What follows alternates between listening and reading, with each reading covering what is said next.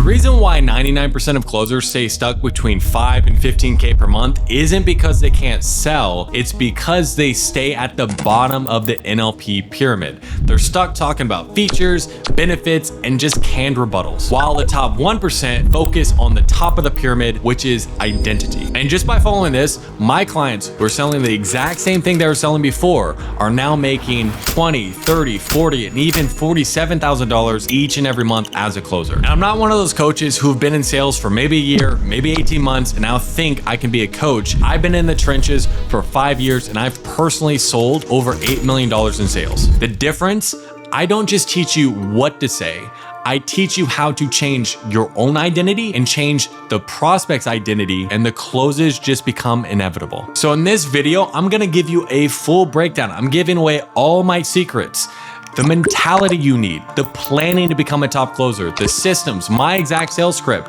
on my last offer where I closed over $3 million in deals, and exactly how to handle any objections that ever come up. And at the end, theory is great, but I'm going to show you 2 real life sales calls so you can see exactly how this actually happens in real life. No pressure, no cheesy sales tactics. So if you're serious about making real money, $30,000 to $50,000 as a closer, watch this video. I'm confident that this video will change your life like it would have changed my life if I had this information sooner. If I would have had this information sooner, I wouldn't have to spend $50,000 plus on sales training and countless hours making mistakes. So now, before we actually talk about scripts, objection handling, or closing percentage, we need to nail the foundations. So everything I'm about to show you works because of how I think about sales. And if you don't shift this, nothing, no tactics will work for you. All right, so section 1, mentality. Now, I am very big on selling to identity because it is the best way to actually get people to change for the better.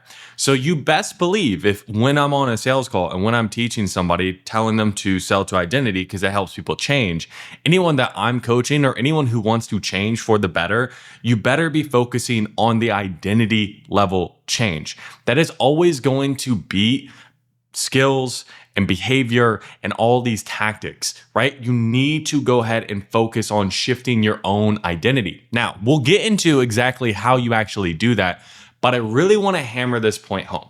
So if you know anything about really helping people change and a lot of the sales techniques, it is based off of NLP. So what you see here is the NLP pyramid, okay? So at the top is the highest level of change, and at the bottom is the lowest level of change. So most people, most trainers, what they focus on is just basically behaviors, skills, and competencies, and that's also how they sell. But if we're able to actually shift the highest leverage, which is the top, the level of identity, your beliefs, your skills, your behavior, your environment, all change with it. So you want to take a look at what is going to be the highest leverage activity.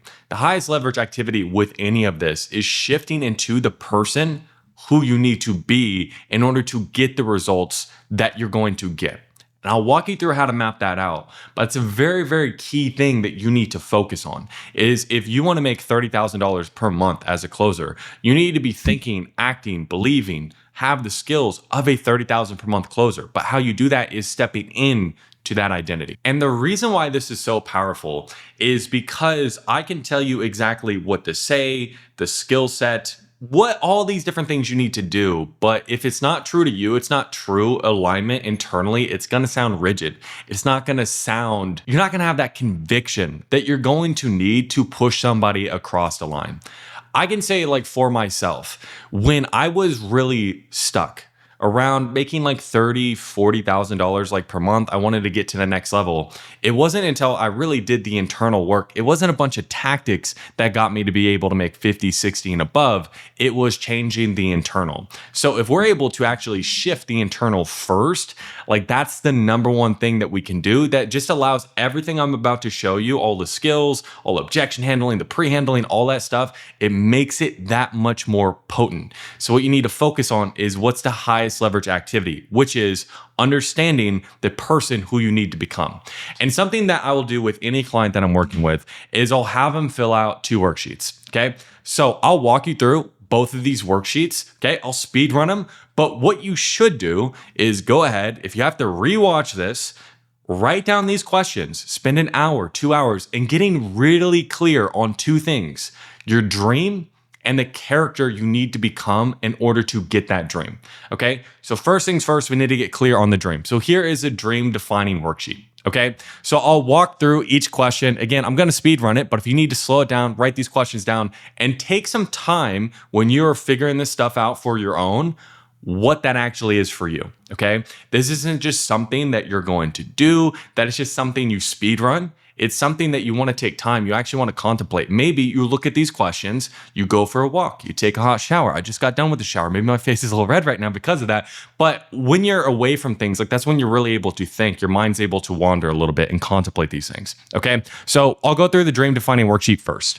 So very first question you need to understand is, what do you want in life? Write down big picture dream. Don't limit yourself to what you think is possible. Think 10, even 20 years out to the absolute ultimate.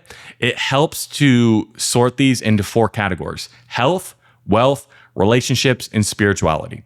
Now, the reason why I want people to be thinking 10 years out is most of the people that I train, and most people just in general that I'm assuming like watch my stuff, like they're fairly young, right? So it's good to have a big dream, a big picture moving forward that really shapes all of the little, it's gonna shape all the little action plans like we're gonna create. And this is important to have an overarching dream. I will say your overarching dream will change. It absolutely will change. When I first did this, okay, it's very different than what my life is turning out to be now. If you told me 3 years ago, before I met my fiance, that I was going to be moving to Vietnam and having children there in like Vietnam and like building a life, haven't done that quite yet, but she's from Vietnam. She's here. She came to America. She's a US citizen, found my dream woman. It's like that changed my dream 10 years in the future. So it will change like as you get closer to it, but some things haven't changed as far as like freedom, going ahead and being the best, all these different things. So, and she does fit into what my 10-year goal was in the future of having a family, having a wife, all that stuff. But just all to say is, don't be too concerned that, hey, maybe this stuff will change, but really sit and understand like big picture, what you want your life to be like 10, maybe even 20 years in the future. Okay.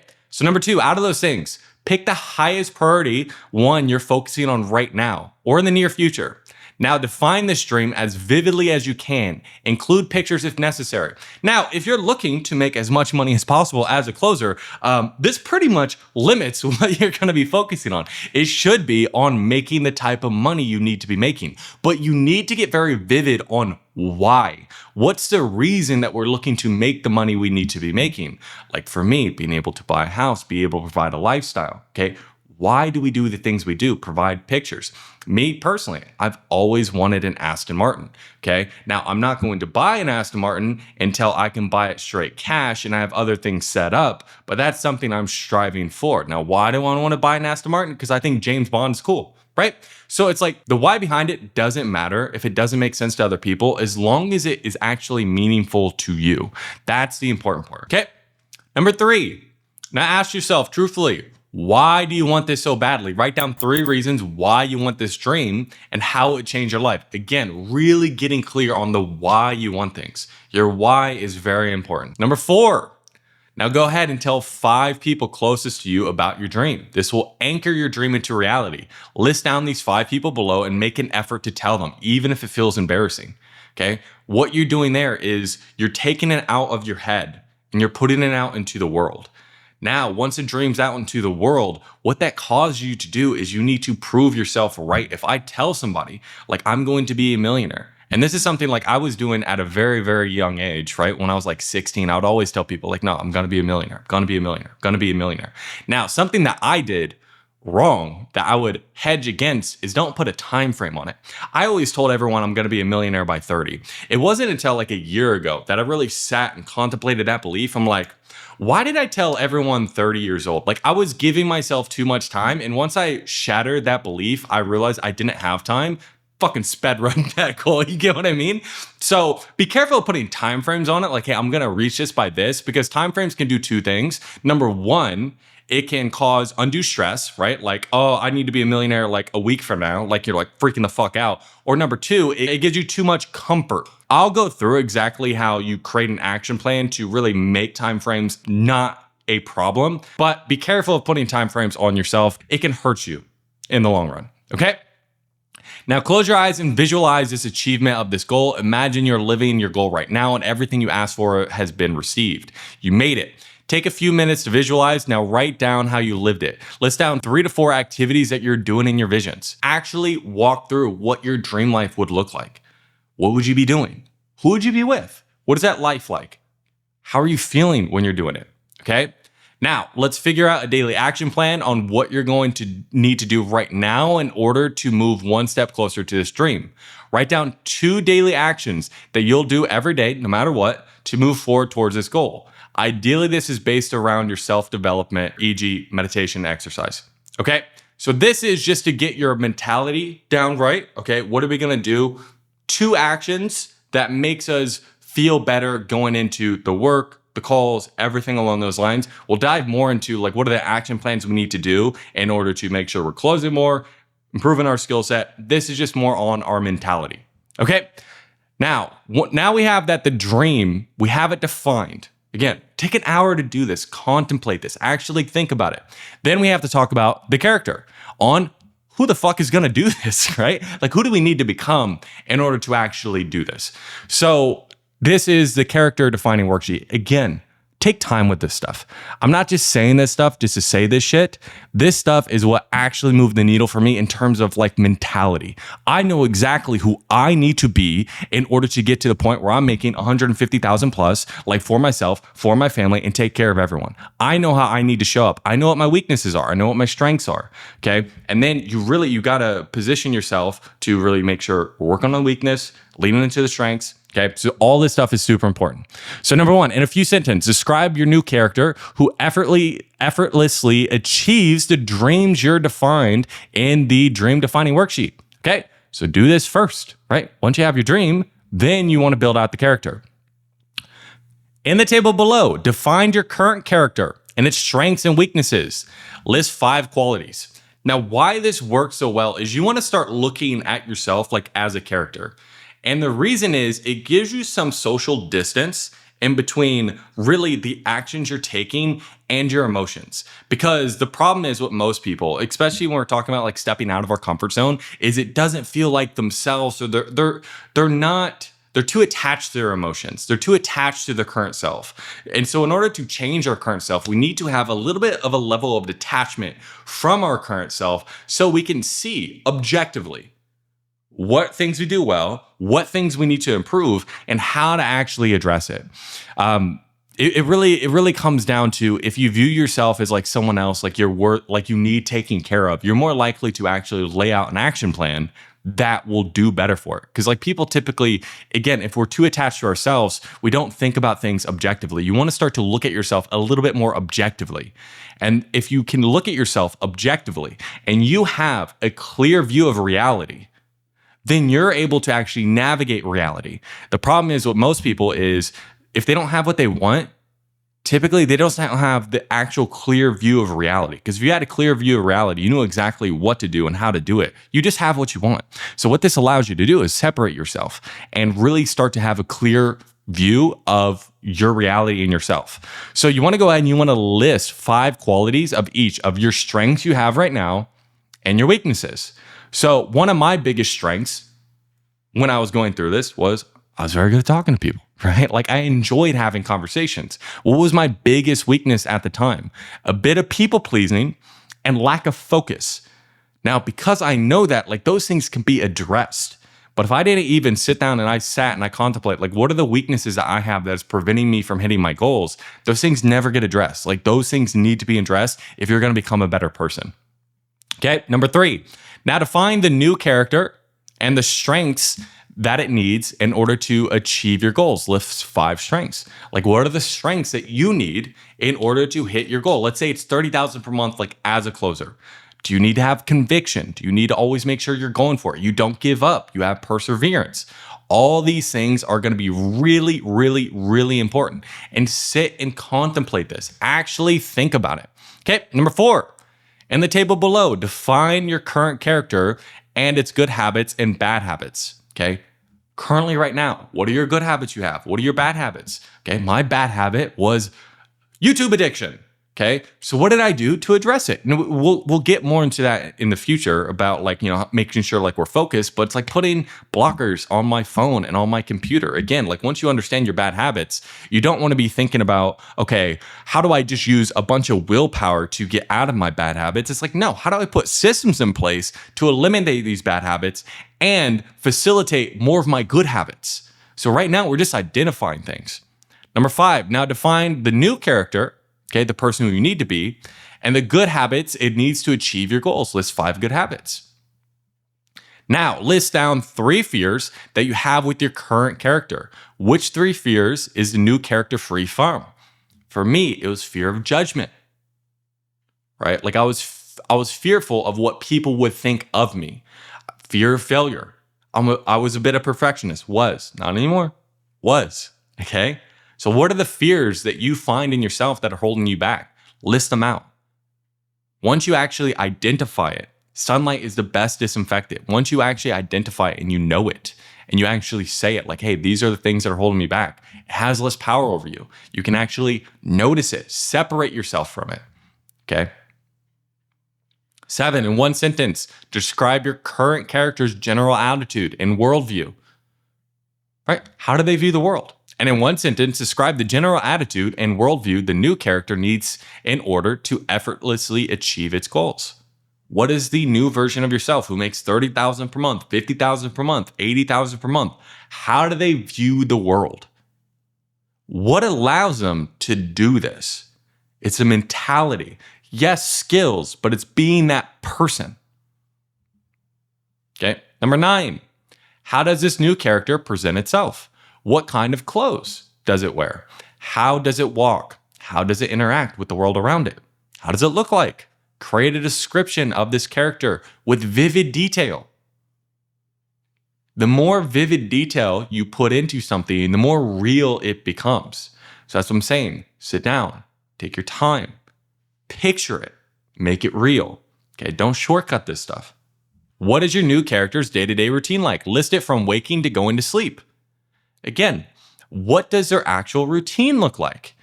And we'll get into habits later on that will really help you speedrun this stuff. But listing out your day and your day-to-day routine the night before, I know every single guru out there says, just plan your fucking day. Well, I'm telling you, bro, just plan your fucking day. It's been one of the biggest game changers for me. Because if you see right here, I have my day all planned out. And right now I have YouTube recording. I'm doing this right now. It's 9:35. I'm a little bit behind schedule, right? But it's I have it right here. And I'm going through it. And then I have my coaching calls, my walk, coaching. I'm going to YouTube a little bit later today as well. I got some more coaching, YouTube, coaching, right? All that fun stuff. I have it all down. I got the gym, I got the sauna. I planned out my entire day. Now, don't plan out your day like you're some slave. Plan out a day you want to have. I enjoy doing this shit. So you want to plan out a day you actually enjoy having, 1, but number 2, it's actually going to be cohesive towards your goals. So enjoy having, if you just want to play video games all day, but then you also want to make an obscene amount of money, those are going to be misaligned. So something that you would actually enjoy, you can do day to day, but is also cohesive to your goals. Okay, number 11, how would other people talk about your current character? What are some of the things they say? How do other people talk about you? Currently, if you had to think about it, if you had to contemplate it. How would other people talk about your new character? What are some of the things that they would say? Are they different? They should be. If you're holding yourself to a different standard, they should be talking about it differently. Number 13, write down 5 core values that the new character religiously lives by every single day. Okay? For me, following a schedule. If I say something, I do it. Period. Okay? Conviction in everything that I do. Passion. Okay? Attacking everything. What are the actual core values that you need the new character to reach your goals? And if they hold to these core values, it'll make reaching your goals inevitable. Okay? How do we do that? In the space below, draw a picture of how you view your current character and label it with your name 1.0. This can be hand drawing or digital, like make it fun. Like how do you create a picture of yourself right now? Okay, if you want to go ahead and draw it, if you want to go to there's tons of fucking apps you can go on. Dude, just use Google of creating it for free online, or if you just want to doodle. If you're not much of a doodle, just have fun, right? Don't limit yourself in terms of what you can do. And in 15 in space below, draw a picture of how you'd view the new character and label it with your name 2.0. This can be hand drawn or digital. Make it fun and creative. So once you have this, you have a key understanding of who you are now, your current character, and then your new character. And then once you do that, it's just about being present and understanding every single time you're falling into your old habits and moving yourself to your new character. Now, stepping into our new character, it does take time. And I'm a person always looking about how do I speed run things? And how do we speed run stepping into the person who we need to be? I use the alter ego effect. Now, if you don't know what the alter ego effect is, it is a methodology popularized by Todd Herman. So he is somebody who wrote a book on this. He's worked with people like Kobe Bryant and the Black Mamba and different types of CEOs and sports stars. And we'll go over what the alter ego effect is and how you can utilize it to step into the type of person who you want to be. So first and foremost, what is it? So it's the understanding that you're not just oneself, you have many. On each field of play, sales calls, team huddles, maybe with your friends, you are a different person and you can choose the identity that performs best. That chosen self, is your alter ego, a trusted friend you have to step in to unlock your already present heroic capabilities. For example, I have one client that he is in the army part-time, in his country. And when he is in the army part-time for his country, because he's a sergeant, he is very confident, he is very assertive, he knows everything. But then when he hops on sales calls, he's timid, right? So he is not the same person that he is in the army. So how do we create a character that he can step into to have that same level of confidence that he has when he's being a sergeant on his sales calls? And if you are more of an authority, you more help people step out of their own way, you're more confident, you can lead more. This will help you overall just make more sales. Because you have to think about Superman versus Clark Kent. Now, the point that he always illuminates, Todd Herman, is which is the alter ego? Superman versus Clark Kent. Everyone says, well, Superman is the alter ego. But no, the real alter ego is Clark Kent. The real you is Superman. Superman has all these powers. He is naturally extraordinary, but he has this alter ego, Clark Kent, to really shield him from being, found out. So it's a toned down mask, and most people spend their lives as Clark. The work is removing the marble to reveal David, not fixing you. So it's peeling back the layers and stepping into the person who you can be. You have all the chemicals in your head to be as authoritative, as confident, okay, as humanly possible. It's about peeling back the layers, getting the chisel, right? Like with David, and revealing the true you, not fixing you. Okay, this is not deception. It's an intentional performance. You're defining the traits that you want to bring on demand. So your mindset is you need to attack the work. Mental toughness is earned on the field. It's not a theory. So just like what I was talking about before, understanding your dream, understanding your character, actually do the work. It's cool to sit here and listen to a YouTube video talking about theory, but legitimately, if you need to pause this and go through all the work, all the previous work, or go through the work after I'm going to show you this, do the work. Just doing that alone, not even getting to the tactics, I promise you, you'll make more sales. Okay? Okay, now why does this work? Really creating an alter ego you can step into is creative imagination is a human superpower. It lets you suspend the old narrative and act through a better one now. you stepping into the person who you need to be, that can take some time. Now, again, you can speed run that too, but this is what allows you to shortcut it. You can do this now, okay? Borrowing a model, okay? For example, like Kobe, that adds psychological distance and an instant optimization. You carry the traits without their baggage. So intention and imagination over willpower. So this one is really big because the biggest problem that people have is they try to just will everything with willpower to get whatever they want. But willpower is a muscle and it does run out. So you want to systematize your life to use as little willpower as possible in order to achieve your dreams. So this is a detour around resistance by embodying a new persona. Like you're not forcing change. You're stepping into being someone else. Okay. Someone that you find aspirational. For me, when I was using this, because my biggest holdup before, when I really wanted to hit the next level, wanted to hit like 60,000 plus like per month, I was stuck around like 30, 40, is with those tougher prospects, I didn't have the follow through, the finish that I knew I should have had.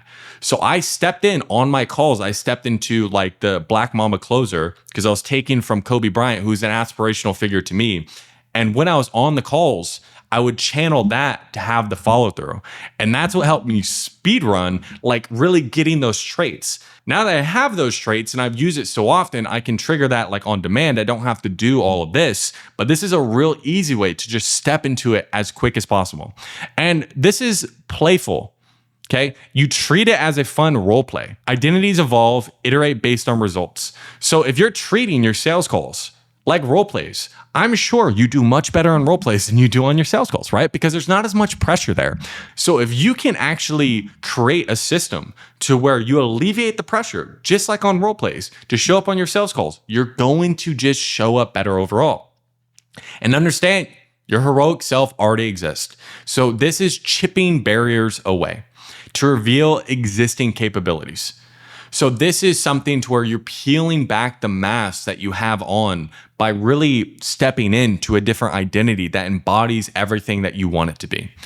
And this is also helping you with enclosed cognition. So this is something that triggers help you actually step in or trigger certain type of states, personalities. For example, holding a totem, glasses, ring, bracelet, measurably shifts grit, precision, confidence. Your totem is a trigger that snaps you into the role. Now, they've done studies on this, particularly with children, where they would have the children do hard tasks. And one set of children were just told to do a hard task, and one set of children were told to do the hard task while picturing that they were Batman. And believe it or not, the kids that were picture themselves being Batman pushed harder and went much longer than all the other kids that were doing hard tasks that didn't have that. Now, we want to think that we've evolved. We're not children anymore, but we have the same types of brains. So this is something that really shortcuts it to where you can have more grit, more confidence, and you can really get that trigger in place to snap into the role that you want to be. Okay, so here are examples. Lots and lots of high performers do this. For example, Kobe Bryant. Okay, I've already mentioned him, the Black Mamba. It was cold, calculated assassin, persona for basketball. Like, why? Because he was, in 2003, facing a lot of heavy media scrutiny. And the Mamba allows him to separate Kobe from the man and Kobe the competitor, so he can perform without emotional interference. Like on the court, Mamba meant killer, mental toughness, clutch execution. When he was going through all this stuff, his performance didn't dwindle. It actually got better because he was able to separate himself from who he was versus who he was on the court. Okay, Marshall Mathers, Eminem, Slim Shady. Okay, what is it? It was a dark, provocative, sectarian rapper persona. So he created Slim Shady to channel his raw anger, absurd humor, and controversial topics without filtering himself. It gave him permission to explore ideals beyond like what he would normally. Okay, Muhammad Ali, the greatest.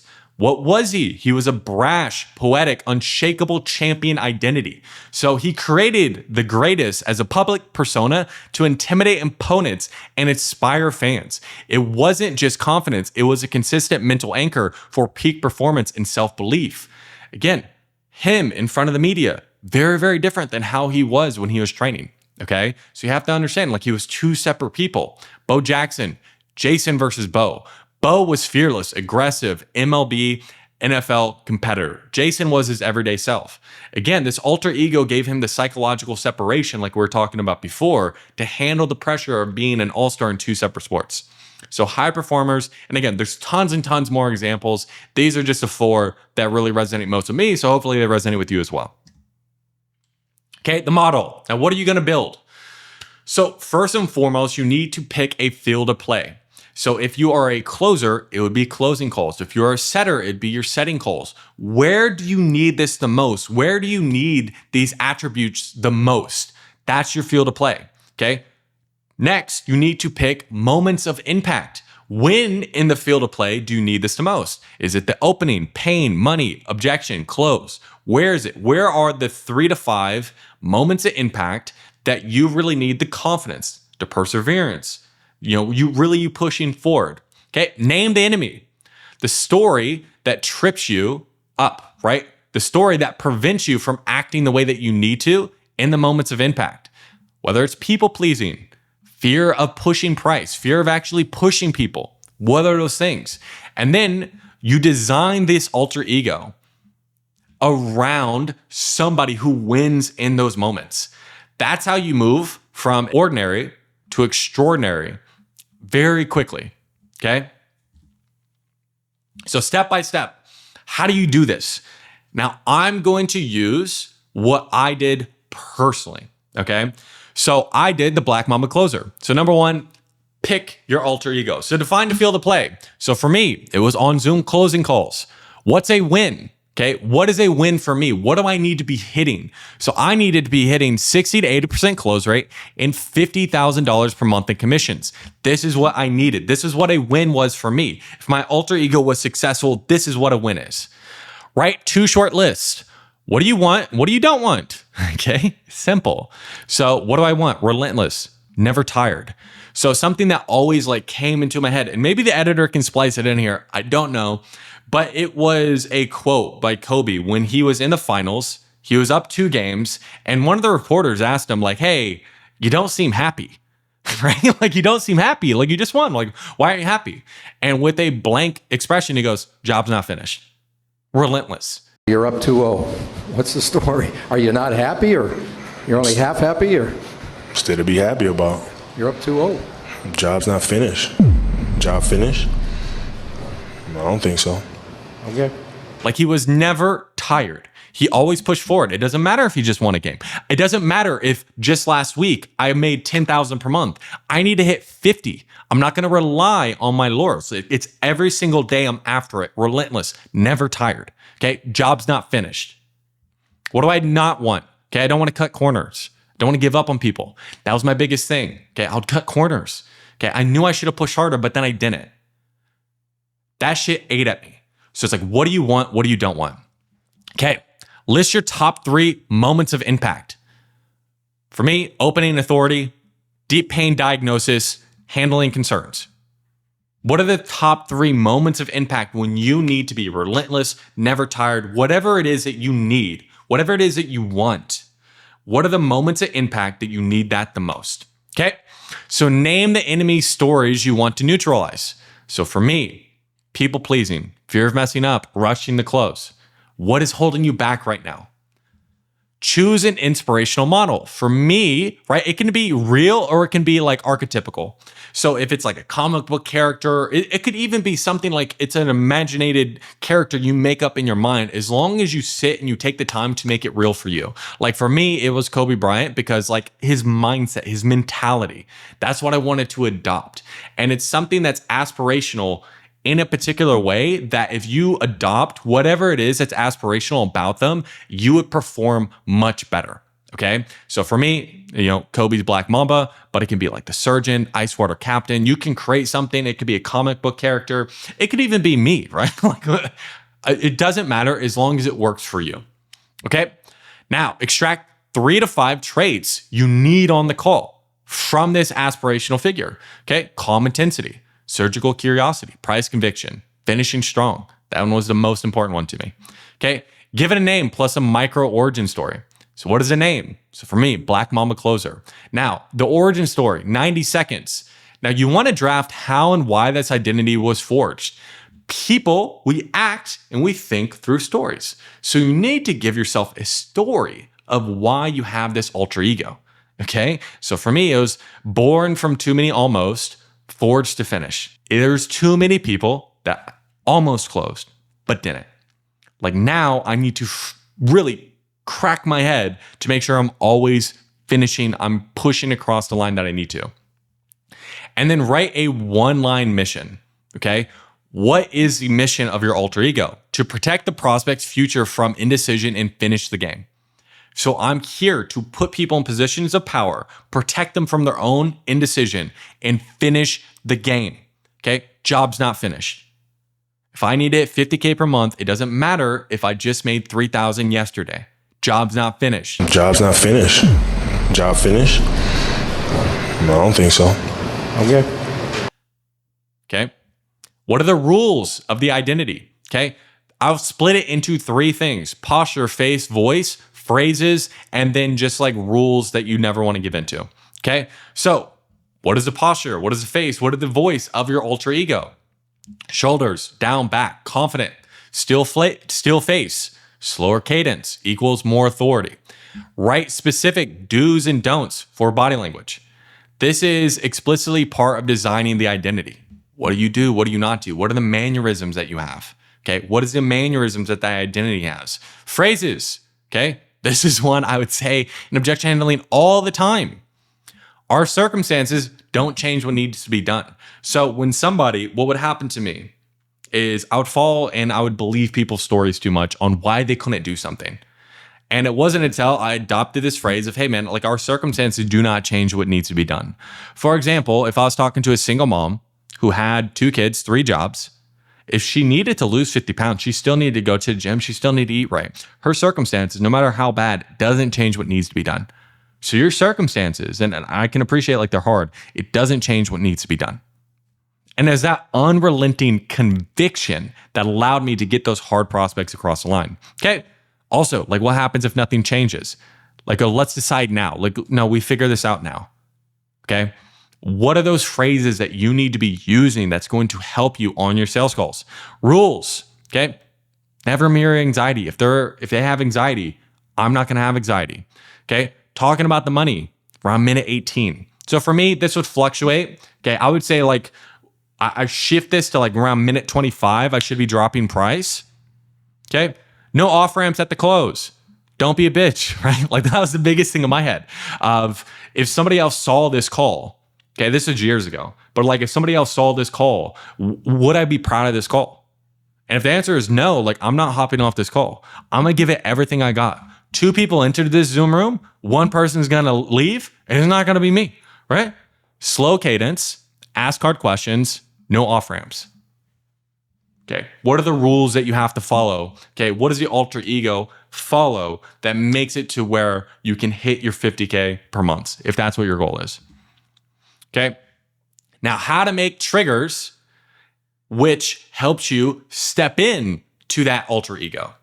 So this is something to where, like we talked about before, a real easy way to step into an alter ego is using triggers to shortcut your brain into stepping into being something else. For me, the 2 biggest things like I use smell, right? If you can look on Amazon, Jordan Belfort, right? Read his book and went through some of his training. And I would say most of it's not super great. Like some of the tone stuff is good. But one thing I did take away from that is like getting into the state. He uses like boom boom sticks. It's like it gets a certain type of peppermint smell in your nose. And that's something like I would take like before every call, right? Takes like 2 seconds, right? Just, right? You get menthol, like peppermint, like in your nose, and you get into the state of like being the person you need to be.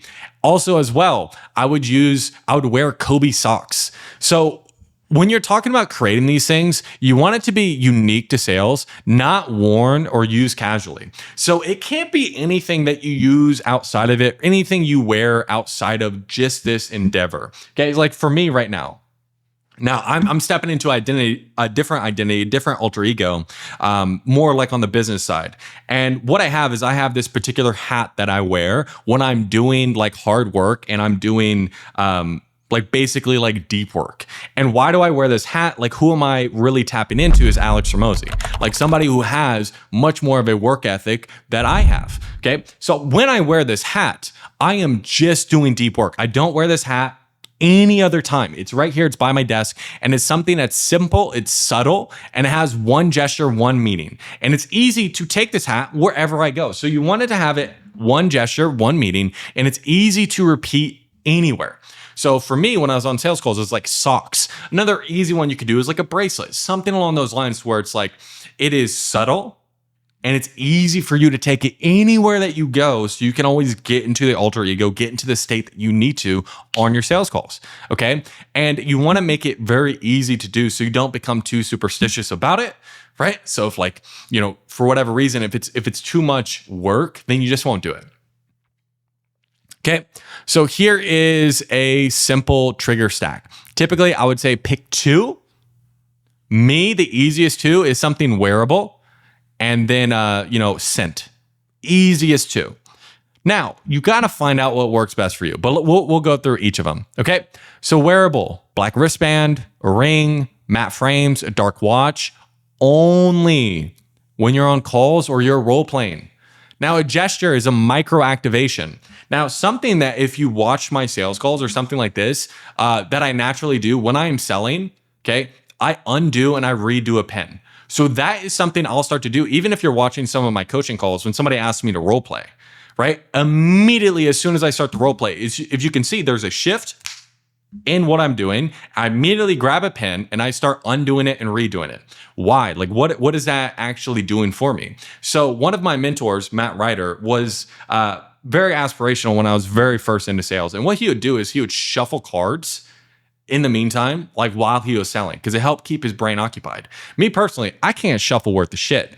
But what I can do is take a pin apart and put it back together. So it's something to where it's something small that keeps my brain occupied, but it also helps me tap in to being the salesperson, right? Being the person who is convicted on these calls. So as soon as I start undoing this and redoing it, I know I'm in sales mode. Even just doing this now, I'm starting to think like more coherently, just in general. Like I'm probably speaking a little bit more clearly. It's crazy how that works. Okay.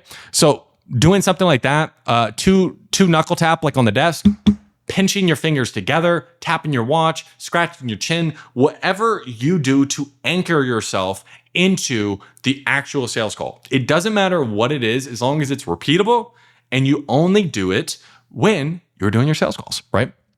Okay, sensory, sound, 8 to 10 seconds of like the same instrument before calls, maybe listen to a song, like what gets you in the state. Okay, scent, tiny peppermint.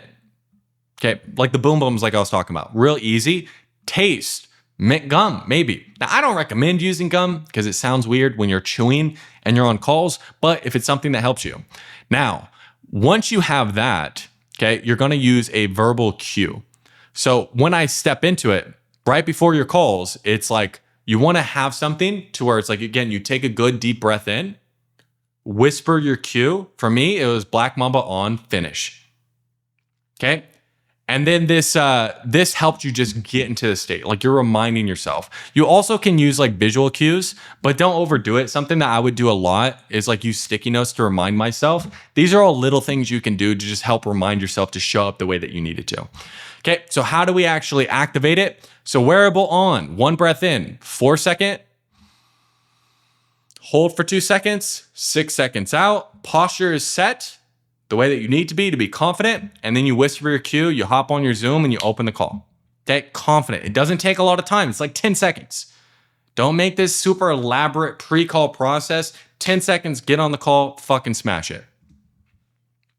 Okay, so the 10, 3, 15, 30 protocol. So like I said, 10-second power up before the call. Put on the trigger, breathe in once, say your cue. Now, in tough moments, you can touch your trigger. 1 cue word, slow nod. Like for me, like during tough moments, like I'm probably going to use and undo my pin like more. I'll speed up doing that. Now my face and every other expression, I'll do it below the table, is going to stay exactly the same. But this is going to be like at tough moments. And now if you're rattled, again, you can take 15 seconds to reset yourself. Like be silent. Look as though like you're searching for what to say. Take a brief breath in, cue your line in your head, and then speak. Don't allow somebody to speed you up. Just remind yourself of your identity, your alter ego that you're being right now. And it's like, how would they act? Say your cue, and then you speak. Now, 30 seconds, cool down after. Remove the trigger, log 1 win, 1 tweak, leave the identity on the field. Now, if you have back-to-back calls, you're not doing this after each and every call, okay? You're hopping on each call, you're saying the cue in between each calls, right? The 10-second power up, and then at the end of the day, you're leaving it on the field. You do not want to be wearing your totem, your hat, your bracelet, your socks, besides you being on the actual sales calls. Again, I only wear that hat when I'm at my desk doing deep work. Okay, I'm not wearing it right now because this is kind of deep work, but I'm sitting here and I'm yelling at my computer, right? You know what I mean? So it's a little bit different. Okay, so number 3, why are triggers important? So the item you wear becomes a mental shortcut to a trait. So basically, again, we don't want to use willpower. We want to use shortcuts. We want to structure our life to get into whatever it is we need to do in order to get our outcomes. Okay. So these are state-dependent performance. Repeating the same ritual puts your brain back in the high-performance state fast. So once you anchor this into feeling a certain type of way, it makes it repeatable. So it's like you just do this quick routine, it's repeatable, and you're able to hop on calls. Okay? Implementation. A concrete when X, then Y, it lowers inhibition. Okay? So for example, let's say the biggest thing that really harpens on you and you have a really hard time with is like you get price pushback. Okay. So what you're going to do, use your little cue, right? Maybe pinch your finger, do whatever it is, undo your pen. Okay. And then you're going to ask like consequence question or whatever it is. So it's a pattern interrupt. A tiny gesture resets your nerves mid call. So if you notice, when a call starts to go bad, it starts to go really bad.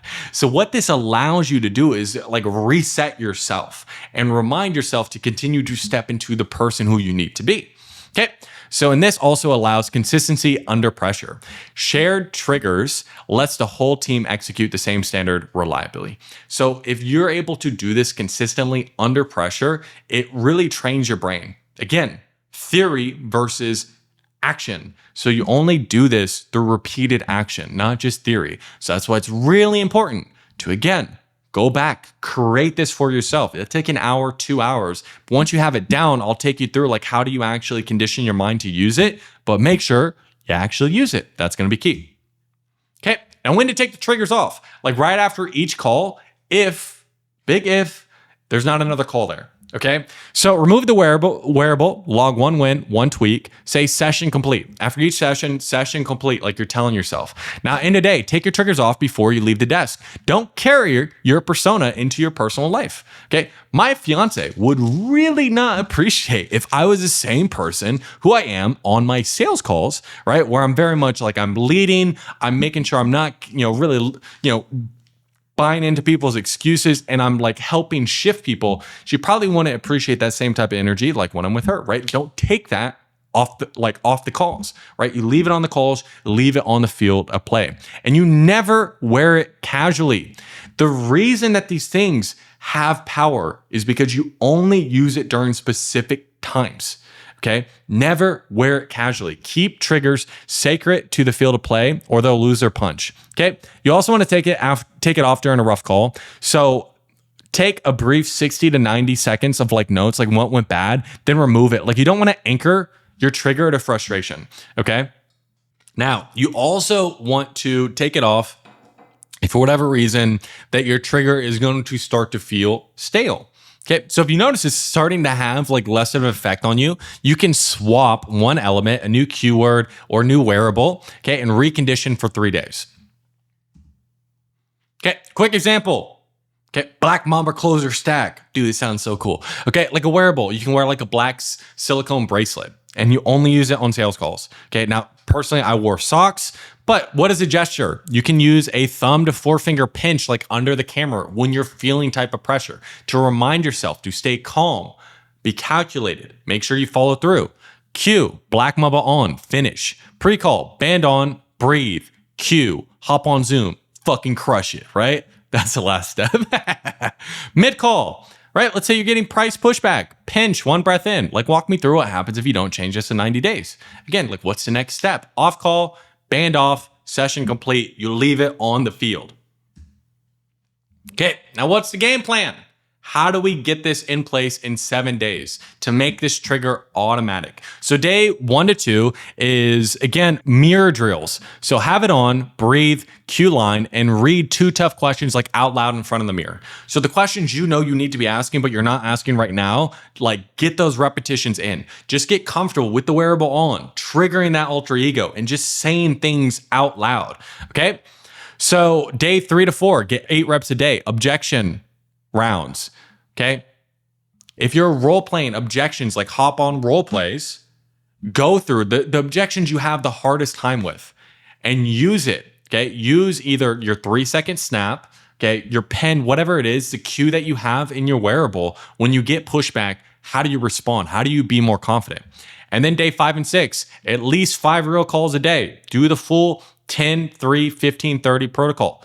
Track if you use the snap at least once, okay? If you're getting pushback, are you actually using it? And then day 7, review your recordings, write down 3 Mamba behaviors or whatever belief, whatever system that you use, you kept, and 1 that you'll add next week. And then it's a continuous process. You should go back every 7 days and like reviewing your calls and see, okay, what are the attributes that I've been doing well and what are the attributes that I still need to add on? Only add in 1 attribute a week. Once you get past 5, maybe 6, okay, then like you're running into as much as you can handle, okay? But it's something to where you want to be reviewing your calls and have your iteration process, all right? All right, so after we understand like the type of person who we need to be like on the calls and who we need to actually like step into our alter ego, our character, our dream, once we have all that stuff, really we need to start to dive into understanding like human behavior basics. Once you understand like human behavior basics, like just learning this alone will transform like how you view people and how you view your calls in general and how you view how you should show up. Okay, so let's dive into it. Okay, so very first thing that we need to understand is, again, really harping on like who we need to be. Okay, so there is a difference between technique and skill. So a technique is like a word phrase that you use. A skill is something that, again, it comes up more natural. So tonality, like always having the best tonality like that is a skill. Okay, knowing the why behind the questions and being able to craft your own questions is a skill. So you need to, yes, techniques to start off with, but you need to always be thinking about it of like, how can I learn the actual skill set of the technique? Like what's the actual underarching why behind it? Once you understand the why behind it, then you can start moving into how do you shape these things to what you are personally and who you are personally. Okay. Once you understand that, what you say starts to be much more convicted. So it's going to be techniques at first. You're going to have to model someone else if you really want to learn quickly. After you model someone else, it's understanding why it works. And that's how you then work on the skill, is understanding the why. So when you are talking to people, you need to see suffering first. This one is really, really big, and it really helps you have compassion for human beings, is every single person that you're talking to is suffering. Everyone you're talking to is insecure, is wearing a mask, is suffering in one way or another, or they would not be hopping on a sales call. Once you understand that, like number one, you don't believe people's stories when they tell you they're just hopping on to understand exactly what you guys have, okay? Number two, you can start to understand people at a deeper level. You can start to see their suffering first, okay? So also, you need to get clear in like knowing yourself. Now, knowing yourself in the dream defining worksheet, the character defining worksheet, the alter ego effect, like what you need to really do, what you need to step into, all that is really key. What are you strong in? What are you deficient in? What do you need to work on? All going to be key. Knowing your audience.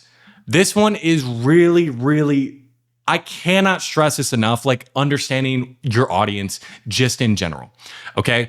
Because the biggest thing when you come to like understand your audience, like I'll take you through the actual structure, what to say, all that stuff. And really it works for any industry you can think of. The only change when it comes to this stuff is where people's problems and aspirations are. And that comes from knowing your audience. Understand every single person you talk to hops on a sales call because they have a need that isn't being met right now. When you understand the basic needs that people have and what aren't being met, typically with the audience you're speaking to, it'll have you much better being able to have conversations, actually understand people and talk about what's important to them. So understanding your audience, very, very key. Okay. Be a leader and the role model when no one is looking. So how you do one thing affects everything. So yes, you need to be a leader on your calls, but you also need to be taking care of your things like outside of your calls, like making sure there's no area that is really coming into your life that is taking you away from the things you need to be doing like on your sales calls. Now, the alter ego effect really helps separate that stuff, right? But even with things like that, things will seep in. So speak the subject's language. So every single person you're talking to, they're going to speak in a certain type of way. You want to use their language, okay? The reason is because we like people who are like us. So if I speak a certain type of way, we might be meaning the same thing. But if you say it in a different way that I normally don't say, again, it's not going to hit the same versus I repeat back your words in my questions to dig deeper. So you always want to use their language. So leadership is who you are, not what you do. So that's what we're talking about, defining the dream, defining the character, the alter ego. All this is about becoming the person who can lead. So whatever level of control you desire over others, you need to have 3 times the level of control like over yourself. This one is very, very key. Is if you're asking people to take action, to step out of their comfort zone, to bet on themselves, and you're over there and you're like in your mom's basement eating fucking Cheetos and not actually doing the actions required, you're not investing in yourself, you're not doing the things that are required, you hopped on a sales call and you said, bro, I don't have the money right now, and then you expect your prospects to find the money, it's like, dude, you're gonna have a hard time because you can't feel that. So whatever level of control you want over others, you need to have 3 times that level for yourself. Okay? Mindset is more important than knowledge. Dude, I've seen people closing 50, 60, 70%, just getting the mentality stuff down, not even having the actual tactics. Yeah, the tactics will get you to 70, 80, 90% close rate, but having the mentality behind it, super, super key. Okay? Your social surroundings dictate your future. So this one is something that not a lot of people talk about, but this is something that really helped me in my journey. When I first got into sales, like I was in a, relatively small town in Kansas because there is no really big towns in Kansas, okay? But I say relatively. And all the people around me that I grew up like in high school, by the time like I was 22, 23, like they're already getting out of shape. They didn't really have like much ambition. Like they were cool just being like average. And if you've heard any of like the way that I sell or the stories that I tell, like this is also like my family too. Like I noticed that. So my social surroundings, I knew this wasn't the place I wanted to be. So as soon as I got a sales job, I uprooted my entire life. I packed my car full, like my beat up, right? Dodge Challenger. I beat up Dodge Challenger and I drove 24 hours to Miami Beach to a small studio apartment that I had actually never saw in person. Okay, but it was just right across from the beach. Okay, so this change in environment really is what kickstarted my like entrepreneurial like sales journey, is because like I was not allowed to be my own self, because like in Kansas, like I was gonna be a bodybuilder. This is my whole thing, and that's a very long story about OD'd on like fat burners and not great stuff. But as soon as like I was done with bodybuilding, I was kind of in limbo. Like I didn't know what I wanted to be, but I knew I wanted like more. I knew I needed different. So like the change in environment really helped really speed run that. Okay. So to get you need to get brilliant on the basics while others seek placebos. So when we're talking about basics versus placebos, most everyone you're talking to or most every trainer, they're going to focus on like tactics. And yes, I will give you tactics as well. But again, if you get brilliant on the basics, everything that I've talked to up until this point, and when I get done with the human behavior, if you only do that, you will increase your sales. Point blank, end of story. Okay. So let every skill stay hidden and every victory belong to the prospect.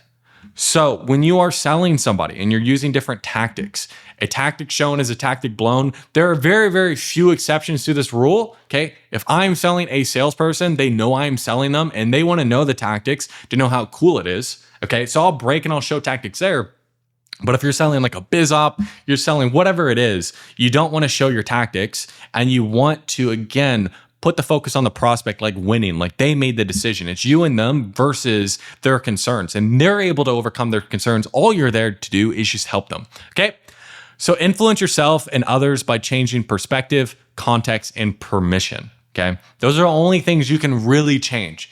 You can't change a prospect's circumstances, but you can change perspective, context, and you can give them permission to change.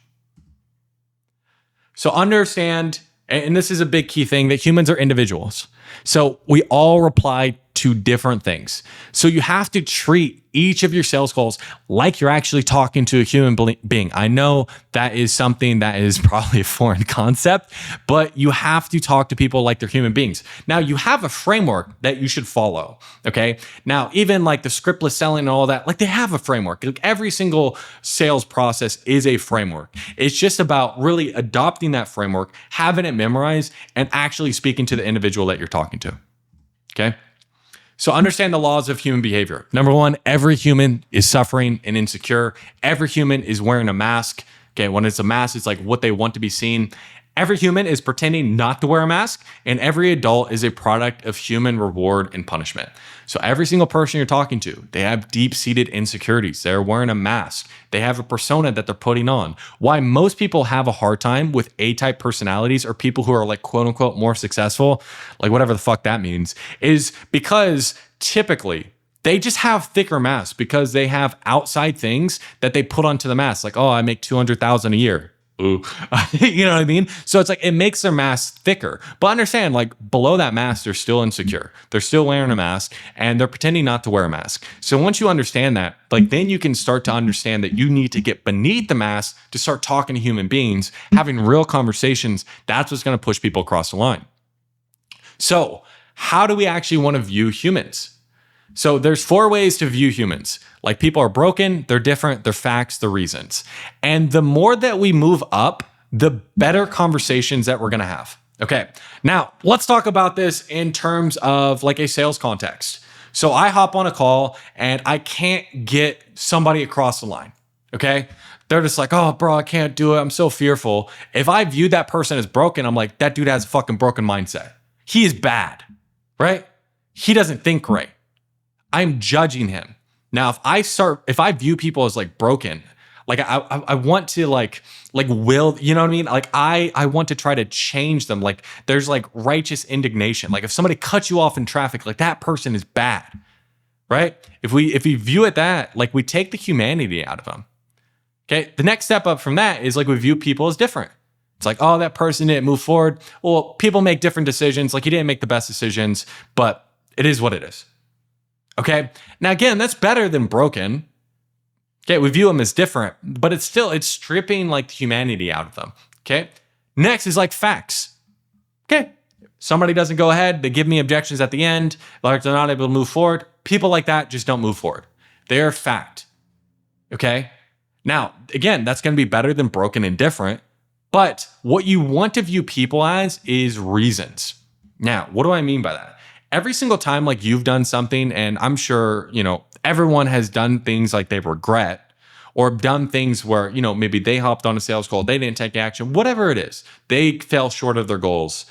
The reason why most people don't judge themselves as harshly as they might judge other people is because we understand all the reasons behind why we did that shitty thing or why we fell short of our goals, whatever it is. Like we have more compassion for ourselves because we have the backstory.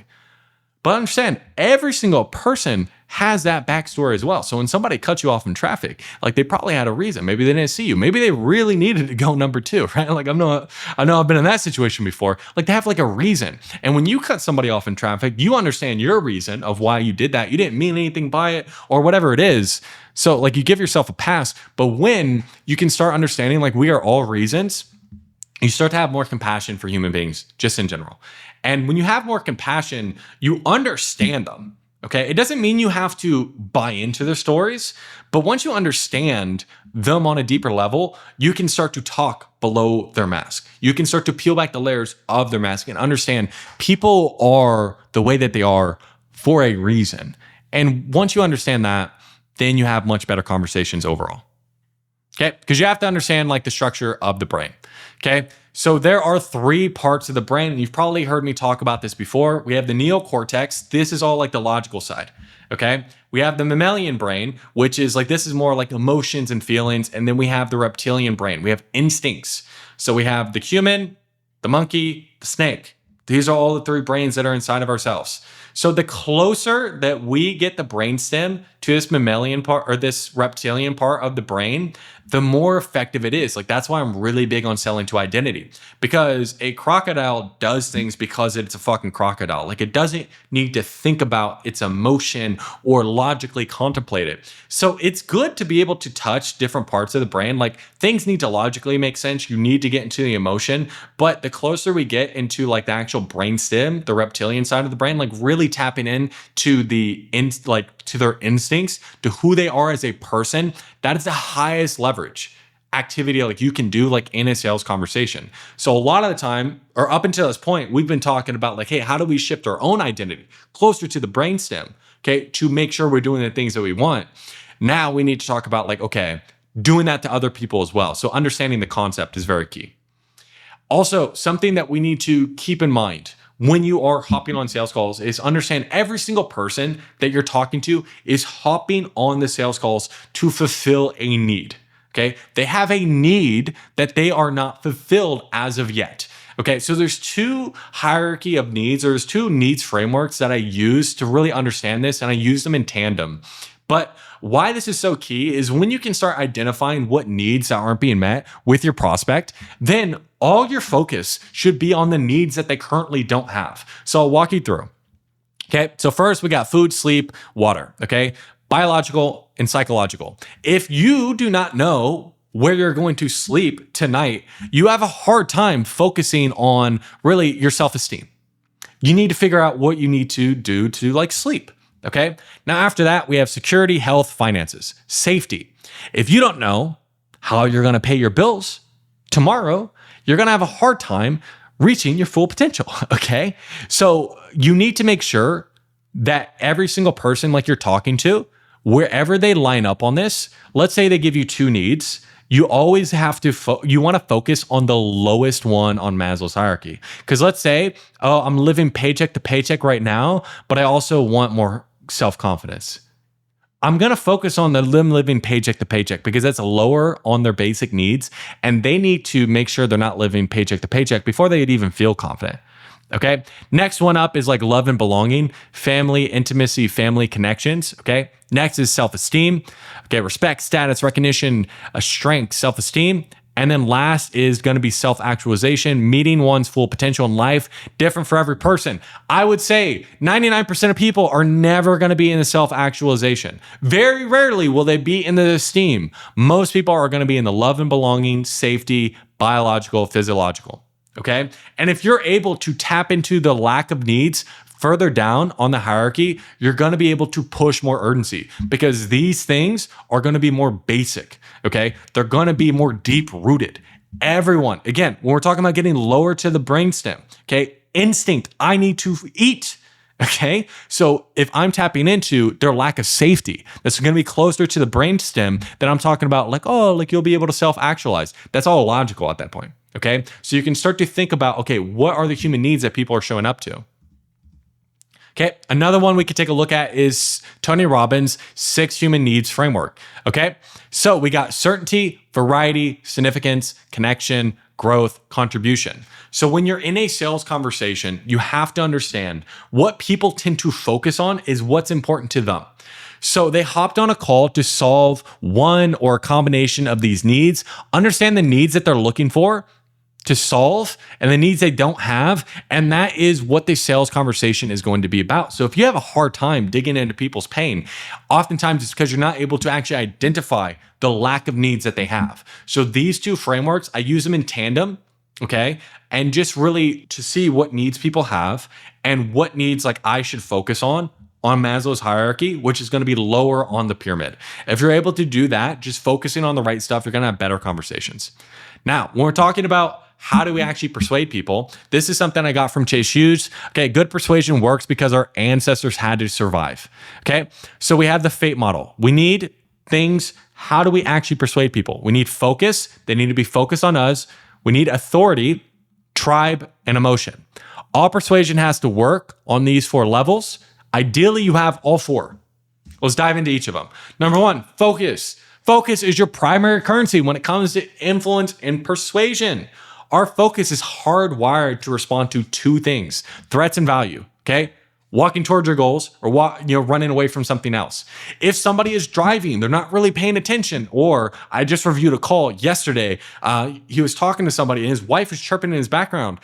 He wasn't focused on what the salesperson was saying. So if you don't have the focus, you're paddling upstream. So make sure you always have focus. If somebody is driving, see if they can pull over. If they can't pull over, reschedule them. Okay, if somebody is distracted, call it out, say something. Because if you don't have focus, you're gonna have a hard time, okay? Now, scripts. This is something to where you need to keep in mind of people have scripts that they naturally fall into. And if we start to understand that, we can either trigger scripts ourselves and read the scripts that they have. For example, like ancestral scripts. So this is something that people will do just naturally. When somebody is feeling nervous, here are 2 things that people typically do. They'll like cover their neck, they'll fidget on their face, they'll cover their abdomen. This is because they feel fearful. And back in the past, when you're fearful, it's because something was about to kill you. Okay, so they're protecting vital organs. Now, we also got to take a look at like life scripts. So naturally, how do people view salespeople? Okay, so if we sound like other people, if we sound like other salespeople, we naturally trigger that script in their mind, like, oh, this conversation is gonna go like all the other conversations I have. So if a script is interrupted, you don't act like a typical salesperson. Focus is created because they can't predict the future. That's why understanding scripts and breaking scripts, pattern interrupts, super, super key. If a script is borrowed from someone's past experience, predictability is created. If a script is borrowed from ancestors, automation is created. If a script is openly discussed, the power is lessened. So if you openly discuss, their scripts or whatever it is, the power of it is lessened. The biggest thing you need to understand is understand what scripts that they would typically fall into when they're hopping on sales calls. If you break it, pattern interrupt, more focus. More focus means you're more likely to persuade. And a real key point that I hope I can drive home with this is one of my mentors, Marco Cortese, has a very, very, very thick Italian accent. And everyone would always ask, how does he sell the way that he does when somebody can barely understand him? Now, what does his accent require for you? It requires you to focus, because if you really focus, you can understand them. But if you don't really focus, you can't understand them.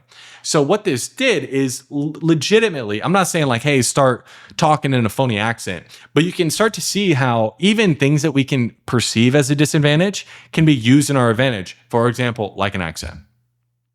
Authority, okay? The presence of authority, real or perceived, sets off ancestral scripts that will take over behavior, often without awareness. So naturally, people fall into what authorities say. So the way that you really want to really trigger into this is you want to look like an authority, okay? Whatever it is that your surroundings, like whatever would make you an authority in your space, like your background should look nice, you should look like an authority in your space. Like for me, right? Like I don't look like I'm selling out of my mom's basement, right? This is, nice office I have in my Miami apartment. It's not a penthouse, right? Not that cool. I don't want to pay that much for it.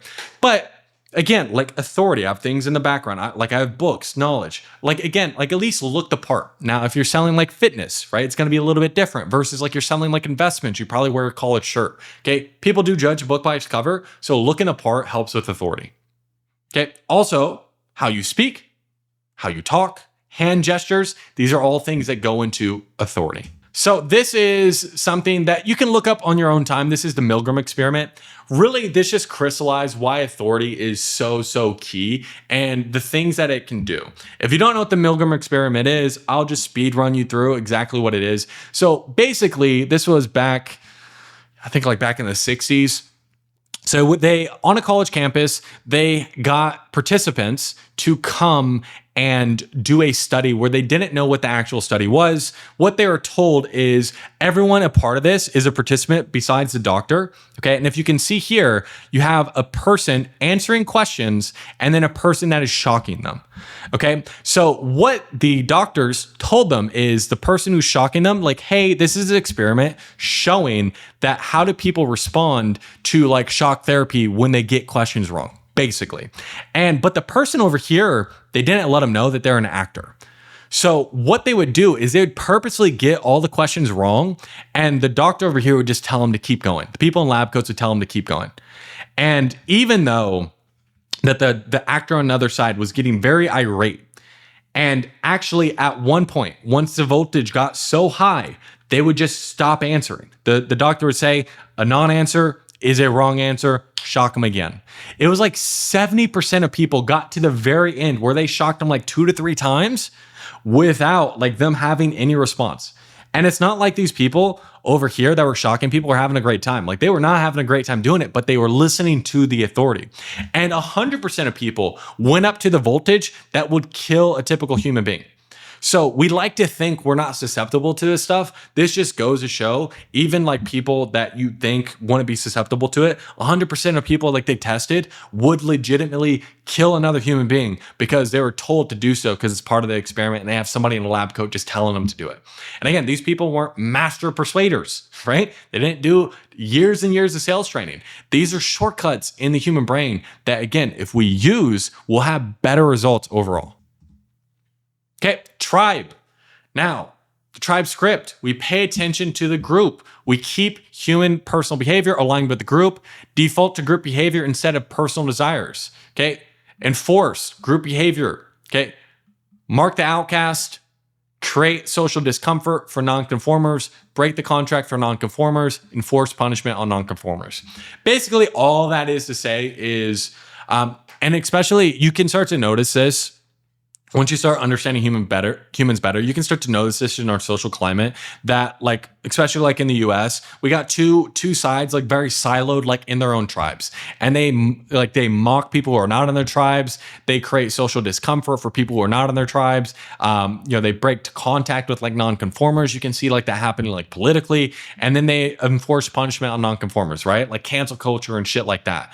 All that is to say is people will follow the tribe. They want to be with people who are like-minded like them. And the easiest way to really tap into that, like on sales calls, is you use the prospect's language.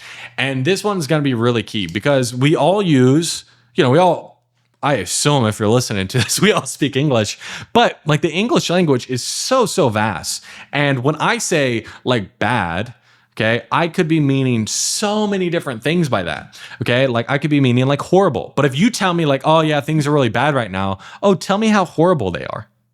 Okay, now I'm using a different word. In my head, I'm like, well, maybe it's not horrible, but it's this, right? You get what I mean? So you want to go ahead and you want to use their words. Well, what do you mean by bad? You want to get them to expand on their words and use their words back to them. This is the easiest way to, again, use the weight of the tribe. I speak like them, so I am more like them. It's more mirroring. You mirror back their words to them. And that's the reason why it works, because you are more a part of the tribe. Emotion, okay? In our sales calls, we should be able to get to emotion. They're either running towards pleasure or they run away, avoid pain. Ideally, in your sales conversations, you have both. They're running towards pleasure, running away from pain. Okay, if you have both, pretty solid call. Okay, so 6 things that we need to focus on during the call. So number 1 is just making sure they're always focused. Okay, are they actually paying attention? This is why you want somebody to actually have like their Zoom camera on. Real easy thing they could do, like, hey, the Zoom camera's off. It's like, hey man, I can see or I can hear you, just can't see you. Everything all good? In your PJs over there? You can make a joke of it. Just don't be weird, right? Real easy thing to do. Okay, openness. Are they actually being open? Are they being vulnerable? Okay. Absence of fear. If they're not being open, like we need to do more steps to make people be more open. Connection. Okay. Do they have a social connection to you? Right? Do you feel like some type of connection? Suggestibility, a degree to which a person will accept or act on given suggestions or perspectives. So when I reframe somebody, let's say in discovery or in objection handling, are they actually suggestible? If they're not, then I probably need to be more open and have more connection. Compliance, okay? The degree which a person will comply to direction to perform an action. Okay? If I tell them, okay, this is what we need to do they buy into it? Okay, if they don't, I need to take a look at all the things that come before. Am I getting them to be as suggestible as I need to? Do I have the connection? Are they open? And do they have my focus? Expectancy. This one's big. Okay, the degree which a person can reliably predict what will happen and enjoy the outcome. You need somebody to really make sure they get buy-in on what you're selling and they actually believe it'll get them results. Expectancy is super, super key. Okay. Next, we're going to do a little bit of a deep dive into into frame. So the way that you view the world is a frame. The frame you have in social situations is compromised of your past experiences, upbringing, beliefs, and self-image. When two people meet, they both bring a frame to the conversation. The person who has the strongest frame has control over the meaning and context of the conversation. So what we talked about before, you can really only change the meaning, the context, and permission people have. So if you are walking into a conversation, you're walking on a Zoom call, and somebody has a stronger frame than you, then they have control over that. You can't change that. You fall into their frame. So you need to make sure you are always the one with the stronger frame in the conversation. Now, how do you build a strong frame? Well, first you need to know what a frame is comprised of. All right, so let's dive into it. Here's the anatomy of a frame. We got expectation, beliefs, perceptions, definitions. Okay, now you can change the first three. You cannot change the four. Let's dive into it. Expectation, what probably is going to happen. So both of you are going to walk in to the conversation with what they think probably is going to happen. Expectation is someone's mental frame of somebody that is predicting what will happen off of previous experiences. Expectations is someone moving forward. Breaking their expectations of having a sales conversation equals more focus. So this is why it's really, really key that, again, we know the scripts that naturally people have when they're hopping on a sales call, and we're doing the things that break it, okay? Not using long, drawn-out agendas or dumb shit like that. Getting right into the conversation. Having real conversations, using their words. This breaks the script, okay? Beliefs. What is probably true about the situation? Beliefs are someone's mental frames of what they believe to be true in the situation. This includes the assumptions people make. People are always making assumptions about your status, authority, unconsciously, and comparing it to your own. The purpose of this sales call is to break expectations and beliefs of a typical salesperson and gain status and authority. So again, how do we do this? Making sure we look the part. We look like an authority. This happens very quick. People make snap judgments of you. I'm sure you made snap judgments of me as soon as you clicked on this video. Now, you're a lot further along in the video, so some of those beliefs and judgments maybe have changed a bit now that you hear me eloquently talking, right? But just understand that you want to have as much of an advantage as early as possible. So expectations and beliefs should be broken very, very early on. And when you break somebody's expectations or beliefs of how they view this sales call is going to go, that again, they'll hop on hey, they need my money. I don't need them. I need to break that expectation. And you only do that by not doing what everyone else is doing and have real conversations. Okay. Perception. What is true about the situation? What someone believes is true about themselves and the environment through their own lens is somebody's perception in their mental frame. If someone genuinely believes that they are smarter than most of the world, this will be seen as true for them in their mental frame, right? So I believe I'm smarter than everyone. So for me, that's true, but it's not factually true. People tend to default to these quote unquote facts to make themselves feel better about who they are and what they do. Example, someone who is continuously remind themselves of the fact that they are a VP at a company and they have status and authority because of it. Okay? So this is something that you'll get, especially when you hear people justify. People will justify why their situation isn't that bad. This is, again, a quote unquote fact that they tell themselves to make themselves feel better. So what I need to do is I need to challenge that perception and they will fall into my frame. Okay. Once I break that perception, then, okay, I'm going to have a real conversation. So this is something you need to look out for. Now, a powerful perception to adopt for yourself is I'm a lead at sales. And again, this ties into the alter ego effect, where it's like we're tying into what is the perception of that alter ego, how they hop on calls. Okay. So how to make a person's frame collapse into yours? Create a situation where they can no longer make predictions about you. Behave in a way that they didn't expect. So they stop making assumptions about your behavior. This causes them not to be able to retort to a solid foundation of truth about the situation, making them more open to assume your frame. Okay. This is why pattern interrupts are so important. Now, if somebody is like a powerful CEO and they've never been challenged on their quote unquote bullshit facts, and you're the only person who challenges them, guess what? They cannot predict how the conversation is going to go. So breaking perceptions, breaking beliefs, breaking expectations, all super key. Now, the last thing is definitions. This is something you can't change. This is what absolutely is true. Someone's position, title, rules that they must follow, actual authority given them to by a current situation. These definitions give us psychological permissions in ways that we don't normally have.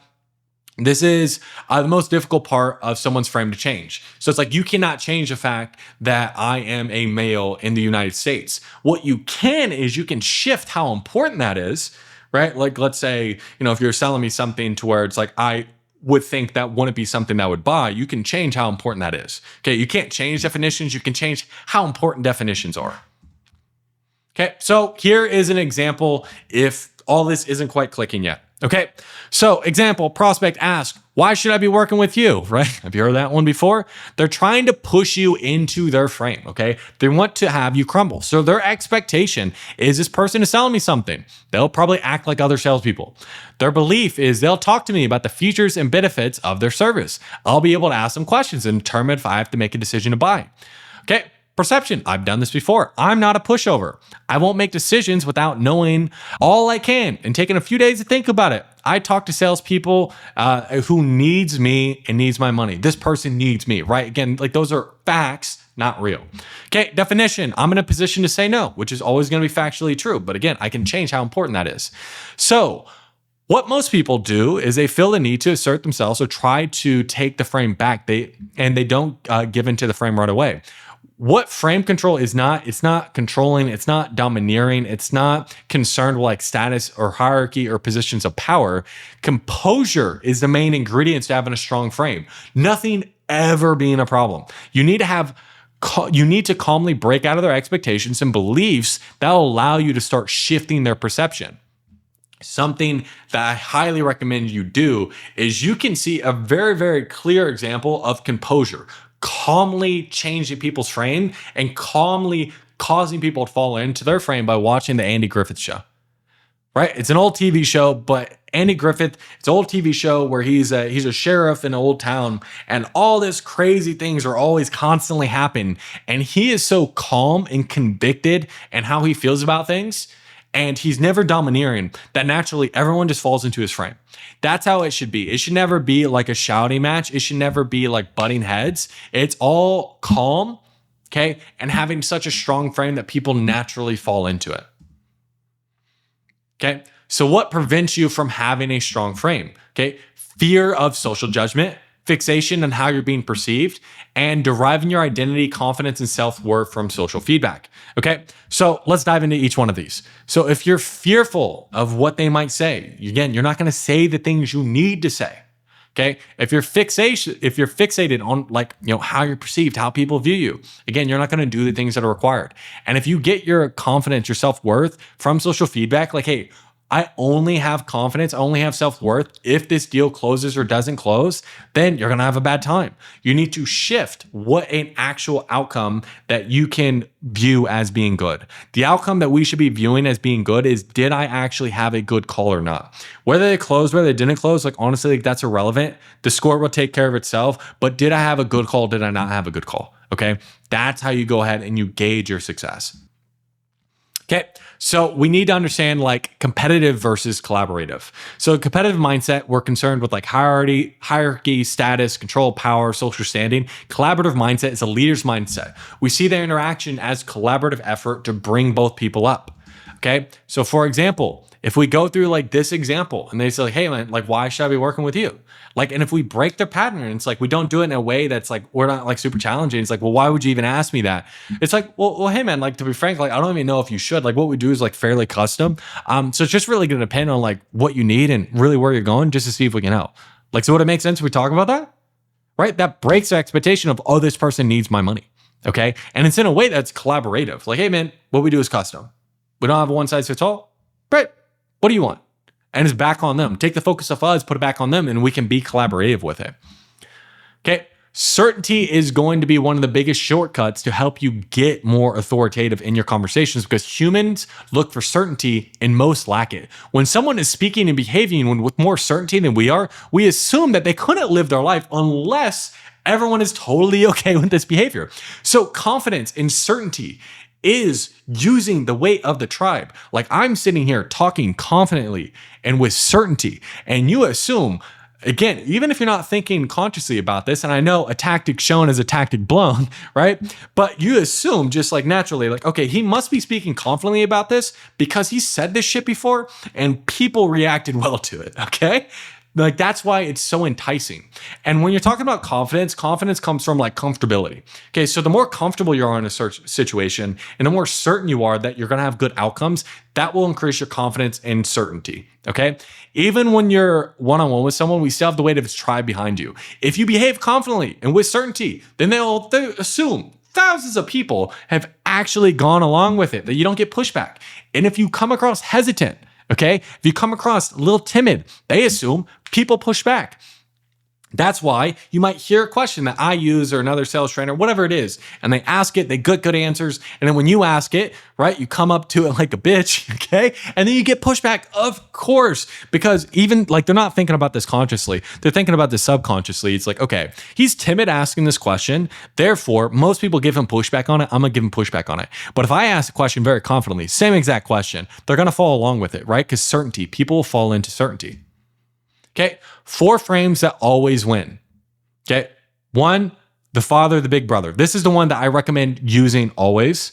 Okay, the other 3 we can use, but these are more for certain situations. So number 1, the father, the big brother. Okay, so this is the most recommended frame for each situation. The frame is about composure and maturity, lifting other people's up and providing encouragement and challenging when needed. The frame assumes confident authority with kindness and stillness and largely unaffected by other frames. So you care about this person. Like you're a big brother, you're a father. You care about this person, but you do not buy in to their bullshit. Okay, so whatever it is, but you do it from a place of like compassion because you know they can do so much more. That is the frame that I am going into in every single conversation. The father, the big brother, I know you can do more and I care about you. That's why we're having this conversation. Okay. Next is a child frame. This frame is testing other people's frames. Instead of using their own frame, you'll see a child challenging other people by poking their frames. They question other people's frames, intentionally, credibility, status, and they poke holes to gain control. Okay, or they can show you no reaction to the behavior of others. For example, picture you're staring at someone instead of replying to them when they say something, when they challenge you. Oftentimes, this is what prospects will do. Now, you can do this to really challenge a prospect's frame, but what a prospect will do is either they'll ask you questions in a more of like a condescending way, or they'll just be silent when you do things like, why are you asking me these questions? And again, that's poking at your frame. And again, if somebody's poking at your frame needs to get bigger. It cannot shrink. So this gives the impression that the other person is small and has limited power or is weak. All right, the mirror frame. The mirror frame is essentially repeating back the challenge to the person, showing them what their attempt looked like. You can repeat back words that they just said, or you can narrate what just happened and shift it back on them in a non-reactive way. So when somebody is, let's just say, for example, this will happen like all the time, that they are not fully buying into your frame, okay? They are a little bit apprehensive. They might say like maybe or potentially. Just repeat back what they said. Maybe? Right? This challenges their frame of being ambiguous or being indecisive and causes them to either tell you why they're indecisive or ambiguous, or cause them to, again, fall into your frame. Okay, someone in public setting is questioning you about something that makes you look less credible. You can say it with a smile. Basically, this is just calling out like what they're doing. Again, this isn't going to come up too much, but it is something that you can use from time to time. Okay, a detached person. This is someone who like really is not reacting when somebody challenges you. It's different from a mirror, between a mirror and a black wall. The key is to slow, non-reactive, and interject disturbance of the other person. This allows 100% of the emotion to stay in the other conversation. So you're just more unreactive when people challenge your frame. Okay, I would say this is typically like the way to go if somebody's challenging your frame. You either are unreactive or you just calmly dismantle it like the big brother. Okay, so when somebody challenges your frame, the key characteristics is to hold on, composure, maturity, and authority. Kill monsters while they are still small. Don't allow undesired behavior to repeat itself, like it will grow.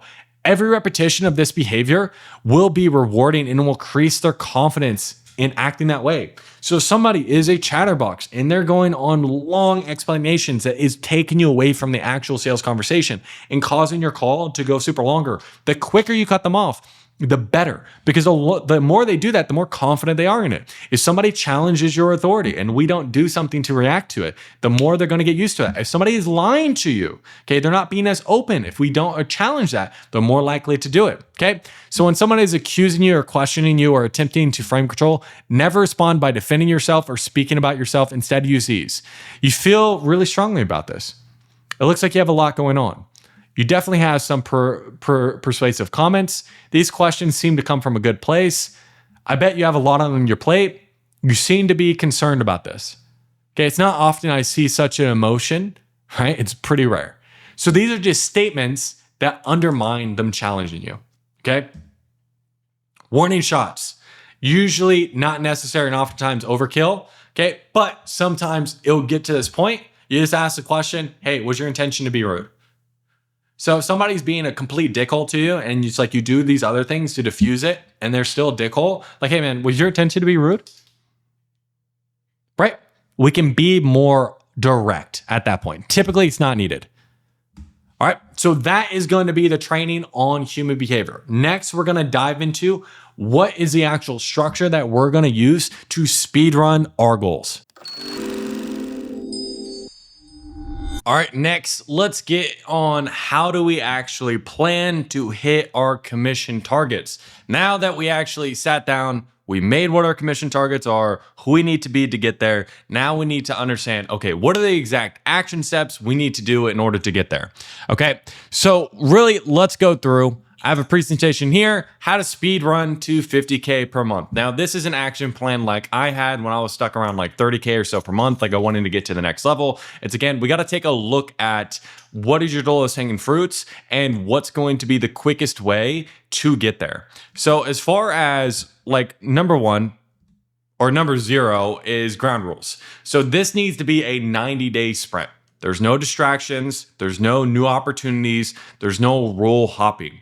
If you are going to go for making $10, $20, $30, $40, $50,000 per month, like you got to be committed to excellence. You have to be committed to sales. So what I see a lot of the times is, especially now that high ticket sales has become more of like a business opportunity, which I feel is stupid just in general.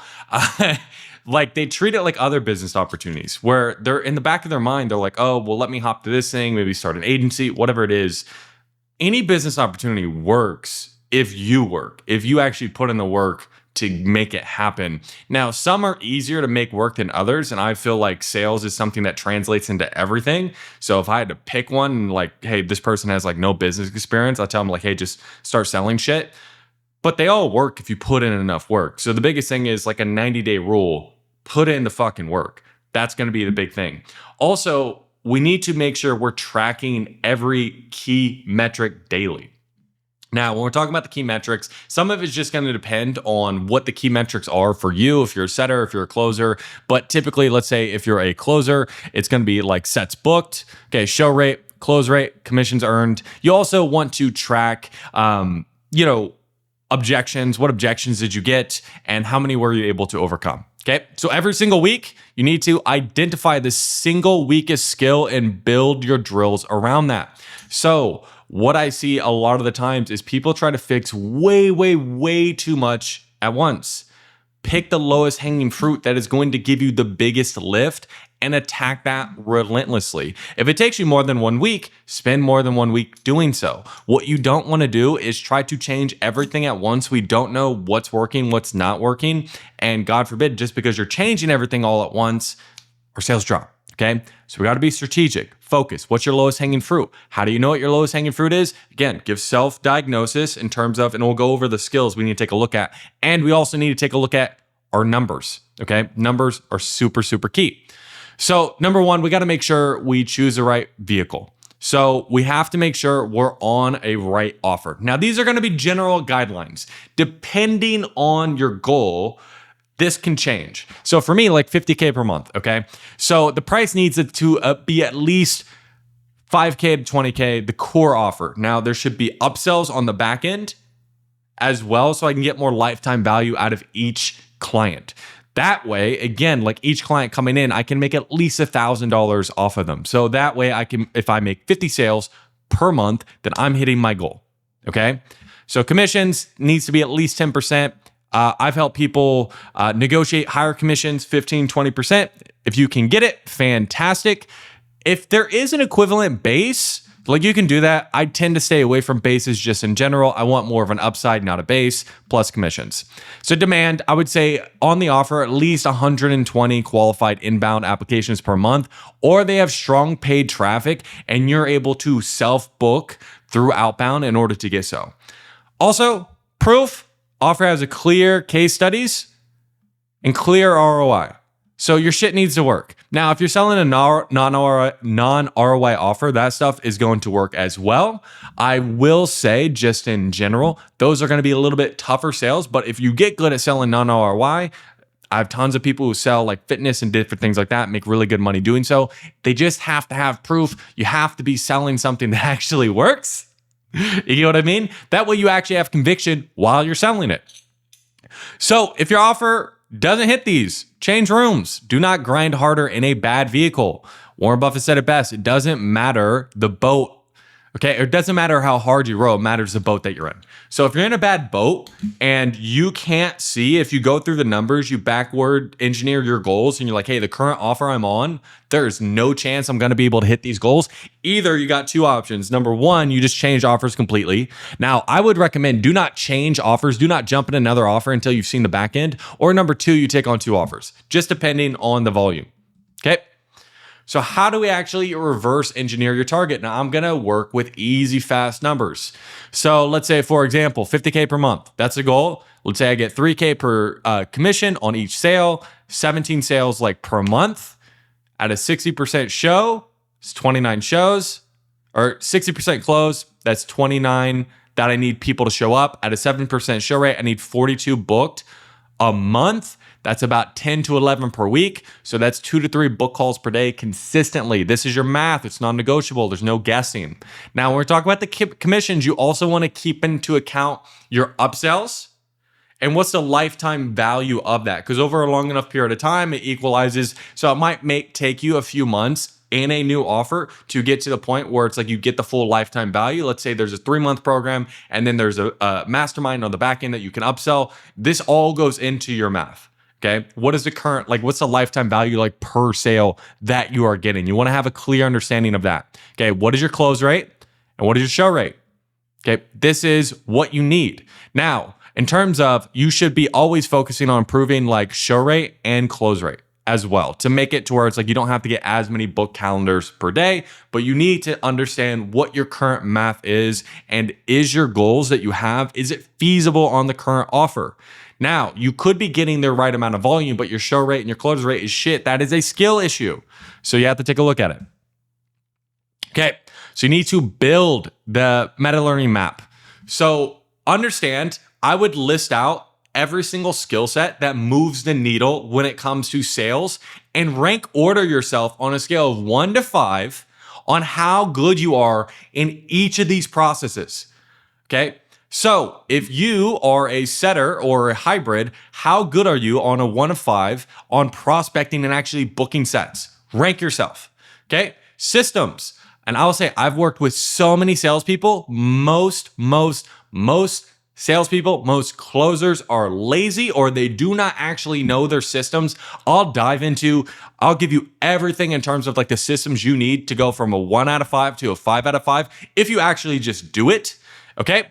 But this one's going to be a big area of opportunity. When we're talking about systems, CRM maximizations, upselling, referrals, show rate maximization, again, all of that is going to be there. Rank yourself on a scale of 1 to 5. Discovery depth, again, 1 to 5. Like, are you actually getting pain? Are you getting urgency? Now, I'm really big on diving into identity. Are you doing well doing that? Like really connecting to somebody's identity, really positioning yourself like as a bridge. Okay, 1 to 5. Presentations. Okay, 1 to 5. Like, where are you? And like, are you getting value tied off? When you get at the end of your presentation, is there like, oh my God, this is so amazing? If they're not doing that, then it's like, maybe that's an area you need to improve on. Handling objections. Okay, ROI math, payment options. So I would say I would split this into 2. Okay, money objection, 1 to 5. And then your fear reframes, because 90% of the objections you're going to run into is money, logistics, or money fear. Typically. Now, it depends on the offer. Like sometimes you'll run into partner and different things along those lines. But partner, generally speaking, is going to be, there's an underlying money objection. They need to talk to the partner about the money. Okay, so rank yourself on both of these, money and then fear, 1 to 5, 1 to 5. Follow-up efficiency. Okay, are you actually following up with people? You know what I mean? Like, are you staying on top of people? Are you actually getting some deals from follow-up? I think it is completely bullshit to tell people who are either new to sales or aren't super great at sales to tell people not to follow up. Even the best salespeople out there in the world follow up with leads. If you do not follow up, you're just leaving money on the table, and it's some fucking ego thing that I really don't understand.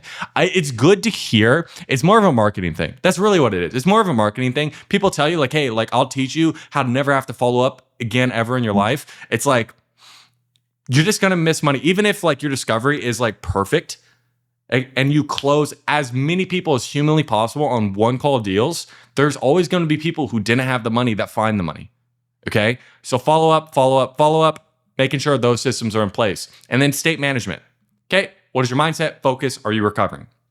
Rank all of these 1 to 5. Okay. Now with my mastermind members, like I give them a worksheet, all that stuff. You're going to have to do a little bit of manual work, right? Because you're learning free shit on YouTube, but it's like really just 1 through 8, 1 to 5. Okay, rank yourself on each one of these. Okay, now you're gonna take a look at which one are you lowest in. Pick 2, maybe 3, and those are the things that we attack. I will say, if you are below a 3 or 4 in systems, okay, that it should be your only focus for like the next week.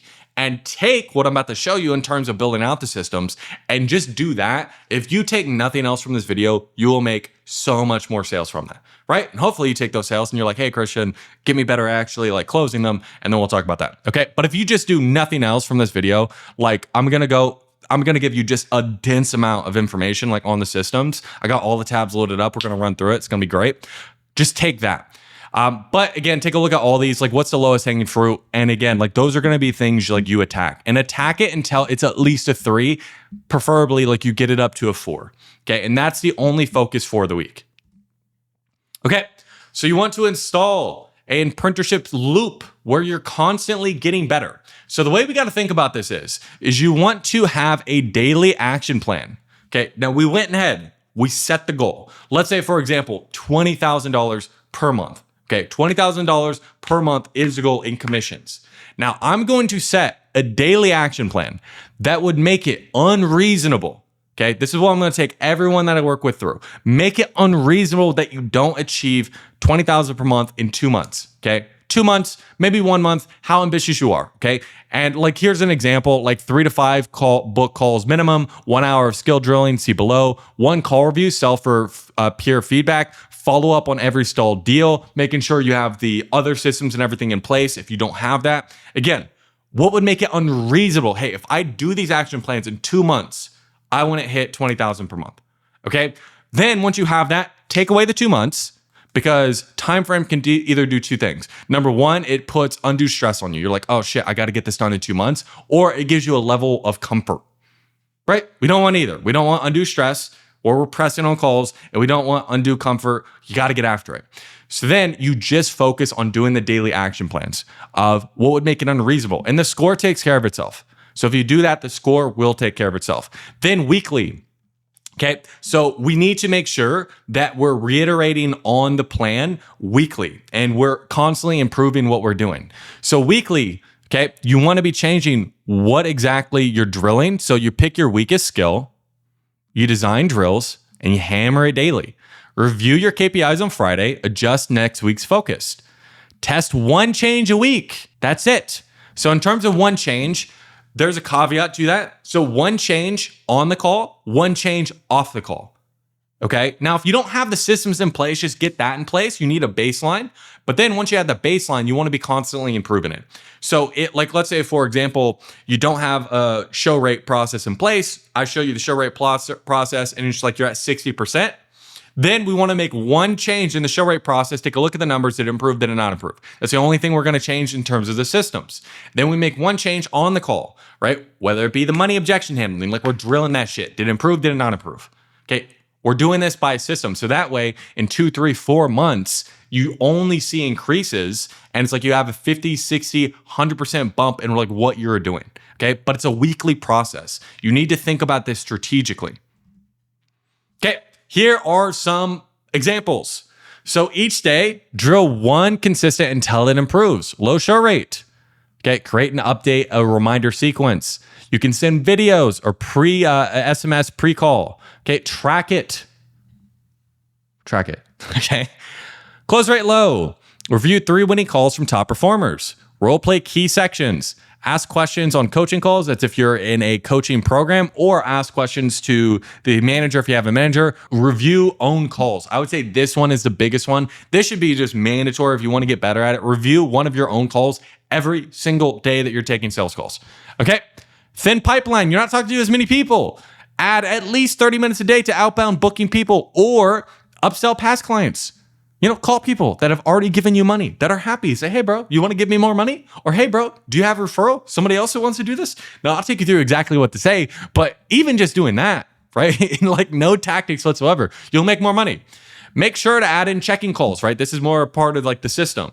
Text blast. Okay. Do you have promotions going on? Can you do a referral promotion? Did you just get a new, payment, option to where you can split it up more? Send out text blast. Objections killing your deals. Okay, spend 45 minutes a day like isolating objection patterns and like preempting earlier, like role playing. A big role play, I would say, in terms of like getting better at objection handling is you hop on with somebody and you role play and like they cannot say yes no matter what they do. And it's like you're in the fire. You have to do it. You have to think on your feet and you get comfortable building that muscle of just pushing through it. Okay, we're not running out of things to say. Okay, so feedback and tracking, this is non-negotiable. Okay. Record and review like one call a day. Score yourself on like, did you build rapport? Like, were you able to actually connect with them? Okay. I'm not talking about like, did you ask them like what the weather is? Like, did they actually fall into your frame? Okay. Were you able to pull out like the pain and actually connect with them? What was your depth of discovery? Authority. Did you follow your process? What was your objection handling? 1 to 5. Keep wins and fixes journals, like 3 wins, 3 fixes after every review. You should be doing this every single day. Now, again, why this is so important is 2 things. Number 1, I'm sure you've watched enough training or whatever it is that you're going to at least pinpoint the lowest hanging fruit that you're fucking up on. Number 2, like let's say like you're going to get help from me or whoever. If you've watched your calls, you have much more insight and you keep a wins and fixes. If you see fixes like keep coming up and it's like you're not able to solve it, then you come to me and it's like, hey, I'm running into this, and this. Like, what do I do? Like, dude, that's so easy to answer. Okay. So if you actually are keeping track of what you're doing and you're getting feedback to yourself, it helps you ask for help better. Number 1. Number 2, you'll actually be able to pinpoint and you can just hear when things are a little bit off. Okay. Activity, again, non-negotiable. Do you want to make money? Okay. So at least like 12 touch points and like 14 days post call. Okay. Text, email, voicemail, social, and I'll show you how you can automate some of this stuff too as well, because I know some of you guys are lazy. Make sure you use one of your unscheduled scheduled activities for follow-ups, upsells, referrals, and money-making activities. Now, I'll get into this a little bit more, but what are unscheduled scheduled activities? Let's say like I have 10 sales calls booked and I have a 70% show. Okay, that means 3 of those hour slots I have are like not there. That means I have 3 hours that are not scheduled free time, but they're unscheduled free time. To where I know, like, let's say I have 10 book slots, I'm always gonna have 3 hours. So I have activities for those hours. So I don't, I get a no-show, let me go, go watch YouTube or like go to the grocery store or do something like that. Like, no, during my selling time, like you are selling. If you just do that, you'll make more money, and do it for follow-ups, upsells, referrals, and then money-making activities. I'm always thinking like I'm in the CRM and I'm like, who has my money, right? If you're a part of a big team, there's a lot of low-hanging fruit because most salespeople are lazy. Who has my money? That's what you got to be thinking about. I would be sending at least 2 text blasts out to all your contacts a month, at least 2. Now, you should be sending this, if you can, to search your CRM for low-hanging fruit, other closers' leads, others closers' no sales, no shows, get referrals. You can be sending out text blasts to them. So you can ask your sales manager, like, hey, after there's been no contact in the CRM, when does a lead become free? All right. When can I get after these guys? And if they say, oh, I don't know, make it 7 days. Right? Like after 7 days, if there's no contact, and start selling other people's leads. If they have a problem with it, then they'll give you definite rules. You're not here to make friends, you're here to make money. Get after it. Okay, so environment and state control. So I'm really big having like a simple morning and night routine. Nothing too crazy. Okay? But morning routine, like 30 minutes of priming. I'm gonna review like one of my good sales calls like in the morning. Okay, that like I was in a good state. I showed up to the call, like you crush it. If you have one of those calls where you absolutely crush it, I'll listen to that discovery back again. And I'm really trying to get back into the state where I was that I crushed that. So it's like I can get to that like on the call. And you can sit, if you have like 5 minutes, like visualize the call. You can do a quick drill. I would say just make it to where it's a routine. And just make it consistent. Don't have it be this long drawn out thing, 30 minutes like max. Like for me, I'll get out in the sun, I'm listening to a call, and then I'm on, right? Then I'm hopping on calls. Like boom, that makes me feel good. I'm ready to go. Don't make it this long drawn out thing. And make it easy for you to do it. That's why nightly routine helps as well. I'd say go to bed at the same time each day. Write out your day in advance. If you remember, right, I don't need to get it for, this is another day, right? This is the next day from, previously in the video, but I write out my day in advance. So I did that for today too. And I would always set your morning up for success.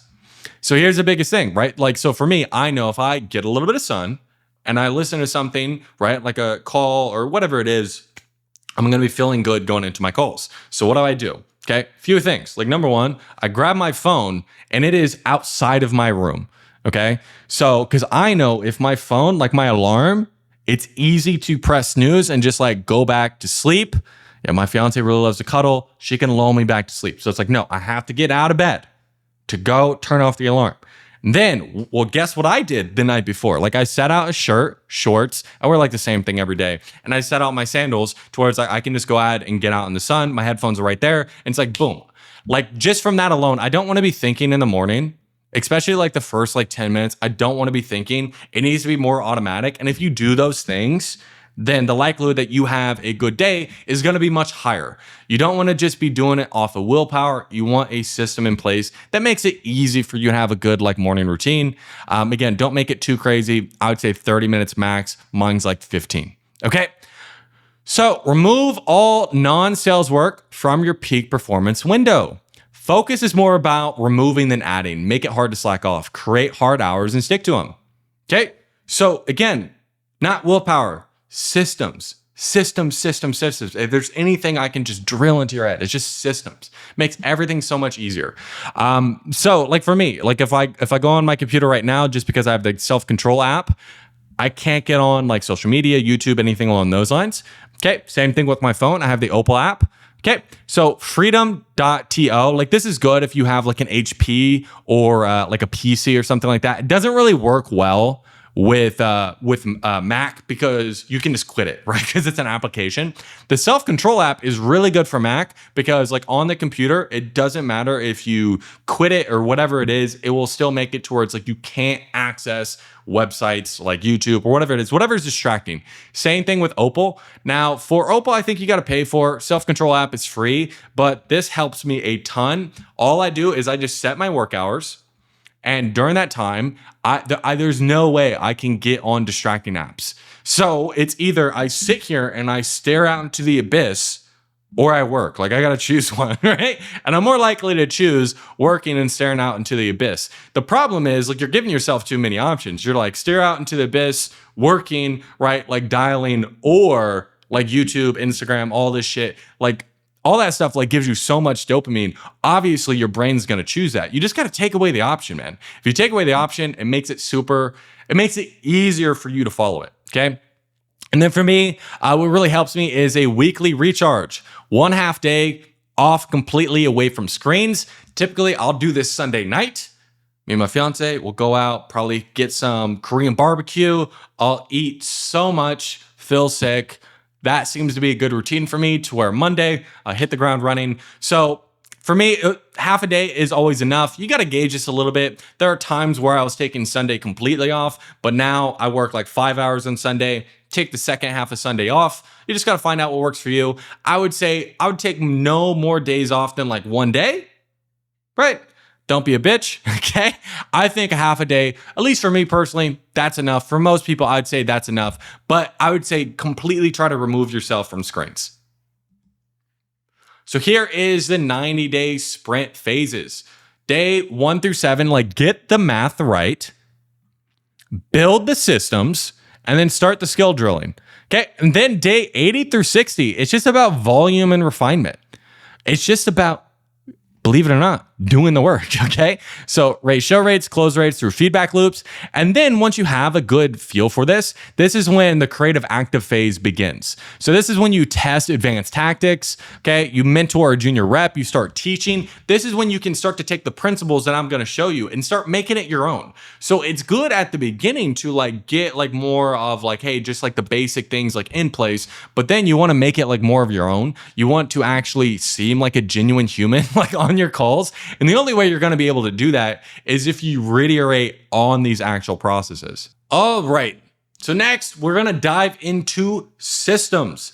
So what are the entire systems you need as a sales rep to make sure you're making as much money as possible? So the first thing that we're going to cover is if you want to make as much money as humanly possible as a sales rep, you just need to keep track of your data. Now, there's two ways we can do this. We can either pay someone to do it, like a VA. Like I don't want to deal with it. I'm going to pay a VA to like track my data, and that way I can take a look at it, make it pretty, all that fun stuff. Or number two, like you just do it yourself. It takes maybe 20 minutes a day to go ahead and get good data. That way we are continuously improving on what we're doing. Okay, so why is data important? Let's take a look at how do we problem solve with data. So what does not get measured does not get improved. So if you don't even know what things are or how things are going right now, if you don't know what your show rate is, your close rate is, what objections you're actually getting, how are you going to be focused on what you need to improve? It's literally impossible.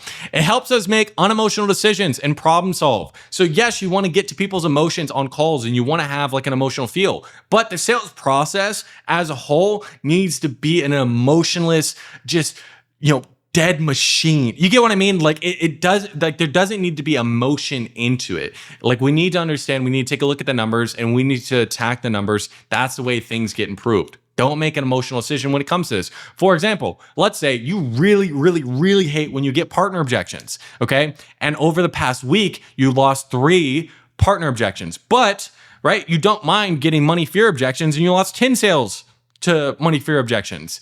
If we're focusing on emotions, like we're putting all of our attention into like partner objections. It's like, oh, like I'm really going to drill it. But the lowest hanging fruit is money fear, right?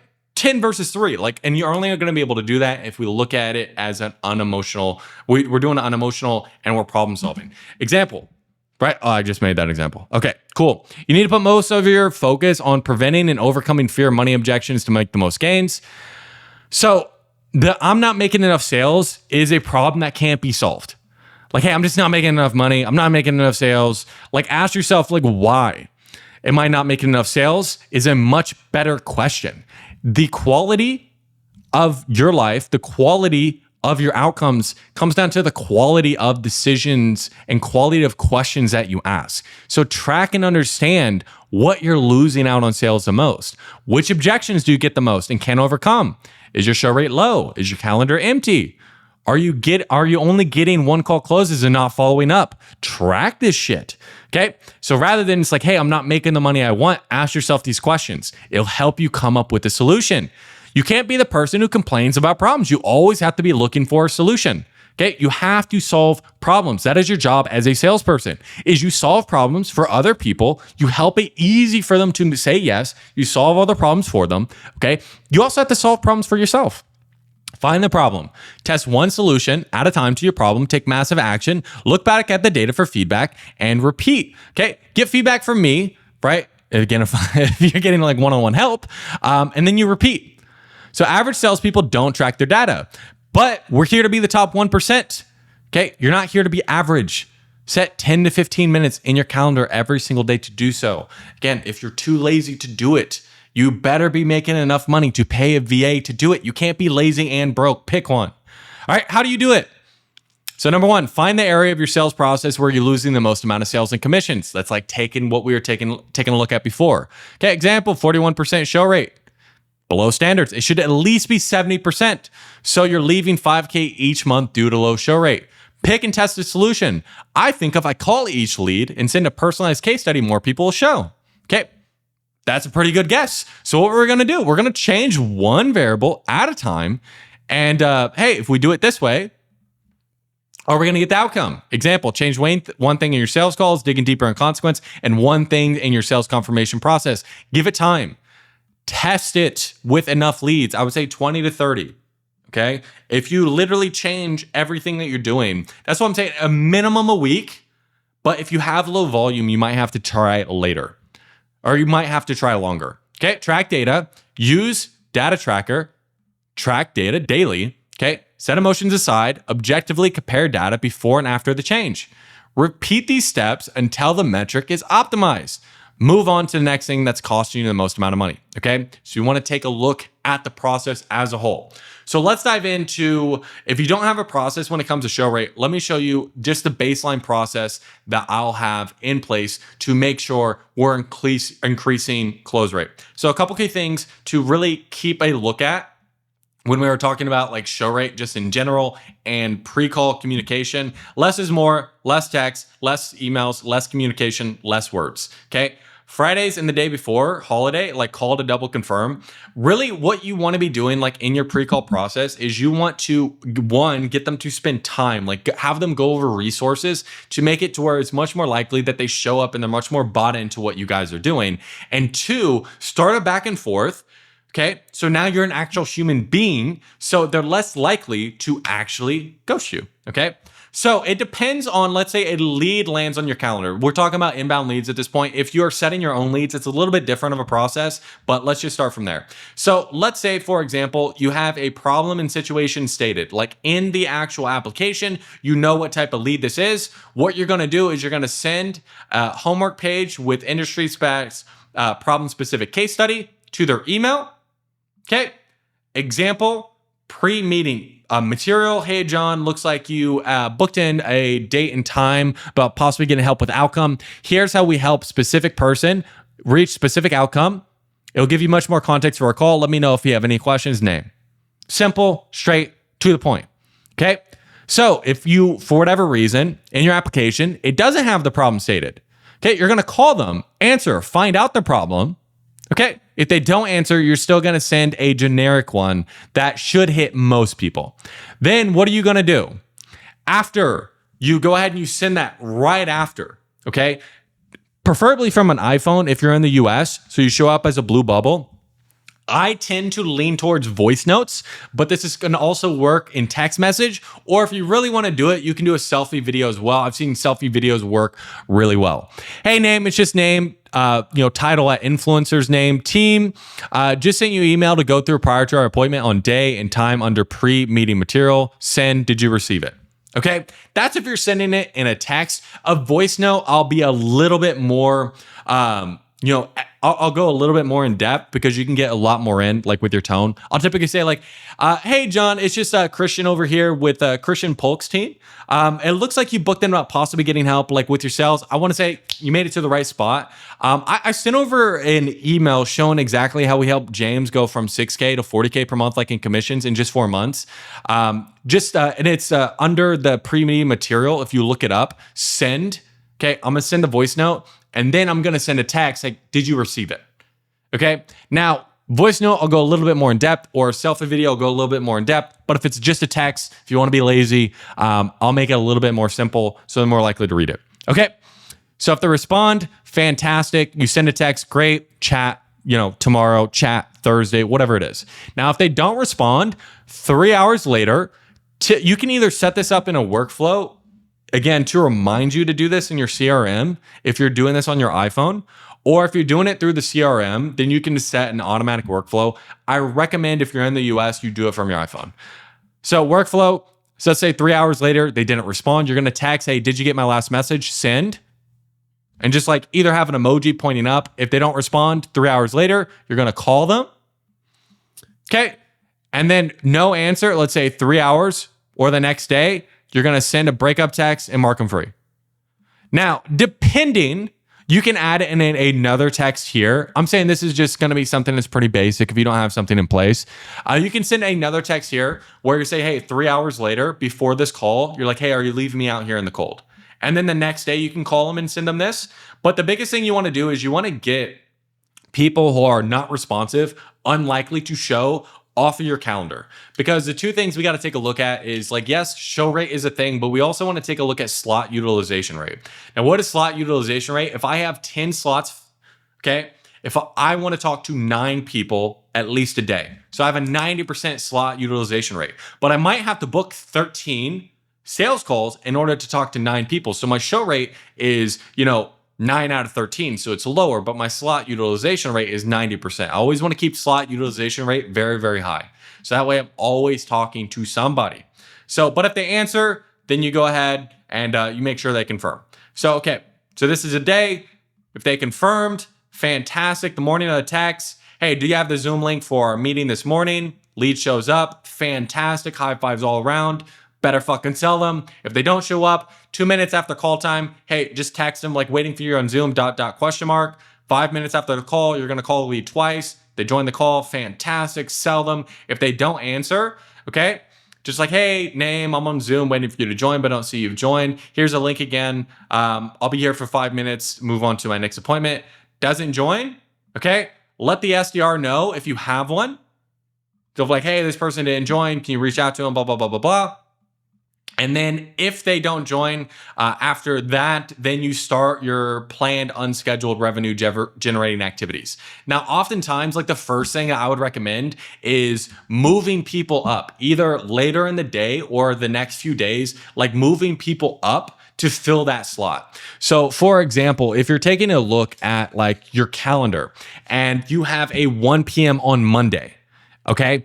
And there is a Wednesday 1 p.m. Your 1 p.m. on Monday didn't show. I'm going to call that person on Wednesday and try to move them up. Okay, so that way, like, hey, like, can you chat now? Like, hey, I just had somebody reschedule. Something came up. Like, are you free to chat now? I'll try to move people up. The reason why you want to move people up is because the further the lead is out, like the further call is out, the more likelihood that you're going to get a no-show, just generally speaking. So if you move people up, okay, the more likely they are to show, the more likely they are to close. Okay, so fantastic. This is just something put in place if you don't have a system in place. If you have a system in place, I'll go over exactly how do we actually fix our show rate. So ideally, okay, our show rate is above 65%. Ideally. I would even say like we should be able to get it to like 70+%, but depending on the industry, ideally 65%.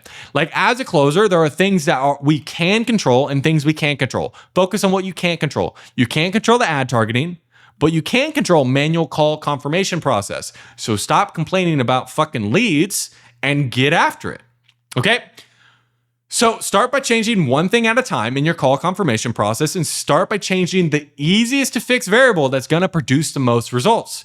Again, easy to fix, high leverage. So there's 3 types of no-shows. Number 1 is an actual no-show. They just ghost you. Okay. Number 2 is a cancel. Number 3 is a reschedule request. These 3 things mean 3 different things. Okay. So if you're getting a majority of just like people just ghosting you, that's going to mean something different than somebody just canceling. And that's going to mean something different than somebody just requesting and rescheduling. So you have to know, like, what are the 3 types of no-shows that you're getting? Okay. So what are a causes of a prospect to not show, just ghost you? They forget, they're not being reminded, or they book too far out. It's a bad time. Okay. This is something that will come up if your calendar is completely stacked to the brim. Okay. If your closers' calendars are completely stacked to the brim, what will happen is people will start booking in at inconvenient times because that's the only thing that's available to them. And then the people after them are going to even book at more inconvenient times. And it's a continuous thing that's coming on top. Okay. Number 2, they get too annoyed by all the confirmation emails, text emails, or they look automated. They value the sales calls less than something else, gym, grocery store, etc. That means like we didn't build value enough. Okay. Number 4, they feel like they're going to be sold or pushed into a program, messaging, okay, over assumptive like SDR or something along those lines, like a setter, or they saw negative reviews and found out how much the program cost, bootleg version. This is like Reddit, Trustpilot. Okay. So what are the actual solutions? Let's say like they forgot. Okay. They're not being reminded. Make sure they're getting reminded. Okay. Like that's pretty simple. So check to make sure your auto, things are going out, whether it be through calendar, whatever you're booking. You'll be surprised on like people run out of like text credits or whatever it is, and make sure you're actually reaching out to every lead. Set a calendar where like leads can only book like a couple days out in advance. If you notice specific times that are super early or super late, okay, that are always no-showing, change your availability or find a better use of your time. Like for me, typically, like Monday morning, typically low show rate. Friday afternoon, low show rate. So what am I using those time slots for? Referrals, upsells, follow-ups. Okay.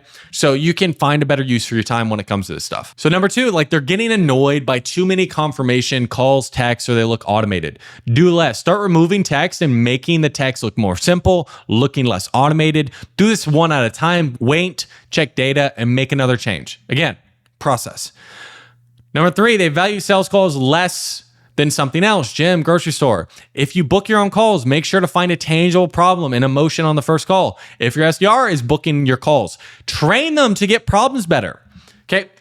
Like if you're a closer, a setter is directly impacting the amount of money you can make as a closer. So even though you technically don't get paid for training up the setters, you should be very hands-on with the training that your setters are getting and making sure that if there is something that is making it to where like they're not closing or they're not showing up, that you're giving them the feedback that they need to actually be better at their job. So you get more sales overall. So you got to like, for something I would always do is I would have a meeting with the SDRs and I would pick my favorite ones, right? And if you really want to start greasing the wheel, like you can ask like your setters, like, hey, can you send me hot leads? I'll give you extra commissions. I'll do that all the time. If you're not cheating, you're not trying. Okay. But what I'll do is I'll have them hop on Zoom and I'm like, hey, we're here to make more money together. Okay. What are you having a hard time with? I'm listening to calls. We're running into this. This is how we do it better. And I'm training them up, right? I have high touch points with my SDRs, with my setters to make sure like we're all making more money. Okay. So send prospects personalized educational case study videos, making sure like they see the value. Okay. They don't feel like they're being sold or pushed into a program, messaging over assumptive SDR.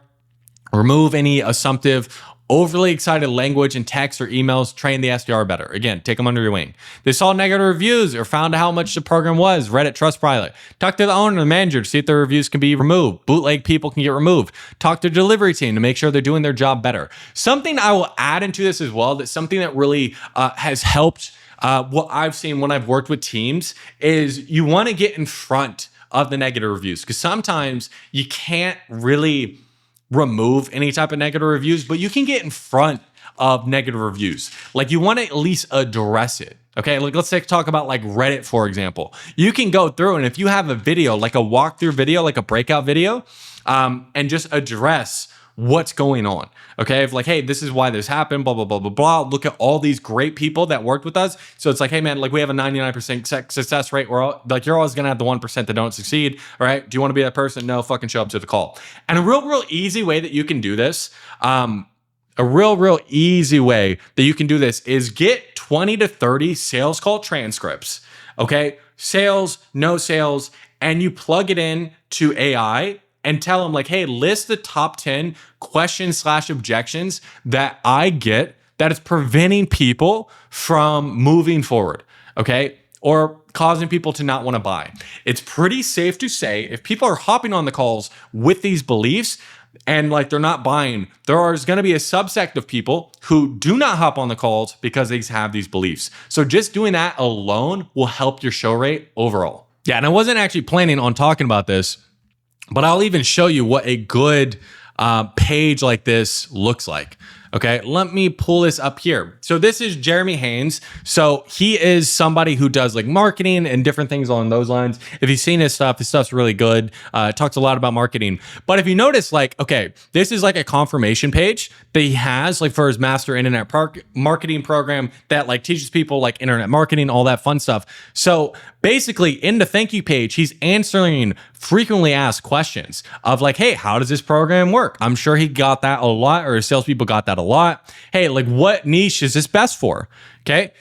What's the pricing? Okay. He goes through each of these beliefs and he has like a ton of case studies. Like you can give this information to the offer owner, or if you are the offer owner, okay, you can just implement this stuff. You'll see an uptick in show rates as well. That stuff works really well. Okay, cool.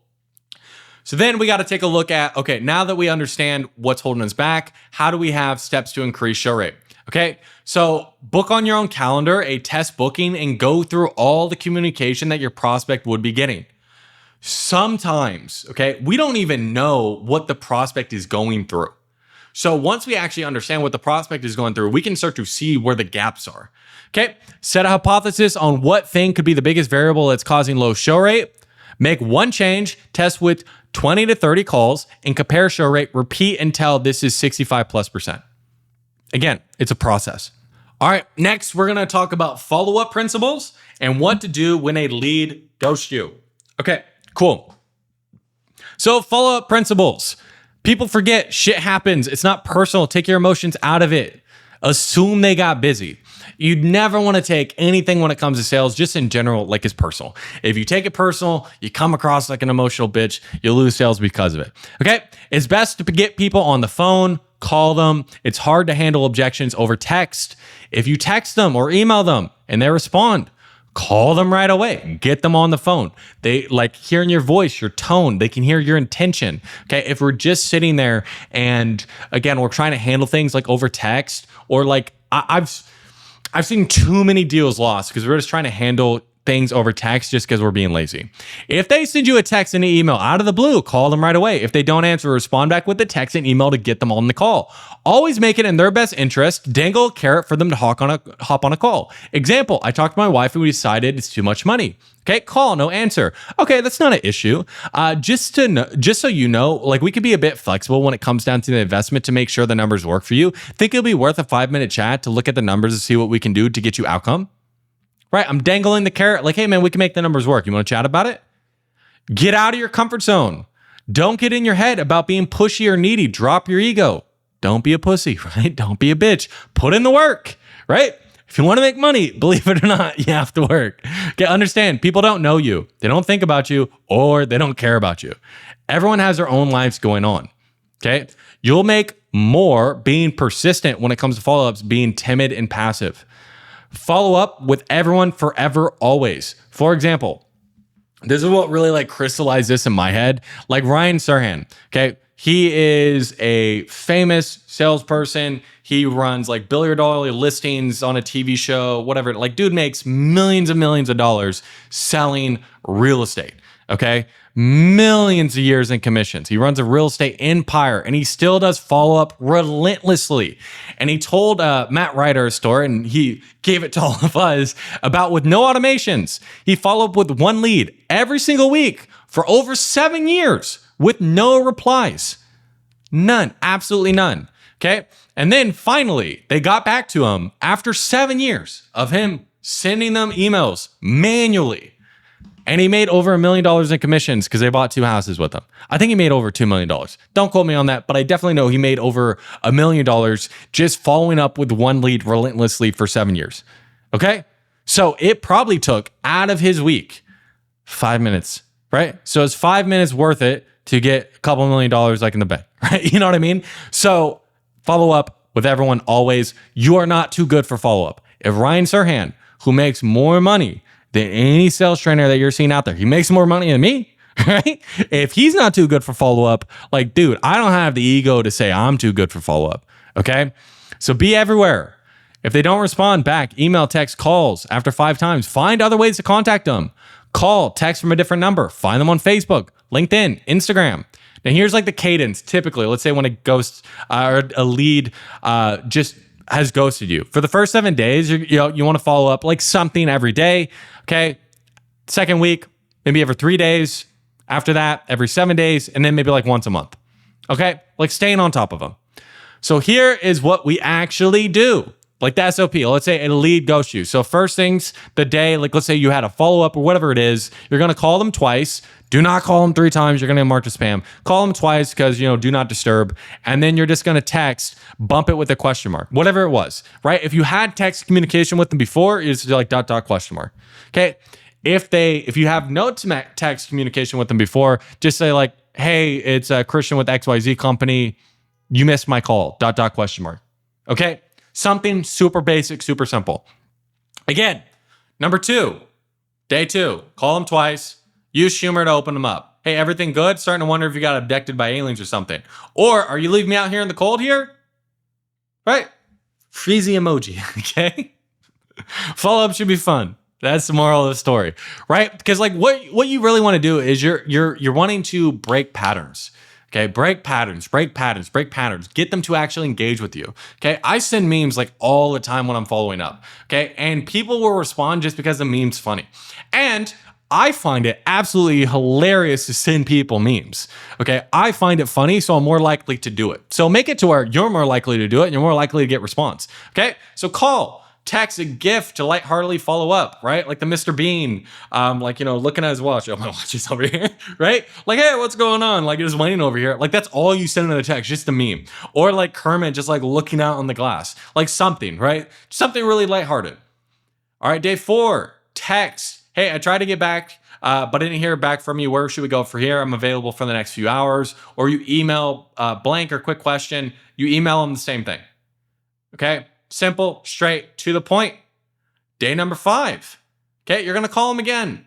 Now, this is going to be a gift that's a little bit more straight to the point.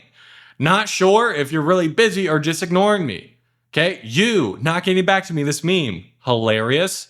You, lots of annoying follow-up. Reply to this meme, right? It stops it. Now, you can make all of these yourself. If you go to like mematic.com, you can just get it on your phone and you can make all of these yourself. Are you ignored me on purpose?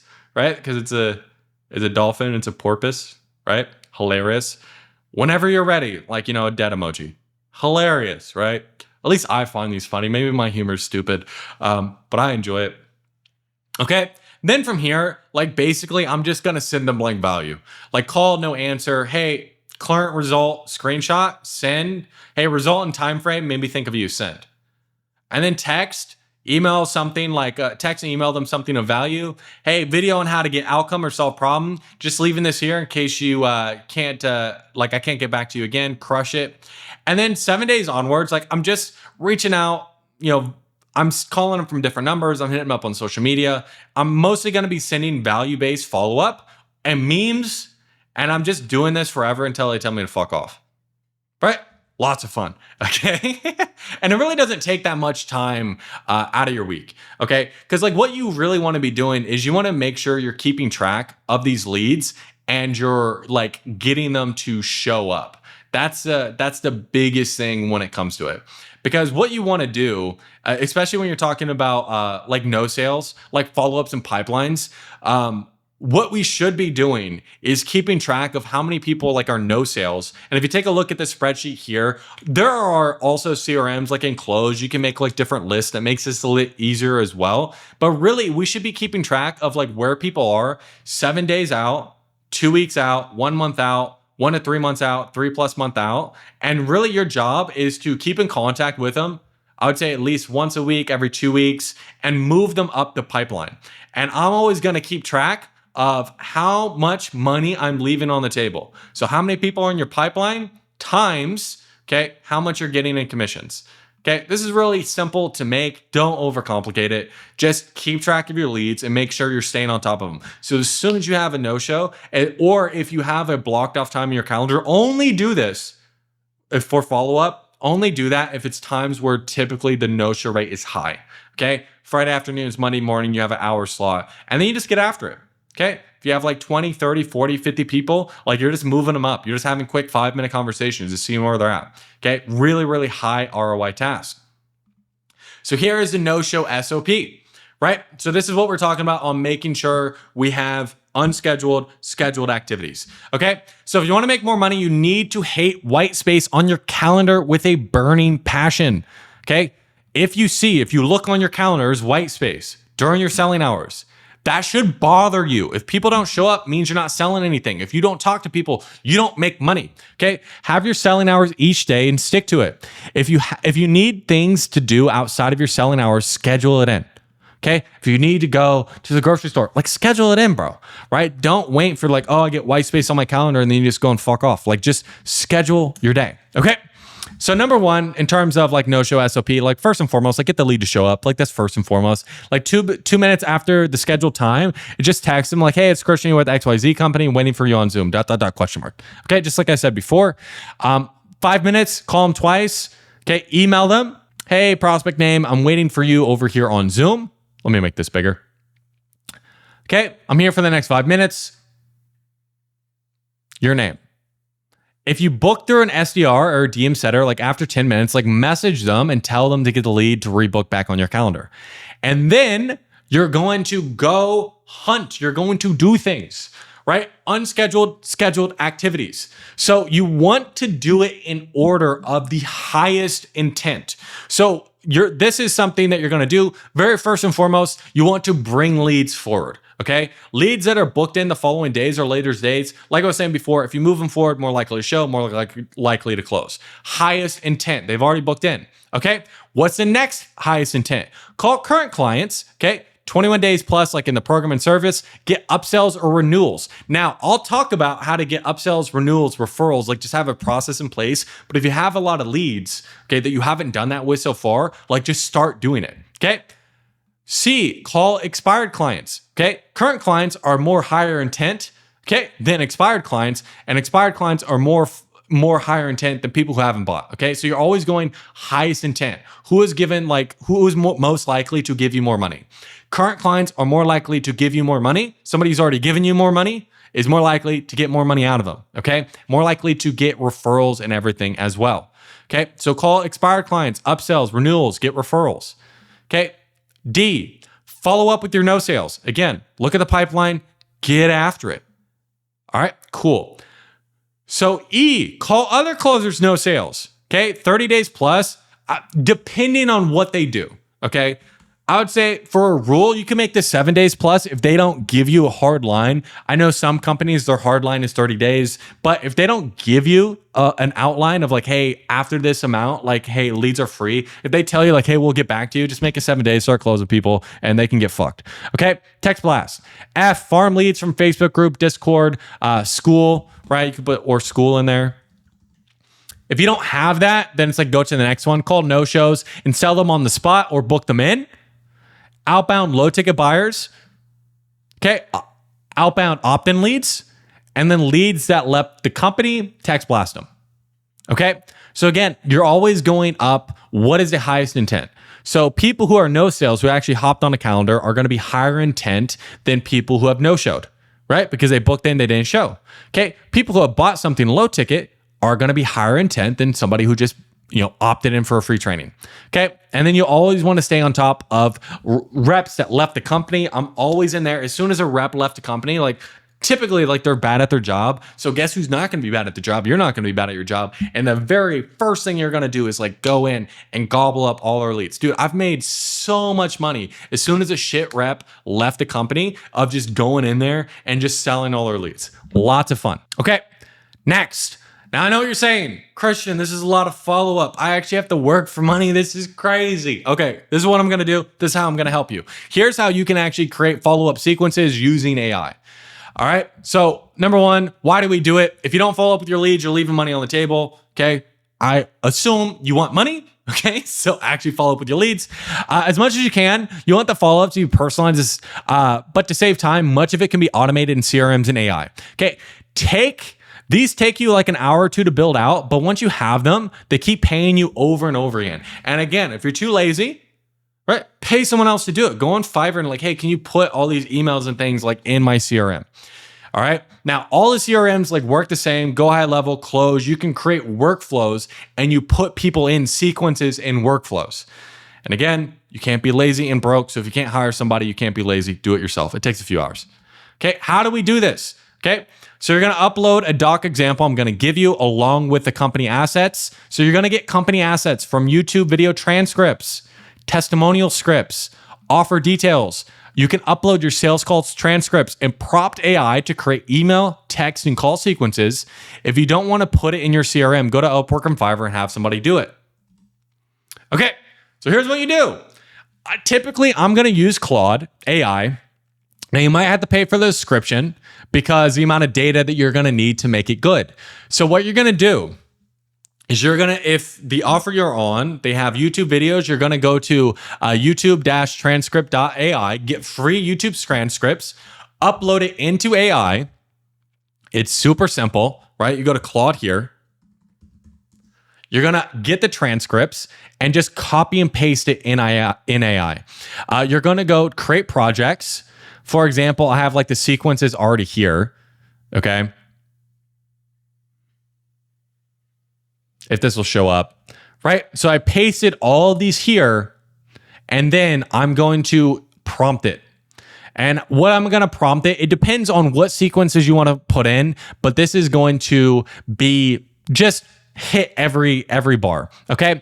So, and if you want this, I'm not going to link this. You're going to have to message me on Instagram. Now, you should be, I don't know exactly where this is going to be in the video, but it should be a couple hours in. So like fucking trooper, you're really going after it. Just message me on IG and just say like, hey, can I get the AI prompts and stuff? And I'll send it over to you because I also have like the follow-up sequences, like example doc that helps you with it as well. Okay, so I'm going to say, hey, you're a world-class copywriter. My name is Christian. I work for Precision Closers. That's my company. Help me write an email, call, and text sequence using the example I gave you in the follow-up sequence docs. Use the transcripts of the YouTube videos, testimonials, offer details, call recordings to craft specific emails for a no-show email, text, and email call sequence for 7 days, where you email, text, and call them using the info I gave you to get somebody back on the call after they book in, but they didn't show up for a sales call. 2, 3 different 7-day sequence, emails, text, and call. Make one sequence targeting people who are fearful, 1 targeting people who didn't have the money, and 1 targeting people who need to talk to the partner. If you're getting different objections, just substitute that. And then 3, a 6-month value sequence that sends value based on email, text every week for 6 months, making sure to combine urgency, social proof, tough love, and FOMO to keep people in. The style and voice of the founder for the YouTube videos for all sequences. So what you're going to do is you're going to create all the sequences, 7 days, sequence, and then you're going to create the value sequence off of each one of those sequences. Okay. So the easiest way to do this is create one. Okay. Let's say the no-show sequence. Once you get this, it'll poop it out for you. Right. For example, like here, it'll give you, hey, day 1, it's going to give you the exact strategy to use. And all you're going to do is you're just going to put this in your CRM. And then after the 7 days, okay, let's say the no-show sequence, what you're going to do is after that 7 days, you're going to add the nurture sequence after it. And then you're going to make a copy, and then you're going to make the fear one. And you're just going to change the first 7 days. That way you don't have to manually add the nurture sequence every single time. Okay, Super easy, super simple. Just go ahead and do it. If you want these actual, like, if you want me to just send you this Gamma doc, you're going to have to message me on Instagram. You're going to have to do work. Okay, cool. Next, we're going to go over Text Blast. Text Blast is a really, really great way to get people who are like low-hanging fruit that are in the CRM to go ahead and respond and you to have conversations with them. Okay, so the purpose of people who didn't buy in the first call, get them back into the pipeline and close. Other funding, financing who are a good fit, but maybe didn't buy because they couldn't logistically do it or fear. Okay, so you should be sending this out at least one time a month. Make it a reoccurring calendar event. Example, second Monday of the month. Like you just have it reoccurring, like, hey, send out text blast. So you want to create a smart view in your CRM. Okay, lead status, not a client, had a sales call, and then they showed up. All right, lead owner, you. Add in lead owners of reps that left the company, leads that haven't been contacted in 30 days or like 7 days, whatever it is, as far as like when is a lead free. And you want to make sure you send this out to people. If you don't have a CRM, send text manually, copy and paste, fucking get after it. If you don't have numbers, send emails, no excuses. Have time set aside. As soon as a lead replies, you need to call them. Okay? If you get not interested or do not contact me response, it's normal. Just mark as not contacted and move on. All right? So what this is going to be, have this at least once a month that you do this no sale funding text blast, have it in your calendar, okay? And as soon as you have your first non-scheduled scheduled activity of that day, you're gonna send it out. And then all you're doing, as soon as somebody responds, you're gonna call them. Now, I'm gonna give you exactly what you need to say when you do call them, right? But just go ahead and call them. Here are text blast examples. Name, it's just name from company name. We recently got a new way that we can potentially break up the investment into smaller chunks so you can get outcomes. Want me to send over the details sent. After 24 hours, did you get the last message? Oftentimes you can set this up as like a workflow, a sequence in your CRM to where it's like you can change these to where it'll change the name for each individual one. And it's like you just have it to where 1 minute later it sends this. And then automatically after 24 hours, they'll get this as well. Okay? Just send and then all you got to do is just go into the CRM, like I said, find all the people you want to highlight and then enroll them in the workflow. Easy, easy money. Okay. Another example, name, it's just name from company name. Are you still looking to get outcome after 24 hours? Did you get my last message? Again, this is something you could do like in the workflow. So what do you do as soon as somebody actually says, yeah, man, that sounds great. You're going to call them. Okay. So just follow the script. Hey, name. It's just your name from company. Hey, it's just Christian from Precision Closers. I got your text about getting more information about possibly breaking up the program investment into bite-sized chunks so you can actually, make more sales. Is that right? Okay, so help me understand. Like I have some notes here from our last chat, or if you don't have any notes, just like, hey, I have some notes. From like your previous chat with the company, but my mom says I write like a doctor, or you know how things get lost in translation if it's from another rep. Last time we spoke about getting help with problems so you can get outcome right, but we couldn't make the investment work. I'm curious, since we last chatted, like what have you done about solving problem? Now, why am I going to ask this question? Because it immediately starts to give me leverage. I'm like, okay, you've had this problem. It's been some time. What have you done about solving it? Right? Then like, oh, I've done nothing. Oh, what stopped you, man? Has anything changed in your situation?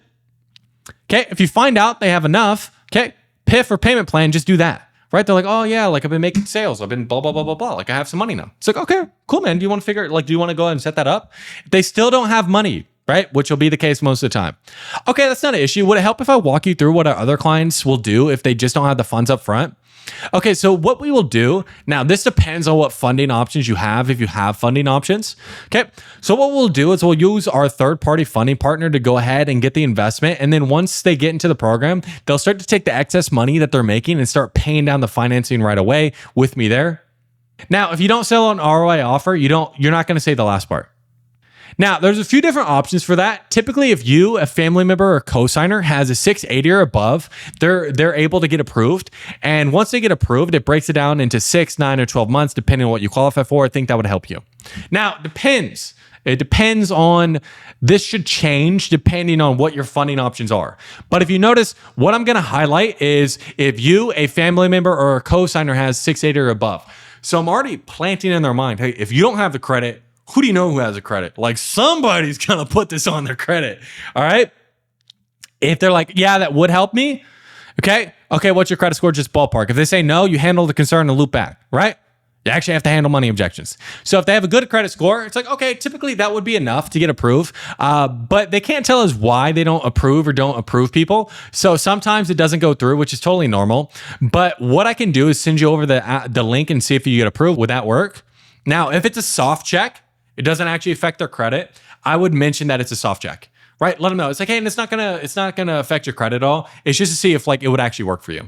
Now, what I'm doing right here is I want to preempt them not getting approved. Why? Because sometimes what will happen is like some people will not get approved and then they'll feel disappointed. They're like, oh, I didn't get approved, blah, blah, blah, blah, blah, blah, blah. Right? And they're like, oh, I guess it's just a sign that I shouldn't do this. Like, no, you want to get in front of it and just make sure we're getting in front of like, okay, what if you happen if you don't get approved? We're normalizing it. And then from there, you're sending a link. Hey, and I'll just stay here in case you have any questions. You chit chat while they're filling it out. You can bullshit, like whatever it is. I typically talk about absolute nonsense when they're filling out the application. Right? Oh, like, that's when you can ask those dumb, like building rapport questions. Okay. Gets approved, cool, gets everything set up. Doesn't get approved, go to the next column. Or if they have a bad credit score, this is what you're gonna do. If they're like, oh, like I have like, 500 credit score and I have like $100 in my bank account. Okay, man, like that's not uncommon. Can I share what other clients will do in your position? What they'll do is they'll use someone else's credit and go ahead and pay it down themselves with the extra income they have coming in. So who do you know that might be willing to help you get outcome? If they know someone, okay, have them call them or set it on a time and figure out. If no one, you want to make them get resourceful. Now, on the end of like objections as well, this is exactly how you're going to pitch it, logistical money, anytime. So I'm just walking you through, like, again, I'm talking about like a no sale text blast for funding, but anytime you get logistical money, this is how you should be going about it. If they legitimately don't have the money, you go the funding route, okay? So you want to fight for them and you want to make them get resourceful. So let's say, hey, they don't have the credit. They know nobody who has a credit, they have $50 in their bank account. You want to start to fight for them and you want them to get resourceful. Okay. You do not give up on people just because they don't have the money. People will find the money. Okay. So you want to be the person who's in their corner, helping them create and make game plans. Okay. You'd be surprised. There's people who have been in destitute situations and they found a way to make the money and found a way to get out of their situation. The only difference is mentality. And if you buy into their bullshit story that there's no absolute way that they can get the money, then you are doing them a disservice, especially in the Western world. Okay. If you're talking to somebody in like, Kenya or something like that, and they're like, hey man, like I can't get 10,000 USD together. It's like, okay, dude, fair enough. Right. But if you're in like the US, Canada, Europe, Australia, like, dude, you can fucking work Uber. Okay. If you really wanted it, you could work an extra job, Uber, or you could be a part-time bartender, server, and get the money together, get a couple $1,000s extra if you work your fucking face off, if they truly wanted it. Okay. So you have to fight for them. Okay. So this is how I'm going to typically do it. Hey, there's a difference between being broke and poor. Do you know the difference? The difference is is willingness and the ability to be resourceful. Being poor is a mentality. Poor people stay poor because they don't do anything about it. Do you feel like there's been at least one person in a worse financial spot than you right now and they figured out outcome? What's the characteristics that allowed them to do that? You're always going to get, yeah, there's been somebody, because there legitimately has been somebody. There's people that have been homeless, like to millionaires. Okay. I assume the person you're not talking to is homeless. And even though, like, I've gotten homeless people, right, that are like couch hopping to get resourceful, you can't buy into their story. Okay. What are the characteristics that allow them to do that? So you're willing to get resourceful to get outcome. Why though? Okay. Get buy-in. If you have a lower ticket, downsell. If not, create a game plan. Okay. So you can downsell them, create a game plan. Okay, cool, man. I love to hear it, because as long as you don't give up on yourself, I'm not going to give up on you. So what do you feel like would be a reasonable time frame that you can come up with the investment to get outcome? Let's say it's like, hey, I need $3,000. Like, hey, what's a reasonable time frame that we can get that extra $3,000 to actually start to make more money and have more freedom that we're looking for? So they're going to give a time frame. Oftentimes, like, they're going to give you a long time frame, like 6 months. You want to challenge them to cut it in half. If they say like next week, you're like, oh, well, can you get it like tomorrow? Like, no. But if they're giving you like a longer time frame, like, challenge them. Okay, hey man, can I challenge you to cut that in half? They're like, oh yeah, I'm leading at this point. I'm very much like leading. Okay, let's do that. Okay, let's cut it in half. Let's put some pressure on ourselves to make a difference. Are you on board? Okay, what's the plan? Then from there, we're crafting a plan. Okay, are we asking family? Are we selling things? Credit card, DoorDash, Uber. You're helping them like create a plan. Like, hey, who do you know? What can we do? And all you're doing is you're just holding their feet to the fire and we're creating a plan with them. Okay, once you have a plan, then you're going to, okay, let's make this happen. How often do you want me checking in on you to make sure that we're on the right track? You're asking how frequently you want them to follow up with you. Okay, then you're going to put them in here, right? However far they're out, and make sure you stay on top of them, right? You know, John Kennedy, you're going to get after that dude, right? Okay. And then it's like, okay, cool, man. Like, let's get after it. And then in the meantime, you're going to call them, you're going to send them value, and you're just going to keep them on track. Okay. Next, I want to go over a couple scripts on terms of just like making sure like we're following up with people. So you can never have the excuse, well, I don't know what to say. So I'll go follow-up scripts on no sales and no shows. So let's do first on no sales. Like this is like if you just call somebody up, they've been ghosting you, they finally actually, answer your call, and you don't really you don't have context or it's been a while. Okay. So it's like, hey, name, it's just name with company. I only have a few minutes here in between meetings, so I apologize for not getting back to you sooner. It seems like, we chatted like in time frame ago about possibly getting an outcome. Since we talked, like, what have you done about solving the problem and getting an outcome? Again, I'm always asking that question because it immediately puts them on like, hey man, what have we done about solving the problem? Like you had an hour conversation about how like this problem is like ruining their life. Like what have they done about actually solving since last you talked? Okay. Now I'm always going to put a false time restraint in here. So it's like the biggest thing, especially when you're doing outbound, is you don't want people to be thinking like, oh, how long is this going to take? Right? It's like, hey man, I only have a few minutes in between meetings right now. So apologize, going to get to you sooner. It looks like we chatted like a month ago about possibly getting help, like making more sales.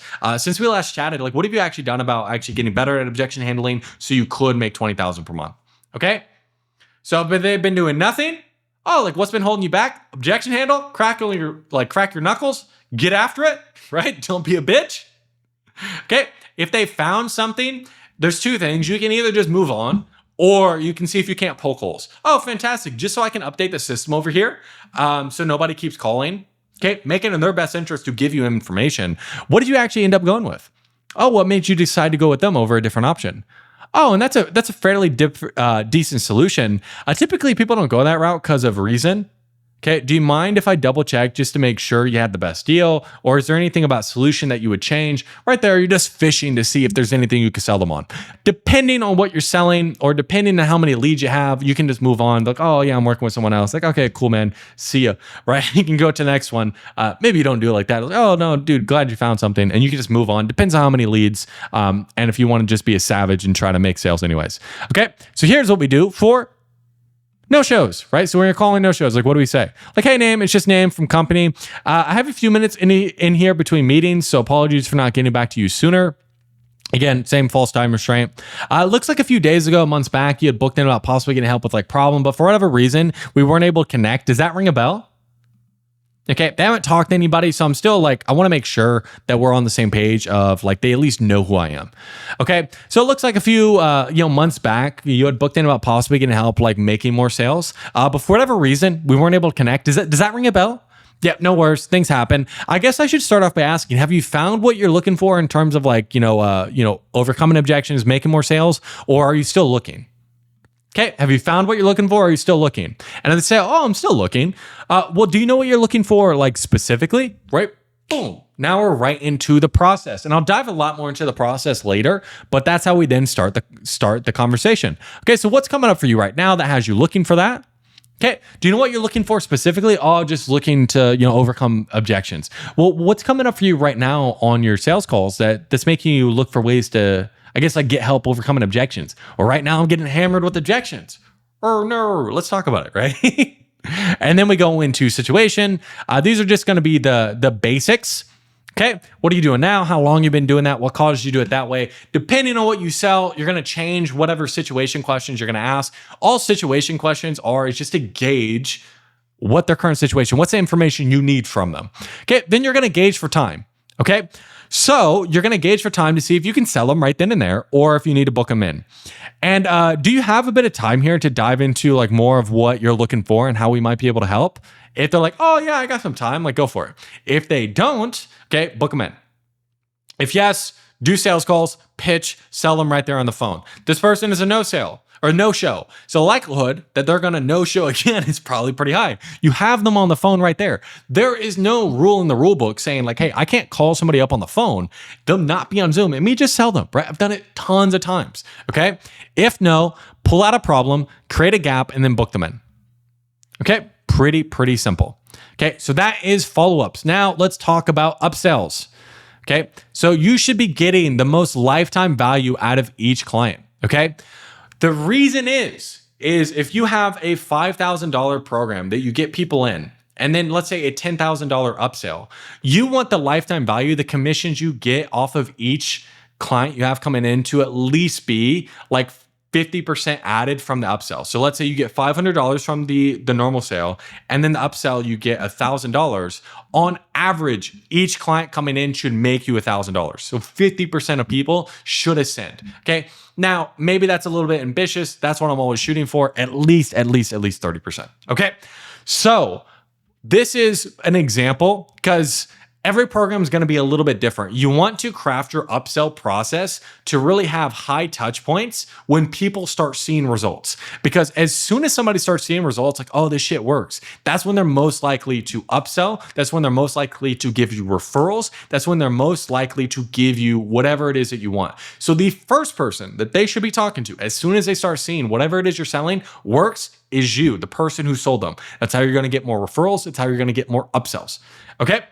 Cool. So you want that. This is an example for a 90-day program. If you have longer programs, it's going to be a little bit different, but you want the touch points to be around like 7 to 14 days. Okay. Front load support, give them quick wins as soon as possible. So as soon as somebody jumps into the program, that's when they're most likely to fall off. Okay. So once they're actually in the program, they got a couple quick wins.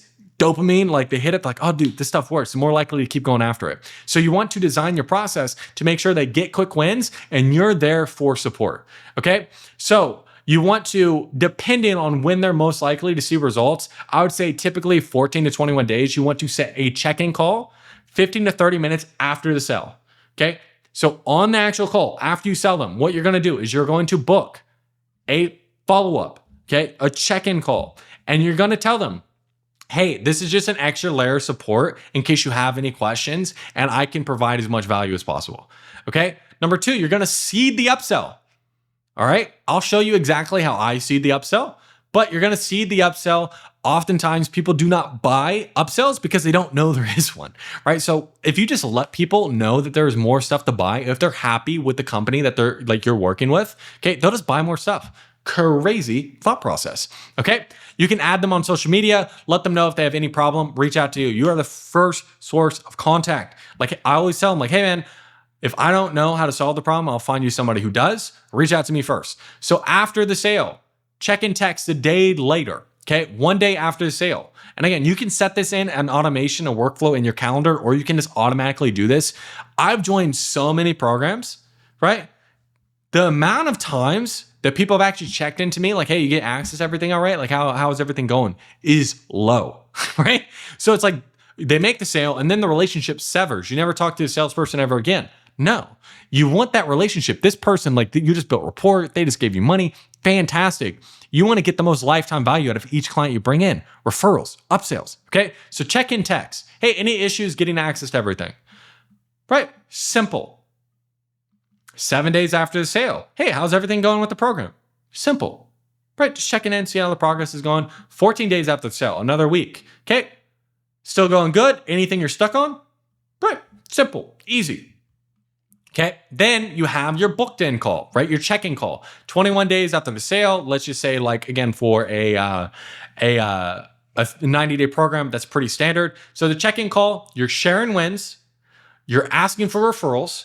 You're finding issues, you're seeding the upsell, and you're sending assets to upsell, or you can upsell them if they're already keen. And then you're going to book in another call for a month to 6 weeks out from that call where you're going to upsell them.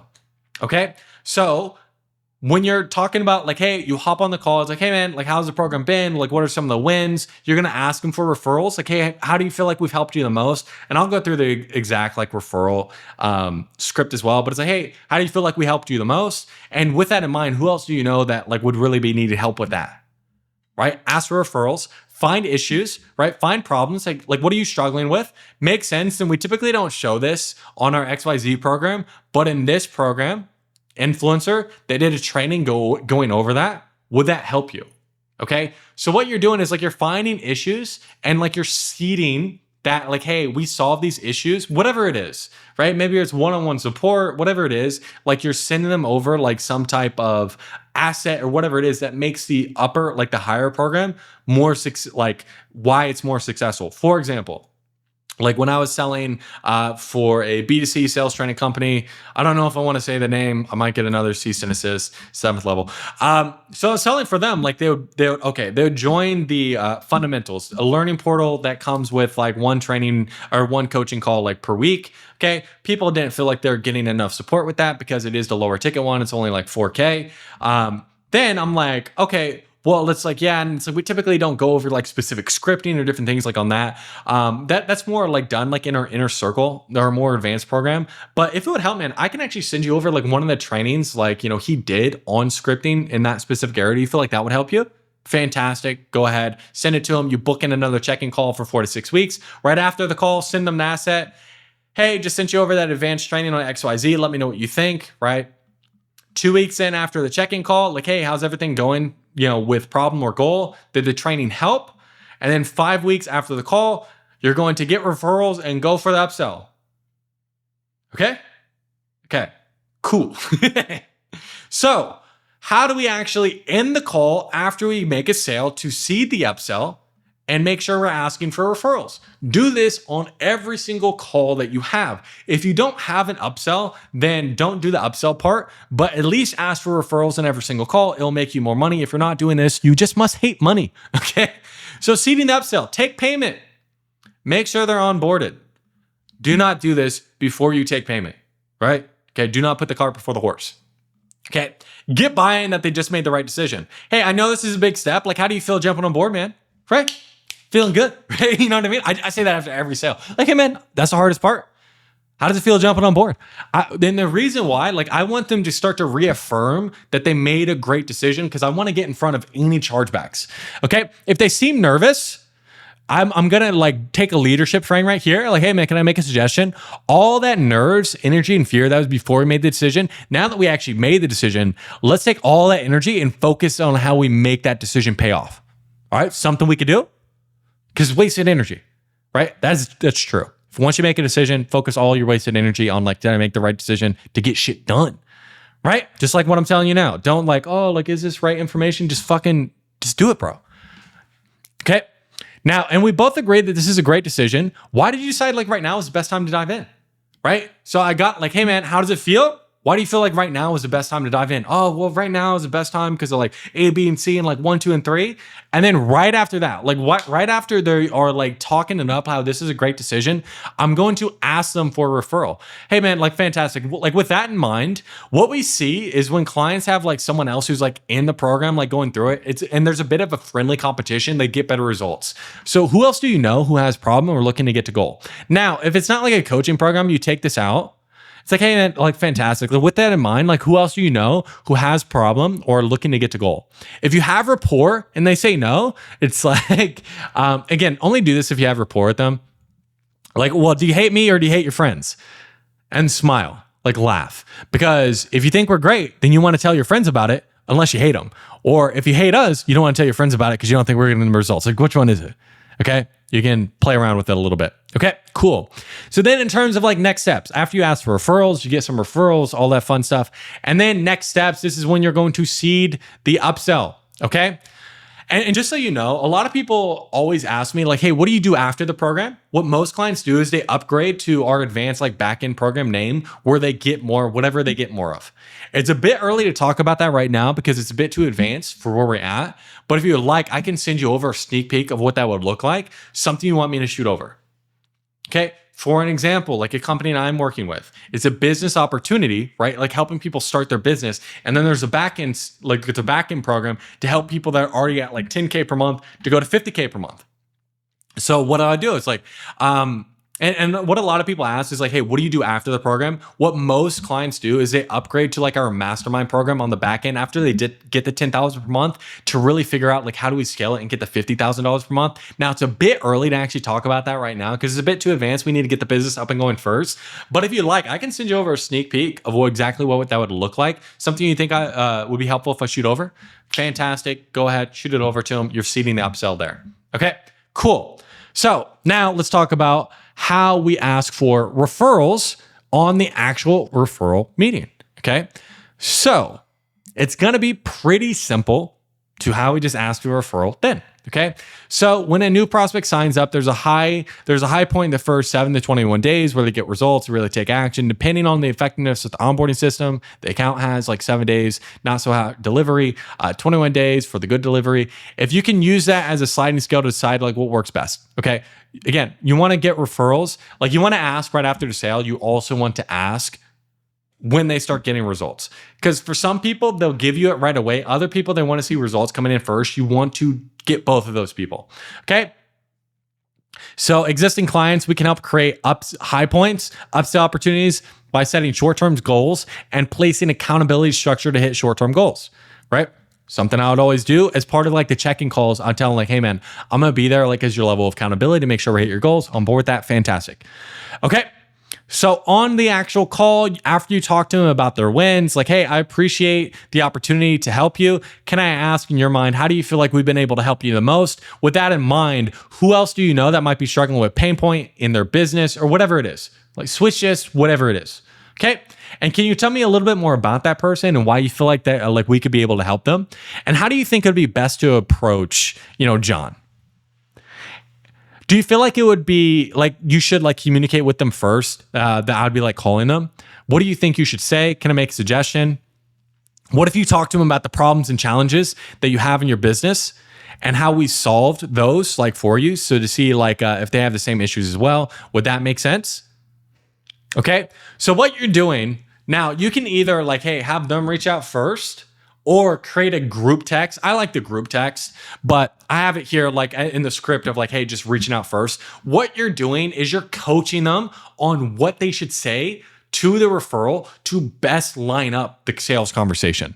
So you're going to say like, hey, can I make a suggestion? You're basically giving them a mini sales pitch.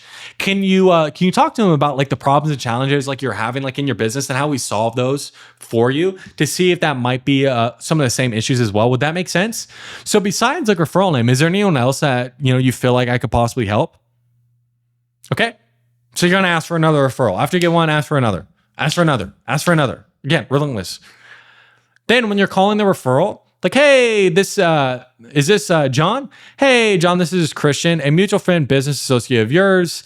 Like existing client name suggested I call you as I recently helped them get to improve their efficiency in their business and existing outcome, customer's name. And I'd mentioned that you might be looking for ways to do that as well. Like, is this appropriate time to talk? So you're just saying like, hey, John, I'm Christian. Jesse over here sent me over to you because like I helped him solve this problem and he assumed like you might need help with that problem as well. It's now a good time to talk. Simple, straight to the point. Don't need to overcomplicate it. Okay. Most of the time, even if you ask for referrals in a non-optimal way, you will just make more money overall. So it's something you just need to do. Just ask for referrals. Okay. So now let's talk about upsell text blast. So this is also something, again, like you could do on the back end.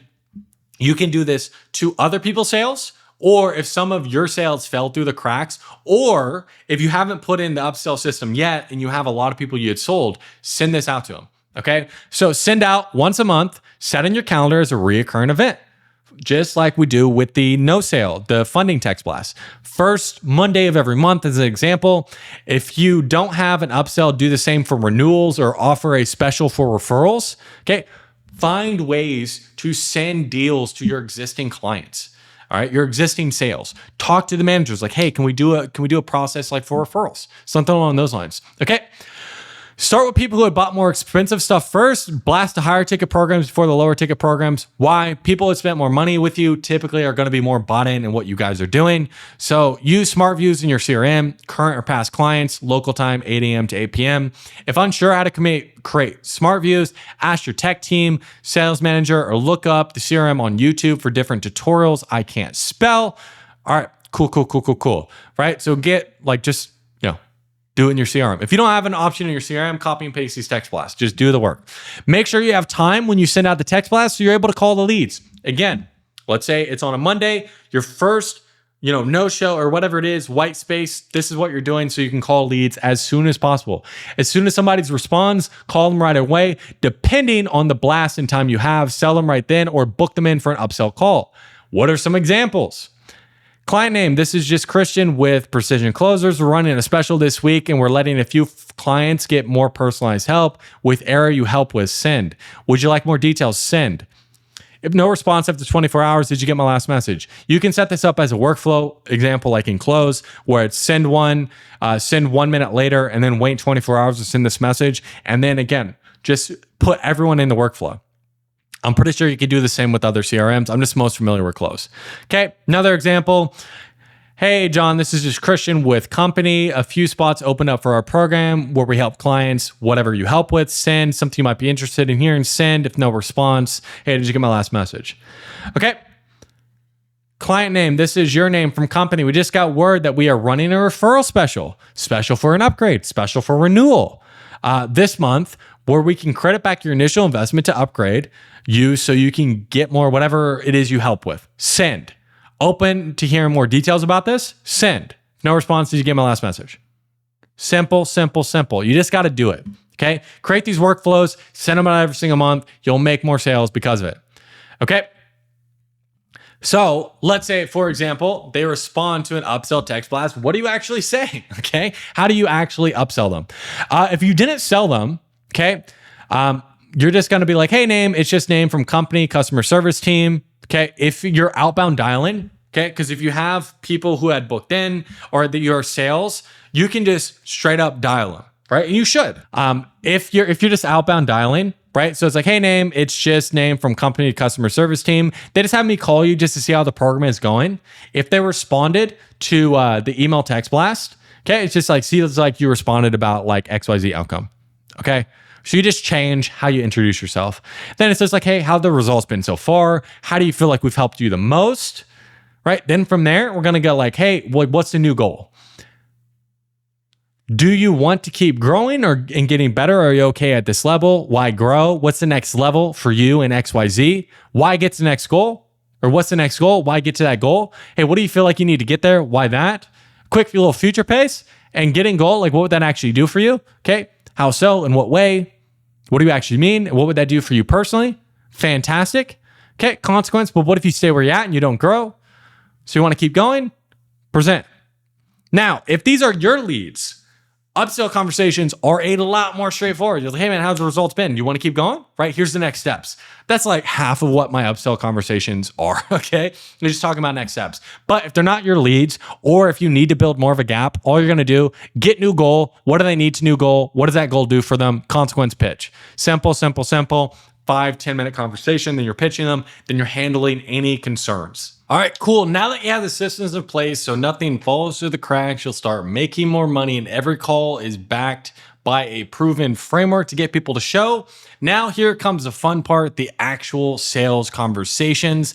I'm going to break down the exact script that I used on one of my last offers where I was selling for one of the largest B2C selling companies in the world that help people get better at sales, will help me close over $3 million in sales on that offer, cash collected, right? And then obviously I get the commissions on that.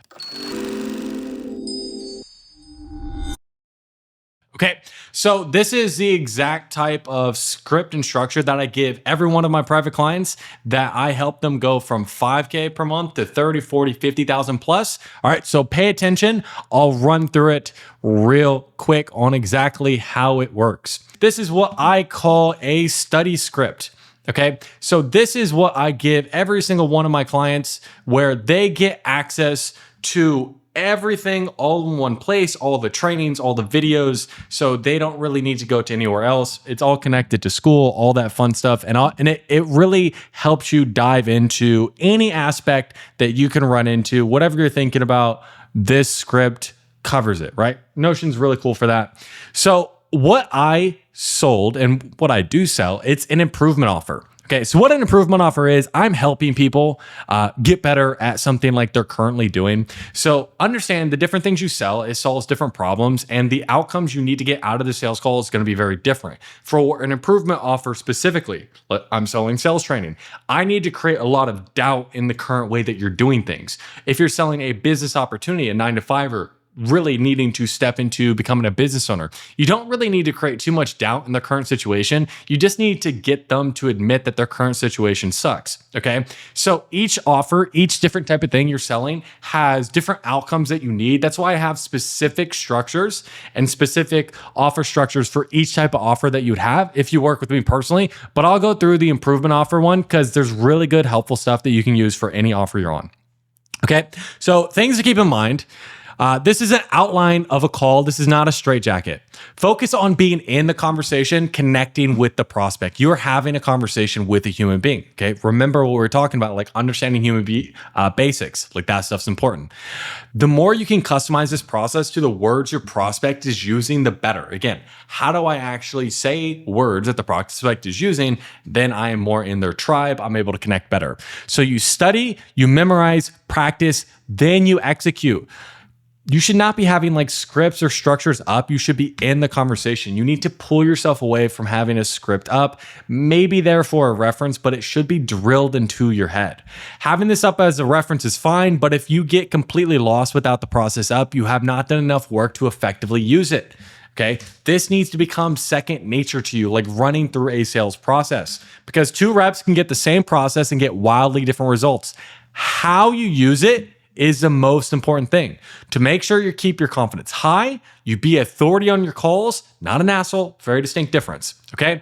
And I do have some training here that I give everyone to keep in mind: understanding humans, overview of the process, getting the basics down, authority, tonality, all that fun stuff. And then also something I give everyone as well is, if you like more flowcharts, I got the flowcharts here, role plays, sales call breakdowns, sales call recording breakdowns, tonality breakdowns, right? So that's all stuff that I give people to help them understand it fully. But let's run through the actual calls, okay? So let's start with starting the call. So understand the goal for starting the call is get the focus off of us, put it on the prospect. And then number 2, lower resistance and get them to start being open. Number 3 is get an overarching problem or goal. Okay, so those are the outcomes that we need to do. Understand the questions, the structure we're using, that is just a tool to get these outcomes, to get the goals.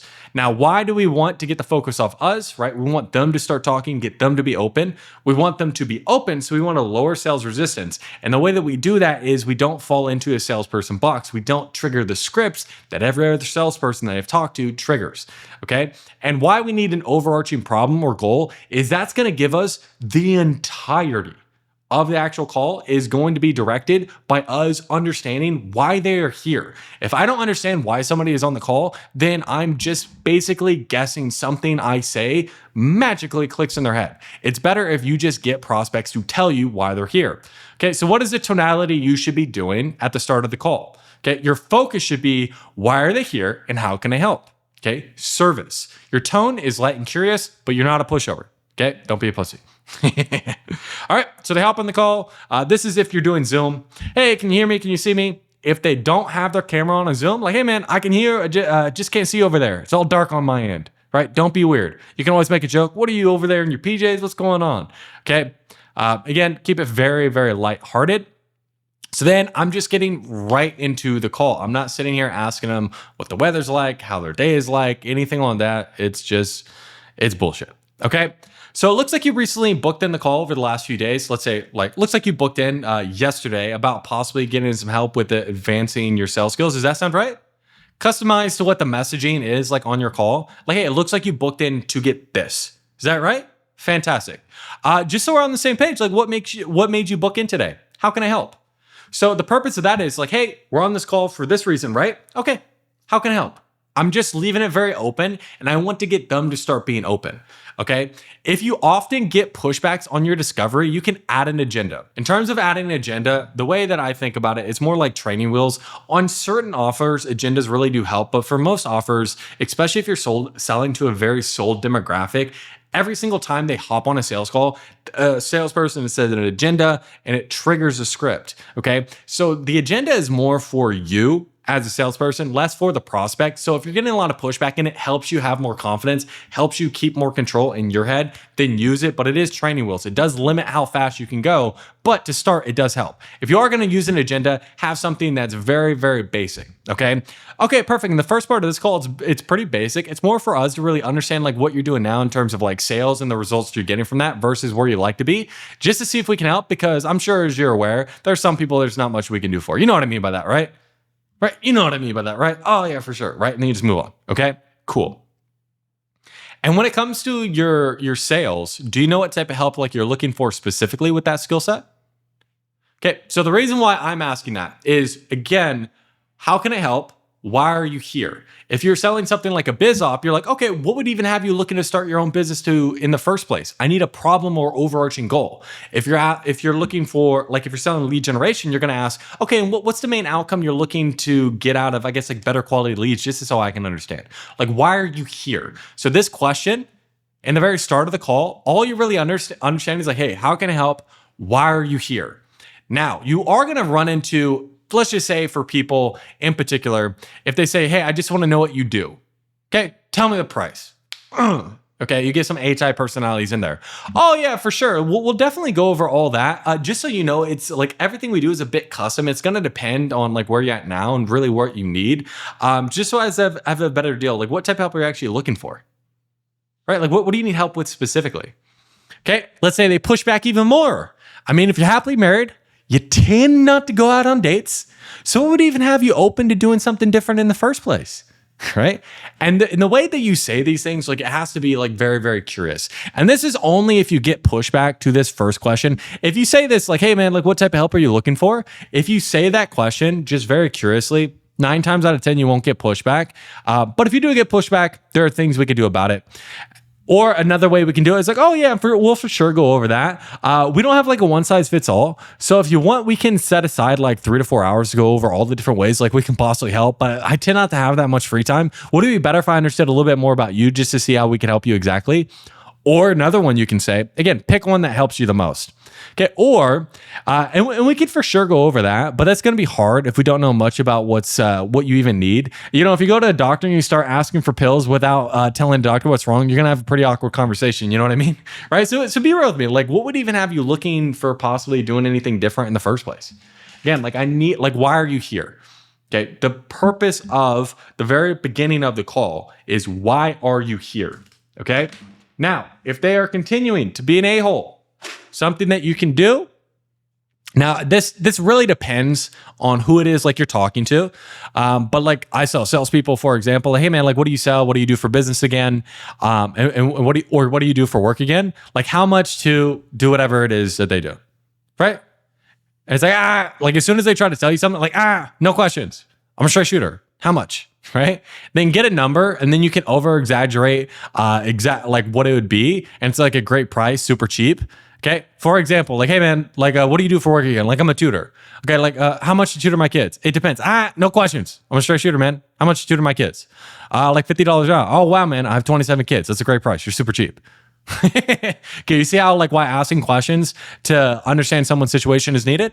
Right? At that point, like you're making a point. Like final, like if they just are really, really like harping, hey man, I'm not just here to sell you something, just to sell you something. I have clients like I could be helping or training staff. If I can't understand like what's going on, it's probably best that we just part as friends. So do you actually want to have a conversation or no? Either one's fine with me. So this one, very rarely will you ever have to say anything like that. But maybe 1 out of 1,000 calls, you'll get somebody who's so much of an a-hole when you ask them like, hey, what do you actually need for help? They will not tell you no matter what you do. And it's like, hey man, do you want to have a conversation or no? Just straight to the point like that. Okay.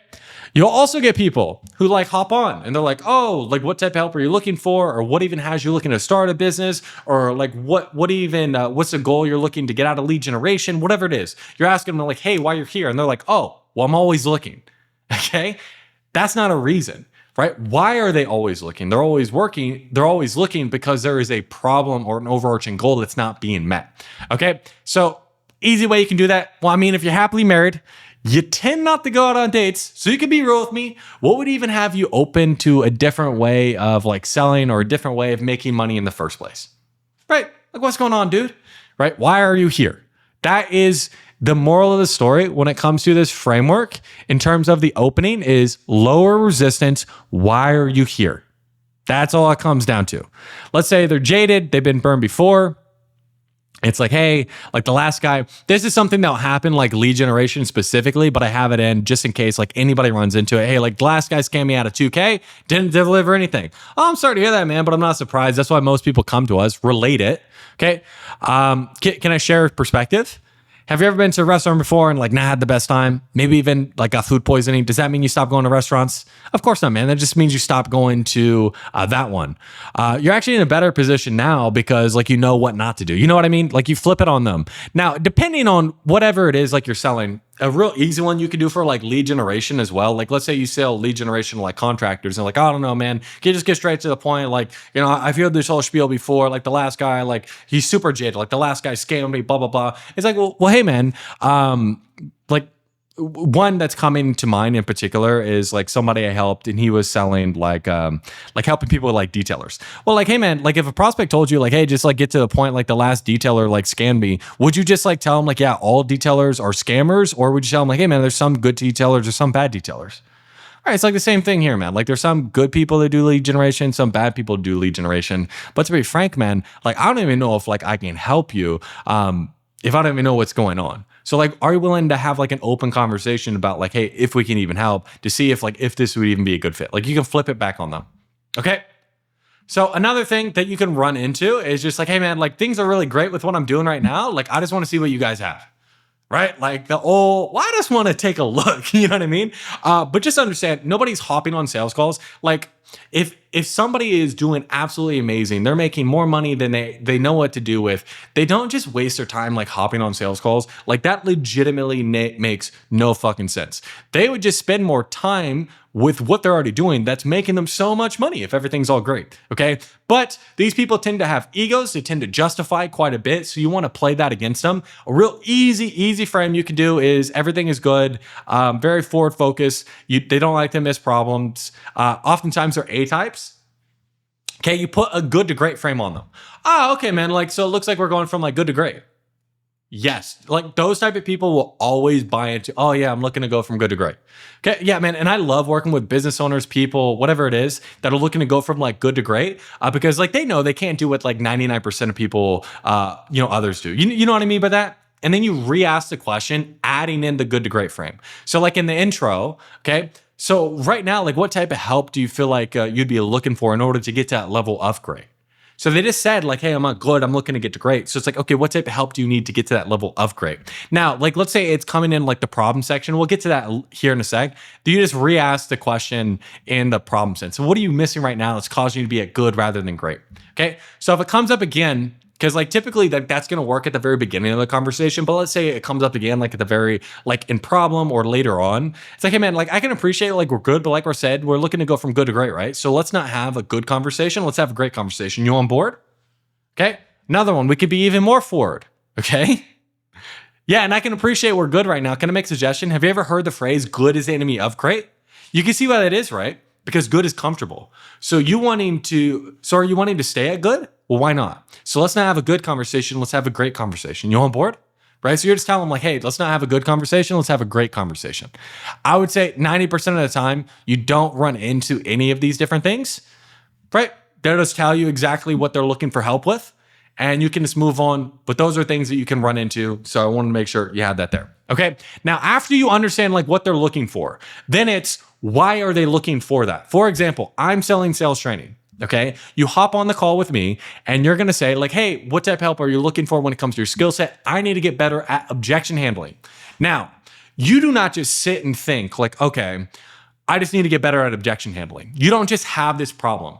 Life tells you you have this problem. That's where your pain is. If I'm talking to a salesperson, I know really where the pain is. And when a prospect tells them, like, hey, I need to think about it, and they don't know what to say, right? Or they clam up, or they're hitting their head against a wall. So what am I going to do?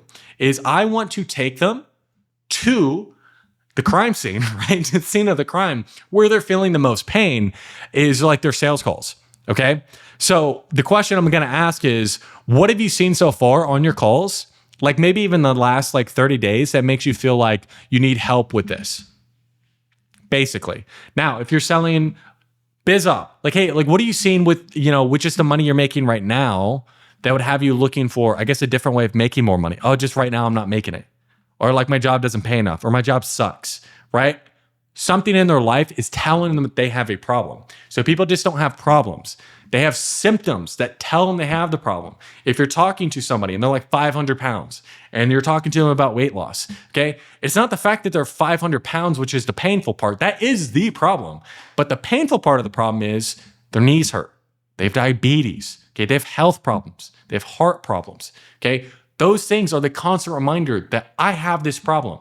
So if you're able to get to that, that's where the deep-seated pain is. And I want to get to that very early on into the call so I can cut a lot through the noise. I could be very straightforward in the actual sales call and get right to the heart of the issue. So it's like I can get really deep into problem, out of problem within 10 minutes. Okay. Now, an optional thing that you can do is set a congruency frame. This is for salespeople specifically, but depending on what you sell, you can set other frames as well. What a frame is again, I'm really wanting to sell to identity, really lock people into becoming the identity of who they need to be. And I'll dive more into that later. But you start very early on with something like this, a congruence frame.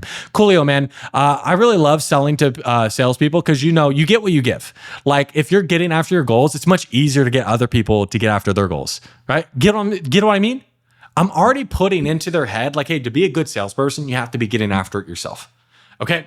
Then we go into situation. Now that I have an overarching goal or a problem and what's telling them that they have this problem, okay? Then I'm going to go into situation. Now, what is a goal situation? You need more context on their problem.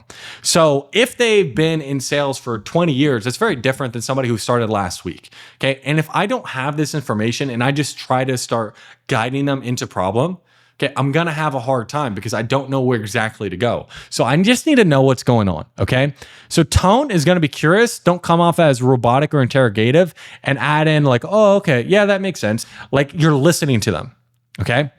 So the 3 questions I'm going to ask is like, these are the basic 3 questions of situation. What are you currently doing now? How long have you been doing that? What caused you to do that? So for sales training, like, hey, like what structure are you actually using now on your sales calls that's causing you to get these think about objections? How long have you been selling that way? And like what caused you to actually use that structure? Is something a company gave you or did you use another training? Okay.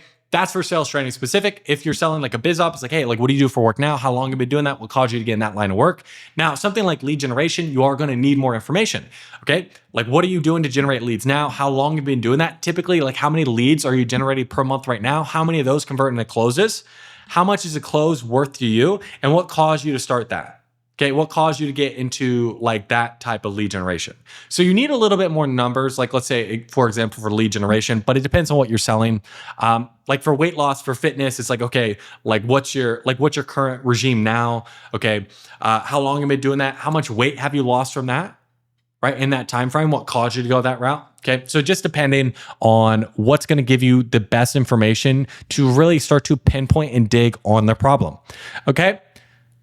Now, once we get into problem, so I understand why they're here. I have an overarching goal. I have an overarching problem. Now I have a little bit more on their situation. Now I'm going to dig into problem and I need to make this hurt. Okay. Why do people change? Pain or fear of future pain. So this needs to hurt. So the goal of problem is to understand what their problem is, how long it's been going on for, quantify the problem the best we can, turn their stories into numbers, impact it's having on the business, and the impact it's having on them, like personal impact. Okay. So what is the tone when we're getting into problem? The tone is curious, but we need to start being concerned when they start telling you their problems. Like when you're probing deeper, you're a bit confused because you're not sure exactly what's going on. Okay. So when we're talking about tone, just think about this logically. I can do a deeper training like on tone, but I don't want to make this video like way too long, right? We're going real in depth here. But when it comes to tone, a lot of like tone mastery is mastering your state and where is your focus at. If you're in a real conversation and somebody's telling you like, dude, I hate my work, right? You want to say, well, why do you hate your work? You would be a little bit concerned. It's like, dude, what's going on? It's the same thing when you're talking about like mastering tone. Most of it is just mastering your state. The 3 things we need to focus on when it comes to mastering our state is like, where's our focus? Okay. So understanding, are we truly trying to understand them? And are we truly trying to help them? Okay. Focus. Is that where it needs to be? Okay. Number 2, physiology. Okay. Are we making facial expressions? Are we moving our body to really express the type of emotion we're trying to get to? If I look confused, it's kind of hard not to sound confused. Okay. That's also, and then number 3 is our language. Okay. You can make up for your tone with body language and language. Okay. Like you can say, well, I'm curious. And you can be curious and you fear your brow and you're like, my tone doesn't change at all, but they'll get the gist of it. So there's different things you could do to make up for it. Okay. Language, facial expressions, body language, all of that really ties into tone. But the tone we're looking for here is we're curious at first. Once we start to understand like, hey, shit's pretty bad, that's when we start to be concerned. When we're probing deeper on things, we're a bit confused because we don't understand what's going on. Okay. So the very first question that I'm going to ask in problem, because understand what is the goal of an improvement offer, is I need to create doubt in what they're currently doing. Now, when you're selling an improvement offer, whether it be fitness, lead generation, sales training, whatever it is, it needs to be their fault. When you're selling something like a biz op, okay, it's not their fault. Their job sucks. They can't do anything about it. You help them get a new quote unquote job. It's a business opportunity.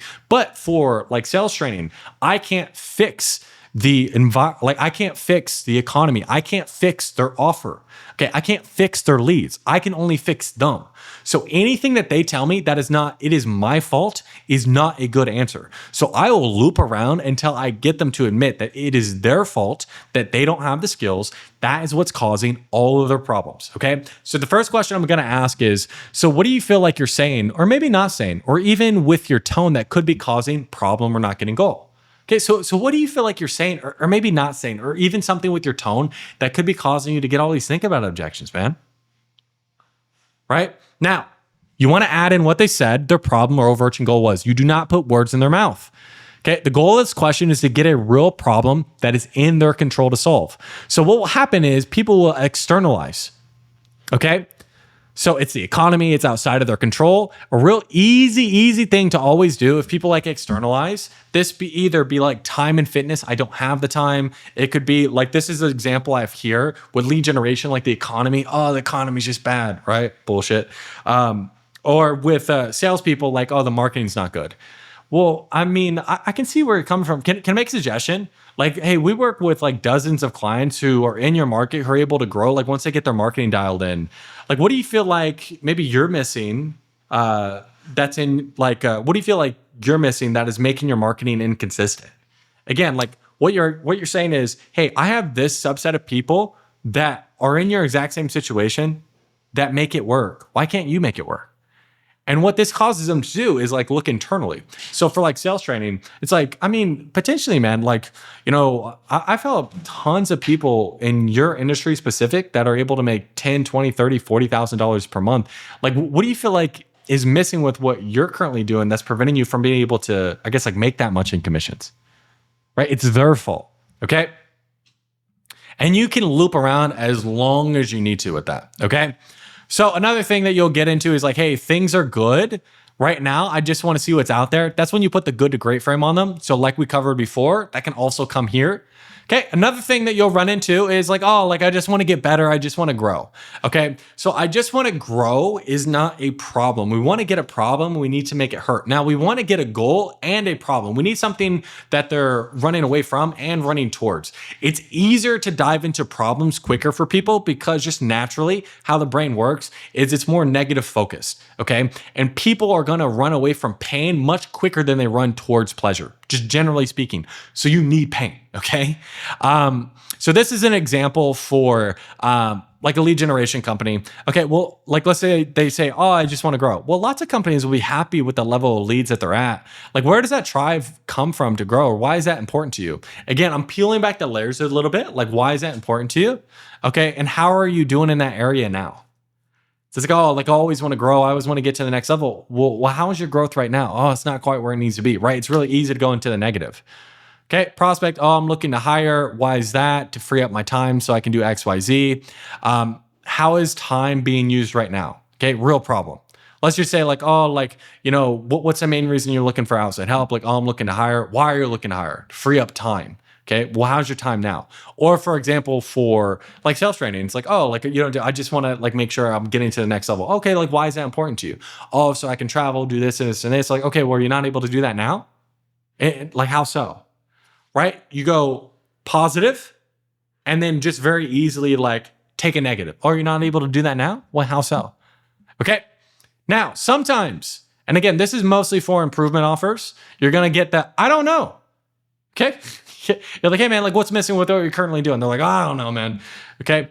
So the immediate response is, if you really think about it, now the reason why you're going to ask that, and this goes for any time you get anybody who tells you, I don't know, to one of your questions, you don't just move on. You just, well, if you really thought about it, or if you did know, what would you say?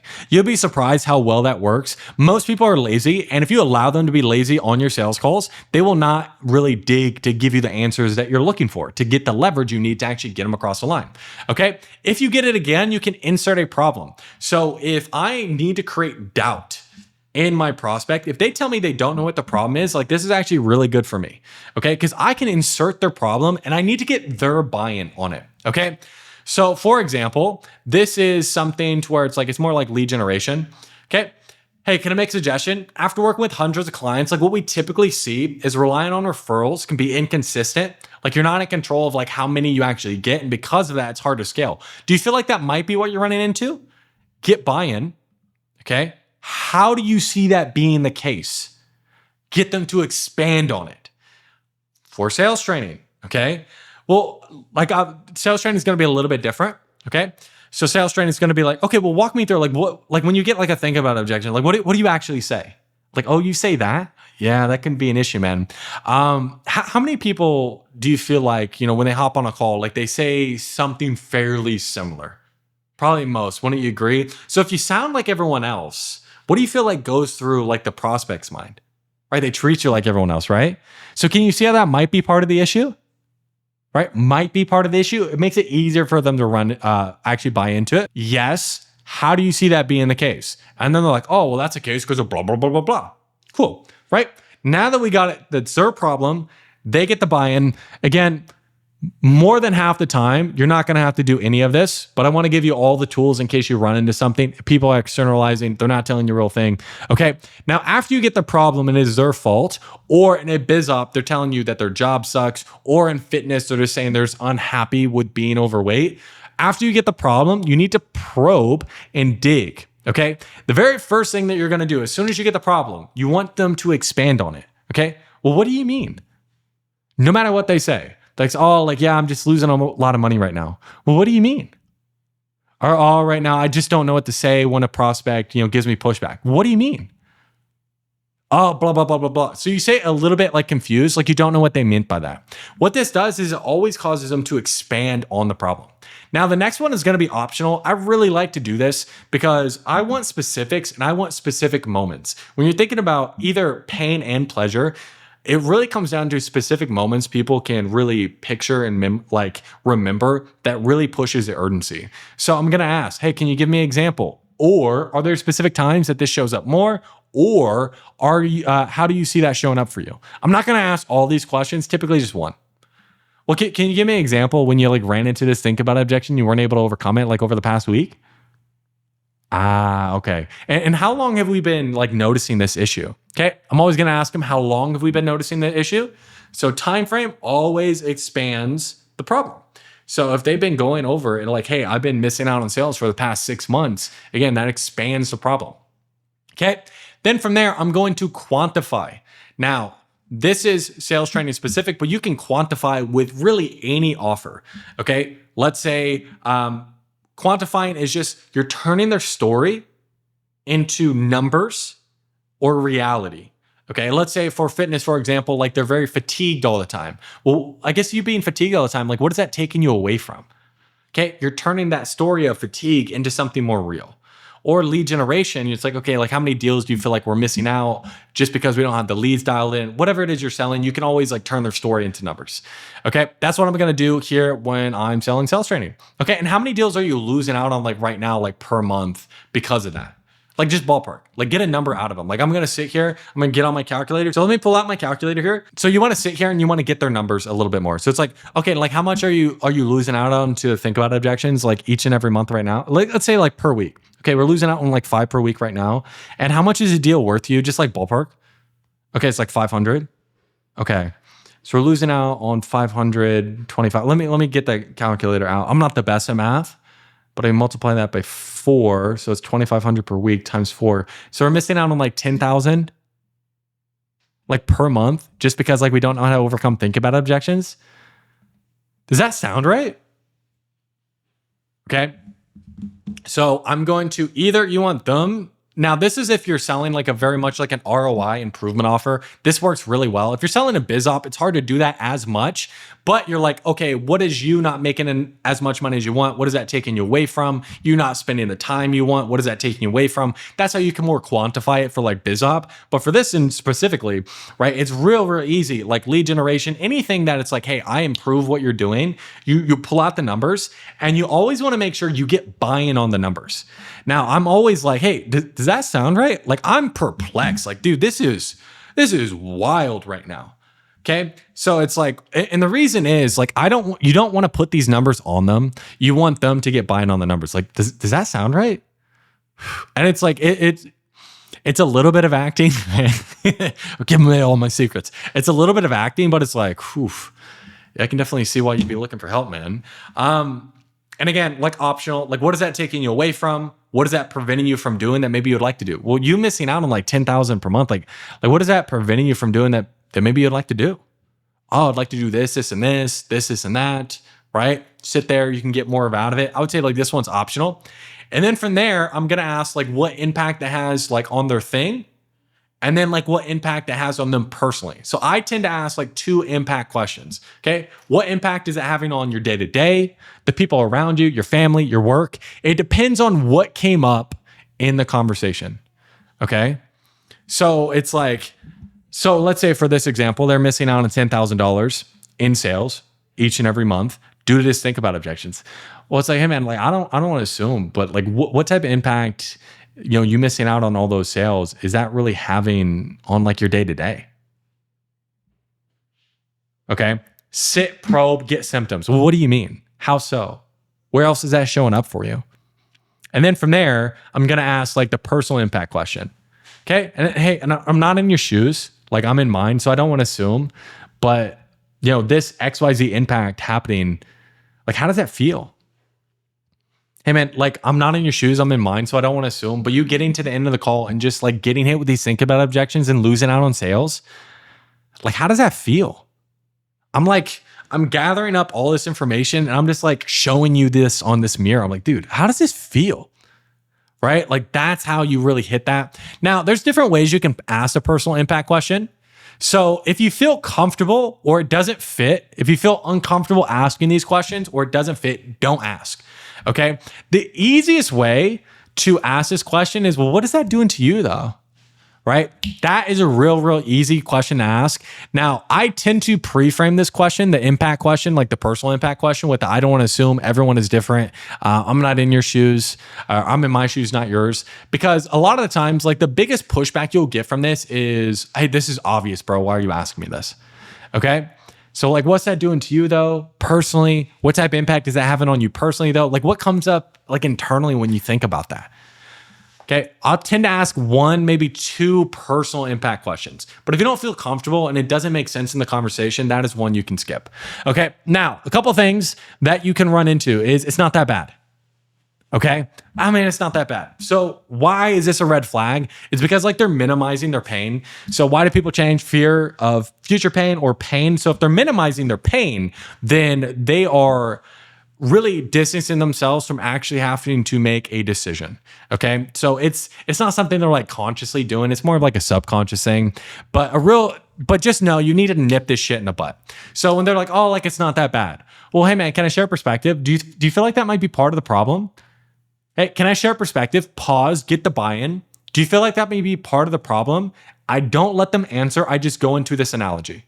Do you feel like that may be part of the problem? Because if it's not that bad, like where's the motivation to change? Like for example, if you're playing in the Super Bowl and you had a teammate who didn't care whether they won or lost, like would you want them as your teammate? Like why not? Right? Because they don't have the they don't have the emotion like driving them forward. You know what I mean? So it's like, so be real with me because I want to see you win. Like how does this actually feel?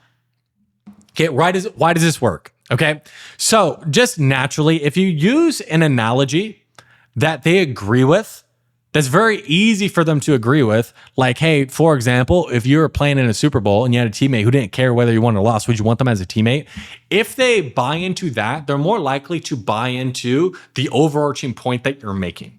Okay, that's why I don't give them space here because they could disagree with this. It's hard for them to just disagree with it together. Okay. And then from there, I re-ask it. Works like a charm. Okay. Okay.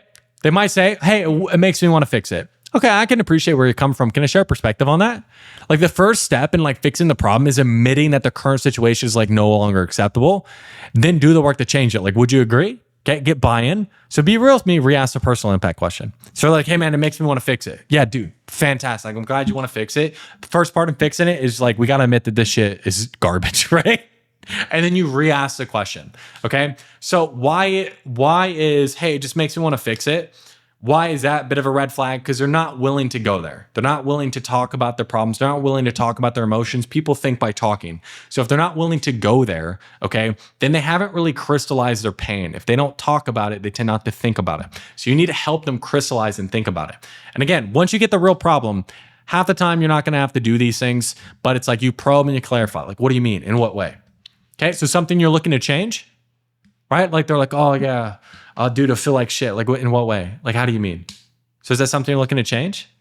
But besides XYZ problem, what's the main reason you look for outside help to actually streamline this process rather than just hope and pray you can figure this out on your own? So the reason why I ask this question, and again, sometimes I won't ask this question, but the reason I ask this question is to get rid of the next best alternative.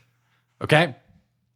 Then from there, after I understand what, like I got their, overarching goal, I got their situation, I dove into the problem, I got rid of the next best alternative, then I'm going to get a numbers gap. Hey, where do you want to be? Where are you at now? Okay. So the reason why I want to get the numbers gap because I'm about to dive into what have they done before, and that gives you a lot of leverage. So if you had the right skills, how much do you feel like we could be making each month? Doesn't matter whatever you're selling. Like, hey, if you had the right thing, if you had the right business model, hey, if you had the right leads, whatever it is, how much could you be making each month? Fitness is a little bit different because you tend to get like the weight goal like much more up top. So you don't need to do a numbers gap here, but just depends on what you're selling. Now, if they say something like at least, right? Well, I at least want to do this. Okay. Again, like that needs to be addressed. Okay. Why does the at least need to be addressed? Because they're focusing on like the least. And if we focus on the least in life, like what do we tend to get?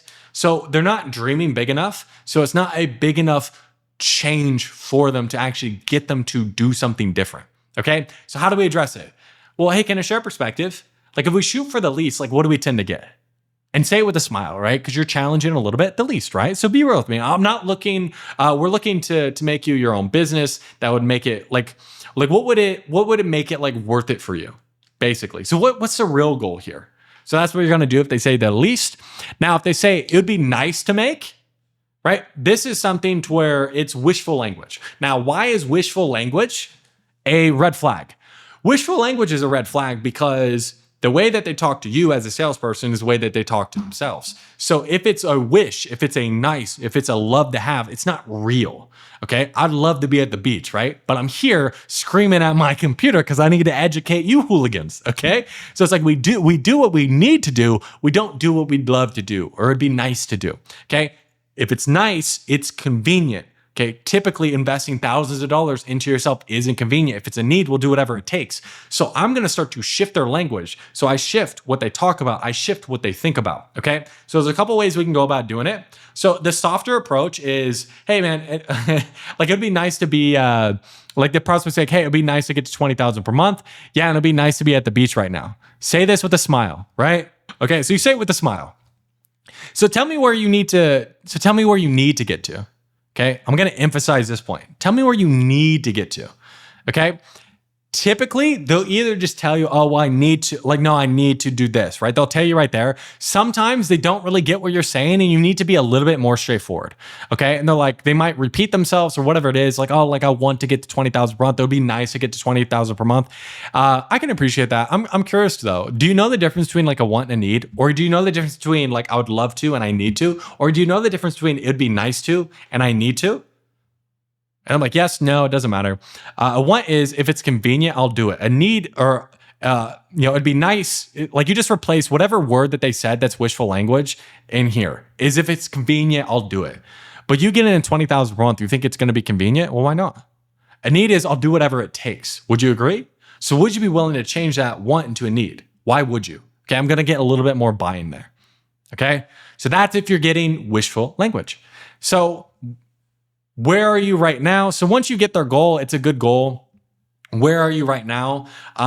Then you just, okay, I want to get to 20. Right now I'm at 10. Fantastic. In terms of like goals, you want it to at least be double what they're making now. And I would say typically at minimum 10,000 per month. This is if you're selling like a make money online offer or an improvement offer where you help people make more money. If it's not that, you want to make sure you raise the goal. Well, is that like your actual goal or just the one you say out loud? So just be real with me. Like, what are you really looking to make? This is what you're going to say if their goal's too low. Well, is that like the actual goal or just the one you want to say out loud? So be real with me. Like, what one do you actually want to make? Like, you're telling them like, hey man, dream bigger, basically. Okay. Now, if sometimes they'll say like too high, like somebody hops on, they're making 2K per month. They're like, hey dude, like next month I want to be making 100K per month. I'm like, whoa, hold your horses there, dude. So if the goal is too high, they can't really picture it. It's not real in their head. Somebody who's making 5,000 per month can't even grasp what 100,000 per month in their bank account, what would they even do with it? Like they have no concept of it, but they have a concept of like, hey, if 20,000 hit my bank account, like they can actually understand what they would do with that. So typically you want it to be 2 to 5x what they're currently making. Okay. So if they say something like, oh, like it's a way too high goal, a real easy way to do that, you don't want to sit and argue with them. You just shorten the time frame. Okay. Hey, and we definitely have clients doing that, but it doesn't happen overnight. What would be a good goal for the next 30 to 60 days? Shorten the time frame. Okay. Oh, like 20K per month. Fantastic. Cool. So then after we get the problem, we dig through it, we really make it hurt, personal impact, numbers gap. That's when we go into understanding their buying decisions. Now, why is this so important? I'm really big on pre-handling objections, diving into identity. The best predictor of future behavior naturally is past behavior. Okay. So that's why we really want to dig into this. So the goal is to understand what they've done in the past and what's been holding them back. If something's been holding them back, get a belief that's been holding them back and reframe that way of thinking. Okay. The tone. We're curious and challenging when we're reframing. We're confused when we're probing. So we're getting them to expand on something like we're confused, but we need to be challenging at times. So this question I'm going to ask is always going to be very, very pointed. Okay. The problem is when people are asking like, hey, what have you done in the past? It's not a very pointed question. For example, I was on a one-on-one yesterday with somebody who sells, it helps people with like health problems, like on a cellular level, lose weight, blah, blah, blah, blah, blah. It's like what's it called? Functional medicine doctor that works with like people on a cellular level. Okay. But he was asking like, hey, what have you done about like trying to lose weight in the past? Like you get in too much rabbit holes when it's like, oh, well, I've tried Weight Watchers and I tried this and I tried that and I tried this. And it's like, you already know all that shit doesn't work, right? Like that's why they're here. You just need to understand what they're doing now doesn't work and what have they done about getting this specific problem solved, okay? So I want to ask a very specific understanding buying decisions questions of what they've done in the past. So for him, he's going to ask, okay, so what have you done about getting like hands-on help from an actual like functional medicine doctor to actually heal on the cellular level so you could lose the weight? Or what have you really been doing on that front? That's a very pointed question. So he's not going to get, well, I've been listening to the podcast, right? It's like, it's just a rabbit hole you don't want to go down. So I'm going to ask, hey, so before we started talking today, have you been out there looking for like hands-on help? So that way you could like learn the advanced skills to go from like current income to goal income, or what have you been doing? So before like we started talking today, have you been out there looking for more of like advanced training to actually overcome objections to go from like 5 to 20,000 per month? Or what have you been doing on that front? It's a very, very pointed question. So there's nowhere that they can run. Okay. Now, in terms of like, how do we actually go about it? Okay. I have this flow chart here because there's tons of different ways where this conversation can go. So basically what you're asking them is, hey, before like we started talking today, like what have you done about solving the problem? So they can give you one of a few answers. Number one, they've done something. Okay. Number two, they're talking to a few different companies. Okay. Another one is like they've talked to companies but didn't move forward. The last one is nothing. Okay. Now, for most people, I am pushing them to get them to admit that they've been doing jack shit about this. I want them to admit that they've been doing nothing. Okay, but let's run through, like, hey, like I've done something before. Okay, and what results? So they say, like, hey, like what type of helps have you gotten before? Like, hey, what type of results did you get with that? If it was good, like, hey, what was missing? How long ago was that? And if it's been more than like a couple months, like, hey, well, what's prevented you like in the past, like few months from like getting more advanced help then? Okay. So you want to then chunk down, and then you're attacking the time frame of when they did something in the past versus like now. Okay, they did something in the past, they got good results, but something was missing. So what's preventing you in the past 6 months of getting more hands-on help, right? Like why haven't you just been like a fucking maniac going after it? All right. Now, let's say they were burned before. Okay, it's like, okay, can I make a suggestion? Typically, I'm going to use like a girlfriend or a restaurant reframe. It's like, hey, have you ever gone to the restaurant? You didn't get a good meal, or even like you got food poisoning. Does that mean you stop going to restaurants altogether? No, right? That means like you stop going to that restaurant. You're actually better equipped to make decisions because of the experience that you've had. Now you know what not to pick. So you're going to allow them to burn you twice, burn you once when you made the decision, now burn you twice, coming up on another decision, knowing we need to make a change that we don't change. So why am I getting in front of this objection? Because what will happen is somebody's been burned in the past before, they've done something and it just didn't work out. It's going to make them a little bit more apprehensive to then take action again on something. So I'm getting in front of this objection and getting buy-in that they're not going to allow this to hold them back. Okay. So I need buy-in, and I'm always going to ask, well, why not? Well, why aren't you going to allow them to burn you twice? And I'm a bit challenging here, okay? And then I'm always going to ask, well, how long ago was that? If they just tried them last week, like maybe I'm not going to challenge them too much harder on that. But if it's been a few months, I'm like, okay, well, what's preventing you in the past few months of getting more help, right? And then we go to nothing. Now, let's say they're talking to a few different companies. Okay, it's like, oh yeah, it's like I've been talking to a few different companies, blah, blah, blah, blah, blah. Now, you need to dive into those few different companies because you want to get in front of a certain few objections, number one. Number two, you want to be able to position your presentation as something different than the companies I've been talking to. Okay. So it's like, oh, like what companies are you talking to? Oh, this company, that company. Okay. And those are fairly decent companies. What are the main things that you're hoping to get out of having those conversations with them? And let's say you talk to them and all the options do X, Y, Z, or whatever it is that you want. And they're relatively the same when it comes to price. Like how then would you make the decision?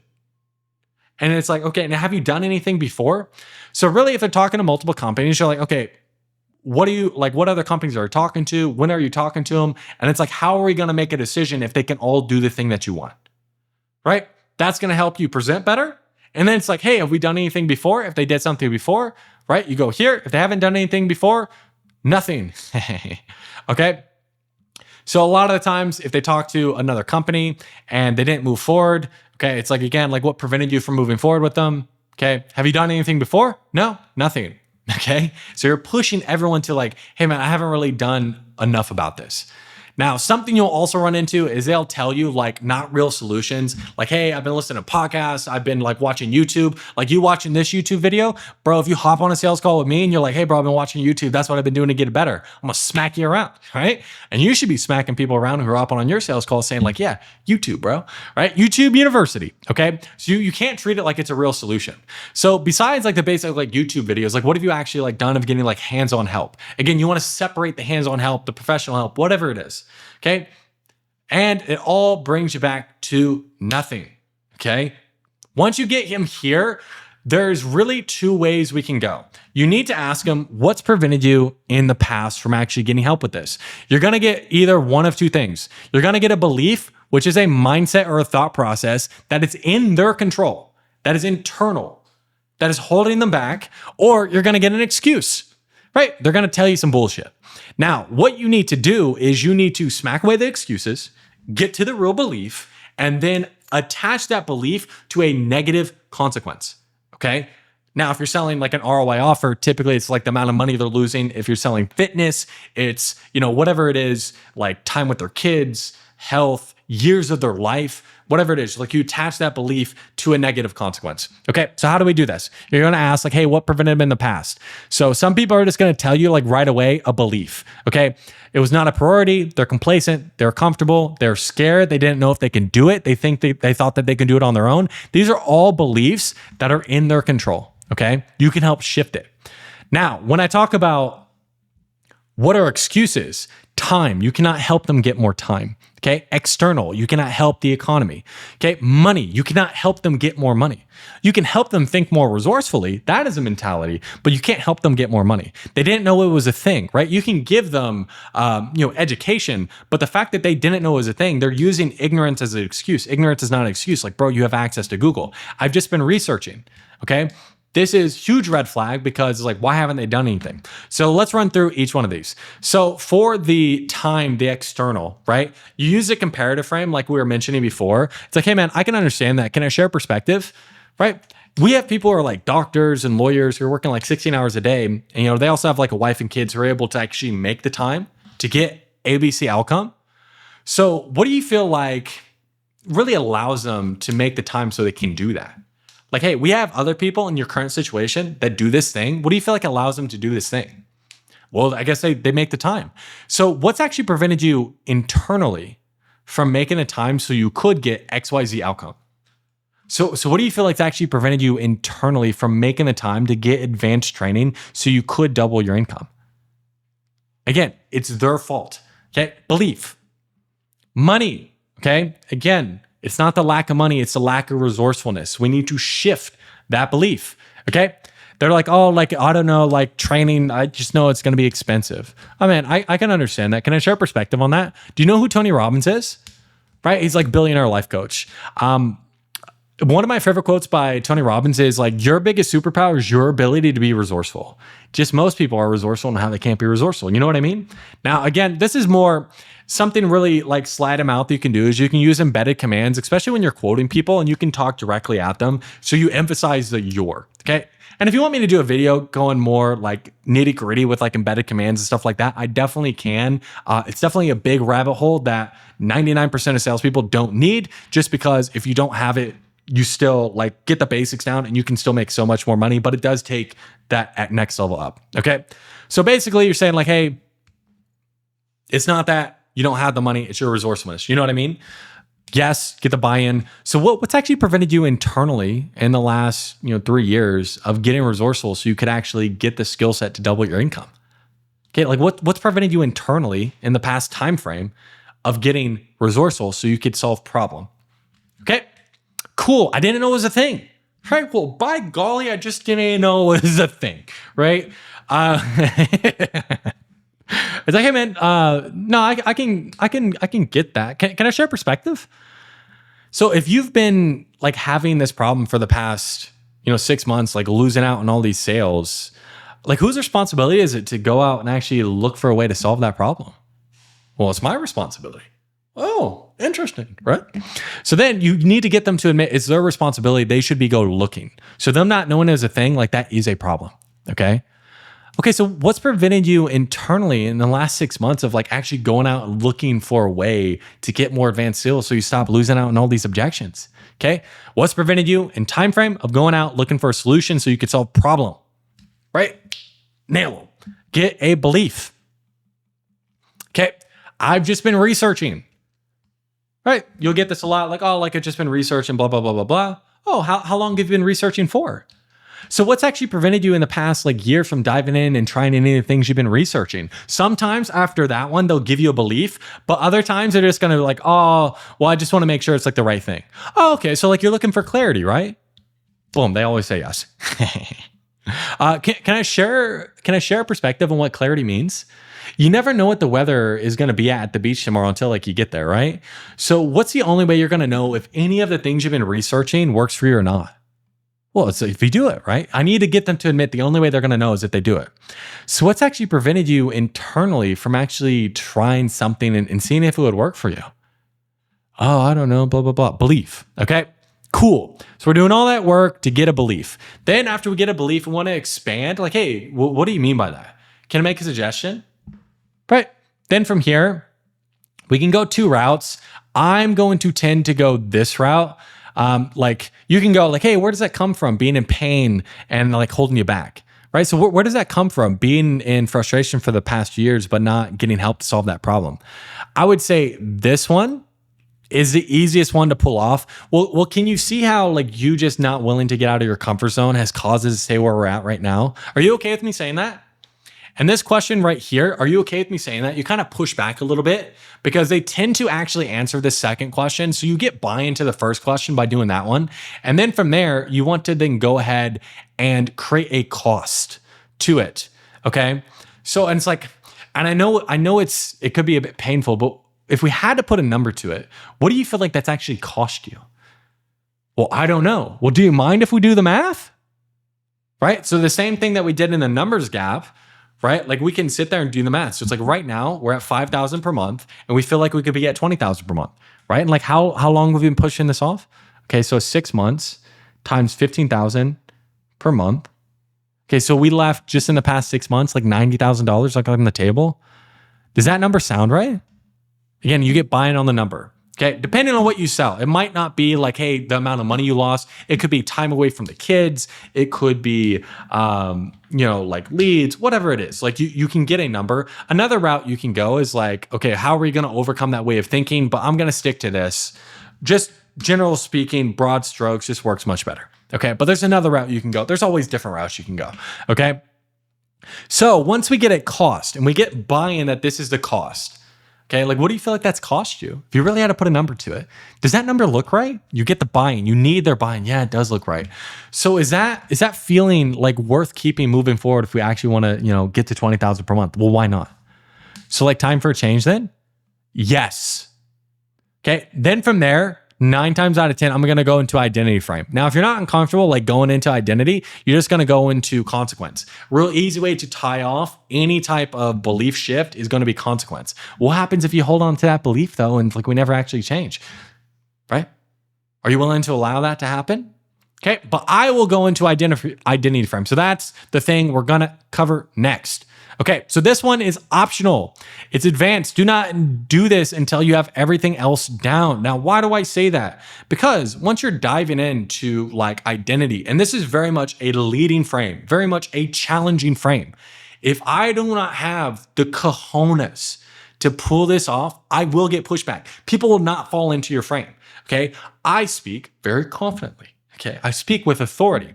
And that's some of the stuff that we were talking about before. And because of that, because of the leadership, because I'm challenging in problem, I'm really digging into it, because I'm doing all that, that's why the identity stuff really lands. The hard part is if you can't do that, like sometimes it will land, but with harder prospects, it won't land. I need to be able to do this on every single prospect, okay? So here's how I bridge into identity. This is like every single time.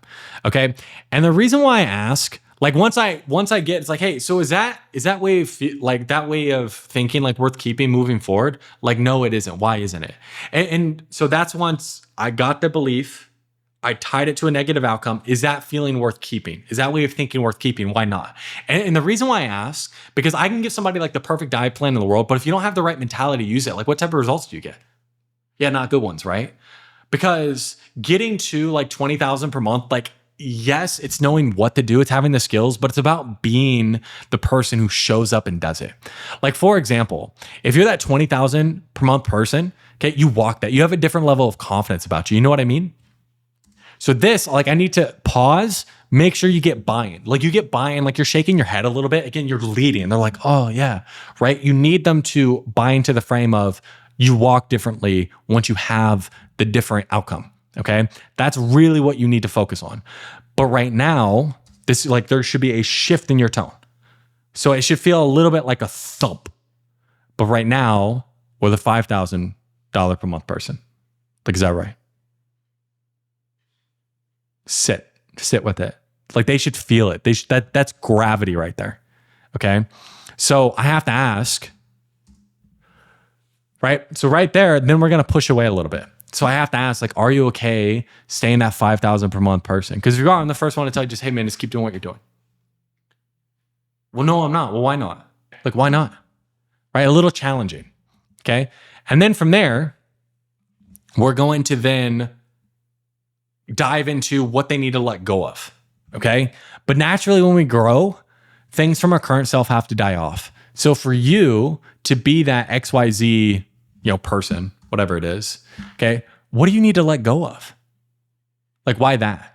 Now, optional, you can push them into like they need to let go of fear of taking action or something like that. Okay, just depending on like how much rapport you have and if you feel like you can lead that person. Okay, you think we need to let go of fear of taking action? Why? You always got to make sure if you do something like that, you ask this why question because you need them to buy in. So this is optional. So are you 100% committed to actually stepping into that person? I'll tend to ask this question, but if you feel like you have enough, you don't need to ask this question. Okay. And then you got to really, this is the heart of the issue. Okay. This question right here, this consequence question on their identity, this one needs to fucking hit like a goddamn freight train. This one needs to hurt. This is where you make people cry.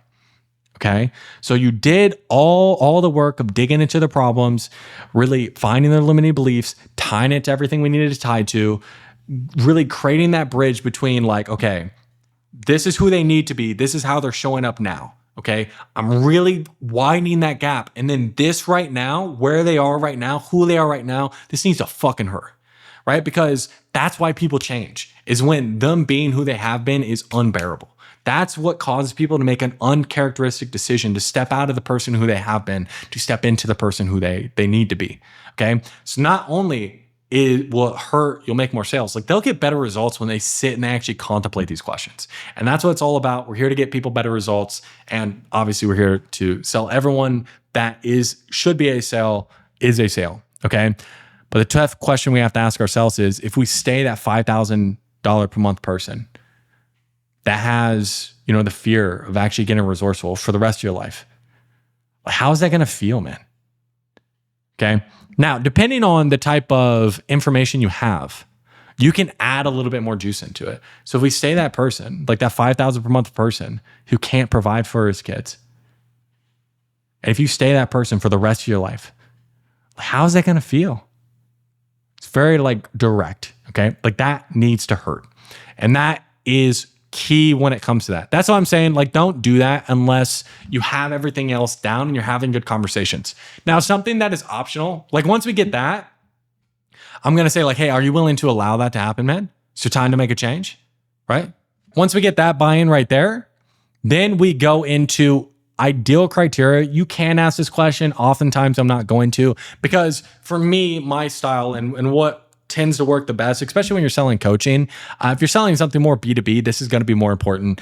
But you're leading them and they don't really know what they need. Okay. So it's like, I tend to skip this part. So it's like, but here's how you would ask it. Okay. What's the biggest thing you're looking for in a program to help you get to the next level in sales? Like, what's your ideal criteria? Why is that important to you? Why you get that information is it helps craft your presentation. And I'll do a deep dive into presentation as well, but that's why we go ahead and do that. Okay. Now, after we understood their buying decisions, we just ripped apart their beliefs, dive into identity. Now we need a goal. Like, what are we striving for? Okay. That's when we go into future pacing. So the goal is, what do they get tangibly and emotionally for hitting their goal? Their tone is like, curious, and interested. Okay. So every single time, like I do future pacing, and you'll be able to, like later in the video, I'll show you one of my calls, but you can go through my different YouTube and see different calls I have as well. I lean forward every time, like I'm talking about people's goals and their future pacing. Why? Because I'm showing them that I am now more interested in what they have to say, because most people do not dream because they don't get permission to dream. So you are giving them permission to dream. That's what future pacing is. And really, it should be crescendoing on like a moment in time that makes every type of suffering worth it for them. Now, when we're talking about future pacing, typically I'm going to pre-frame it. Now, what is a pre-frame is like you're basically telling them why you're asking a question that makes them more likely to, answer the question the way you want them to. So let's say like we come in and I actually give you that help and we get you to that 20,000 per month like we do with our other clients. At the end of the day, like money's just a number on a screen. For example, if I put a runner on a 100-meter line, just tell them to run, like I'm sure they'll run fast. But if there's a gold medal at the end, they'll run so much faster. Not because the medal is gold, but because of what the gold medal does for them. So for you, right? And then you ask them, okay? So for you, being able to hit XYZ revenue, profit, commissions, whatever it is, besides you just being able to grow, what difference does that actually make for you? Okay. I'm looking for tangibles. Now, the reason why I ask like what difference is because some people are more geared towards running towards, some people are more geared towards running away. Everyone has both, but I allow them. Difference is neutral, but I'm looking for tangibles here. I'm probing, I'm clarifying, I'm getting specifics. Okay. Like a new car. Why new car? House. Why new house? Like, what's going on? Where would you live? Right? Like I'm sitting here and I'm just probing, I'm getting specifics. Okay. Like I want something like specific here. Okay. It's like home, car, having a conversation, travel. Where would you go? Okay. And if it's like, oh, it just allowed me to grow. Yeah. And some people are fine not growing. So where does that drive come from to grow? Why is it so important to you? And nobody walks over broken glass just to see numbers increase. So what does that actually do for you? That's if you get people who are not being open. They don't want to give you tangibles. They're just like, oh, like it just allows me to grow. That's fantastic. Okay. So the reason why you want to get specifics, you want to get tangibles is because you want to make it real. Grow is like an ambiguous term. If it's ambiguous, it's hard to make it real for them. Okay. So you want specifics. That's the key thing here. Now, after you get specifics, again, like why is it important to them? Where does that drive come from? I'll typically ask that on every single question or every single future pace because I want a deep-rooted driver for them, okay? If you ask them like, hey, where does that drive come from? They're typically going to tell you it comes from like their childhood. Okay, like why travel, okay? Provide for your kids, like what do you mean? How many kids do you have? What would you do for them differently? I'm just sitting here and I'm taking my time and I'm interested in what they have to say. Now, after you get that, like you being able to do that, get that, have that, like what does that do for you personally? Right? This is just gonna get more to the emotional side. Like, oh, like it'll feel amazing. Oh, it'll be wonderful, right? You wanna get to the emotions. And then from here, and I would say if you didn't get enough good stuff in future pace, like this stuff, like this isn't gonna land, but you want to get to like a moment in time. Okay, what do I mean by a moment in time? Like for examples, like visual language, like, hey, first stepping into a new home, knowing it's yours, driving a car off the lot, wind in your hair, sun in your face, okay, having a conversation with your wife, telling her to pack the bags, like, hey, we're going to Turks and Caicos, or like telling your wife, like having that conversation, like she no longer has to work. Seeing that look on her face, like how would that feel, right? So it's like, so if you had to picture it, moment, them getting everything they truly wanted, how'd that feel? Now you need to get tangibles to make this question land. But if this question lands, chef's kiss, right? And this is going to be the main thing that they're running towards is this moment in time. So you want to take the time to make it visual and really get that out of them. All right. So next, let's dive into consequence.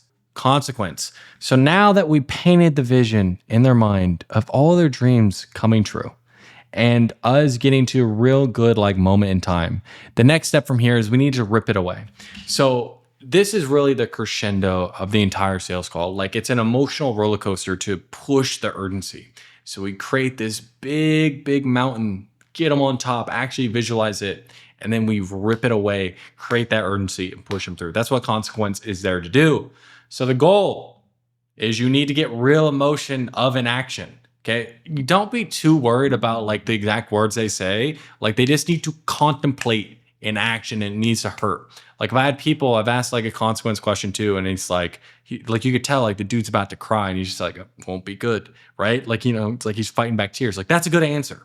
So you're more looking for getting real good emotion. That's what we're looking for when we dive into consequence is we want to look and get good emotions. Okay. So it should be concerned and challenging. Okay. So when it comes to consequence, if you did a really good job, like building them up in future pace, if you just ask them like straight up, like what happens if nothing changes, right? You're going to get pushback. They're like, well, I'm not going to let that happen. So what I'll always do is I'll two-step it. Okay.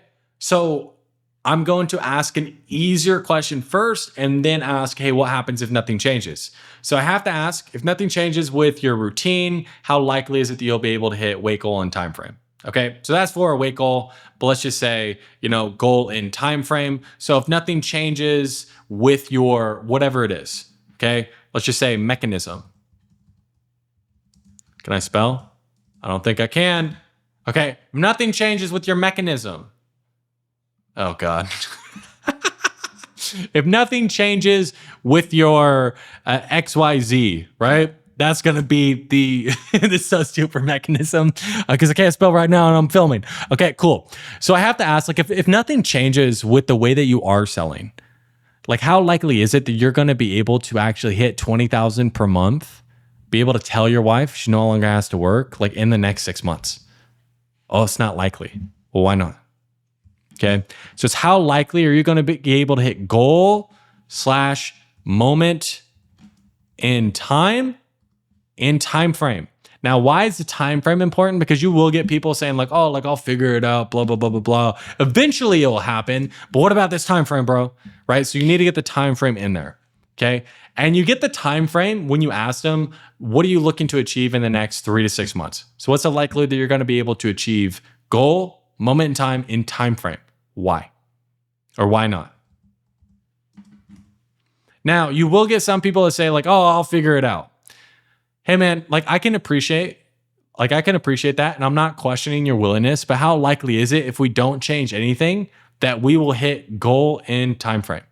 Be real with me, right? You're like level with me. So if you get somebody, it's like, oh, like I'll figure it out. Hey man, and I can appreciate that. And I'm not questioning your willingness, but how likely is it, like if you don't change anything with what you're doing, that you're going to be able to hit goal in time frame? Be real with me. All right, that be real with me normally gets it. Or you can be a little bit more straightforward. This is how I'll do it. Like, hey man, like what makes you so confident? Well, can I share a perspective? Have you ever heard of the success bias? Basically, it shows that we only see people who have figured it out because the only people left standing are the ones that win, not the 100 times of people who've tried but didn't succeed. So be real with me. Like how likely is it that you'd be able to figure out XYZ and get to goal in time frame? So you're basically saying like, hey, most people are so confident because they only see people that win. Now, depending on what you're selling, you can make that frame much more specific. For example, if I'm selling salespeople, it's like, hey man, have you ever heard of the success bias? It's like, what it shows us is we only see people who have figured out that are left standing, the one that actually win. Because in commission-only sales, if you are not selling anything, how long does somebody stay in commission-only sales? Right? They don't. So you don't see the hundreds of people, the thousands of people who've tried and they failed. You only see the one person that's left standing. So be real with me, man. How likely is it that you'll be able to actually figure out these advanced skills, be able to overcome these objections to get to that 20,000 per month in the next 6 months? If you don't do anything about this, it's not likely. Okay. So real easy one. You want to punch them down. So this is a real easy two-stepper into then consequence. Now, consequence. You want to get a good, juicy, what happens if nothing changes? Like what happens if you never get your outcome? What happens if you never get that moment in time? What happens if you can never have that conversation with your wife? Okay, or what happens if things stay the same for the next 3, 6, or 12 months, or things get worse? Those are the questions that you're going to be asking. Now, there's a couple ways that we can get better answers out of consequence. The easiest way to get a better answer out of consequence is pre-framing it, okay? Now, you got them to be open about their future pace. Now we want them to be open about their consequence. So I'm going to reward them for being open. Hey, I appreciate you being open with me. Now that we know like what your gold medal is, like what we're running towards, but if you take that person and you put them on a 100-meter line and they're running towards the goal, like they'll run fast. But if you put a tiger behind them, you think they'll run faster? Of course, man. Like that's how human beings work. Right. So for you, like what's your tiger? Like what happens if nothing does change and you're never able to actually have that conversation with your wife telling her she no longer has to work? Like how's that going to feel? Right. Pulling along with you. So that's a real easy one that you can use. If you get pushback and consequence, you should just start using this every single time you ask consequence. Another thing that you can use that I'm a real big personal fan of, but it does take more skill to pull off, is a personal story. Now, what is a personal story? It is something that I've learned from people like Matt Ryder, Eli Wild, a lot of people who sell like one-to-many, Tony Robbins, Dan Henry. They all use stories to encapsulate beliefs and shift people, like how they think. So when you're using a personal story, what you need to be thinking about, if you are going to use a personal story, is what is the consequence that I want to shape? What is the consequence that if my prospect told me this is what would happen if I don't do anything, would make them most likely to buy? Okay. Once we have that, then we can craft our personal story around that. Because the great thing and the difference between like selling one-to-many, like Tony Robbins when he tells a story, versus selling one-to-one, is your personal story, the story you're telling, is going to craft and shape to the individual that you're talking to. Because your personal story, it's about you, yes, but it's really about the prospect. It's about the person you're talking to. And personal stories work really well when you are a result of whatever it is you're selling. Okay. Now, if you are not the result of what you're selling, you can use other people's stories. And that's what I'll cover next. This is a fitness one for Ed Milet. I'll go over that. You can use like a client success story, or you can use the founder stories. But if you are a personal result, you are a business owner. Like for me, like I am a personal result of sales training. Okay. One person that I'm training, like he sells like golf, fitness training, mostly to elderly. He's a young guy, but he went through it first. Like that's actually how he became a salesperson. So we crafted a personal story that gets people to like, okay, what's the consequence he wants them to say? Like older people, they need help, fitness and golf. What's the consequence that's going to make them buy? If I don't do anything about this, I'm never going to play the game that I love. That was his consequence. So he tells them a personal story that leads to that and helps shape what the consequences are. So the first thing you want to do in a personal story, and I'll walk you through mine, okay? Now, my personal story is a bit long, okay? You can have it shorter and it can be better, but we can take a look at this presentation that I have here when it comes to like personal stories. Is number one, like why storytelling? So what's the point of the story? It's to get people to relate to you. They can trust you, especially morally, and you tell them that they can do it too. You open up to them emotionally, and it's going to shape the answer that they give, okay? When you should have a personal story and when not to, when you have you have a story that's specifically tied into what you're selling, you can do it if you're not the personal, like if it's not a personal product, but you can make it clear that sales is your dream. So you can make the story about you investing yourself, investing into sales, but just you're making it clear when, again, that sales is your dream. And this is how I went through this decision-making process. When not to do it, okay? You don't have the rest of the process down and we're just slapping this on to just hopefully we get better results because we do it, okay? You don't have a well thought out story. Like don't just like try to push it together and like just try to do it. When to put it in, after future pace, before consequence. Now again, it could be your personal story or it can be another person's personal story. Right now, I'll walk you through my personal story step by step, and then I'll walk you through like how you can use somebody else's personal story. An example, Ed Milet for fitness. Okay. So personal story guidelines is not about you. It's about the listener. Your personal story, 5 minutes maximum. The length of time does not make the story better. You can have an effective 1 minute personal story and effective 5 minute personal story. Start off with a short story and expand as you get more practice. The longer story is, the more thought out it has to be, and your skill set needs to be higher. Because if I'm talking to you for 5 minutes straight, I need to have the skill set to keep your attention, okay? If you're rambling and you can't keep people's attention, people are going to zone out. They're not going to listen to you, okay? So this long, drawn out story, it's not going to help. So shorter is better, at least starting off. So there's 4 building blocks to a good personal story. Okay. You need to recognize what the person is feeling. You need to relate. You need to resolve. Okay. What are they desiring to feel? And shape. What do you want them to focus on, especially for consequence? Optional, you can use these things for pre-handling concerns and embedded commands. Again, I can go a lot more into like these 2 things, but again, that's going to be a little bit more advanced. But here is a story flow. Now, not all of these are required, but this is a good story flow. We got situation, conflict, desire, approach, transition, transformation, consequence. Okay? Things that we need. Okay? Clarity. It is easy to follow and understand. If your story is hard to understand, people are not going to follow. Engagement. Does this fall under who cares or me too? So your story needs to be relatable. If you are going through unique circumstances, then you need to relate it to a feeling that most people feel. Okay? A journey. Does it show that you can be trusted? So for example, like starting the personal story, we just want to get right to the point, hop in quickly, make it relatable. Okay? Optional, paint a scene, but like you want to get right into it. Like, hey, can I share a quick story? Hey, I can understand where you're coming from, like being up and down with sales. Because when I first hopped into sales like 5 years ago, I had no clue what I was doing. And there wasn't this whole like online space, and the world had just shutting down like with COVID. So I had just gotten a remote sales job and decided, like an impulsive 22-year-old, like I would pack all my bags up and move from Kansas to Miami. Like, boom, we're right into the story. There's no like, hey, let me like paint you. Like, no, it's like, hey, can I share a story? Like, I can understand where you're coming from. Boom, here's right into the story. Then right there, it's like friction, the conflict. Explain the conflict and why it's a tough situation. Explain the thought process. Help the listener understand your conflicting feelings. Now, again, this could be one sentence. It could be 5 sentences.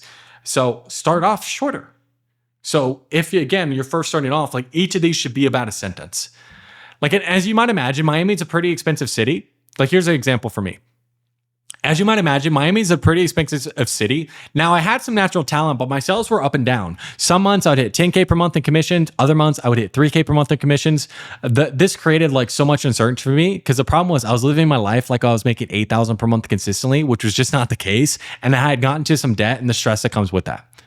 Now, again, I'm talking about the conflict. Now, for me, this is absolutely true. That's another caveat I should probably make. You shouldn't be lying about your personal story, okay? This is actually true for me. This is exactly what happened when I moved to Miami, right? And I had done enough sales training, and I had just gotten into sales. Okay, aspiration, desire. Explain further the dilemma by describing the desired outcome. Help the listener understand the sense of frustration. Explains the importance of your goal. The listener should want the goal with you, okay? For me. And back then, the biggest goal I was running towards was 20,000 per month consistently. And for me, it seemed like so far away.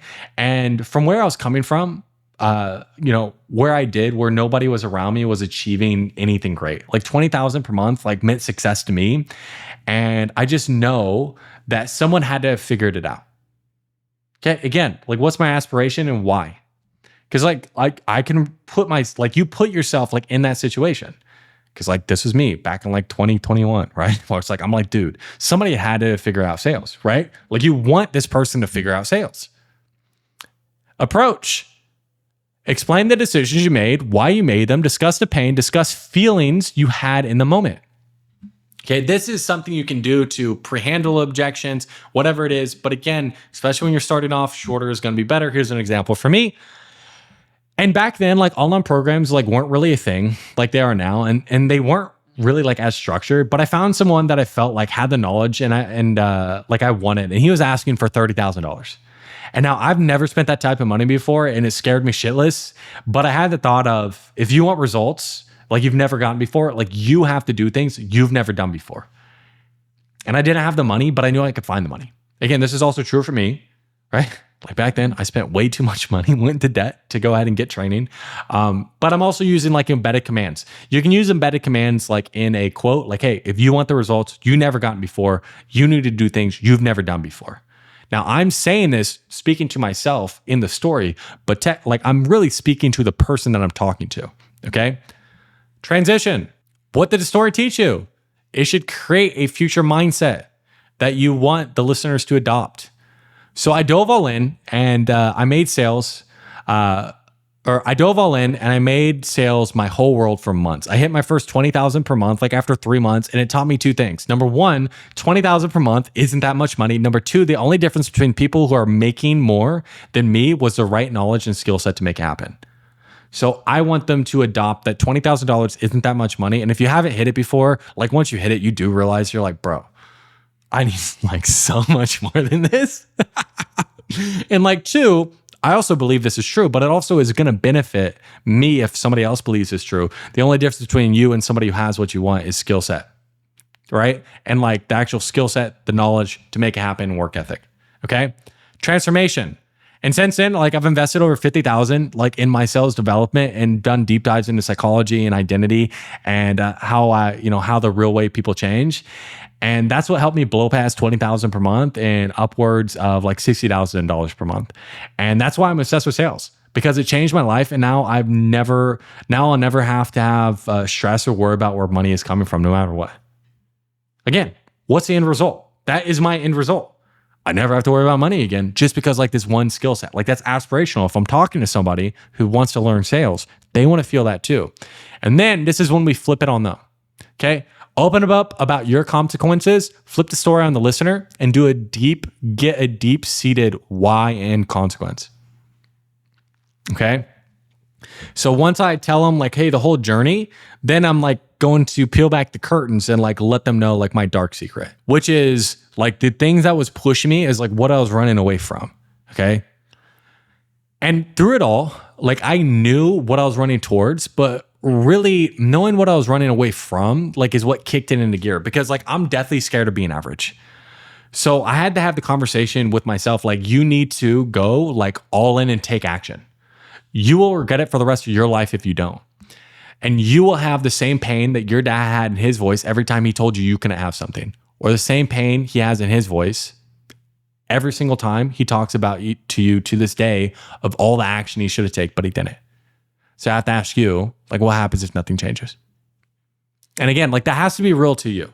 In terms of like the consequences, whatever it is, like it has to be real to you. Like for me, like I'm deathly scared of like being average. And one of the big drivers was because I did have so many conversations with my dad about what he should have taken action or different things like that. And like, I know for me, like one of my biggest drivers is, my dad would always take me to like a local flea market where everything's like super cheap and we can never buy anything. Of the years he would take me there like every other weekend, like there's like one time they were able to buy like cards, right? Like they're like $1 for like a pack. And it's like, that's what fucking drives me. And the reason why like I want to shift it and I want to shape it like this is, especially I'm talking to like younger men just in general. Okay. So I want them to step into the consequence of they can't be average. They don't want to live with regret. They need to take action now. And it's that conversation that helps shape the consequence that I get. Because a lot of times I'll get like, yeah, me too, man. No, I'm the same way. I want to break out of the pattern, right? And if I'm able to get to that, the likelihood that they're going to buy, it's done.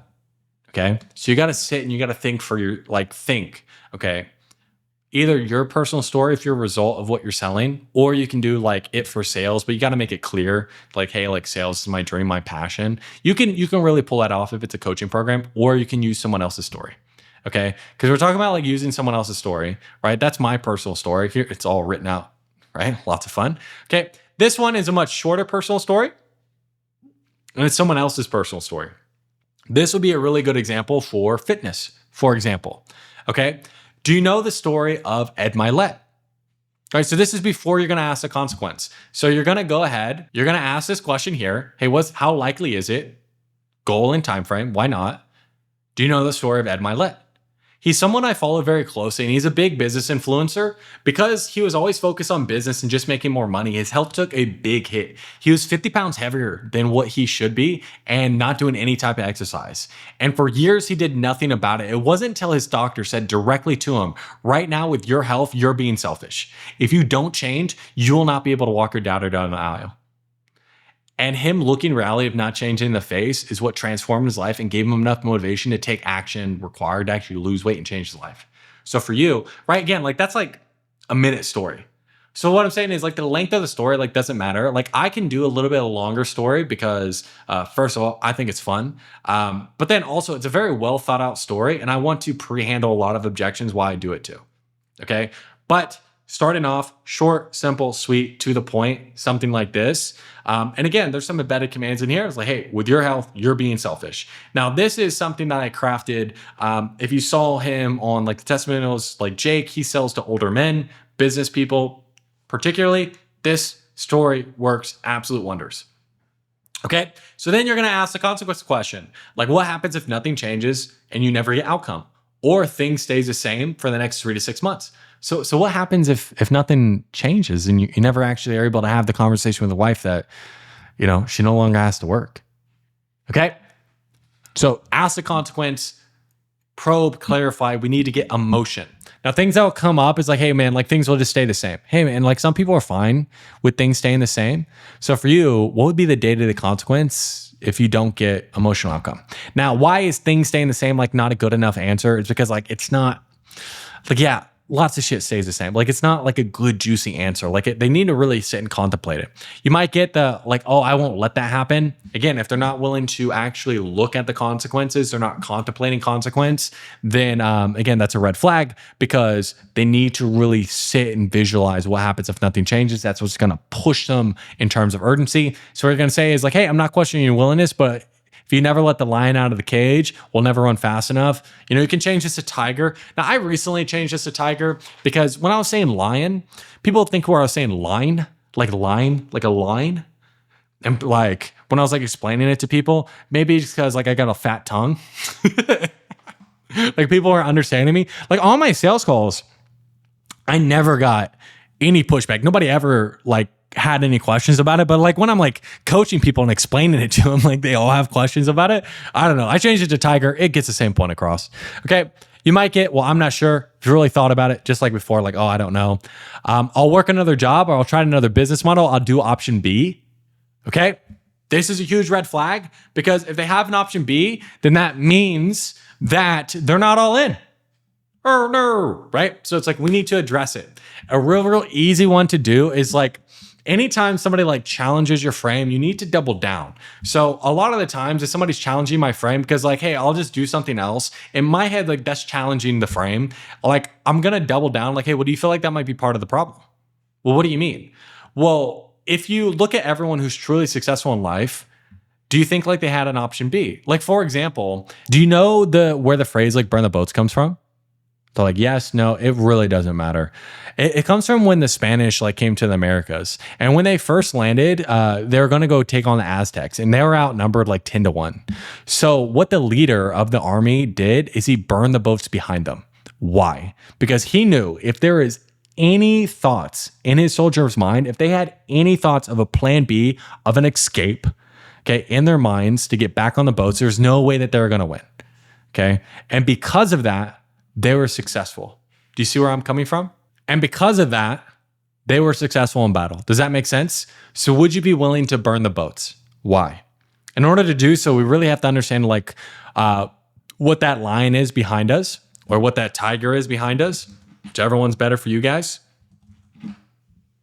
So help me understand. Re-ask consequence question. You just need to get a good, juicy answer. Probe, clarify. It's really, you need to be looking for an emotion. Do you get like an audible sigh? If you get an audible sigh, like you got a good answer. Okay. Then it's like, hey, are you willing to allow that to happen? Optional. Whose choice is it? So are you committed to actually change? Okay. So that doesn't happen. Why now? Okay. Why not push this down the road like other people do? Right. Time to make a change then. Fantastic. Then we transition. Like after we get them to buy in, right? Then we're just going to transition. It's basically we're asking to present. We're certain, we're confident. Any ambiguity is out the fucking window. We are no longer neutral in any way. That's what we needed to hear. Now we know we can help them. Okay? Okay, and that's exactly what I need to hear because you're saying like you have like ABC problem, which is causing XYZ issue. What we're doing like would work for you. So if it help, I can take you through exactly like what we do and specifically how we help people with ABC problem get to ABC goal. Right? Would that help? Like I'm confident, I'm convicted, like any type of ambiguity, any type of like, I'm neutral or anything like that, that's out of the window. That's before I had the trust. That's before I had all the information. Okay. So that's the structure as a whole. But again, just understand like this is an outline. It's not a straitjacket.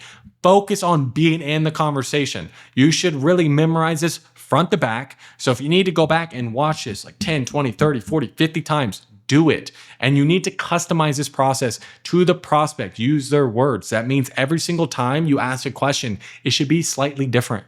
Okay.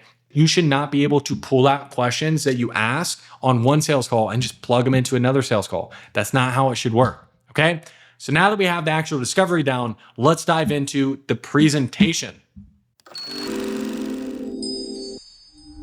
All right, now let's dive into the presentation. Why are presentations so important? This is the first time in the conversation that the focus is on us as a salesperson.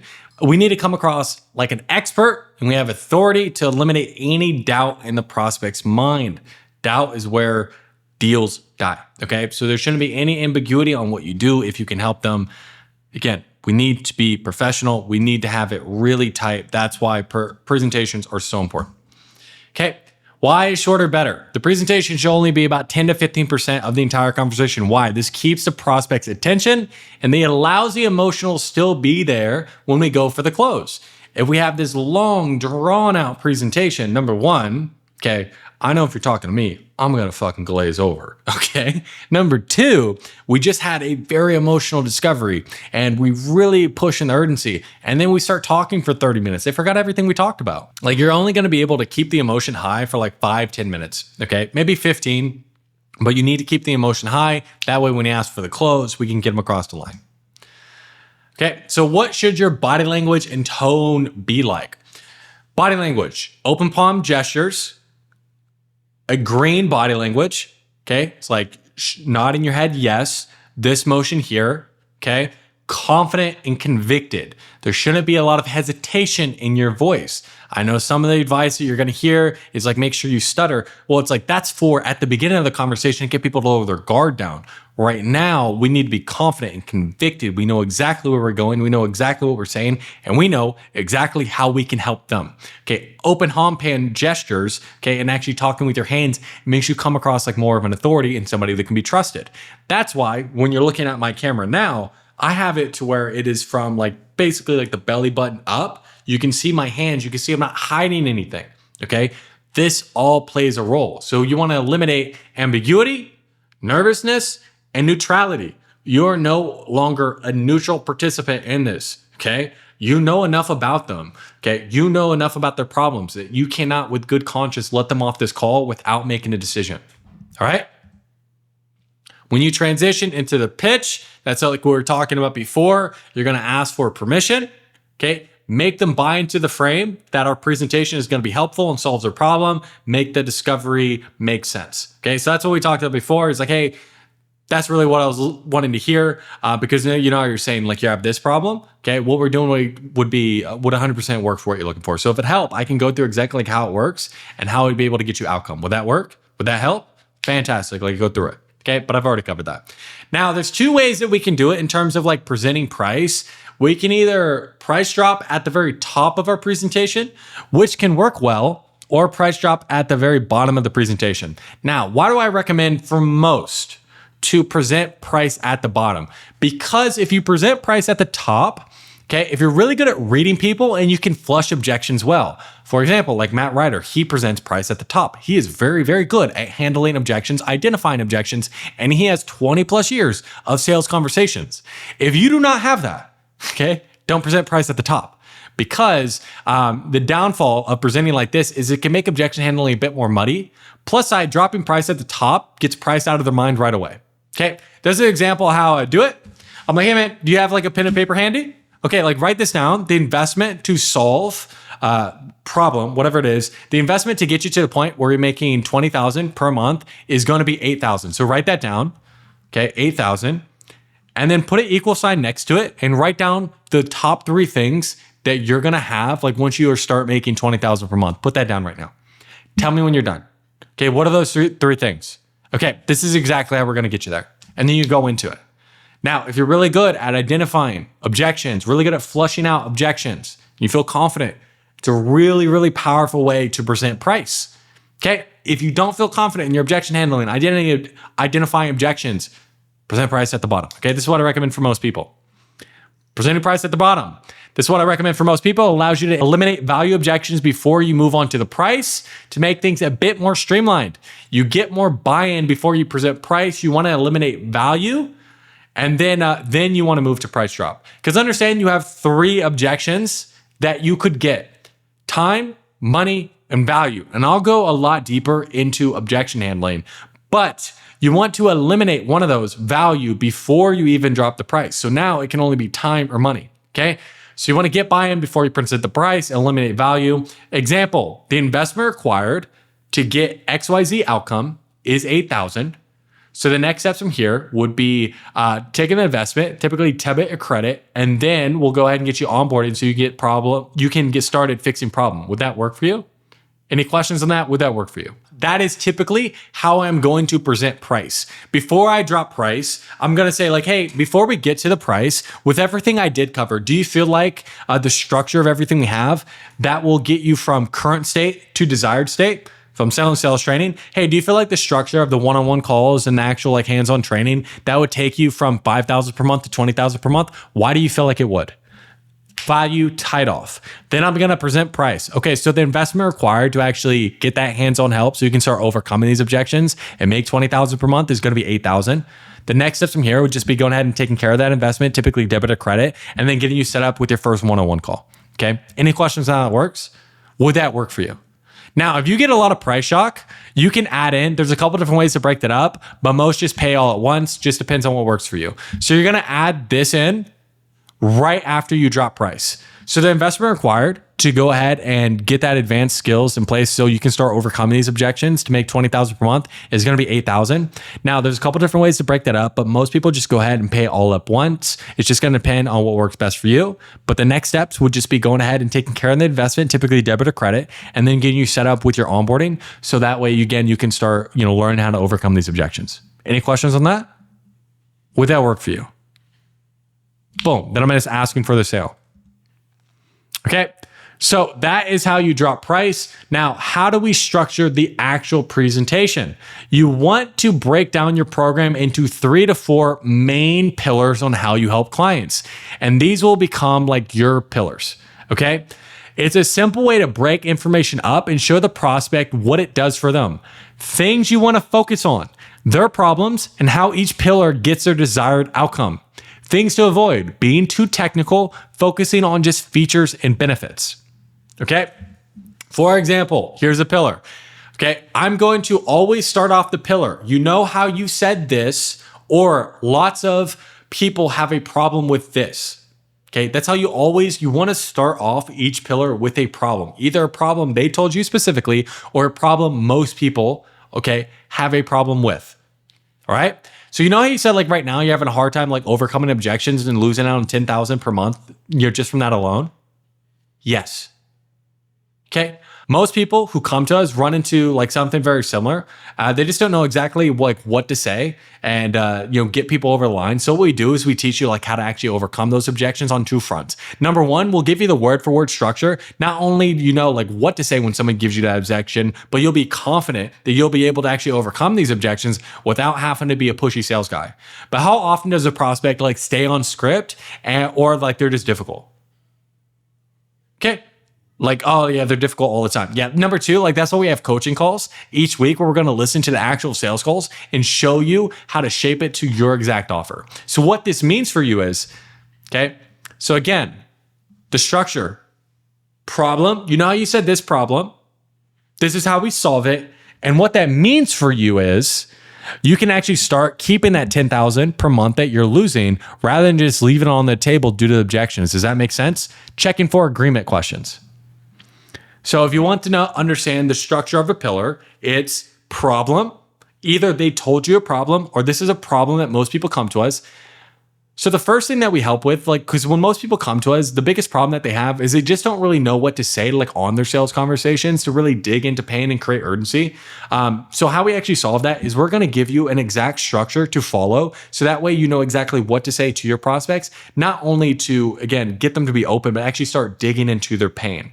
And when it comes to that, just because it is a structure, it does need to meld to whoever it is that you're talking to. We'll also give you coaching sessions on the back end to where it's like, you're going to role play. We're going to listen to your exact sales calls and you can ask any particular questions. So that way, you know exactly what to say in any situation. So what that means for you is you're going to be able to build lots of pain like on your actual sales calls. So you're not going to run into these objections at the end. So that way you can actually start closing more like we talked about. Does that make sense? Okay. Again, that's off the top of my head, but that's how we go ahead and structure the pillars. Now, when it comes to the pillars, you want to have like pretty set pillars in place, and then you're just changing the front wording of it. One pillar that I would always have in place is an accountability pillar. This is really great, especially if you're selling a coaching offer. It's a great tool that you get a prospect to admit that they want to be held accountable. This allows us a little bit more free reign when we're objection handling. I always make the accountability the last pillar. Okay. So what this allows you to do is be more straightforward. Okay. You can put your coaching hat on a little bit. Hey, you know how you said like you wanted to be held accountable? Like the first accountability call like is right now, right? You can be a little bit more straightforward to cut through the noise. So this is typically how I'll structure the accountability pillar. This is what I'll say. And the last thing is going to be coaching and accountability. And before we get to that, like, are you actually open to being held accountable? So I'm like, hey, and the last thing we help with is something community and accountability, coaching, accountability, whatever it is. One of the last pillars like is something and accountability, or it can just be accountability. And the last thing that we help people with is accountability. And before we get to that, are you actually open to being held accountable? Like, why is that? Because some people aren't. I want them to tell me like why they're actually open to being held accountable. Like, fantastic, man. Because as coaches, it's our job to tell you what you need here, not always tell you what you want to hear. Okay. And how we do that is we check in every single week to make sure like you're doing everything you need to do and to get the results. You can ask questions so you don't get stuck. And that allows you to get the results as quick as possible. So you're ready to get to the beach, ready by summer, right? As an example. So you get the buy-in of like, hey, are you actually open to being held accountable? Tell them how you're going to hold them accountable, and then the result that they're going to do that. And then they're going to ask a checking for agreement question. See how that can be helpful? Oh yeah, for sure, right? So I'm always going to have an accountability pillar in there. It allows you to be a lot more straightforward when you get to objections, if they have any objections. Now, what you want to do is you want to customize it to each person. We want to get a sense that the program was designed with them in mind. It's something that is like tailored to solve their problems. You want to use their words, use their problems, what they said, their actual words, okay? What their needs are. Use the numbers you had talked about in discovery. Okay, the discovery and the presentation is just a continuation of the conversation you had. It shouldn't be a whole new conversation to where now you're just reciting whatever the offer owner told you what the fucking presentation is. No, it should be customized to the person who you're talking to. Okay, visuals are a really great thing you can use as well. Like something that I would do, if you look at some of my old sales calls, is like I just have like a Google Doc and I'm like typing out, like as I'm walking through it, getting them to actually write things down, having a PowerPoint, whiteboard, like these things can be really good. Okay, make it simple and have a high level overview. Things to avoid. Okay, do not just have price on one slide by itself. Okay, we always need to make it to where it's like you have the outcomes with the price if you're going to have a slide with that, and don't make it overly technical. This is the biggest thing that I see people fuck up when it comes to like PowerPoints is they make it overly technical. A lot of times what I'll do is I'll use like a Google Doc and I'll type it out while I'm doing it. Like I'll do like the bullet points of like, okay, the first pillar is this, you know, you said that, and I'll take them through it. Or I'll use a whiteboard, which I'll just get my iPad and I'll free flow right while I'm sharing my screen. Okay. It makes it feel a lot more customized. I really like doing it. Makes it lots of fun. You get lots of buy-in. Okay, checking for agreement. Now, I already touched on this on a few points, but we need to be checking for agreement, checking in with the prospect throughout the presentation. We need to keep them engaged. Examples, does that make sense? Can you see how that would help? In what way? Any questions on how that works? With me on that. Okay. Ask questions in your pillar as well. So you know how you said, like right now, you're having a hard time overcoming objections and losing out on 10K per month from that alone, right?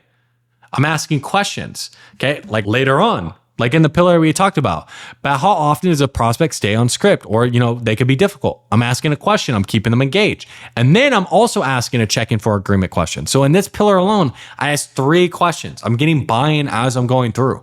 I'm not just talking at them. This is a conversation. Your presentation should be conversations. Okay, read their body language and their tone. When reading body language, the main thing that we're looking for is change. When a prospect changes how they're presenting themselves, it could be a sign that they're not on board with what we're presenting, or they have concerns or questions. When they come up, stop, ask if they have any questions or if they have any concerns on what you're going over.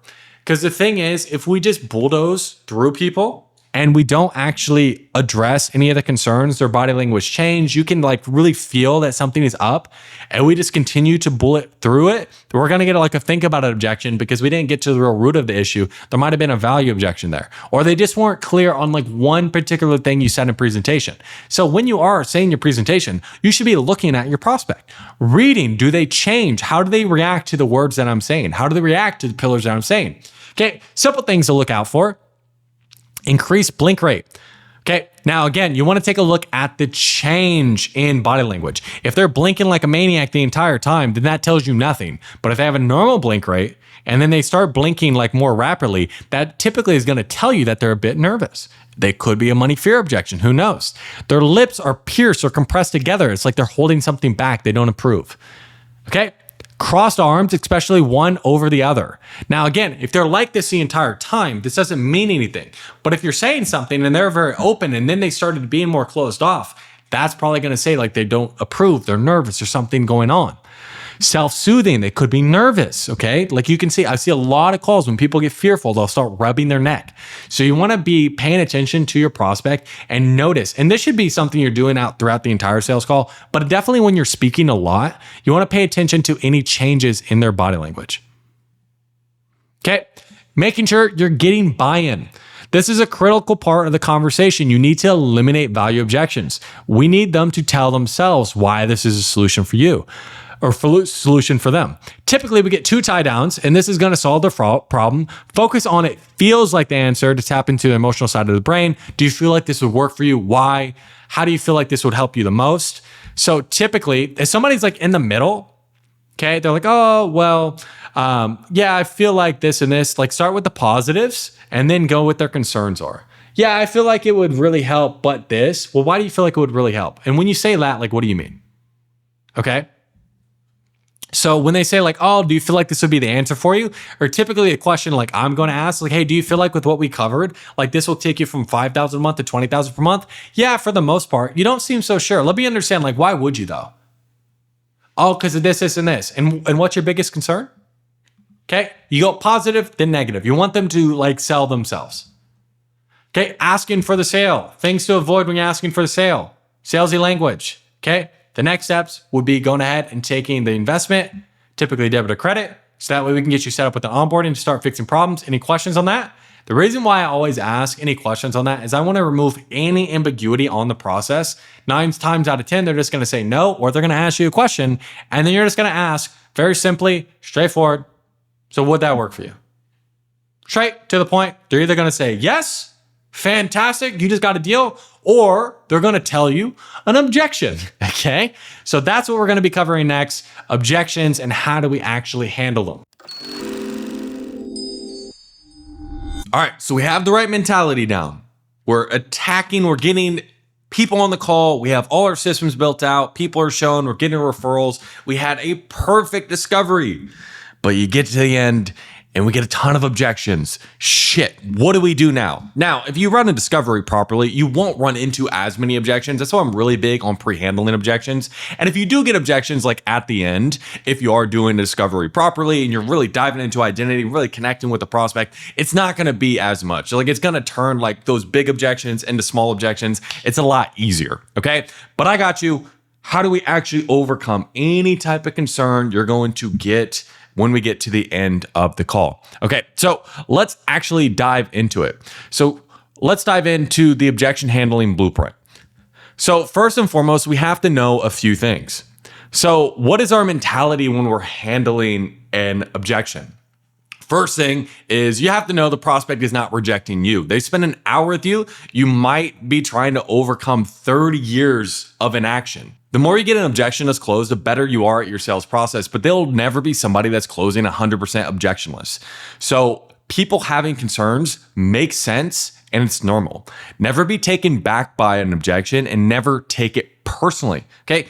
They're not objecting to you. They don't know you, okay? So you can't take it personally. A lot of times what will happen and why objections and objection handling gets combative is because we spent all this time really digging in, connecting with the prospect, and then we get to the end and they're telling you an objection, it doesn't make sense.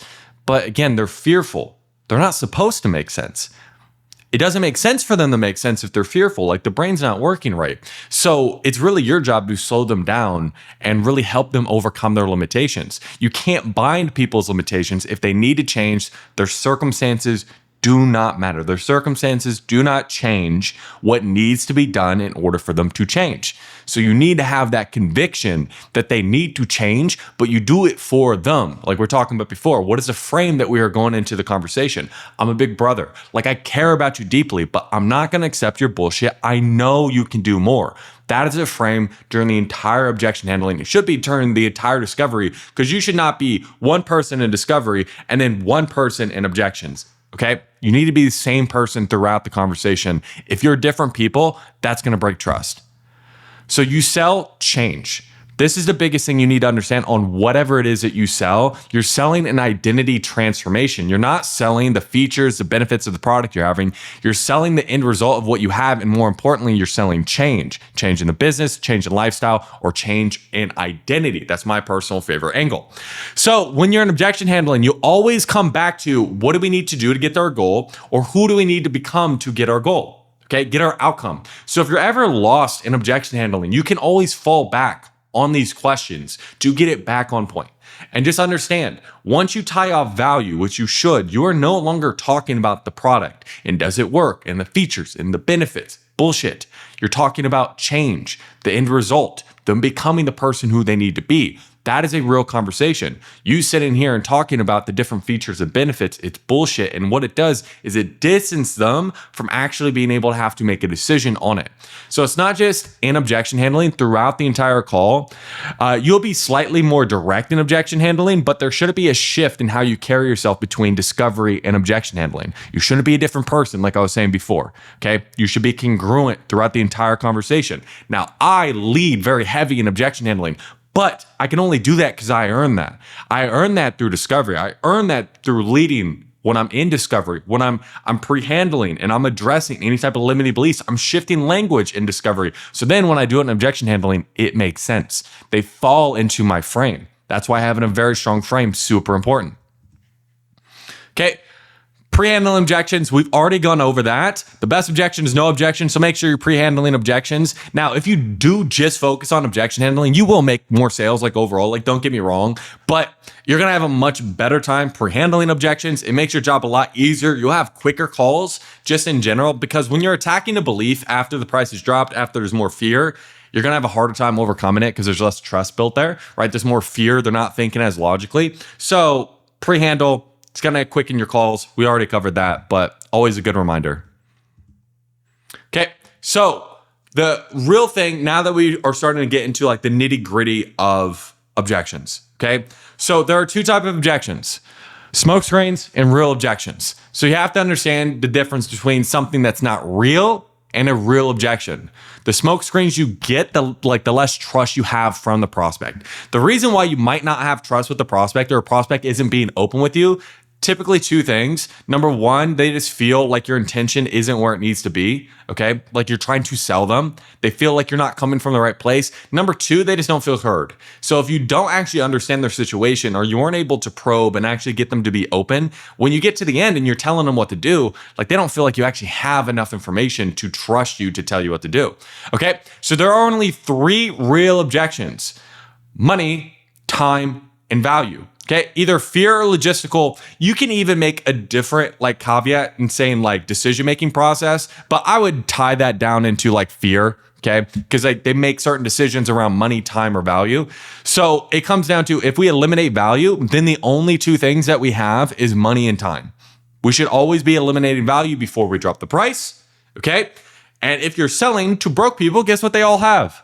Time. So you just understand, majority of the time that you're having conversations, the real objection is money, fear, logistical, or like decision-making process. If you want to make that a separate category, I'll cover all of that, how to do it. But just understand objections like, I need to think about it. Give me 24 hours. Let me talk to my partner. If they are the sole decision maker, are all smoke screens. They typically come up when the prospect doesn't feel like they can be open about what's going on, or it's a knee-jerk response due to them coming up to a decision. They're not treated like real objections. You should put them to a side and find out what the real concern is.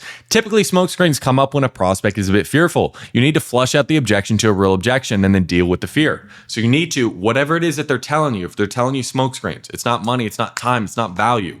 Then if you're just sitting there all your time, like actually like just logically trying to overcome these objections, because they're not real, they're just going to keep on putting more and more smoke screens in your way. And I'm sure you felt this way on calls. I know very early on in my sales career, I would logically just like hurdle over their smoke screen bullshit. And then there's another hurdle. And that's what happens. Like you're on a 3-hour call and it's like you sit down and you read and you think about, none of this call made any sense. Like this was incoherent, and it's just because you never got to the real objection. So you need to get really good at flushing out to the 3 only objections that are real. Okay, so you always tie out value first. We had already covered that before. Okay, now we need to understand one key thing that I don't hear a lot of people talking about when it comes to objection handling and when it comes to the sales process, the conversation as a whole. The perception of you on the sales conversation changes the value of what you say. Now, what do I mean by that? So you need to handle objections for them. If you're doing it just to make a sale, like people can feel that. The perception of you affects the intent of what you're saying, and that is aligned to the value of what you're giving. Okay, if the perception in the prospect's eyes is you're someone who wants to sell, your intent is what you're saying to get them to buy. The value you bring is you're trying to pressure them to do something. If you ever hear a prospect say, hey, you're really good at this, you're a good salesperson, what they're saying is, hey, I know you're trying to sell me, right? I know you're full of shit. So you cannot move forward in the conversation without addressing the intent. Okay, real easy way you can do this. Let's say it's come up, because it'll even come up if you do everything right. If it does come up, it's like, well, hey man, can I make a suggestion? Oh yeah, for sure. It's like, whether you buy, whether you don't buy, like I'm gonna wear the same shoes, I'm gonna drive the same car. Ultimately, whose life changes if you actually do this or not? Well, my life changes, right? So it's like, hey man, like I'm not here to sell you, like I'm here for you because like I want what's best for you. So be real with me, and then you move on with the conversation. But you cannot allow somebody to challenge your intent or put you in a salesperson box or put you in a disingenuous box. Why? Because if they view you like that, I can tell you the perfect words to say, but if their perception of you is of a salesperson, then the value is going to be completely different. Versus if the perception in the prospect's eyes is you're someone who actually cares about them. You're someone who's being genuine. Your intention is to help. The value you bring is you're helping the prospect overcoming their limiting beliefs and get them what they want. That's why, again, every single person like I talk to, like after I bring them on the program or I objection handled them, for whatever reason, they had a limited belief and I helped them overcome it. They always said like it never felt pressury. Why? Because they always viewed my intent was for them. And again, I will actually share a couple of sales calls like on this training as well, and you can hear it. I'm in their corner, and that's really how it should feel. And it's just about keeping this in mind. Is my intent in the right place? Like, am I focused on the right thing? Number one. Number two, do they feel that? And if they don't feel that, I need to do things to address it. Okay. Like, hey, I know where you're coming from. I've been there before. I've been in your shoes. Okay. Little things to let them know, like, hey, I'm in your corner. I know what's going on. Okay.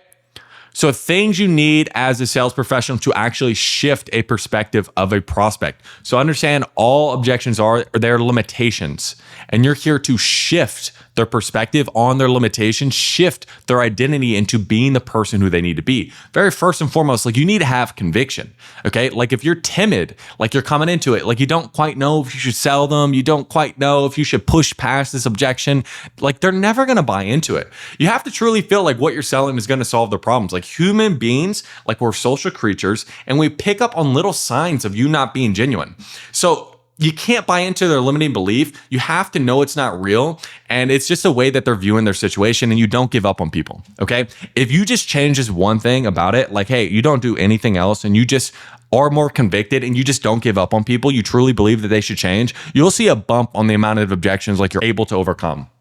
Like for an example, like one of my clients who sells like book publishing, she's so passionate about getting people the type of books out, publishing their books, giving out that information. And I've been working with her for a while, and she's seen a really good bump in like the amount of closes she has. But even like I'm reviewing her calls, and even though she doesn't say like the right things, her intent is always where it needs to be, but her conviction is like an all-time high. Like she does not give up on people. And because of that, she closes like 70%, right? So if you just have that conviction of just like, I know you need to change, I don't believe your bullshit, that's what helps people get over the line. Because, just as human beings, if we lack conviction, right? They're fearful. They're in a spot. They have a lot of doubt. If you give them that conviction, they'll buy into it. But you need to actually believe what you're selling is actually going to help them. Okay. And there's different things that you can dive into in terms of like mentality to really help you like have that conviction. The one thing I always tell people, because at the end of the day, what will happen, and I talk to some sales reps, is they'll say, well, I don't really know if they'll put in the work or whatever it is. And I'm always going to tell them like, dude, who the fuck gave you the right to judge this person on whether or not they're going to put in the work? All your job is as a salesperson is just put them in the best position to. The rest is on them. But I'm never going to judge somebody and tell them like, hey, just from my limited conversation with you, I'm not even going to give you the opportunity. I'm not going to be convicted enough. I'm not going to overcome your limitations to give you the opportunity.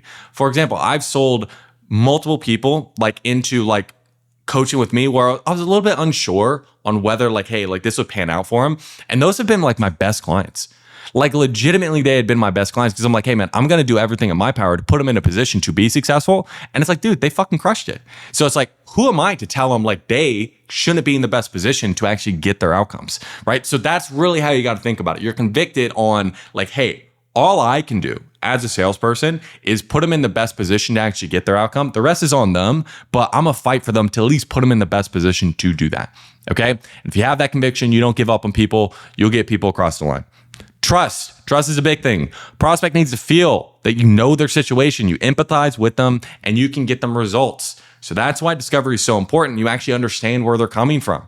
If you don't understand where they're coming from, or they don't feel heard, they don't think you actually know their situation, they're not going to trust you, right? They're just thinking like you're there to sell them, which if that's the case, you don't actually understand their situation. You are just there to sell them. And then you break trust. You're not able to actually shift beliefs. Okay. Leadership, overcoming objections is showing them a different way to view their concerns or helping them get creative on finding a solution. You're leading them into their desired situation.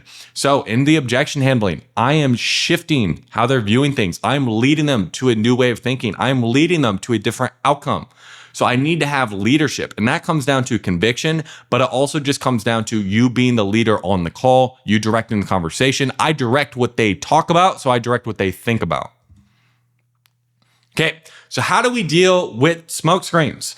Number one, we cannot treat it as real, okay? So just identifying that this is something that is a smokescreen. So number one, know that it's a smokescreen. Number two, you want to flush it out to an actual objection. For example, it's pretty simple. I need to think about it. Okay, no issues, man.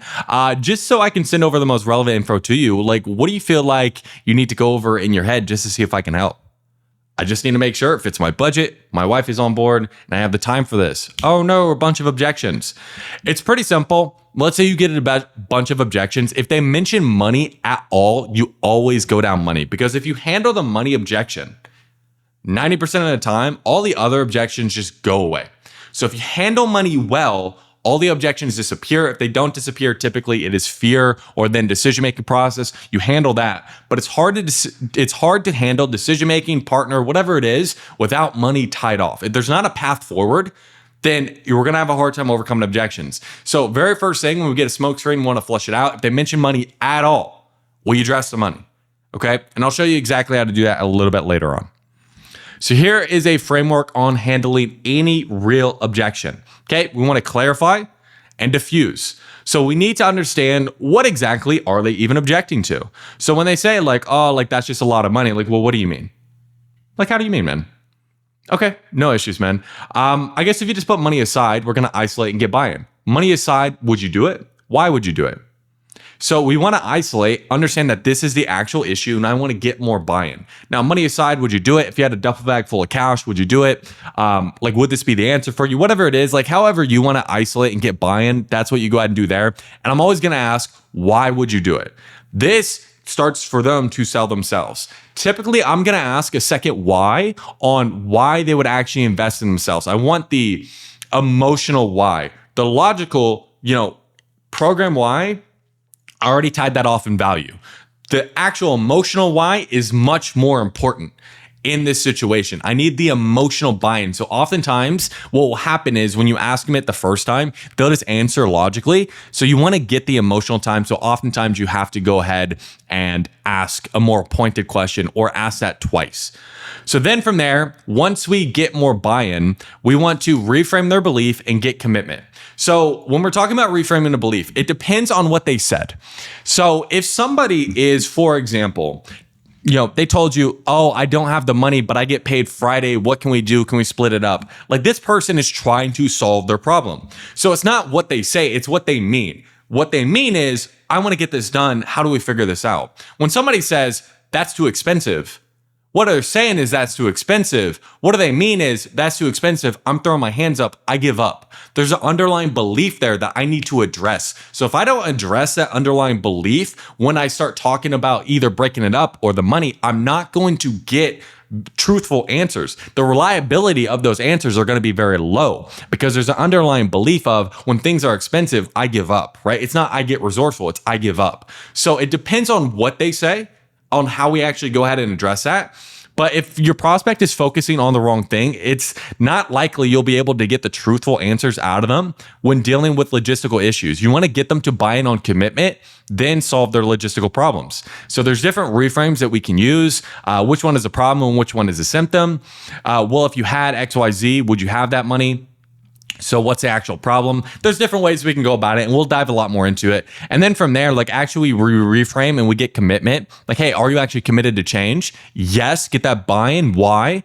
Then you help them find a solution. So your job as a salesperson is just make it easy for them to say yes and make it easy for them to actually create game plans. Like, you're the person who's in their corner that really eliminates anything that could get in their way to get them that they could actually say yes, to get them to move forward. Like, you're there to remove all their limitations, make it easy for them to say yes so they can move forward. Like, that's why you're there.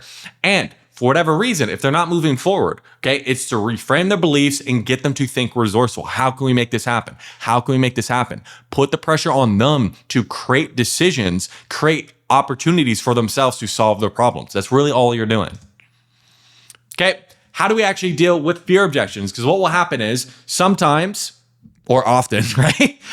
When the money and everything makes sense, but then they stop making sense. So you can understand when a prospect is fearful and not moving forward, when the objections stop making sense. Okay. When they stop making sense and you have money tied off, what I'll do, and I'll show you how to do it, you just dive directly into fear. The easiest fear objection that is really easy to bridge into fear that I found that worked for me, works for all the clients that I help, is the ABCs of fear. ABC, admit that they're fearful, befriend the fear, and then we convert the fear. And I'll go a lot more in depth on fear objections here in a bit, but that is just a basic framework. And anytime that somebody is fearful, I'm going to bridge into the fact that they're fearful. Like, it makes sense. I tied off money. I'm always going to say it just like this. Yeah, Nat, I get where you're coming from, and I don't want to say taking that leap is scary, but it's kind of scary in a way, right? It's very easy for them to buy into it because, I don't want to say scary, but it's scary. Is just a real soft way of getting them to admit that they're fearful. Now, if you just tell somebody, and I hear this quite a bit, it sounds like there's just a bit of nerves, 50-50 shot on they'll actually buy into that frame, because some people don't want to admit that they have nerves or that they're fearful. But if you would say, I don't want to say it's a bit of nerves, but it's kind of a bit of nerves, right? And that last part is quicker. It's just easy for them to buy in, and you want to go ahead and you shake your head when you say that. That's going to make it to where it's easy for them to buy in. Now, once we get them to admit that they're fearful, we want them to befriend the fear. So it's hey, this fear is a good thing. So it's hey, what you're feeling right now is exactly what you're supposed to be feeling, because who grows in their comfort zone, right? Nobody, right? So if you're sitting there cool as a cucumber, dude, I'll have to check your pulse, right? You know what I mean? So it's what you're feeling right now is good because it means we're outside of our comfort zone. It means we're growing. And then C, convert. So all we can do, because we can't get rid of this feeling, all we can do is we can just decide on how we use this feeling. Okay, because we have two options. Like number one, we can allow it to restrict us. We don't do anything and we stay in the same situation. Or number two is we can shape it. We can shape it into taking massive action. We put some skin in the game, then this has to work. Which one would you rather do? Why? Okay, but what if you don't though, right? Consequence. So especially because what this is a reframe. And the typical structure I'll have for a reframe, and I'll go more in depth in it, is again, get buy-in, ask to reframe, give a reframe, binary, why, okay, consequence on the second one. So you give them two options, especially when they're fearful. You give them two options, make it easy for them to take a step in your direction, okay? You ask, after they take a step in your direction, you ask them why, you want to get more buy-in on it, and then you consequence the first thing that you said, right? Either constrict us or take more action, right? The deer analogy, right? Like we're like a deer in headlights. So right now we have our current situation like coming down at us like on the road. So we have two options right now. We can allow it to hit us, right? First option. Or number two is we can use that fear to get out of the way. Which one would you rather do? But why would you want to get out of the way? But what if you don't though, right? Same thing every single time. Okay, practicing and improving objection handling. So how do you get better at objection handling? So there's three things that we can do. We can role play, seek feedback, and always be learning. So when we're talking about role playing, the thing that I always suggest is you hop on a call, right? Role play partner, and it always needs to be harder than what a real conversation would be. How I got really good at objection handling is I would sit on a call and I would just tell the person I was objection handling with, hey, you cannot say yes to me no matter what happens. No matter how much convincing I am, no matter how smooth talking, no matter how good I am, no matter how much you want to say, yes, Christian, take my money, you cannot say yes to me, okay? And what this did is a couple things. Like number one, it caused me to start being very good at like thinking on my feet.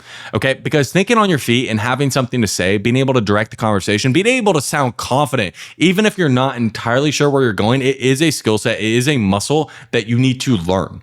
Okay. So role playing very hard situations allows you to build that muscle. Okay. So what I would do is I would do these role plays and then I would ask for feedback. Okay. Seek feedback. I would listen to these role plays. I would listen to my own calls. I'm like, okay, when was I being the most convincing?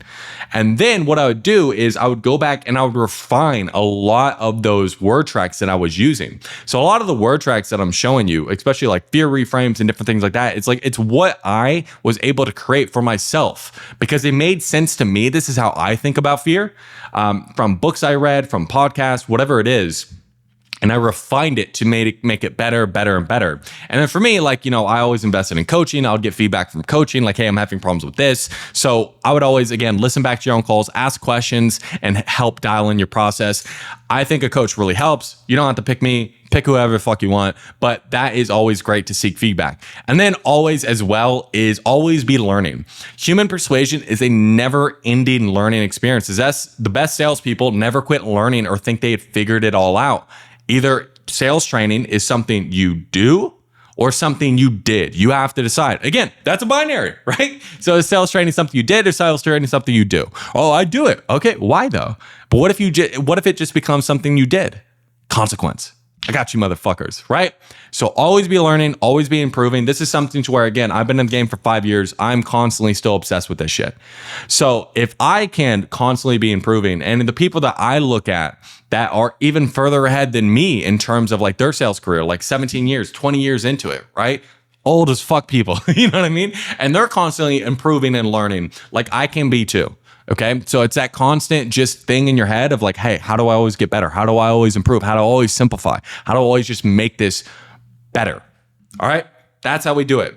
So when we take a look at the actual like objection handling like overview, so we have some like rules. So you have an understanding about how it actually goes. Let's go over like an overview of typically how an objection handling session will go. Like you get to the end, they give you an objection. So just understand, like we said before, objections are limitations. As a closer, you can't buy into people's limitations. You got to handle their objections for them.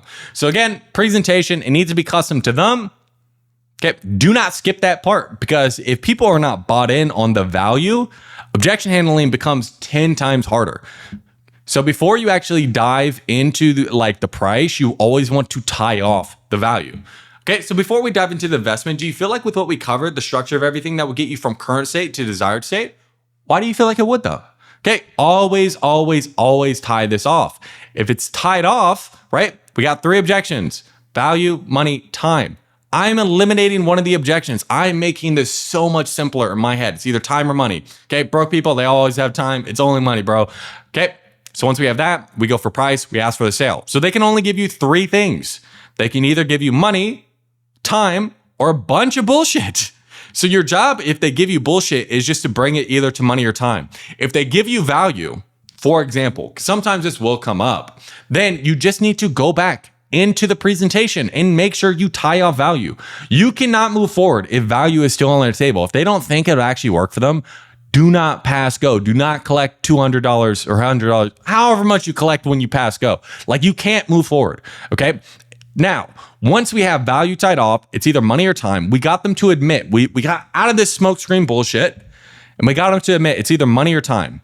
Now we run into the objection balance. So the thing is, you have to understand, when you are in objections, you have 2 things that you are fighting: their objection and why they would do it. So what happens in the objection handling process is, at first, like, you told them the price, oh my God, this is so much fucking money. Their objection is so much bigger than their why. And it's your job to at least make their why on par to their objection. Like, it means as much, but at the end, to get them to do it, their objection needs to be less than their why. Their why needs to be so much bigger. Okay. So how do we do that? So we go ahead, we need to isolate, get buy-in, like we said, and then we're going to have a debate, a reframe. You need to make a point. And typically, like I said, it's going to be like a binary. Okay, binary on whatever it is. Okay, get them to buy in, get them to take steps in your direction, make it easier for them to say yes. And how do we then, from there, like, after we get them to take a step in our direction, we ask them why. We need a bit of leverage. Okay, how do we get leverage? Typically, it's through consequence. Well, like, what happens like if we don't? Now, after we get leverage, we get commitment. So I go ahead, like, hey, they tell me the money objection, right? For example, hey, I don't have the money. Again, they're throwing their hands up. So this isn't a logistical money. They're like, hey, I just don't have it. Right? Statement. What are they saying? What do they mean? Okay, not a problem. What do you mean by you don't have the money? Right, clarify. Money aside, would you do it? So that is isolating and getting to their why. Why though? Why actually invest in yourself so you can get XYZ outcome? Now that I have their why, I'm starting to move like on their why. That's when I'm going to make a reframe. So really easy. Can I make a suggestion? What's riskier at the end of the day? Is it riskier to remove that limitation, we find the money so we can actually get our outcome? Or is it riskier for you to keep doing what you're doing now and God forbid the situation gets worse? Right? What's riskier in your head? Okay, why is it riskier to stay the same? Again, now what do I have? I got buy-in on the frame, and now I'm getting leverage. Why? They're taking steps in my direction. So what happens if we do stay the same? Like, what are the day-to-day ramifications if that happens a year from now? I'm getting consequence. This gives me leverage. Now, after I have leverage, they're in the right state. They're thinking more resourcefully. That's when I'll get commitment. Okay, so what am I doing when I'm getting commitment? So what I'm doing when I'm getting commitment is I'm shifting the meaning of what is hard, okay? So a lot of the objection handling techniques, and I go a lot more in depth when I work one-on-one with somebody, but a lot of the objection handling techniques are just NLP, like slide a mouse. And one of the easiest ones you can do is changing the meaning of something. So I want to change the meaning from money being hard to commitment being hard. So I'm like, hey man, I appreciate you being open with me. Money is the easy part. Like, we can figure that out. Money's never the reason people don't move forward with us. The hard part is just a commitment to change and actually doing the work. So are you actually committed to do what it takes? Why? So I took the focus off of the money, and now the focus is on, are they actually committed? So once you have commitment, then we're in negotiation. Okay, what do you have? So in terms of like negotiation, understand you want to have leverage in negotiation. How do you have leverage in negotiation? You know what the other person has. So I'm going to ask, like, hey, so if you're committed, man, I want to see you win. Let's not focus on what we can't do. Let's focus on what we can do. Bills, expenses aside, it's not going to put you in a tough spot. What can you do? Okay. Then I get a number out of them. Then once I get a number out of them and I'm like, okay, that works. Okay, let's go ahead and move forward. If they don't move forward, now it's fear. right? There's something that is holding them back, fear or decision-making process.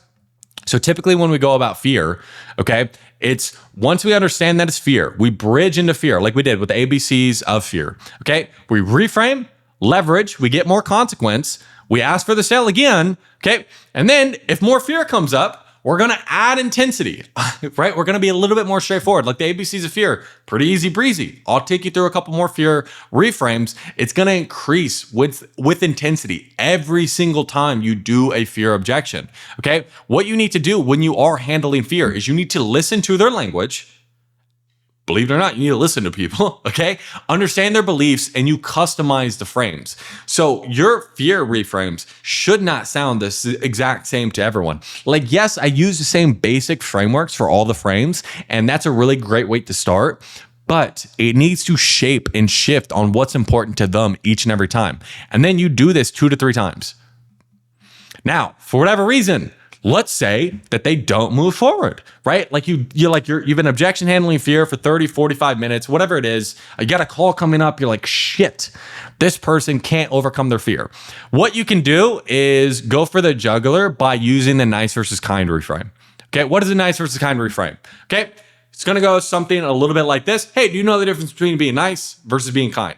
Now you can use a different analogy, but I am a young guy. I speak to a lot of young men, right? When I'm selling them, if I'm selling to a woman, I'll probably use a little bit of a different analogy, but this is the one that I've seen work the best, always gets buy-in, is, hey man, do you know the difference between being nice and being kind?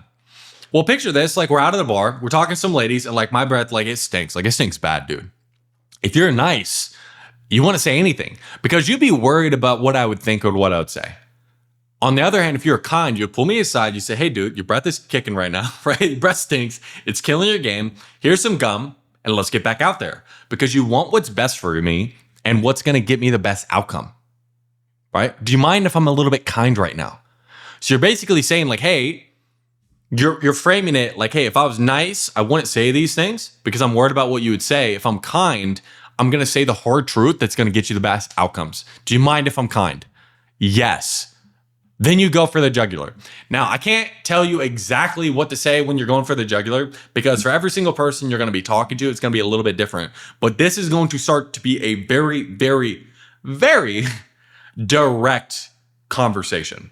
So whatever conversation you've had up until that point, like all the leverage, why they need to change, you're going to start being a lot more direct with them. It's like, hey man, what do we got to do? Like how, like, you making decisions right now, you need to hop off this call and not actually take action. Like, how are you showing up as a father making decisions that way? You're like, you're fucking getting in there. Now, when it comes to how far do you go? Because this is a question I get a lot. So if this is a line of like, hey, this is perfect, how far you go, if you've never crossed a line, you're never going to find out where that line is. So if you've never gotten a complaint, bro, you're not going hard enough, right? Like, you should have to cross the line in order to find out where the line is rather than pussyfooting up to the line. Like doing this, like you're never going to quite get there, but if you cross the line, you can pull it back. And there's been times where it's like, I've crossed a line. I remember, for example, on one call specifically, it was this older gentleman, right? When I was selling, sales training for a particular company, right? And what happened was, I was talking to him. We're really getting hard into objection handling. The older guy, super, super fearful. You'd be surprised. There's people who've been stuck in their way. They're making like $100K a year for like 20 years. And they're like, oh, like I don't really need to make a change. I'm like, oh, fuck bullshit. And like, I was basically telling him like, hey man, like I'm much younger than you and so much further in my sales career. It's because I invested in myself. And what he said is, I don't believe you. Right? Like, I don't believe you. All these people are saying like they make money. I don't believe you, blah, blah, blah, blah, blah. I'm like, hey man, do you want to compare commission checks? Right? Let's pull them up right now. Like, what do you got? Like, that's exactly what I said. And he just fucking hung up. He exited Zoom. So I crossed the line on that one. I should probably not be that confrontational in my objection handling, but I'm never going to know that unless I cross the line. And I've gotten a few complaints like doing things like that, but that's when I'm able to pull back and I'm able to gauge it. Because with some people that might work. So you got to understand like who you're talking about. And the only way you're going to know that is if you cross the line. So if you need permission to cross the line, I'm giving you the permission. You will make more sales going further than what you think you should than not going far enough.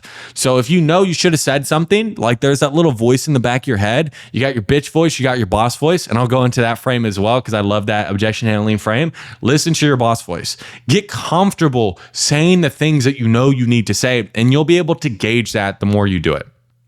Okay, so now that we understand like how it goes, let's go over exactly what to say. So just like I was showing you before, there's like really a couple different paths that we can go. So this all over here is just how do we get them to admit that it's a real objection? These are all smoke screens. This is time, this is money, okay? Then we have decision-making process, whether like, hey, like I always take 24 hours or I never make decisions on the spot, or like I need to always talk to my partner. Those are decision-making processes. And then we have fear. So it all runs into itself. So let's start at the top and let's run through it. Okay. So we have smoke screens and then we have real objections. I'll run through all the smoke screens first. So the two most typical smoke screens is I need to think about it and I need to talk to my partner, right? You treat those exactly the same. Like, oh, okay, that's not a problem. Just so I can send over the most relevant information possible. What do you feel like you need to go over in your head just to see if I can help?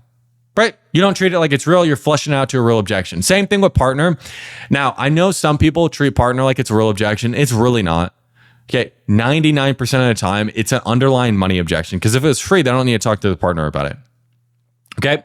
So, okay, that's not a problem. Just so I can send over the most relevant information to you, what's that conversation mostly going to be about? I would emphasize mostly because they'll probably say like, oh, like we need to go over a few things. Well, what is it mostly going to be about? Oh, like the investment, right? That's all. Most of the time you'll get that, right? And if you get a real objection, money or time, you just go down here.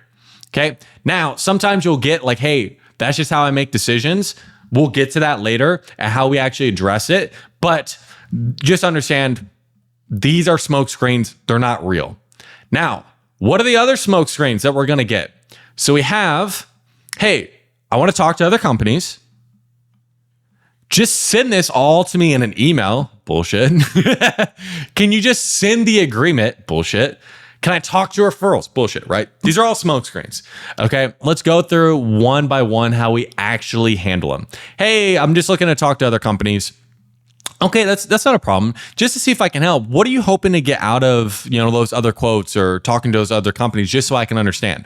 So they'll either tell you a real objection. Oh, like, I just want to go ahead and see like compare price, or they'll tell you something, right? If they say any type of price or, value, whatever it is, they're going to tell you like the real objection. And then you just go to real objections. If they tell you, hey, this is how I always make decisions, you go to the decision-making process. I'll cover that a little bit later.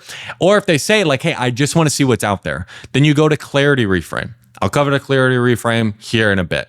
But it's, again, they're going to give you one of these three options. It's either clarity, this is how I always make decisions, or they're going to tell you a real objection. Okay. Hey, just send this to me all in email. Again, it's going to be pretty much the same thing. All right. Okay. Not a problem. Was there anything you'd want me to send over to you in an email that maybe we didn't cover here as much detail as you wanted? Okay, so what was you wanting me to send you this all in an email then? Like what's having you wanting me to just send this to you in an email? That's how I always make decisions. Okay. Real objection, or I just want to see everything to make sure it's the right fit. Right? One of those three. So the first question is, you're like, hey, I'm flushing out if there's any type of value. If they say no, I just want to see it all in writing. Okay, well, what's having you wanting to just me send this all in writing rather than us just going ahead and moving forward? So I always make decisions, real objection. I just want to see it's the right fit. Okay, and I'll get to the clarity reframe after I cover all the top stuff. Hey, can you just send me the agreement? Oh no, like we're not that cool. We don't have like a contract or agreement, just a basic terms of service. Just so I can make sure you're protected.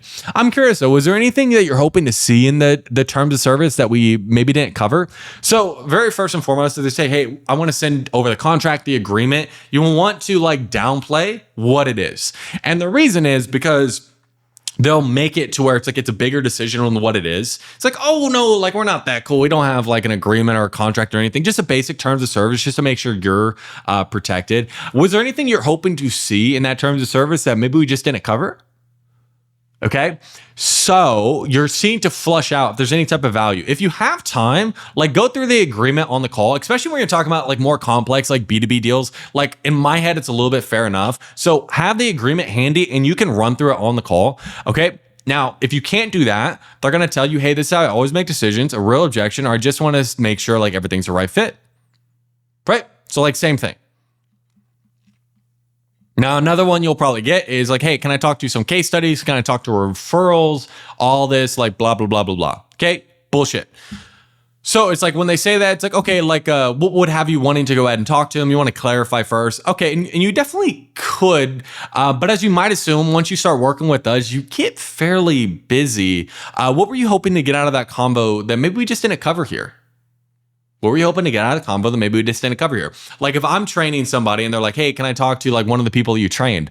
I mean, you definitely could. Like as you might imagine, like after you learn the right skills to make much more commissions, you tend to get very busy. You're always selling, or you're spending the money the commissions that you're making. So I guess like what were you hoping to get out of that combo that maybe we just didn't cover here? Again, like I'm kind of sliding that like, hey, it's going to be hard to talk to them because I do such a good job. Lead generation, whatever it is. If you're selling a biz op, like they're busy running their businesses, making money, whatever it is. Okay. And then from there, they're going to tell you a real objection, or they're going to say like, oh, I just want to hear it from somebody else. That's probably the biggest one you'll get. Okay.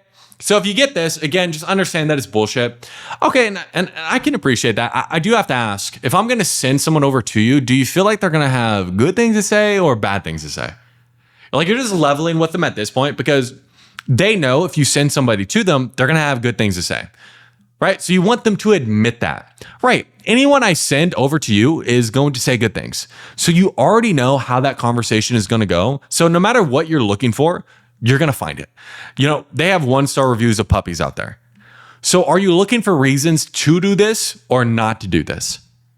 So what am I doing there? So I'm getting them to admit that, hey, you already know how that referral conversation is going to go because I'm sending somebody to you. Are you looking for reasons to do this or not to do this? You'll find whatever it is you're looking for on the internet. And I always use the example of, hey, they have 1-star review of puppies out there, or they have 1-star reviews of the new Lamborghini. Like there's always people that are going to say whatever it is that you're doing that is shit. So are you looking for that? If you're looking for that, you'll find it. Or you're looking for reasons to do this. If you're looking for reasons to do this, you'll find it. So whatever it is you're looking for, you already know you're going to find it. It's just reaffirming what you've already decided right now. So I'm getting them to tell me, are they looking for reasons to do this or not to do this? If they say I'm looking for reasons to do this, why are they looking for reasons to do this? And if they're looking for reasons to do this, they know they're going to find it. What's preventing us from just doing it, right? What's the real objection? That's really all you're looking for right here. Okay, so why would you be looking for reasons to do this? So what's really holding you back? Again, okay, so why would you be looking for reasons to do this? So if you know you're going to find reasons to do this, like what's really holding you back from just going ahead and getting moving forward? So they're either going to tell you like, oh, like I just want to make sure it's the right fit, like clarity, or they're going to give you a real objection. Okay, so let's go over clarity, because the clarity reframe really helps, especially if there's like, oh, I just want to make sure it's the right fit. I just want to make sure it's the right fit. I just want to make sure it's the right fit. I just want to know that it'll work before I do it, which makes no fucking sense. You never know what anything is going to work for you or not unless you actually do it. So I need to get them to admit that. I need to debunk that there's any way that you could actually know, be 100% certain about anything. Okay. So anytime that they're like, oh, I just want to make sure it's the right fit. I just want to make sure it's the right fit. Understand it still is a smokescreen. So I need to flush it out. So I'm going to funnel them into the clarity reframe. Okay. So what is the clarity reframe? So it sounds like you're looking for clarity, right? They always say yes. Every single time. They always say yes, right? So it looks like you're looking for clarity, right? Oh yeah, of course. It's like, yeah, and we all want that. But can I share perspective on what clarity means? Yeah, for sure. You never know what the weather at the beach is gonna be tomorrow until like actually get there. You know what I mean? So what's the only way that you're gonna know if any of this that we're talking about is actually gonna work for you or not? What's the only way that you're gonna know? Right? You need to get them to admit that the only way that they're gonna know is if they do it, right? So the only way that you're gonna know if it works for you or not is if you do it, right? Yeah. So what's having you wanting to be so sure before you actually give it a try? Well, it's a lot of money. Okay. Money. Get them. Okay.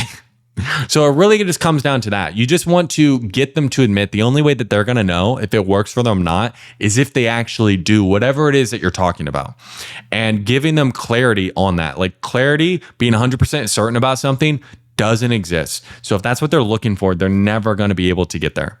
All right. So this is all funneling to basically either real objections or decision-making process. So I'll go over real objections first because you'll run into these much more often.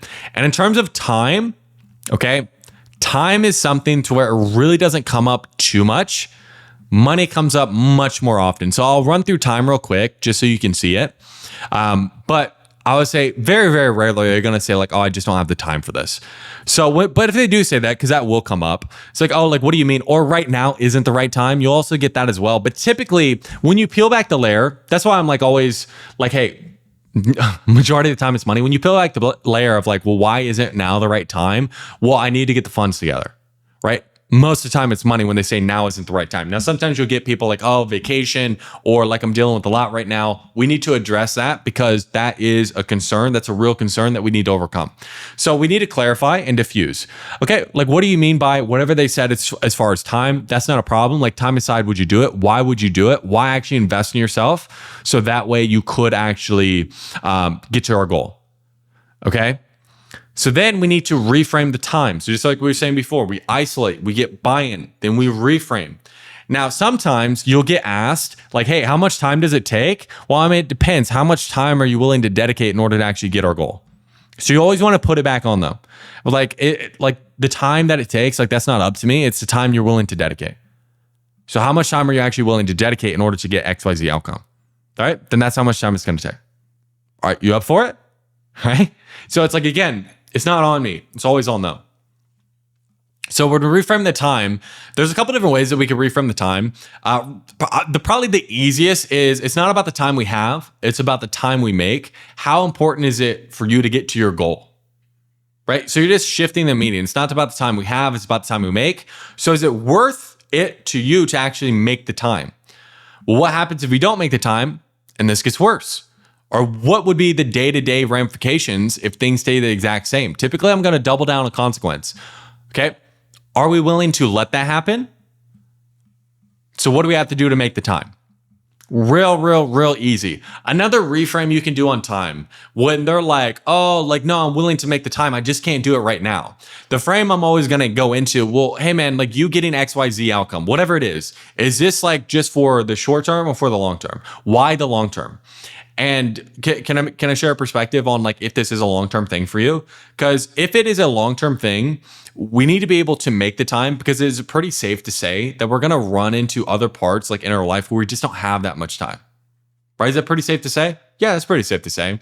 So if it's a long-term decision, like we have to make the time like regardless. So that way, no matter what life throws at us, we're always striving, we're always getting better. If it's a short-term thing, we're always going to wait for the right time. But as soon as it's no longer the right time, it's going to die. So do you want this to be more of a short-term or long-term thing? So if it's a long-term thing, well, why? So if it's a long-term thing, like what if we treat it like it's short-term and we're always waiting for the right time? Like how are we ever going to be able to get like our outcome then? Right? So short-term versus long-term, that's also a real easy one you can do when it comes to time reframes. But I would say, as far as objections, these ones are going to be more rare, especially if you're selling to, when you're talking to businesses, it's going to be a little bit more frequent. When you're talking to more affluent people, it's going to be a little bit more frequent. But I assume because those affluent, offers are going to be less because there's less affluent people, most of the objections you guys are getting are going to be money, right? And money fear, hammering them on money. Okay. So another real objection, we got time, we got money. Let's dive into money. Okay. Money. Clarify. What do they mean when they say like, oh, I need to check the budget. I need to check the finances. I need to do this. I need to do that. Whatever it is. Like, what do you mean by that? Okay. It's not a problem. Money aside, would you do it? Okay. Not an issue, man. Money aside, would you do it? Why would you do it? But why actually invest in yourself to get XYZ goal? Get emotional outcome.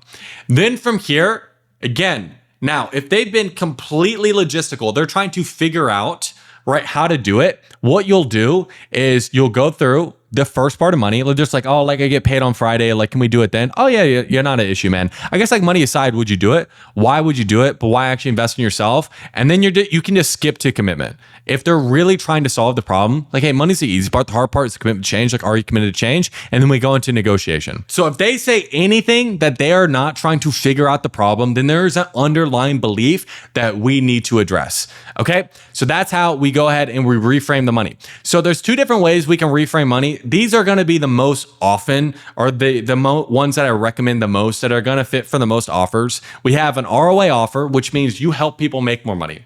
BizOp, lead generation, helping people improve their sales, right? I help people make more money, right? So it's an ROI. You make more money from it. Non-ROI, fitness. I have a person that helps people like with their golf game, right? Like they don't make more money. Well, I guess you could make more money like playing golf, like you're networking and shit, but your golf game doesn't really depend on that. You know what I mean? So it's a non-ROI offer. So the two ways we can go about it in terms of like reframing the money. Okay. On an ROI offer, the easiest one that I'll use is which is a problem, which is a symptom. Well, if you had this problem fixed, would you have this money problem? So the actual problem is you don't have that. So now the symptom is we don't have the money. Would you agree? Okay. So I got to ask, do you want to change that? So it just depends on what they say. Let's say they say it's expensive. Okay. And I'm selling them sales training. Well, what's the problem? What's the symptom? Can I make a suggestion? What's the problem? What's the symptom right now? Well, what do you mean? Well, I mean, if you actually had the skill set to be making $20,000 per month, like, would you sit here and tell me that $8,000, like that's expensive? Like, no, right? So the actual problem is like, you don't actually have the skills to be making $20,000 per month. Now, $8,000 seems expensive. Like, would you agree? Get buy-in. Then from there, it's like, okay, so what's riskier? Finding the money so you can actually solve the real problem, or just focusing on the symptom and you don't do anything about it or it gets worse. Why though? So you always want, when you give them a binary, just in general, you always want to make the thing that you want them to say the second option. So they're more likely to repeat it back to you. So then it's like, hey, which is a problem, which is a symptom, right? If you had whatever it is that I'm trying to sell, would you have this money problem? Like people, like basically they're coming to you because they don't have the money. Like, dude, I already knew you didn't have the money. You can say that, but depends on how much rapport you have. Like, hey man, like I already knew you didn't have the money, right? Like that's not an issue. I guess money aside, like would you do it? You can do that if you feel like you really have the rapport and you have the leadership. I do it all the time. It's fun. But then you go into what's riskier. Hey, what's riskier? Us finding the money so we can actually like learn the skills to start making $20,000 per month, or is it riskier that we continue to not have those skills and continue to losing out on $10,000 each and every month? Just do these think about objections. Like what's riskier? Well, why is it riskier for you to continue to lose out to these sales? Okay. Well, what happens if we focus more on symptoms and we stay where we're at right now? Consequence. Like what would be the day-to-day ramifications if things stay the same for the next year? Are you willing to allow that to happen? Okay, then we go to the commitment. Now, for the ROI or the non-ROI offer, it's just a real easy one to do. It's just like, hey, like what's riskier? Hey, like what's riskier? Investing in yourself so you can get whatever you want, or you keep doing what you're doing now, don't do anything about this and it gets worse.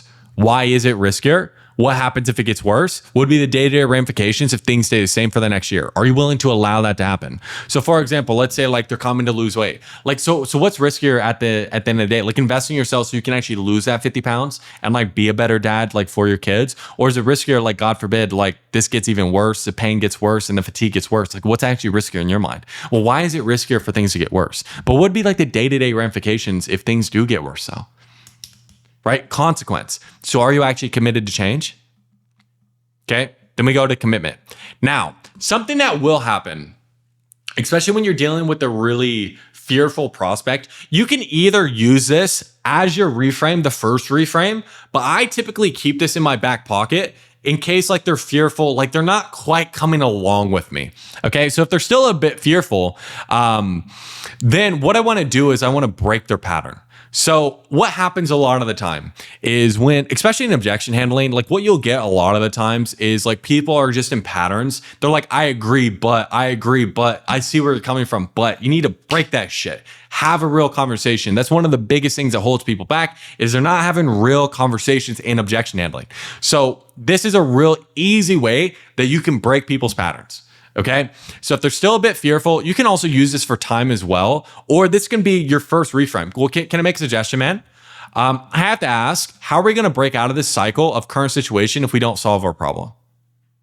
So this could be your first frame if this feels more comfortable to you, or it's something you keep in your back pocket. I like to keep it in my back pocket. So for example, if they're saying like, oh, like I don't have the money, they're trying to get better at sales. Well, hey man, like how are we ever going to break out of the cycle of losing all this money to objection handling if we don't actually learn how to overcome it? Like, how are we going to do that? You're asking them a how question. Like, how are we going to be able to do that? Okay. Do you want to stay in this cycle? So you should get like, I don't know, or we're not. Do you want to stay in this cycle? Obviously, they should say no. Okay. So why right now are we choosing to stay in the same cycle? So that's a very direct question. Okay. Why right now are we choosing to stay in the same cycle? Right? Like, why right now are we choosing just to say things are expensive? Why right now are we choosing to push off making this decision? Like, why right now are we choosing it? It's a very direct. That's why it breaks the pattern. It cuts out all the bullshit. Okay. You get the real thing that's holding them back, quick reframe, and then you're back to commitment. Easy reframe. That I always do, because like 9 times out of 10, what a prospect will tell you is like, hey, it's just scary. It's like, hey man, like I get that. Can I share perspective on it? It's like we're a deer crossing the road, and like our current situation is the headlights. There's a car coming towards us, and like we're stuck in the headlights. And right now, like we have 2 options on what we can do. We can either get caught in the headlights and let that fear, let our current situation hit us, and when it gets worse, or we can use that emotion to get out of the way. Which one would you rather do? Why though? But what if we allow it to hit us? Okay. So are you actually committed to make a change? Then we're going to go to commitment. So that's another way that we can go about it. In terms of like the reframes, again, plug in, once you understand like the thought process around it, you can plug in whatever the fuck you want. Just understand you're just shifting, you're changing the meaning of how they're viewing money. That's all you're doing here. And a real easy way to do, use a couple NLP, slide a mouse of like, hey, this or this, binary, why on once they take a step in your direction, consequence the other end. Okay, are you committed to make a change? That's really all it is. Okay, these are the easiest ones that I found. Pretty solid. So you can take them. If you want to create your own, you can definitely create your own as well. After we get their buy-in, then we're going to commitment. Hey, money's the easy part. The hard part is the commitment to change. Are you committed to change? Okay, money's never the thing that actually holds people back. Money's pretty easy. The hard part is just you committing to change, do whatever it takes. Are you committed to change? Yes, why? Okay, once they're committed to change, then we're in negotiation. Okay, because I care about you. I want to see you win. Let's not focus on what we can't do. Let's focus on what we can do. Bills, expenses aside. What do we have available? Tie them down. What do they have right now? Not what can they get? Okay, like, oh, like I can get the money. Okay, but what do you have right now? This is a big thing. You need to tie off. What do they currently have right now? What is on their credit card? What can they pull out right now? Tell you the digits and they can move forward. Okay, them getting the money is not tying them down. Okay, what do they have currently right now? Pull up your bank account, bro. Right? Don't say that, but like that's a thought process. They're not fully tied down until you actually know what they currently have right now. Okay. And if they don't have the money right now, again, they can't come up with the funds. You offer suggestions, payment plans, go through timeline on getting funds, do funding to do it, like, or you can take down card details, schedule a payment, whatever it is. You get commitment, something. We need to do something moving forward. Let's do some shit, right?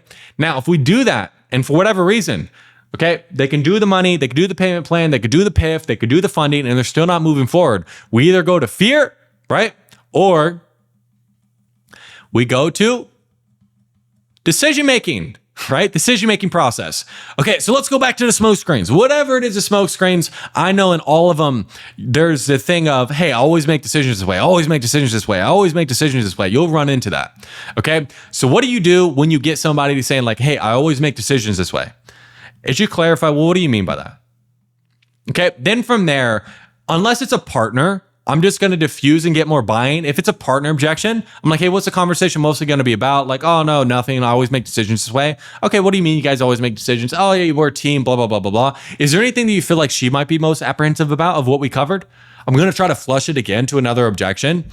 If not, then it's like, oh, no, like this is how we do it. Then we're going to diffuse, get more buy-in.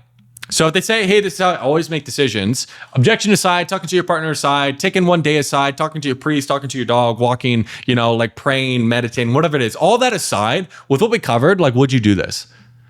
So it's like, hey, would you do this? Why would you do this? So if they waffle at all, if there's any type of waffling in any part of it, when you get the buy-in, you need to get underneath it. So if they're like, oh yeah, maybe, right? It's like, oh, you don't sound too sure. Why would you do it? So what are your concerns? Again, like we talked about before, you always go positive and then you get the concerns underneath it, okay? Does the investment work for you? So I always make decisions this way, okay? They're not giving you anything. I'm always going to make sure I check off money. It's time, it's money, it's fear, okay? So I want to make sure it's not logistical money. It's just purely decision-making process around the money. So I'm always going to say, does the investment work for you? So the investment actually works in your budgetary restraints. You could go ahead and get started like right away. Yes. If they waffle at all, they're like, well, I can find the money. That means you don't have it, bro. Like if they waffle at all, like, oh, I can find it, or they seem a little bit unsure, go down money. Don't spend your time hitting them over the head with decision-making reframes if it's really just a money objection. And most of the time, it is just a money objection. Okay, partner, I always make decisions this way. I just need 24 hours. Most of the time, it's a money objection. So I want to get to the money first, always. Okay, once the money's tied down, all these other objections are much easier to overcome. Okay. So let's go over partner. Now, there's tons of different ways to go about partner. I'm going to show you the simplest and most universal way that I found to go over partner. Now, just depending, you can go a lot harder in the paint on this, and sometimes that is required. But again, let's just go with the simplest, easiest way to actually overcome partner. And if this doesn't work, there's different things you can do on top of it, like really going down trust, tying them down, a bunch of other shit like that. Like objection handling, like is a rabbit hole that I can make a whole nother 7-hour video like on just on this specifically. But right now, let's focus, Christian. Okay, cool. So partner. So they're like, oh yeah, like always make decisions this way, blah, blah, blah, blah, blah. Like I need to talk to my partner. We always make decisions this way. And then they're going to say like, okay, like, would you do this? Yes. Does the investment actually work for you? All that good stuff. We tied off money. Now we go into partner. And I guess like what happens though, and for whatever reason, like they're just not on board with spending the funds. Now, this is something you need an answer out of them. What will happen a lot of times is people just fucking refuse to answer this question. This is a hill you need to die on. You need to get them to at least take a stance on. So is this an FYI conversation or is it asking for permission? Typically, the way I'm going to frame it is like, hey, what happens to them if you go to them and for whatever reason they say no? Is this completely dead in the water, or are we still going to find a way? A lot of times they're going to say, I don't think she would say no, or I'm going to have to convince her. It's like, oh yeah, man, like, and I get that, and I'm in your corner, but like, what happens if you can't convince her? She just says no, or like, hey man, I have to play devil's advocate a bit. Like, what happens if she does say no? Like, is it dead in the water? Or are we still finding a way? I need them to pick a fucking route. I need to get them to tie down. A lot of times they don't want to tie down, but you need to get them to tie down. If they said they'll still do it regardless, right then they're like, okay, well, man, if it works in your budget and you're still going to do this regardless, why don't we just get this taken care of like right now, right? We're just going to go ahead and ask for the sale. That'll work like half the time. The other half of the time, they're still going to be like, oh no, but I need to talk to her first. Or they're going to say, it's like, I can't do it if she's not on board. Okay. Once we understand those two things, then we need to, again, address the partner objection. And how are we going to address it? We're going to go to responsibility. Okay, so you're going to go over who is responsible for you getting to your goal. You need to get them to buy in that they are the person that is responsible for getting to their outcome, right? And you might get people who, again, they're going to pussyfoot around. Well, it's like, well, she's going to help me, or well, he's going to help me with the business. But ultimately, like, who's responsible though? Like if this succeeds or if this doesn't, right? Oh, she helps, or oh, he helps, but who's actually responsible though? Now, if they are like 50-50 business partners, that's a different conversation, but most people, you're not really running into that. So I'm going to cover what is most universal. Okay. And it reminds me of the phrase, like heavy is the head that wears a crown. You ever heard of that phrase? It's an old Shakespeare quote. It's heavy is the head that wears a crown, not because it's heavy with gold or jewels. It's because of like being a leader. Like that's heavy. Like I know me as a leader in my family, my business, I have to make the tough decisions because I'm responsible. You know what I mean? Getting buy-in on it. Now, the reason why I like to use heavy as the head that wears a crown, it's very visual, right? It's a visual representation of the overarching point. And if I make a visual representation, if I make an analogy that they believe, like, hey, crowns are heavy because of responsibility. If they believe with the overarching point, they're more likely to believe with the other points that I'm going to be making. Okay. So then from there, once I get buy-in, and you need them to get buy-in. Okay. So then from there, it's like, hey, is it fair to them, given that you're the one responsible, to try to take off that crown and put the responsibility on them? Why not? You need to get them to admit it's not fair. This is when people will waffle quite a bit too, right? Because they know where you're going. So if they say like, oh, that's not what I'm doing. Well, like hypothetically, man, like if you were to take off that crown and put it on her head, like, would that be fair? No. Why not? I need to get the buy-in that it's not fair. So you need to get buy-in. Don't allow them to waffle, and do not allow them to take you anywhere else. That goes for any objection handler you're on. If you're in money, right? This actually brings me back to another point. I'm a little all over the place, right? So if you're in money or you're in any other objection and they try to take you to another objection, you need to like keep on the same point. Like for example, if you're in money and they're like, yeah, no, I do. I just need to talk to my partner first. It's like, yeah, man. And it doesn't really even make much sense to talk to your partner if we can't even make the numbers work. So it's like, why would you actually do it though? Like, right. So you're just like, hey, it doesn't even make sense to talk about that unless, we can do this. And if they say like, oh, look, no, I'm not doing that, I just need to think about it. It's like, hey, man, and like, it totally makes sense. It doesn't even make much sense to like think about it. Like if we can't even like figure out like if this would work for you, right? It's like, boom, like just keep on point. Never allow them to take you off track. Like you are on like this road, okay? Never allow them to distract you. That's the biggest thing. So once you get that they need to make a change, you need them to admit that it's not fair. Then after you get that, now we're going to shift the meaning. Again, a lot of this is just shifting meanings of not having the conversation. We're shifting it to like, that's not what we're deciding. We're deciding on what conversation that we're going to have. So I'm going to go into, hey, and they're going to feed off your conviction. I'm not saying don't have that conversation. We just have to decide what conversation to have. So which conversation would you rather have? You go to them with all these problems and now you have a big bill to pay, or you go to them showing how you've already solved the problem and lead them to that decision. Why? As soon as you get buy-in, don't let them waffle. Why would you? Okay? Now, you need to get buy-in that they want to go ahead and lead them to that decision. Everyone wants to lead people to decisions, showing them how they've done it, all that stuff. Okay? So you're shifting the meaning of not having a conversation. It's what conversation we want to have. Now we got to decide what conversation we're going to have, because you're not going to really convince them to not have conversations. You just got to convince them of like, we need to have better conversations, leading them to that decision. Then from there, I'm going to diffuse with humor, right? This one works really, really great because really what you're doing is you're making it easier for them to say yes. Again, in objection handling, we're shifting beliefs and making it easier for them to say yes. So, and if you go to her and she's like, no, you're making way too much money. You're going to make way too much money, buy a Ferrari and leave me for a 21-year-old. Like if she tells you that, man, like we'll give you the money back. The money isn't the important part. It's a commitment to change. So are you actually committed to change? Yes. Again, shifting the meaning. Money's not important. Commitment to change is important. I'm harping on that point, okay? Because it's also true. So what do we need to do to actually get our outcome? Or who do we need to become? So what do we need to do? Does that work for you? Let's move forward, right? Then we're asking for the sale again. So either that, they give you money, or we go fear. Now, let's say they tell you, hey, I always make decisions this way, right?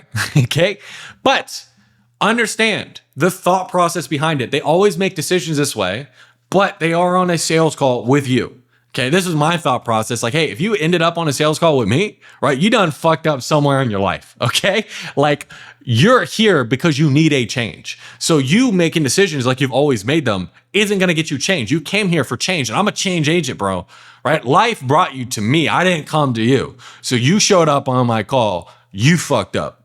I'm just here to help. Okay. So it's like, that's my mentality of, hey, I get we always make decisions this way, but that's why you ended up on my call. So it's like something needs to change. Okay. So how do we actually do this? Again, make sure we tie off money. Everything's tied off, all that fun stuff. Okay. And I can understand. Can I make a suggestion? Kind of a cheesy question, but on a scale of like 1 to 10, 1 being really unhappy and you need to make a change, and 10 being this is like your ideal lifestyle, where are you at right now in problem area? Okay. Now I'm always going to preference this with, hey, a bit of a cheesy question, because it is a cheesy question. You asking a 1 to 10 question it is a salesy question, but you can ask these questions if you tell them, hey, bit of a cheesy question. Works like a charm. And what you want them to do is you want them to get to admit that they are at least a 5 or below. And if you did a good enough job in discovery, they'll automatically say that. Now, if they don't say that they're a 5 or below, you need to smack them down. Okay. So if they say a 6 or higher, okay. So if you're a 7, like what's a 10? It should be a huge gap. Okay. Oh man, if that's a 7, like what's a 5? Like you paying people to coach them? So for example, let's say I'm training people, sales training, right? So let's say they're making like 5K per month and their 10 is like 30K per month. Okay. So they're going to be like, oh, like I'm at a 7. Okay, man. Like if 5K per month is 7, like what's a 10? They're like, oh, like making 30K per month, blah, blah, blah. Like I said, it should be a huge gap, especially if you did your job in discovery, right? It's like, okay, so if a 7's 5K, 10's 30K, I guess like what's a 5? Like you're paying people to sell for them? So just by like numbers alone, man, you're like a 3. Is that right? Like, why are you a 3? Okay. Now, if they say a 5 or below, you just ask them like, well, why are you a 5? Why are you a 4? Why are you a 3? Okay. Oftentimes they'll tell you the lower number, but sometimes you got to smack people down. Okay. Once you get them to admit that they're not where they want to be, that they're a 4 out of 10, they're a 3 out of 10, they're a 5 out of 10, you're going to like, now we're putting another anchor. Okay. And do you feel like, and I hate the word mindset, but do you feel like, mindset can just shape the decisions that we make? Right? That is a universal. Now, I am going to soften it a bit. Like, I hate the word mindset because, again, like I'm bridging into like mindset stuff. Like, it's a little bit salesy. So I'm always like, I'm making it a little bit softer. Again, and I hate the word mindset, but do you feel like our mindset and our decisions like just affect like the outcomes that we get? Or do you feel like mindset, like I hate the word mindset, but do you feel like mindset like affects the way we make decisions? They're always going to say yes. Okay. And are you happy to allow that mindset that got you to a 4 out of 10 in your problem area to continue to shape your results and your outcomes moving forward? Are you happy with the mindset, the decision-making process that got you to a 4 out of 10, 3 out of 10, 5 out of 10, okay, in your sales to continue to shape your results and your outcomes moving forward? Why not? Now they're moving in my direction. Okay. And then again, now that they're moving in my direction, this is when I'm going to give them a binary consequence, ask for the sale, right? Again, same thing every fucking time. And I can appreciate that because I know like right now, we're wanting to looking at insert limited belief or decision-making process, like example, like winning for 24 hours, which I understand because we all make decisions based off of perspective. So, hey, man, I can understand, like, again, wanting to take some time on this and, like, really not making a decision right now, which, like, I understand because we all make decisions based off our perspective. The problem with that is if we keep making decisions based off the perspective we have, it's going to be hard to change, or it's the only place we're ever going to be. So if we keep making decisions based off the perspective we have, it's going to be hard to change. In order to change, like, we have to start adopting perspective of like the person who we want to be. Like if we take a look at like the 10 out of 10 version of ourselves, like the 30K version of themselves, like how would they choose? Would they wait or would they dive in and bet on themselves? Again, binary. Would they wait or would they dive in and bet on themselves? Why? I'm making it easy for them to take a step in my direction. Well, they would bet on themselves. So why would they? Okay. So we're at a bit of a crossroads. So we can either keep making decisions like we always had and get the same results, or we can make different type of decisions and so we can get the goal. Which one would you rather do? Binary. What if you don't though? What if you keep making decisions like you always had? Are you wanting to stay in that same loop? So what do we have to do? Again, so if you just want to understand like the thought process, I need to get them to admit they are not happy with where they are. Number one, get them to admit that they don't want to keep making decisions the way they want to make decisions. Getting them to buy into the fact that it makes sense they want to make decisions this way because they are not happy with where they're at, and it's because of the decisions that they made it. Get them to buy into the fact that the new version of themselves, the identity that they really want to be, would make different type of decisions. Okay, and then get buy-in on like which one would they rather do, same or different, right? Same or get outcome. Why though? What if you don't? Consequence, ask for the sale. Okay. Cool. So that is, I always make decisions this way. Next is, hey man, just give me 24 hours. Like, dude, like I love this. Just give me 24 hours. Now you can always just go down like, hey, like I make decisions this way. The same reframe for 24 hours. But I tend to like to handle it a little bit different. Okay. So you can you can always use, oh, I need 24 hours to always make decisions. Or if they just say I need 24 hours, you can always use this reframe. You don't need to use this one, but I like this one, right? So I'm gonna teach it to you. You're welcome. So when they say like, oh, I need 24 hours, you make sure you get the buy-in, the investment works, all that fun stuff. Money's tied off. Hey, and you definitely could take a day. At the end of the day, like my best intention is here to help. Can I explain why that might not be the best option without you getting upset at me? So again, I'm checking the intent. Hey, I'm here to help. Can I explain why that might not be the best option without you getting upset at me? So we're looking for a big change, right? Okay. They're always going to say yes, especially if you did a discovery, right? And when we're looking for a big change, when is the best time to actually make that change? Like if we're truly committed to something. Like you need to get them to admit that the best time to change is now. Most people just come out and say it. Sometimes they'll just they'll say like, oh, like whenever you're ready. Well, what if that wasn't what you thought it was? Because like, let's say for kids, for example, are you ever truly ready to like have kids? Like, no, like you get ready like when you do it, right? So it's the same thing here. So when, like if we really truly want to change, like when time's the best time to actually make a change? Okay. It was probably 6 months ago, right? Like the next best time is now. Like, would you agree? Get buy-in. Like, would you agree? Why would you agree? I need them to start taking steps in my direction. Okay. Hey, and I want to help and make sure we get the best results. And when it comes to making a change, if we're the type of person who is like new year, new me, it's December and they decide to lose weight, but they wait until January 1st. How long do those people go to the gym and stick to their plans? Okay, get them to admit they don't stay long because they aren't committed. They're either going to tell you like, oh, those people don't stay long, or they're like, oh, I don't know. Well, if you really thought about it, like, hey, new year, new me, like how long do you feel like those people actually stay at the gym? Well, it's like 2 weeks if we're lucky. Why do you feel like it's not that long? Right? Or they'll just tell you, oh, not that long. Why do you feel not that long? Okay. It's the same thing here. Okay. And if we are that person, today is Friday, and we tell ourselves we're going to start our diet on Monday. Like, hey, I'm going to do this tomorrow, but right now I'm not going to do this. And even if we fully are committed and we're actually going to start our diet on Monday, like most people don't, but let's say we are. We made the decision on Friday, Saturday, and Sunday. We never stay the same when it comes to our goals. Okay. So would we be walking towards our goals during the time we're not taking action, or would we be walking away from them? Okay. Because we don't stay still. Again, give them a binary. Are we walking towards our goals or away from our goals if we're choosing not to do anything? Staying still is not an option. And again, I'm limiting the options. Okay. Walking away. Exactly. Like they're walking away. And you definitely could take a day, walk away from your goals for a day. And we all know how you do one thing is how you do everything. And if I want you to get the best results and I actually care about you, and if I want you to get the best results and I actually care about you, so if you tell yourself it's okay to walk away from your goals, okay, why would I let you off this call believing that when we both know it's going to hurt your results? So they're walking away from the goals. And you can definitely take a day, walk away from your goals for a day. And we all know like how we do one thing is how we do everything. Okay.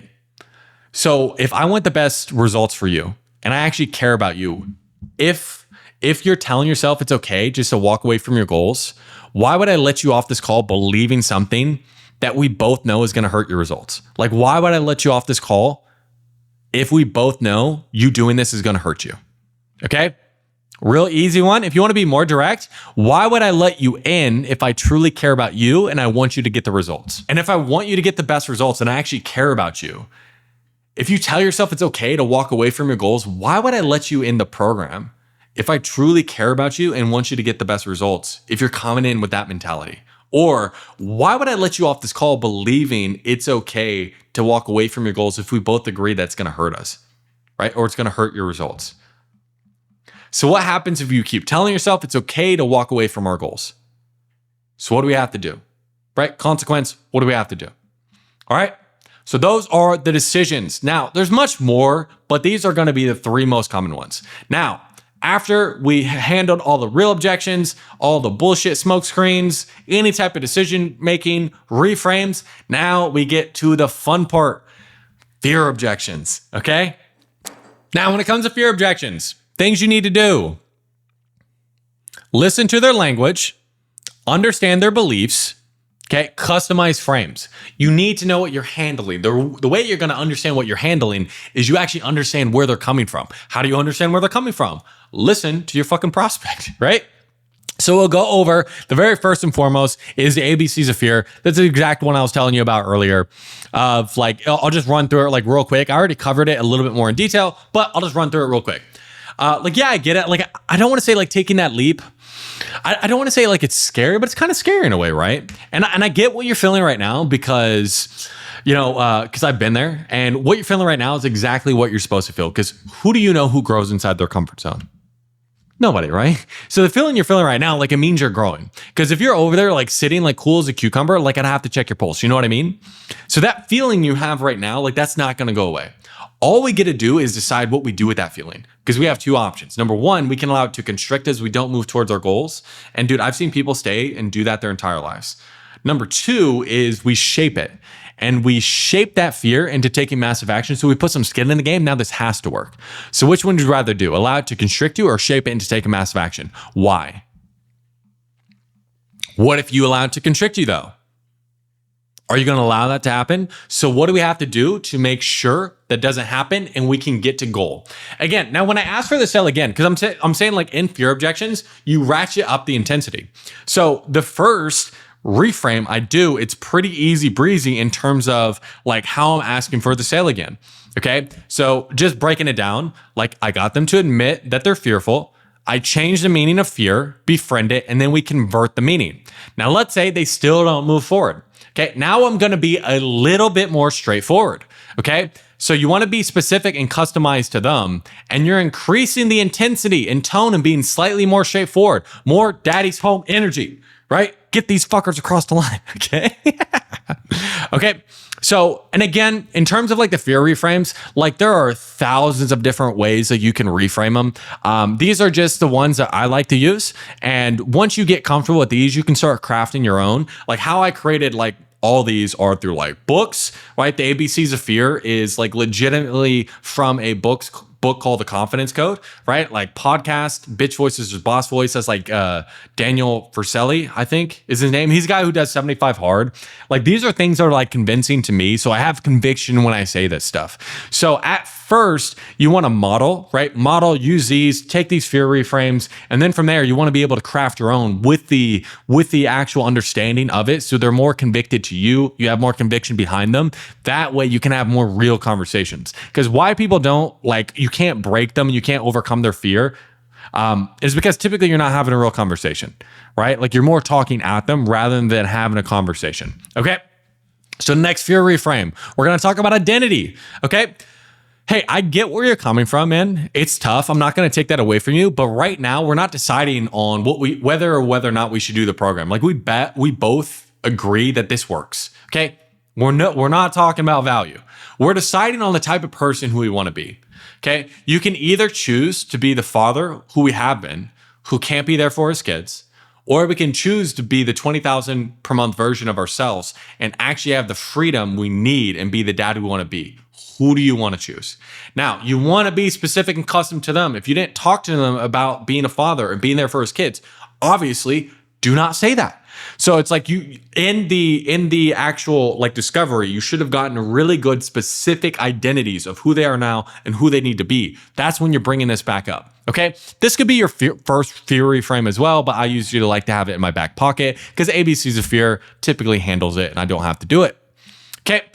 So then after we get the buy-in of like, hey, I want to be the $20,000 version of ourselves, or I want to be like the best version of ourselves. Like once I get that buy-in that they want to be like bigger, right? They want to be like that best version, whatever it is. I'm getting them to choose the identity that they want to step into. Okay. Now, again, I need to give a binary, consequence, ask for the sale.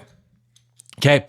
But in order for us to actually be the person who we need to be, we need to start making decisions like we're already there. For example, man, if you have somebody who's like 500 pounds and they don't get a six pack after, and then after they start going to the gym, they start going to the gym now. Would you agree? So the reason why I use an analogy, specifically fitness analogies, is because if they agree with the analogy, typically they're going to be more likely to agree with the overarching point. So analogies work really well. Okay. What do we have to start doing to become that 20,000 per month person? But what if we don't though? And what if we continue to be the person we have been? Are you okay staying that same person? So what do we have to do to break free so you're knowing doing everything in your power to get outcome, not only for you, but for your kids? As you see, this is much more to the point, okay? Like I'm raising the intensity as I'm going through, okay? I'm adding more specificity and I'm being a bit more direct, okay? Bit more daddy's home energy. You don't want to go 0 to 100. First reframe, pretty easy breezy. Next reframe, a little bit higher. Next reframe, let's go even higher, right? Okay, so next reframe. Still can't move forward. Even more intensity in the tone. More straightforward, more daddy's home energy. That's why you don't go 0 to 100, because there's no way to continue to move up and you don't want to be screaming at your prospects. So you start more easy breezy and then you increase it as you go forward. Hey, and becoming that person like who we need to be is tough, because like our old self is like holding on for dear life. And like, I know for me, when I come up to a big decision like this, I always hear two voices in my head. One is telling me to jump in and one is telling me to wait. You know what I mean? Now, the reason why I really like this frame, especially like I had mentioned in the mentality, the like alter ego effect and becoming the character, once you start to look at yourself like a little bit more objectively, you're able to take emotion out of it a bit. Okay. And you're able to make like more sound decisions. So what you're doing right here is you're causing them to actually separate from their emotions and separate from the voices in their head. And you're causing them to actually split a bit and like admit that they have two voices in their head. Once you're able to do that, they're able to look at them much more objectively. That's why I really, really like this reframe. Works like a fucking charm. Okay. So once I get that, hey, you know what I mean? Everyone always buys into it because it is just a truism. Like we all have different voices in our head. Once we admit that, like we have different voices in our head, then we can start to look at them more objectively. And there's things that you can actually do for yourself personally when you do have like negative voices in your head. You can label it, right? Like bitch voice versus boss voice. This is a really good, powerful technique for yourself to actually label your own voices in your head to like, hey, always listen to the boss voice. Don't listen to the bitch voice. You actually label it. Right? It takes away its power. That's what I'm doing for them here, because this is something that really helped me. So it's like I'm taking them through a reframe to help them do that too. So then from there, like, hey, you know what I mean? Then I'm going to normalize it. Okay. Like, yeah, it's interesting and it's totally normal. Like I call them the bitch voice and the boss voice. You can give them a different name. I tend to be very straightforward. I've had, clients that are like, oh, I don't want to like cuss or whatever it is. Like I give it like, the small voice or the big voice, whatever it is, like whatever tickles your fancy. The bitch voice is always telling you like, I can't do this. I need to wait. The boss voice, on the other hand, is saying you need to take action. You need to bet on yourself. You need to stop waiting and be the person you know you should be. I'm emphasizing the you. I'm using a little bit more like embedded commands at this point. I need to get them like I'm talking. This is very direct, more daddy's home energy. This is why typically this is going to be one of the last reframes I use, because it's very, very straightforward. Okay. Then from there, it's like, hey, and those voices will never go away. And the beauty and the curse of it is whichever voice you're going to listen to gets louder. And for most people, they listen to their bitch voice so much that they can't even hear their boss voice. But you're here on this call, so I can tell you right now, you still have your boss voice, right? I want to give them a little bit of a win, especially if they're fearful. Like I want a little bit of wind under their sails, right? I'm like, hey, you still have this in you. You can still do this. I'm giving them a little bit of encouragement, okay? So right now, I know it's a tough decision, but which voice do you want to make louder? The bitch voice or the boss voice? Why? Binary, why? So then I'm going to do something that's a little bit more advanced. You're calling out the voice you want them to actually talk to and listen to at this point. So once you've done this, like you separated the voices, now they're labeled like, oh, I can't do this as a single voice, and oh, I can do this as a single voice. I'm like, okay, let me talk to the boss voice right now. What is it saying? Okay. Then he's going to vocalize what the boss voice is saying, what the version of himself that wants to do this, what are they actually saying? Okay. Why is he saying that? Getting more buy-in. Okay. But what happens if we listen to the bitch voice and the boss voice keeps getting quieter and you stay the current position for the rest of your life? Again, very direct. So, but what happens if we listen to that bitch voice and God forbid that boss voice gets quieted out and we stay that same father we have been for the rest of your life? Like what happens then? Very, very direct at this point. I'm ratcheting up the intensity. Okay. Do you want to allow that to happen? So what do you have to do when we go to bed tonight? You're doing everything in your power possible to actually change your life, achieve goal, and get emotional outcome. So what do you have to do? So when you go to bed tonight, you know you're doing absolutely everything in your power possible to make the money you need to make to actually live the life you need to live, not only for yourself, but for your kids because they deserve it. What do we need to do? Right? Boom. Okay. Now, depending on the information you have, again, you need to customize it to him. But it's like right now, it's daddy's home energy. Like we're getting after it. All right. Okay. Now, if they still don't move forward, if it's B2B or there's a high likelihood of follow up a sale, you can either just follow up or just continue to do fear loops and ratchet up the intensity. What I'll tend to do, because like I know if I get them in the nice versus kind reframe, it's very unlikely that they'll actually get to this point. Very unlikely. But if they do get to this point, like, dude, nobody gets out of it. Okay. So do this if you're B2C and there's a low likelihood to follow up. Go for it. If there is no likelihood that these people are actually going to buy, it is buy or die. Like your biz op, you don't get really too much like follow-up sales when it comes to fear. Like money logistical, like, yeah, always follow up with those people. It's not a mindset thing, but it's like they have the money. They're just not moving forward. I just need a day. I don't know about this, man. Like, dude, the likelihood that they're going to like hop off this call and be like, come back to you and make that decision is probably fairly low. So it's like, we go for it. And again, it's the same nice versus kind, same reframe that I was talking about earlier, and then you go for the juggler. It's whatever information you have, that's what you go for. All right? So that is the objection handling process. Now, if you want, I can make a much more in-depth in terms of like the objection handling, because I feel like we only scratch the surface. Like the word tracks are definitely important, but you need to really understand a lot of the psychology and stuff behind this as well. But hopefully I don't want to overload it too much. This will get you to where it's like you're able to overcome most objections, right? When it comes to like closing at like 90%, understand there is another level to it, but this will get you to like 50+%. And something that I give anybody that I work with, like you get access to a vault of my calls and you can see me handling all these different objections. So that way, again, you can see it in live action, you can see it on live calls, and you can see it in real time. But something that I have for you guys, right? Because I want this to be the most valuable training that's you've ever fucking seen on YouTube. This will get you to 20, 30, 40,000 per month. Is I'm going to actually share a couple of my sales calls with you. So that way you can see exactly how we turn all of this theory, all of this talk into real life conversations. So if you ever got to the end of a call and they're like, hey, I almost had them, I got to think about it, I wasn't able to overcome it, right? These calls, study them, okay? This has taken me years and years to make this natural, give you all this information, and have real life conversations where I'm able to close 80, 90% of the people that I'm talking to. So study these. Focus on how do I use my tone? What are the questions that I'm asking? Take all the training up into this point and see if you can't connect it to these actual live calls. Because it's good to talk about theory. Theory is fun. But what does it actually do to translate into actual real sales conversations? So these are the exact same calls that I give my clients, the exact same frameworks that I give my clients to get them to the point where they can close 60% of the people they're talking to and making 30, 40, 50,000 plus each and every month. Okay. So study them. Let's dive into these calls. So for a bit of context, I'll give you one call where I'm going to give no commentary on it. And then I'll give you one call where I'm going to break it down as I'm going through it. Okay. I think both are really important. See a call in live action and then also see me break down the thought process behind the call.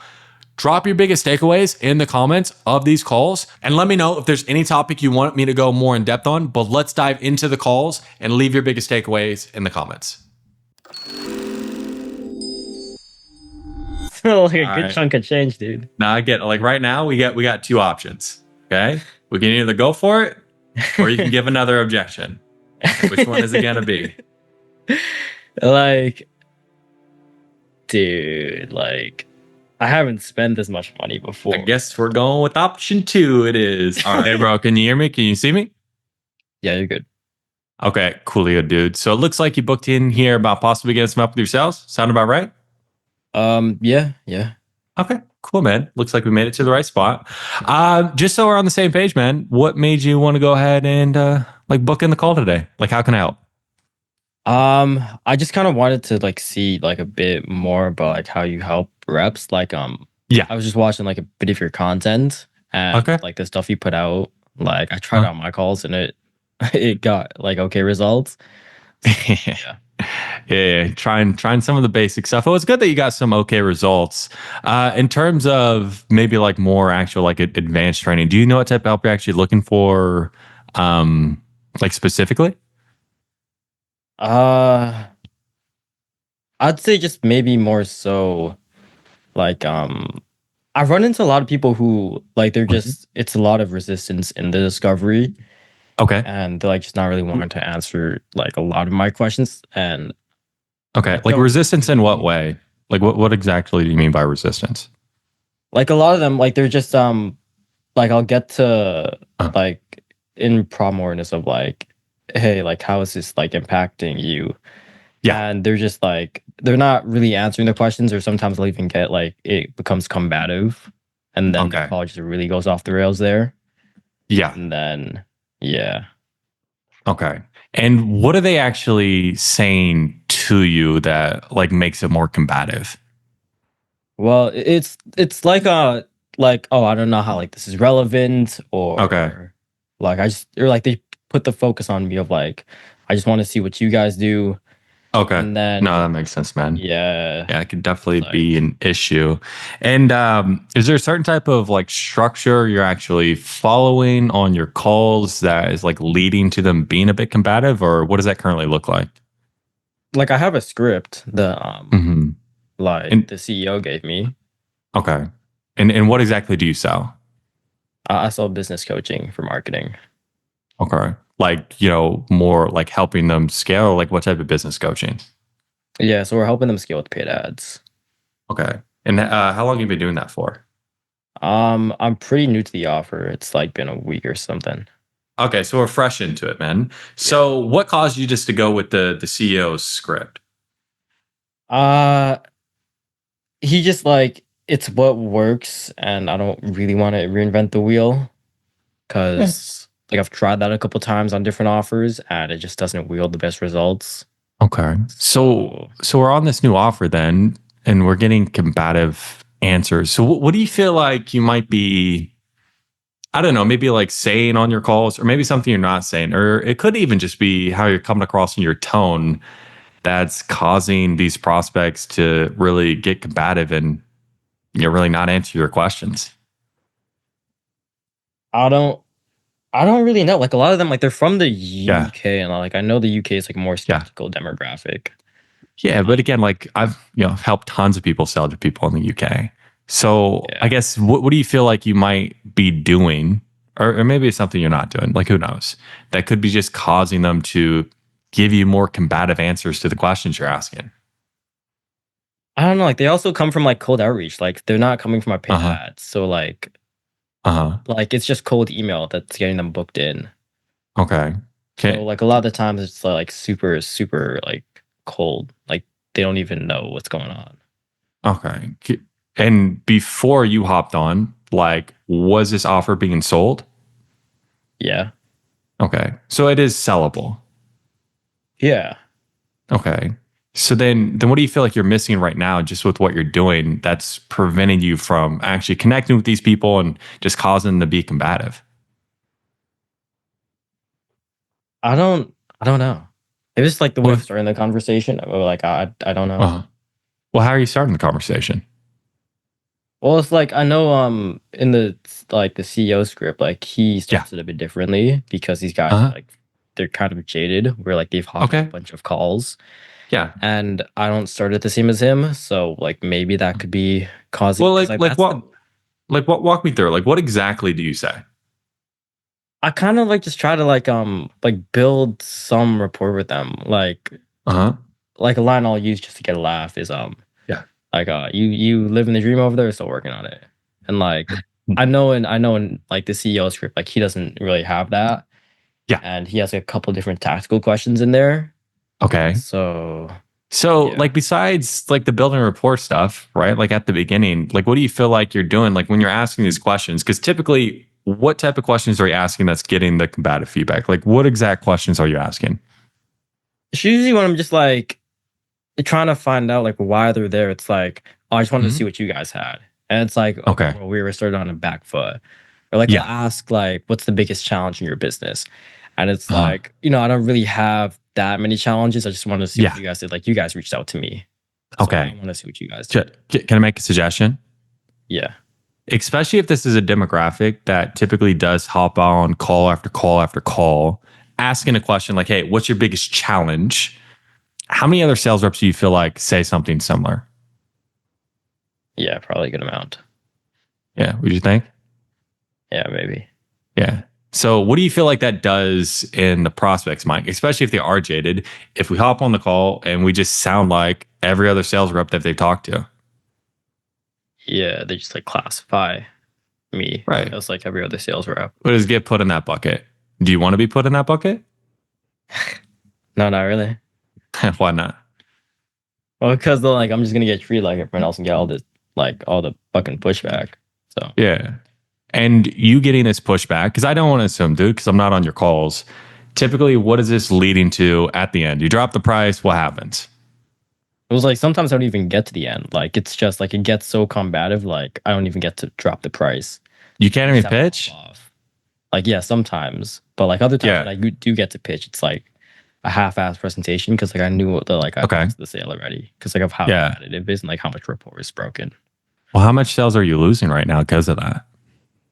I at least lost like two in like this last week that I can remember Okay. just off the top of my Well, head. it's like at least two. Like again, like how much is it really? Like you can be real with me, dude. Yeah, probably like three or like Okay. potentially even four, but I have to look back at the recordings. Okay. Well, it's like if we take a look, so we've been in a week and a half. Like how many actual sales calls did we get? In this last week I had about 12 or so. Okay. So we had 12. Yeah. And of those 12, how many did we close? Close one. Just one? Yeah. Ooh. Okay. And how many of those 12 are actually closable? Because I'm sure there's just some that just, there's nothing we could do. Yeah. I'd say like in the past week and a half, like 7, 8 were like closable. Okay. So like, let's say 8. So just this past like week and a half, just since we've been on this offer, we lost 7 deals. Does that sound right? Yeah. You don't sound too sure. Well, yeah, I mean like some of it's like a new offer, so like there's a bit of a Yeah. ramp up period. So No, and I can appreciate that. But if we tell ourselves like, hey, there's a ramp up period, like where is going to be the urgency to actually change anything? yeah, that's a good point. Yeah. Why is it a good point? Because yeah, like if I feel like that's like the excuse of like a ramp up period, I guess. Yeah. Do you want to give yourself an excuse? No. Okay. So be real with me, dude. Okay. So it's like we lost 7 deals. Mhm. Like, would you agree? Yeah. Okay. What is a deal actually worth to you? I'm sure it varies, but it's like Mhm. ballpark. What is a deal actually bringing commission wise? Typically like $300. Okay. So it's like $300 per deal. Okay. Yeah. So for times 7 times 300. So just this past week and a half, we lost 2,100. Does that sound right? Yeah. Okay. So when you see that you're leaving that money on the table, again, I'm not in your shoes, but how does that actually feel? Yeah. I mean, like, I feel like on some level, like I'm just kind of bouncing around from like offer to offer. Yeah. What do you mean bouncing around? Well, like even before this, like Yeah. I was on a couple offers in like January and like February that didn't fully work out. So Okay. like I'm still trying to build up my commissions on like an Okay. actual proper role. What's causing you to have to jump from role to role? It's just like some of the offers like didn't really work out. Like it wasn't what I thought it was when I got in. Okay. What do you mean wasn't what you thought it was? Like for one offer, they just weren't getting as many calls on my calendar as I thought they would Okay. be. Yeah. For another one, just like everyone was kind of like broke on the offer. So Yeah. yeah. Okay. And do you feel like if you had the skill level where you can close a majority of people that you're talking to, you would have to jump from offer to offer to offer. I'm like, no, maybe not. Why not? Oh, like if I could close like the people who like I was talking Yeah. to, like I could probably make like a good amount of money in the first couple weeks. Okay. So it's like, be real with me, man. The fact that you've had to jump from offer to offer to offer, leaving this money on the table, at least over 2,000. Like, how does that actually feel? Yeah, like it kind of fucking sucks because Yeah, in what way? yeah, because like I'm gonna be moving out soon, Yeah. so like I need all of the like just cash I can spare because I don't even know what my living expenses are gonna be in like a few months. So Yeah. So is it something that you're willing to like settle for, having to keep on jumping from offer to offer to offer because we don't have the skill set? no, like I don't really want to be like one of those reps who like offer hops, you know. Yeah. Why don't you want to be one of those reps? Because you could be. Most are. Because like most of them like they don't have like a stable income. And, Yeah. like yeah, like they're just yeah, like their income's like all over the place. Yeah. But besides just wanting a stable income, I guess like what's the main reason you'd be looking for, I don't know, like outside help to actually help you streamline this process so you can actually make more rather than just continue to hope and pray, you figure all this stuff out on your own. Well, because like I don't really have like a bunch of guidance when it comes to my current Uh-huh. offer. Like I'm the Yeah. first rep on their team, and Uh-huh. the CEO is always busy. Like he's in a different time zone. Yeah. So yeah, I don't want to just kind of like trial Okay. and error. Okay. And for you, maybe let's have a better understanding. What does a stable income actually look like? That would make So it like I'm worth it in for you. yeah, like I'm in Canada, so the conversion Mhm. rate from USD to Canadian is funny, Yeah, it's pretty but shit, right? eh, um, I'd say like 5K USD would be a pretty good stable income. Okay. Just that I could probably live off Well, myself and are like we student are we apartment, just you know. shooting for something that's just pretty good, or like what are we actually looking to make? Well, I mean, like my dad makes like 8K a month Canadian, Yeah. and like he's doing pretty good with that. Yeah. And I can definitely appreciate like, your dad makes that amount. Can I make a suggestion on that? Yeah, So I make what my dad makes in a year in a month. Right. And I'm not saying that to like poo poo my dad. Like I love my dad, yeah. but do I want to compare myself to him when it comes to the income I'm looking to make? Nah, I guess not. Why not? Well, because like yeah, like my goals are my goals. Yeah. So be real with me, dude. Like, okay, 5K, it's pretty good, but do we want to shoot for pretty good? Or do we actually want to hit some real numbers? No, the real number that like I would want to hit is probably like 15K in like the Okay. next few months. Like, I feel like And that's a I good milestone to and I where appreciate you want to hit that, but do you need to hit that? yeah, like I definitely probably need to. Why? Why is it a need for you? Well, because like just especially like being in sales, I feel like Hmm. especially when like talking about like my job when it comes to family, Hmm. it's like it's kind of like looked down upon, even Yeah. though I make more money than like some of my family. Uh-huh. So if I can really hit like those 15K, and like I feel like that really like I don't want to say shut them up, but like a little bit shut them up. You know what I mean? No, it's good, man. No, it's like I can definitely appreciate where you're coming from. I was in a very similar spot a couple years back. But before like we started talking today, have you been out there looking for ways to actually get the skill set so you could be making 15,000 per month, or what have you actually been doing on that front? Like I've been watching like your YouTube videos, and like that's been really helpful. Yeah, but besides like the basic YouTube stuff, right? Like what have you done about actually getting like the advanced skills, the hands-on help you would need to get to that 15,000 per month? Um, Honestly, like not a lot, just Why because like not? it's it's been like a bit expensive. Like everywhere is charging Yeah. like 2K, like Uh, 3K, like a okay. month. Well, when you say Okay, like well, I need to save expensive, up. expensive compared to what? I guess like what's compared to my bank account? All right, but is it expensive compared to your goals? Like 50. No, I guess not. Okay, so can I make a suggestion around that then?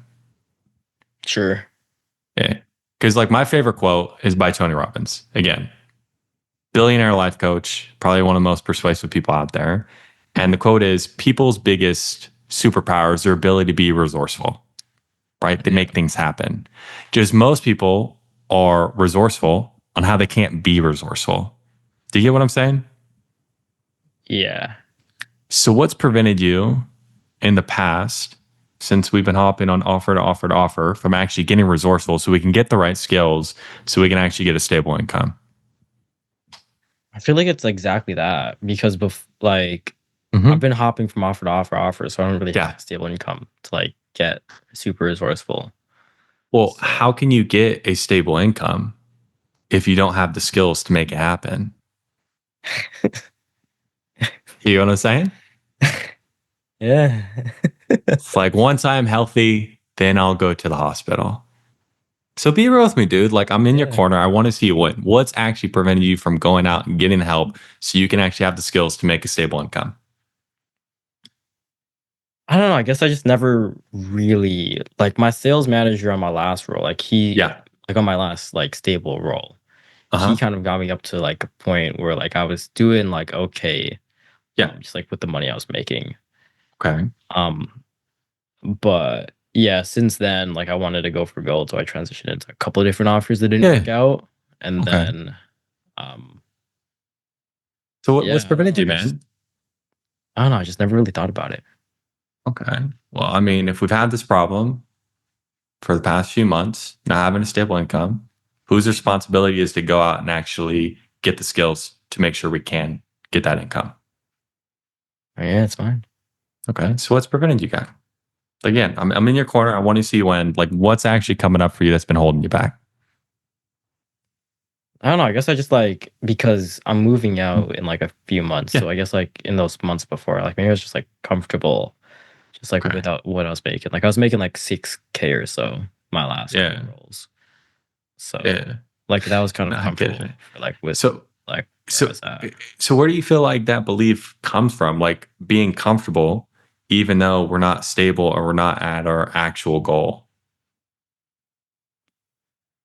I don't know. Maybe it's just like procrastination of like Yeah. I knew I have to do something, but like Yeah. for me, like oftentimes like, I feel like I just have to like wait till I get like Right. into like a shitty situation to do something about it. Yeah. It could be trouble, dude. Because how long were you in that more comfortable zone? I'd say for like at least like since I was on the last offer, like Mhm. 5 to 6 months or something. Okay. In the past 6 months, us being more comfortable, if you had to put a cost to it, like how much do you feel like that actually cost you the past 6 months? Well, if you did your math with the like 2K a week, Well, we don't got to do my math, man. We can do your math, right? Like how much do you feel like it actually cost you? I'd say at least I probably wouldn't be at those 15K months yet, Mhm. but like at least 10K in total. Okay, 10K over the past 6 months or like 10K per Maybe month? like just yeah, 10 like I'd say 6K per month, like extra. Okay. So like 6,000. So we left $36,000 on the table these past 6 months. Does that sound right?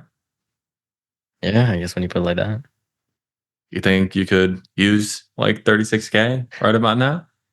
Yeah, probably look really nice on my checking account. Yeah. So I do have to ask, man, like that way of thinking of being comfortable procrastinating for the past 6 months that we left 36K on the table. Like, is that worth keeping if we're actually going to break out of that comfortability zone and actually get to the point where we're making the type of money we really need to make? No, because like I can't really like get out of my comfort zone if like I don't like get Yeah. uncomfortable. Yeah. And the reason why I bring all this up, because at the end of the day, like I can give you the perfect diet plan in the world, but if you don't actually use it, what type of results you going to get? Yeah, probably not the best. Right. So it really comes down to yes, you need the right skills, But for you to be that 15,000 per month guy, like I'm telling you right now, like you need to have a different way of walking. Like you have a different level of confidence about you. You get what I mean? Yeah. Just right now, we're the guy who doesn't have a stable income and we're jumping from job to job. Is that right? Yeah. So I have to ask, are you okay being and continuing to be that guy? No. Why not? Well, because then like I'll just never have a stable income. And then like come in the next few months when I have to move out, Yeah. it's like, okay, well shit, how am I gonna move out without a stable income? So, Yeah. But naturally, when we grow and we grow into the person we need to be, we need to let some things die off. So for you to no longer be the person you are right now and grow into the person who you need to be, what do you need to let go of? probably just like having like just jumping from job to job to job and like being comfortable. Okay. Like getting comfortable with like being uncomfortable. Yeah. Do you feel like you're going to have to actually take some risk and bet on yourself? Yeah, like that's kind of like Why? Why is that? like that's well, because like if I don't like bet on myself, it's like who will Yeah. type of thing. But I do have to ask, if we continue to be the guy who's comfortable and we keep on jumping from job to job to job, never having that stable income for the rest of your life, like how's that going to feel? I would fucking suck, dude. Like I can't be one of those reps. Why not? Cause like I don't want to be like fucking 40 and then like just looking back and knowing that like I wasted all that time of like Dude, well, what if you wake up tomorrow or next week and realize you wasted more time? yeah. Is that something you're willing to allow to happen? No. Okay. So help me understand, man, right? What does 15K actually do for you? Because at the end of the day, it's just a number. Okay. It's just numbers on a screen. It really has to come down to what those numbers actually do. We need to attach a Y to that number so that way we start running as quick as possible. So 15K, what difference each and every month that hitting your bank account does that actually make for you?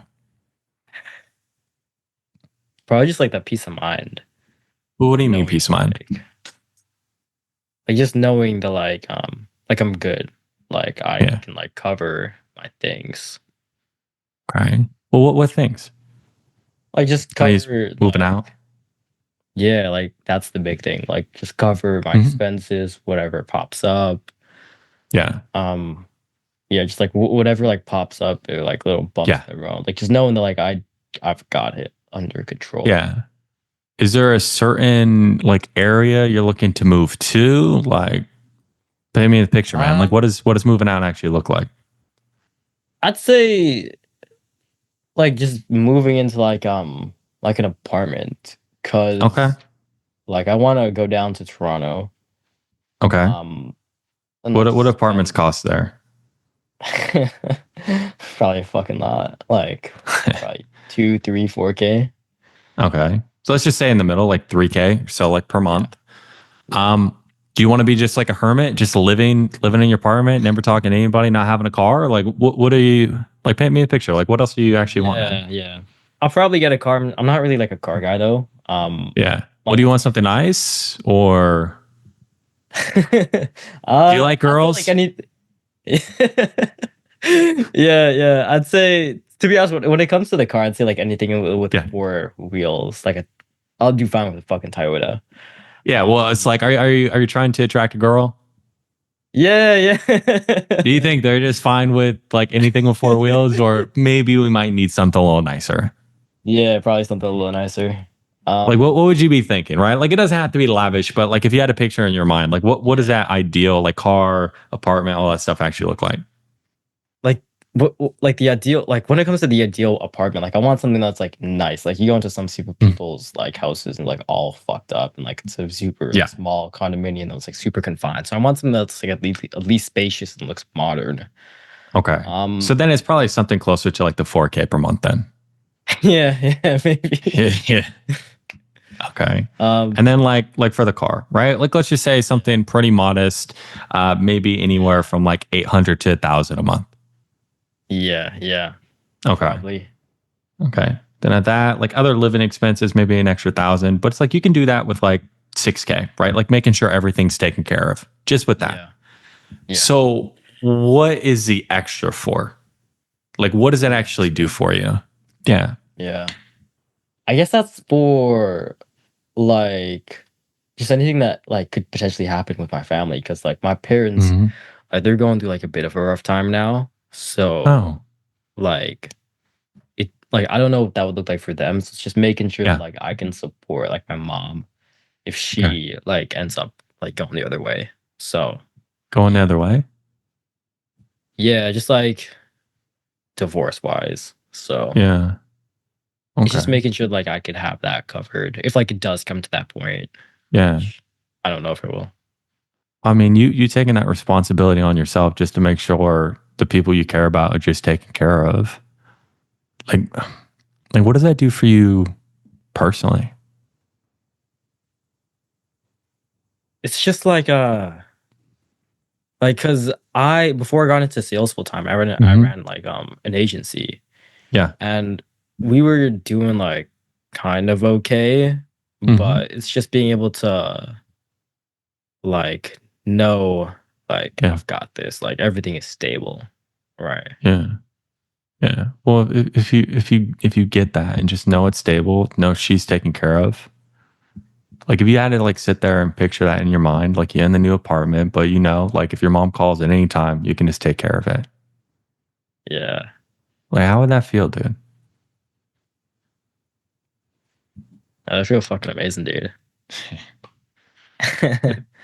Like I Yeah. do have to ask, if nothing does change though with the skill set you have, if we keep being the guy who jumps from offer to offer to offer, like what's the likelihood that we're going to be able to actually be that guy who can not only take care for ourselves, but take care of the other people around us? Yeah. Like probably not super likely. Yeah. And I can appreciate you being real with me, man. Can I share you a quick story? Yeah. Yeah, because like I can relate a lot of where you're coming from. Because like when I first got into sales, I was pretty much in the exact same position. I would have some good months, some bad months. It was super up and down. It wasn't stable at all. And I just remember going through this feeling of like somebody has had to figure this shit out, right? Like somebody had to figure it out because I was just in a place where it's like there's just so much instability. Like I was just not certain about anything. Mm. And what I did is I found a training program, and I've been through tons of training programs since, but like the first one I did, and this was back way before, it wasn't really a big space at the time as far as like sales training. There's a lot more things out there now. But like what it was is it was some group trainings, some course, but it was like $20,000. And I had never spent that amount of money on anything before in my life. And I didn't have the money, to be frank, Yeah. but I knew I could find the money. And the interesting thing is about what you said too is like my dad told me not to do it. But as I told you before, like now I make what he makes in a year, in a month, because I betted on myself. And I was always an ambitious person. Like I knew what I wanted, but it was really what drove me is just understanding what I didn't want. Cause like I'm Yeah. deathly scared of just being average and being like everyone else. And I had to have the conversation with myself. Like basically, if you don't do something about this, if you don't take action, you will live with regret for the rest of your life. And you'll have to have the same pain your dad has in his voice every single time he told you you couldn't have something. And you don't want to live with that regret. So I have to ask you, man, like what happens if nothing changes? What happens if we continue to be the guy who's comfortable, we're not stable, and we just continue to jump from job to job to job? We actually can't provide for ourselves, let alone someone else. Like I can't let that happen. Like I literally like cannot. Cause like I'm moving out soon, so like that like cannot be a reality. What happens if it is? Because that's the reality right now. Yeah, it wouldn't. Yeah, it would be tough. What would be the day-to-day impact 3, 4, 5, 6 months from now? And that's what our reality is. That would just be like kind of. Like, I don't want to be that guy like living paycheck to paycheck. Like, what happens if we especially aren't? like I talk to people like every day, Mhm. like I live in paycheck to paycheck, and it's like I don't want to be like in that same position. And I could definitely appreciate like we don't want to be there. And I'm not questioning your willingness, but we have to understand that's on the path. That's the path we're on now. So what happens if we continue to go down that path? Yeah, it would not. Like, I don't want it to get to a point where like I might have to move back in. Okay. What would happen if that did happen? If we continue to go down this path and we have to live in that reality. And you can be real with me, dude. Like, it would just be a bit shameful because like Mhm. we're all supposed to like go to university, right? Just how our family is. Like we all go to university. But it's like if I deviate from that path and like I drop the ball, Yeah. it's like I don't want to be seen Uh, as that type of person. what would that reality be like if we feel like, in their eyes, we dropped the ball and then we have to come back and we prove them right? You ever seen Diary of the Wimpy Kid, like Roderick, like No. something like that? No, I haven't seen it. Help me understand. Yeah, it's like just living at like home with like no plans on anywhere to go in life. And, like especially in like a sales job, like a lot of people see that as like a dead end. Yeah. So Is that a reality you're willing to settle for? no, Okay. But why now? Like, why not kick this down the road? Why not just, again, be that guy who's new year, new me? Like, let's just do it next week, next year, and just hope for the best. well, because I'm moving out soon, so it's probably gonna be best to get something Why in not? place soon. Why not wait until next week then? Well, like just with the same math, like I'm gonna lose out on like 2K. So that could be like a month's rent if you think about it. Yeah. So, time to actually make a change? Bet on yourself? Yeah. Yeah. Okay. Cool, man. Because I mean, based off like what you told me, especially when you're talking about just right now, we're getting combative with our prospects, especially when we're trying to like dig deeper into their problems. And then, because of that, we're losing at least like 2,000 a week right now. Like what we're doing over here would definitely work. So if it help, I can walk you through exactly how that process works and then how we can get you to the point where you get you 15,000 per month. Like, would that help? Yeah. Let's hear it. Okay. Cool, man. Just first and foremost, what did you think about the call? Like the process we just went through? Like the sales process? Yeah. I mean, like, yeah, you definitely like I saw what you were doing, like in the moment. Yeah. And like, yeah. Cause I didn't like get like I didn't feel the need to get combative with you like my prospects do with me. Yeah. So I guess that's good. Do you want to learn how to do that? Yeah. Okay. Let me walk you through how it's done. Okay. So really, as far as like the training, there's going to be like 3 main pillars. Okay. So it's like number 1 is an actual process in place that we can connect with prospects, like we're talking about, without them getting combative. But the biggest thing that we need to be able to do is we need to drive urgency. Okay. It doesn't matter if we don't get combative, if at the end they're just giving you a ton of objections because we weren't able to drive urgency. Like, would you agree? Yeah. Okay. So the main thing that we're going to focus on is how do you actually sell to somebody's identity? Okay. Because if you take a look here, are you familiar with NLP? Like I've heard about it from my last sales manager. It's neuro-linguistic programming. So this is where a lot of sales foundations come from. It was like made back in the 70s. Okay. Yeah. So where most salespeople and where most sales trainers or whoever is going to focus on are basically human beings' behaviors and their skills, right? what are you currently doing right now? And then what skills do you need? And then what does that get you? Behavior. And then what skills do you need to get there? Okay. That's basically the whole conversation. But if you see this pyramid here, this is the NLP, like a, emotional pyramid. So the higher up you go, the more emotional leverage you get. And most people, again, they're going to stay down here on the pyramid. Okay. Some people will get into the actual beliefs, but what we focus on is getting to the top of the pyramid is their identity. Because if we're able to shift people's identity, their beliefs, skills, behaviors, and environment, all that falls into place. Does that make sense? Yeah. How do you get to like the identity? Is it Okay. Well, I'll teach you how to do that, but just like we did in our conversation. Okay.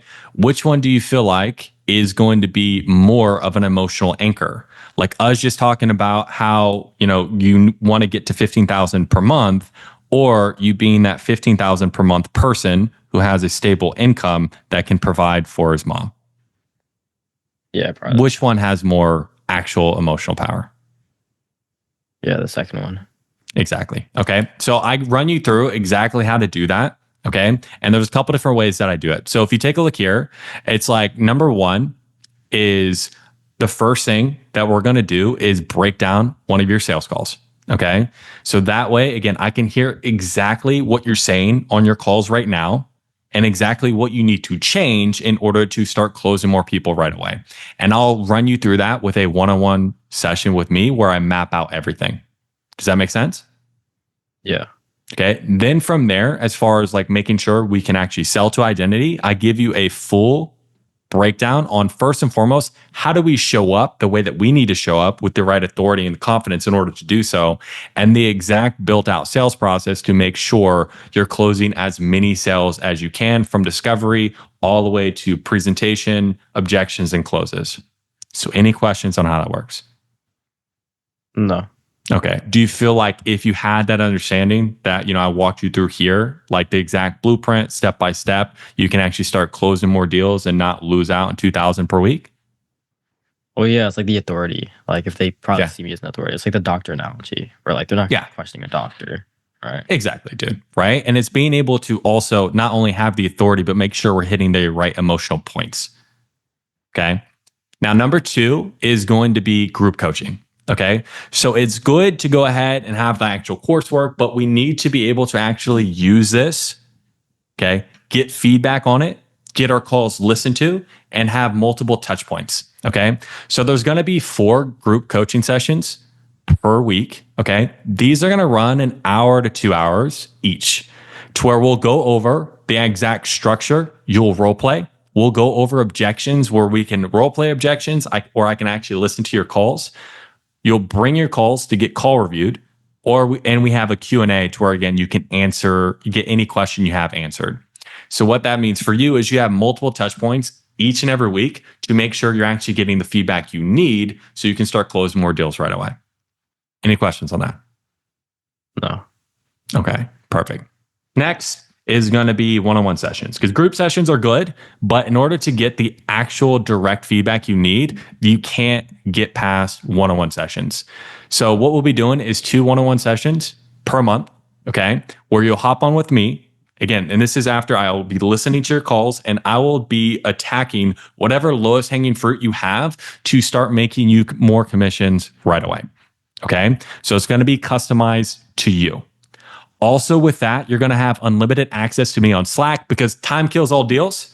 Okay. So if you have questions in between our one-on-one sessions, you shoot them over on Slack and you're going to get feedback right away. But then also through Slack and through our one-on-one sessions, I'm going to be holding you accountable. So what that means for you, man, is I'm going to be in your corner and I'm going to be willing you to victory to make sure we hit that 15,000 per month and we do not stay comfortable.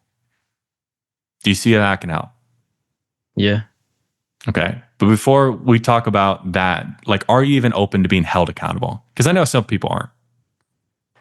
Yeah, like for me, like, yeah, definitely. Because Why? yeah, because like I just know, like especially like it's like what you just talked about, like being comfortable. So Yeah. Okay. Because I'm like glad we're on the same page, man. Because again, I'm going to tell you what you need to hear, and I'll tell you what you want to hear. So I want to make sure we're on the same page.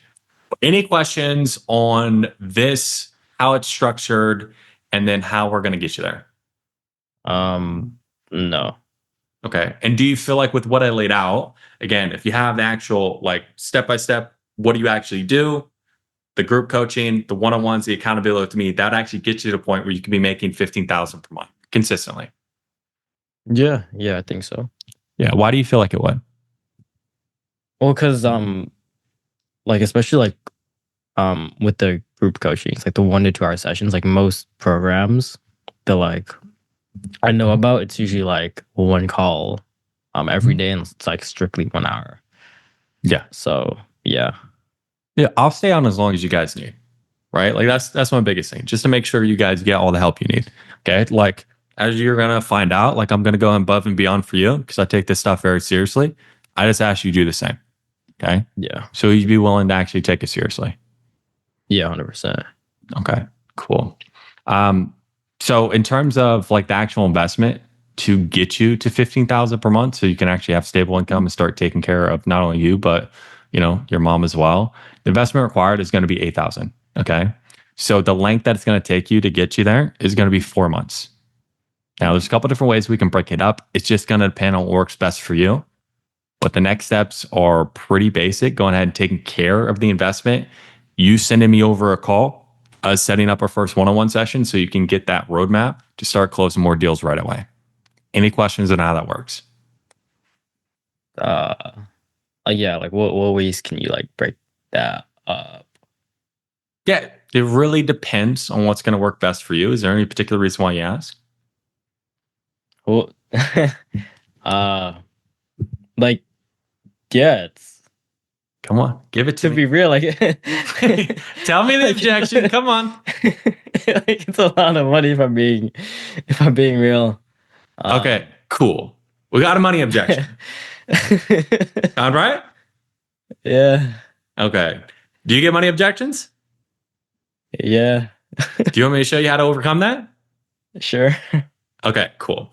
So I'll just walk you through it. Okay, we can role play real quick. I'll be the sales guy. Okay, you be the prospect. Yeah. So let's just run through.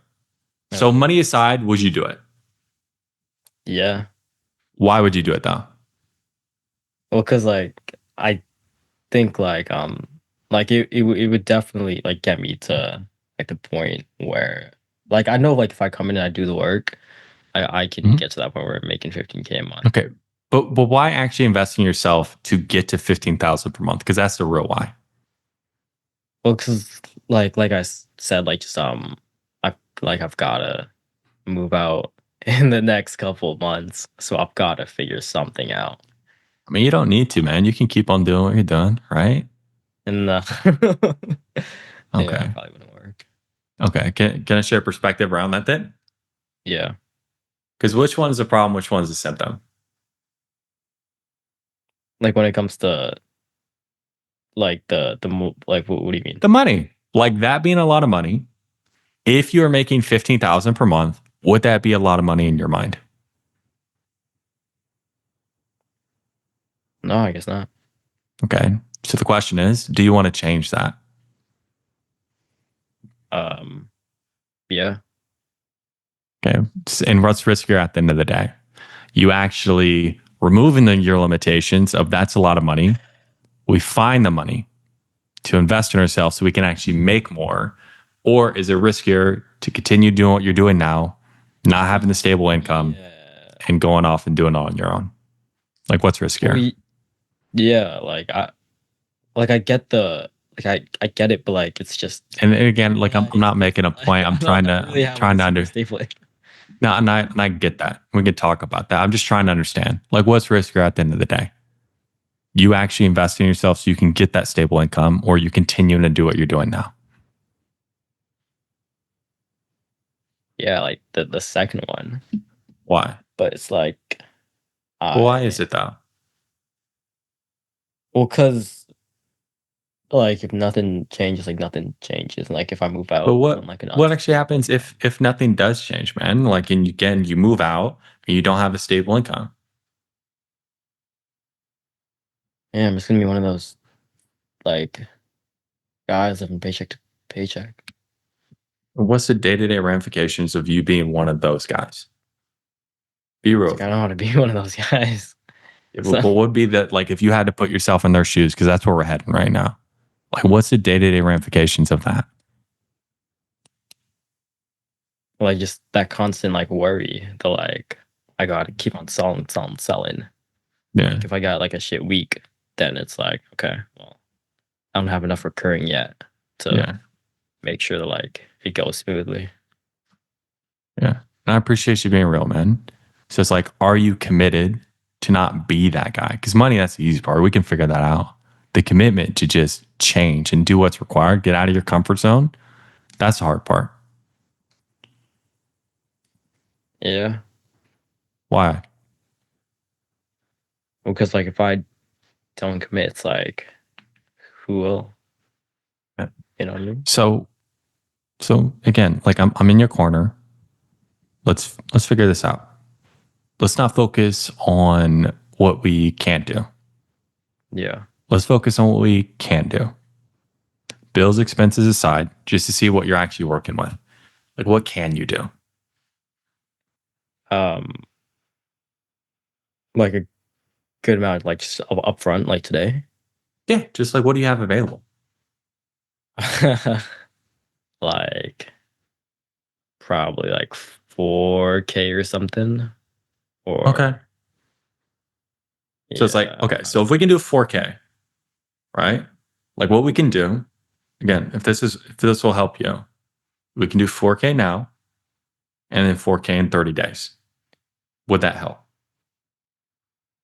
Yeah. Okay. Like 2 payments, 4K now, 4K in 30 days, like that would work in your budgetary restraints. Yeah, like that definitely help, just so I can like get paid out for like this last, for, like the last one I did my last offer. Okay. So if that works, next step's pretty basic. Just take the initial investment of 4,000. That way we can go ahead and get set up with our one-on-one call and really kick it off from there. Would that work?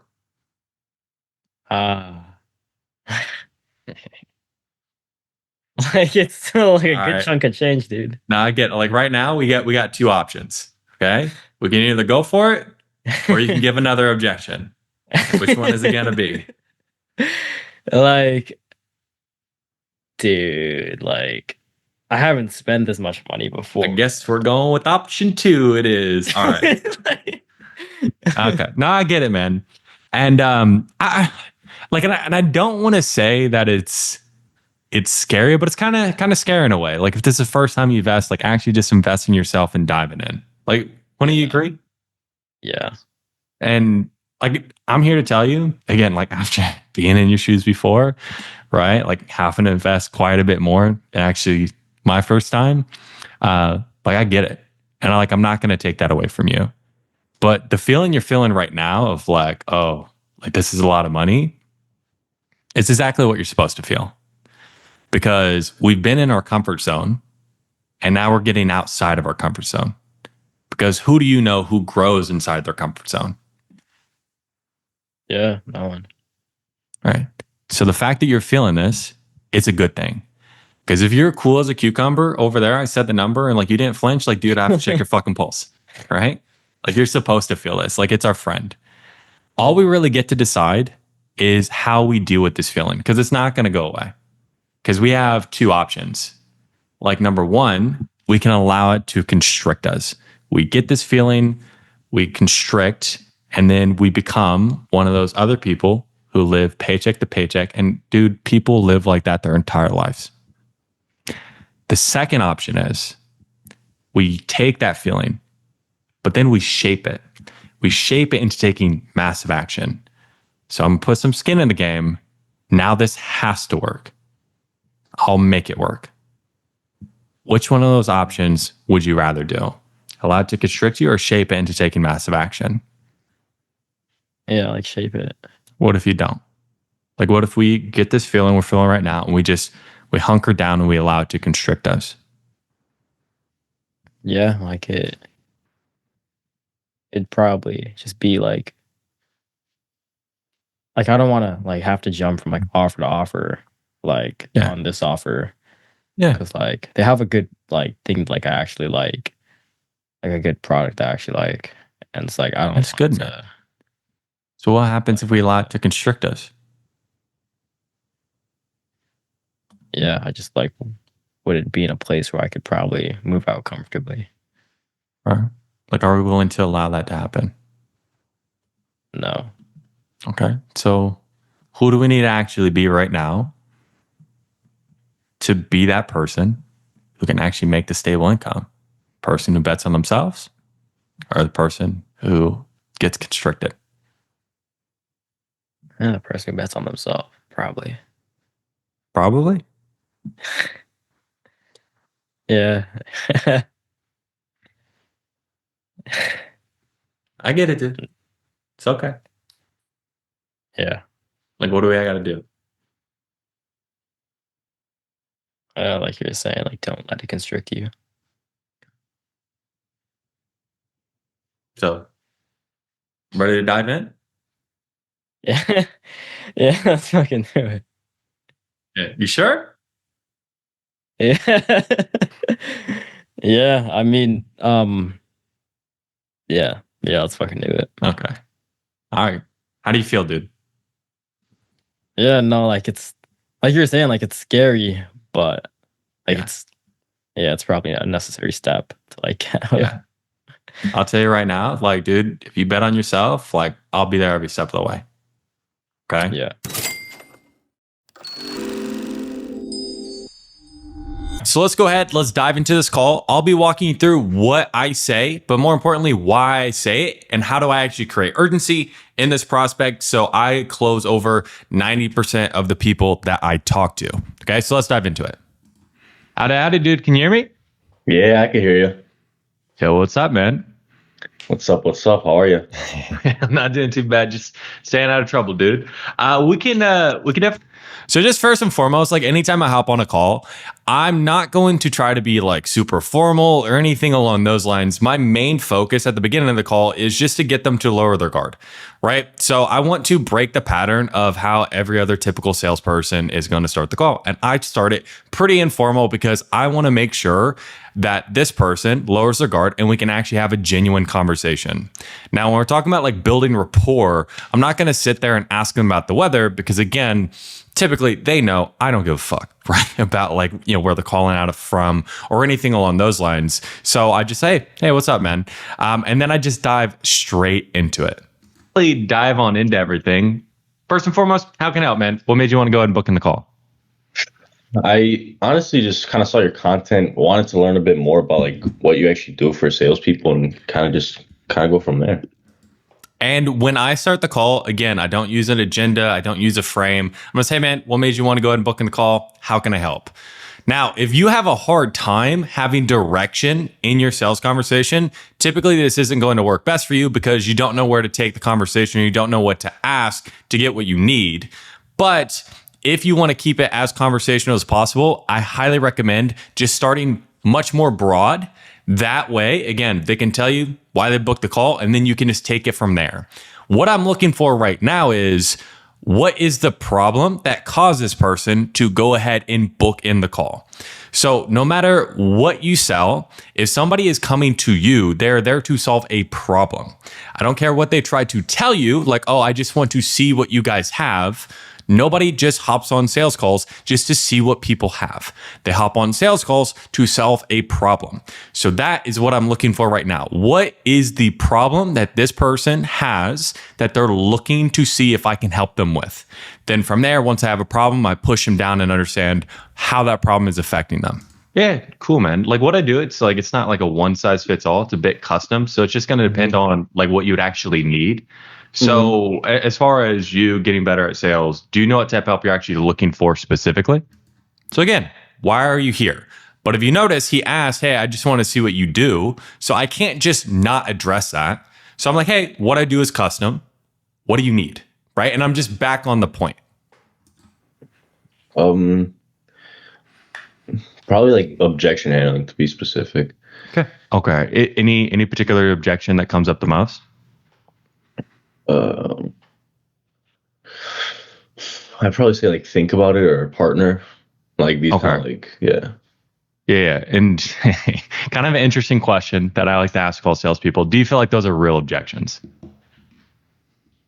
I mean, like, partially, because like maybe they need to speak to their partner, or like they really do need to think about it, you know?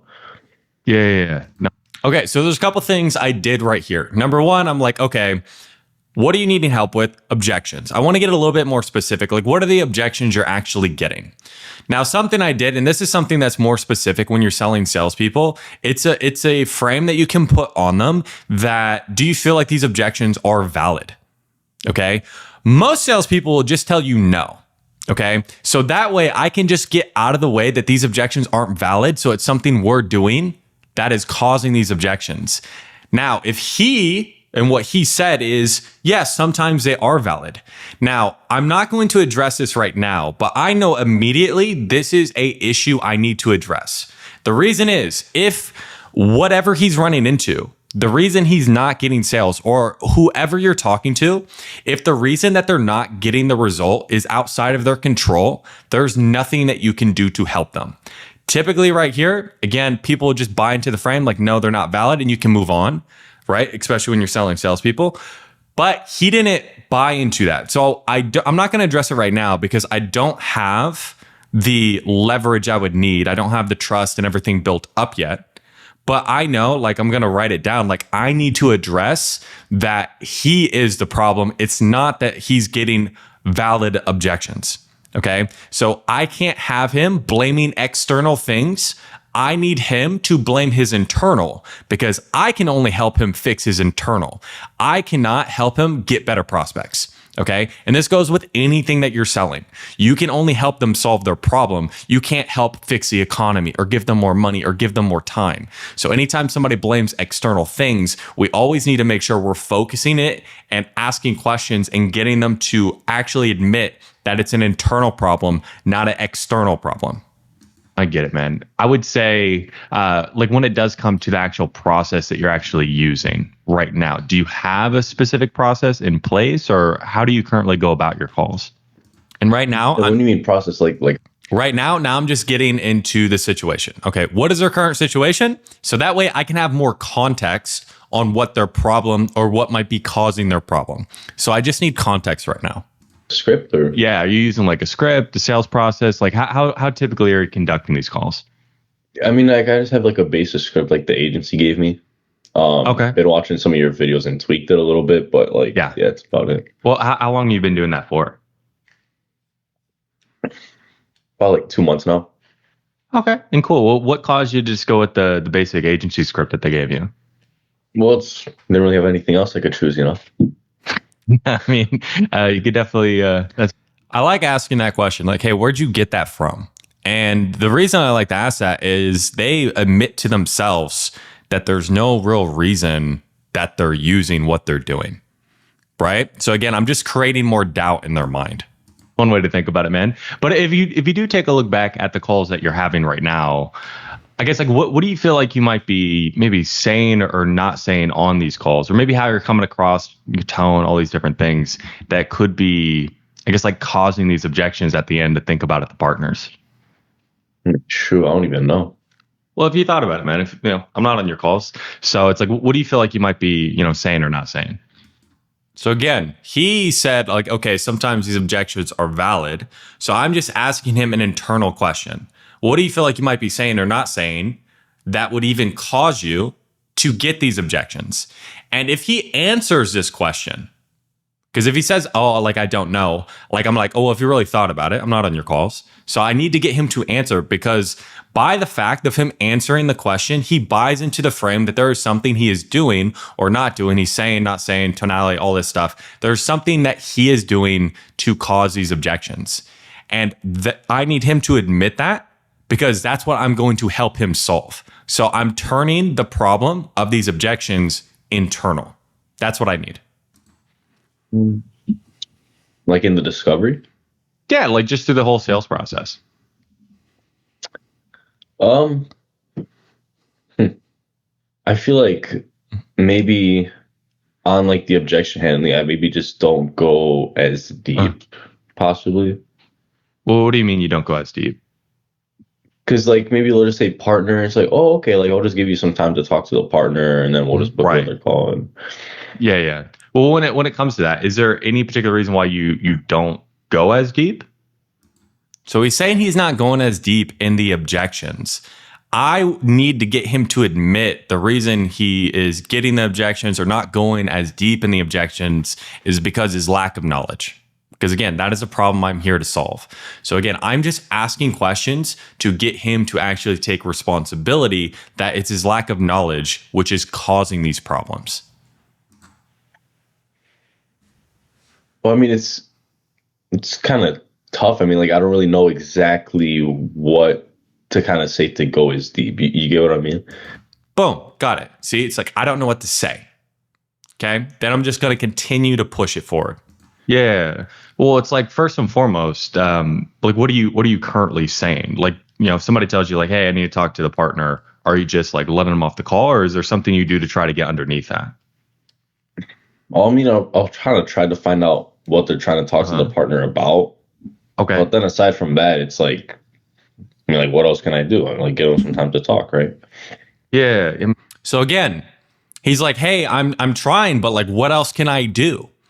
You see, like, and this is, and where my mind is going right now, is he's still blaming the external a bit. Like, hey, what else can I do? Like, I don't know what to say, but what else can I do? They need to talk to their partner. Like, this objection is valid. So this, like, I need to be able to debunk that.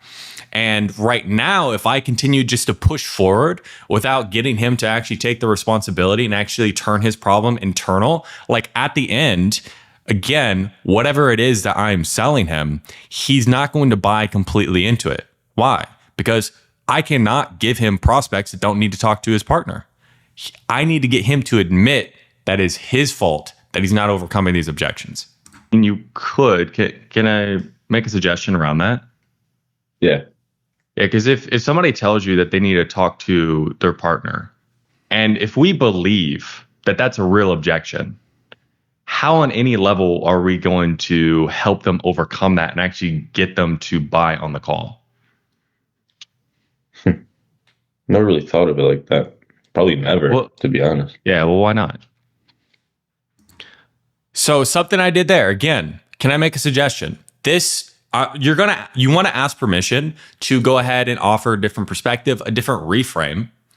And then from there, like once I get a little bit of buy-in on whatever it is I'm trying to reframe, okay, I want to push back. Well, why not? Because anytime anybody takes a step in your direction, you want to push back on them. So therefore, they entrench themselves in their belief of what they just agreed to. Okay, now it's not me saying it. It is them saying it. Because everything I say is garbage. But as a prospect, everything they say is gospel. So I need him to take on this belief. Well, I mean, if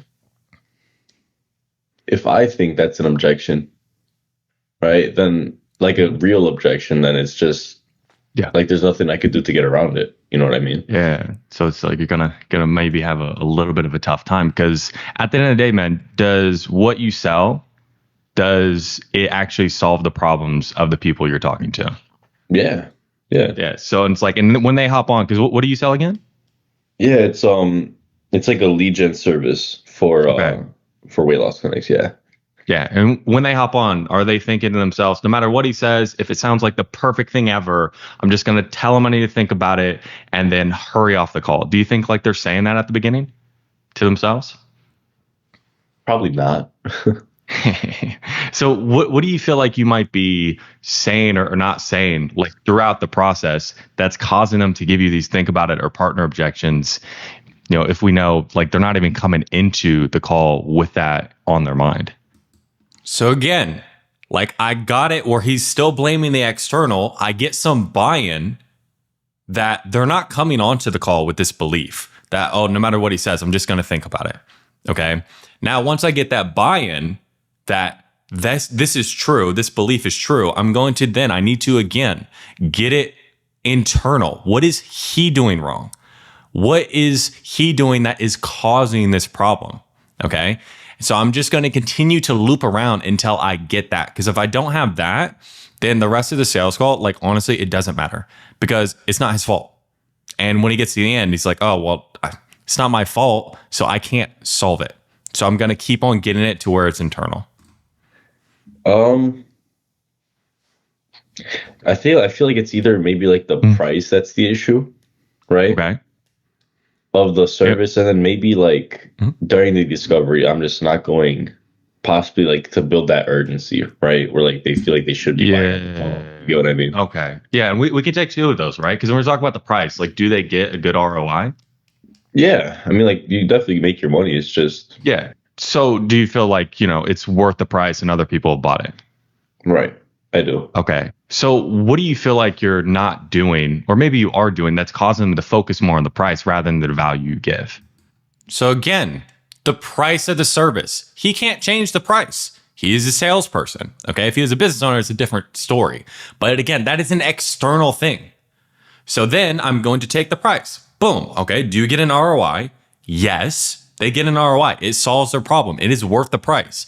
So again, I'm asking an internal question. Well, what are you doing that is causing them to focus on the price rather than the value? Again, internal. He keeps on trying to blame the external. And if I fall into this trap of just thinking that's good enough, we're going to get to the end and I'm not going to have the leverage I need because, again, it's not his fault.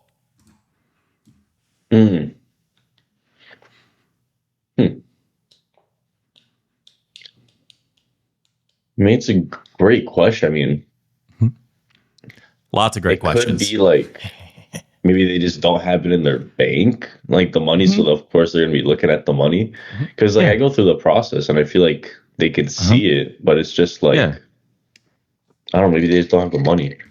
Again, he's still he is being resistant and just not buying into the fact that he's the one who's causing this problem. So we're gonna do another loop. Let's see where we go. Yeah, and there are going to be sometimes people don't have money. I guess what if it wasn't what you thought it was, man? What do you mean? Because if I were to sell you a $300,000 Lamborghini for $10,000, you think you would find the money? Probably. Okay. Why? Because I mean, it's a really good return on my 10 grand. Yeah, it's like, dude, the value is unquestionable. So right now, like, you'll find the money. Like, people get resourceful if it makes sense, if there's enough urgency there. So what do you feel like right now is preventing you from being able to actually build that urgency and make sure they're this focusing on the value rather than just the price they put down? Again, another loop. Here's the belief. I'm opening it up to a suggestion. Like, what if it wasn't what you thought it was? Like, what do you mean, right? Like, he's giving permission to show him something different. Then I show him something different, use an analogy, okay? For this instance, people will get resourceful if they see the value. So then I'm shifting it right back to him. Again, just another loop of this. And I can do this all day if I need to, okay? Now, typically, most people, you don't need to go in this many loops. But for this person, that's what he needs. So that's what I'm going to do for him, okay? Until he actually admits to himself that he is the problem, because that is the only way that this person can get better, is if they admit that is their fault and they take full responsibility. That is the only way then I can actually help them. Yeah, it's probably like building that urgency and really showing them the value behind, like showing them how they're going to be getting a return. You know what I mean? Yeah. So what do you feel like right now, just with your skill set of what you're doing, is preventing you from being able to actually build that urgency in the people you're talking to? It could be maybe the fact that I probably like during like near the end of the call when I try getting like a consequence, or like I don't go as deep during discovery. Yep. Like stuff like that, where it's hard to build that urgency. Okay. And is the reason why you're not going as deep is you just don't know how? We're scared we're going to get judged? Like what's actually going on, man? It's a bit of like don't know how, but then also like fear of asking the wrong question. Boom. Finally got the problem. He doesn't know what questions to ask, and he's fearful he's going to ask the wrong question. These are two problems that are internal. They're his problems that I can now help him solve. Okay? Then now from here, I'm just going to dig down. Yeah, no, I can get it, man. I've definitely been there before. And you not knowing how, or just we're fearful of asking the right question. How do you feel like this is actually impacting your ability to get these deals across the line? I mean, definitely a lot. I think I would say. In what way? Because, like, if I can't get through discovery correctly, right, then that just kind of tosses the whole call out the window. And then even in objection handling, if I just let these objections become real ones in my mind, then I'm like never going to close anyone. Yeah. And how many objections are we running into right now? Let's say on a weekly basis. Like, how many calls are we getting, and how many are those ending up in an objection? I would say like 95% of them are ending up in an objection. Okay. Well, how many calls are we getting? Right now, about per week, like I'm talking to? Yeah. About like 25. Okay. So about 25. Is it sometimes lower, sometimes higher? Is that like the average? Yeah, I'll like say 23 to be safe. 23. Now, right now, what I'm doing is I'm drilling down into the numbers. So he's telling me that he's getting all these objections, he's losing out on sales. Now I want to turn his stories into numbers. Now, something that you want to do with salespeople in particular is they tend to be a little bit wishy-washy with their numbers. So I always push back a bit. You don't have to do this in every industry, okay? But if you notice, he's a little bit ambiguous about 25. Like, I want him to give me concrete numbers. The reason why I want to get concrete numbers is it makes it more real. Okay. I need to make these numbers as real as possible so they hurt as much as possible. That's really what it comes down to. So if he's ambiguous and he's not giving me the real number, then again, when I build up the numbers gap, it's not going to be as real as it should be if I had concrete numbers. Okay. 23 calls. And let's talk about last week. How many sales did you make? Maybe like 3. Maybe? Yeah.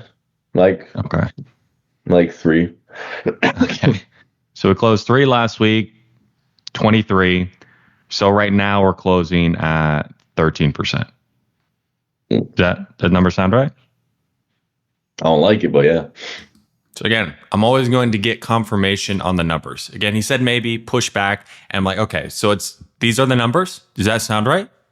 I need him to tell me yes.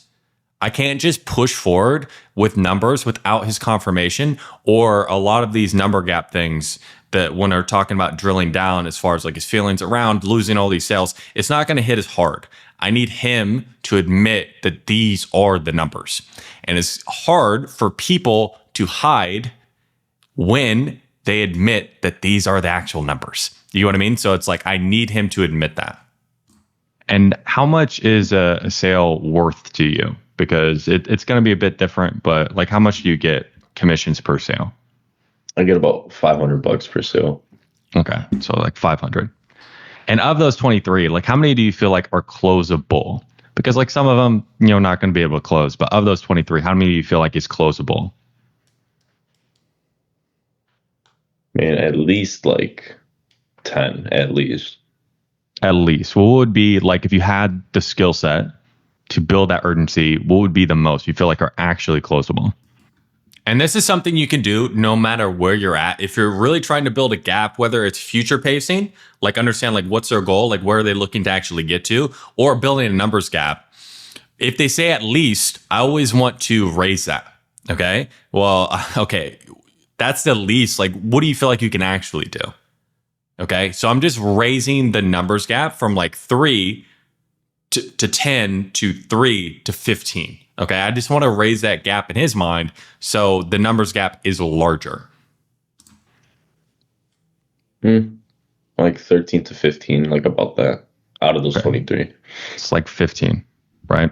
So if we're talking about, if we're doing that per week, then that's making 7,500 per week that we could be making. And right now per week, we're making about 1,500. Does that sound right? Right. Getting buy-in. So we're leaving each week like $6,000 on the table. Yeah. I'm not super great at math, dude, but if we do that per month, we're leaving about $24,000 on the table. Does that look right? Yeah. Now, I like to show the numbers and like actually tell them the math that I'm doing. Or what you can do is like, hey man, do you have a calculator handy? Can you calculate this out for me? It's like, what does that come up to? 24,000. Does those numbers look right? Again, I'm always just getting buy-in on the numbers. I need to get them to admit this is what they're leaving on the table. Well, I don't want to assume because like I do my sales, I don't do yours, but you hopping on these calls, being scared of, asking the right question and just getting hammered with objections at the end. Like, how does that feel, dude? Not good. It's like I feel like I don't know what I'm doing. Yeah. But day after day, you feeling like you're not knowing what you're doing. Like, what's that actually doing to you?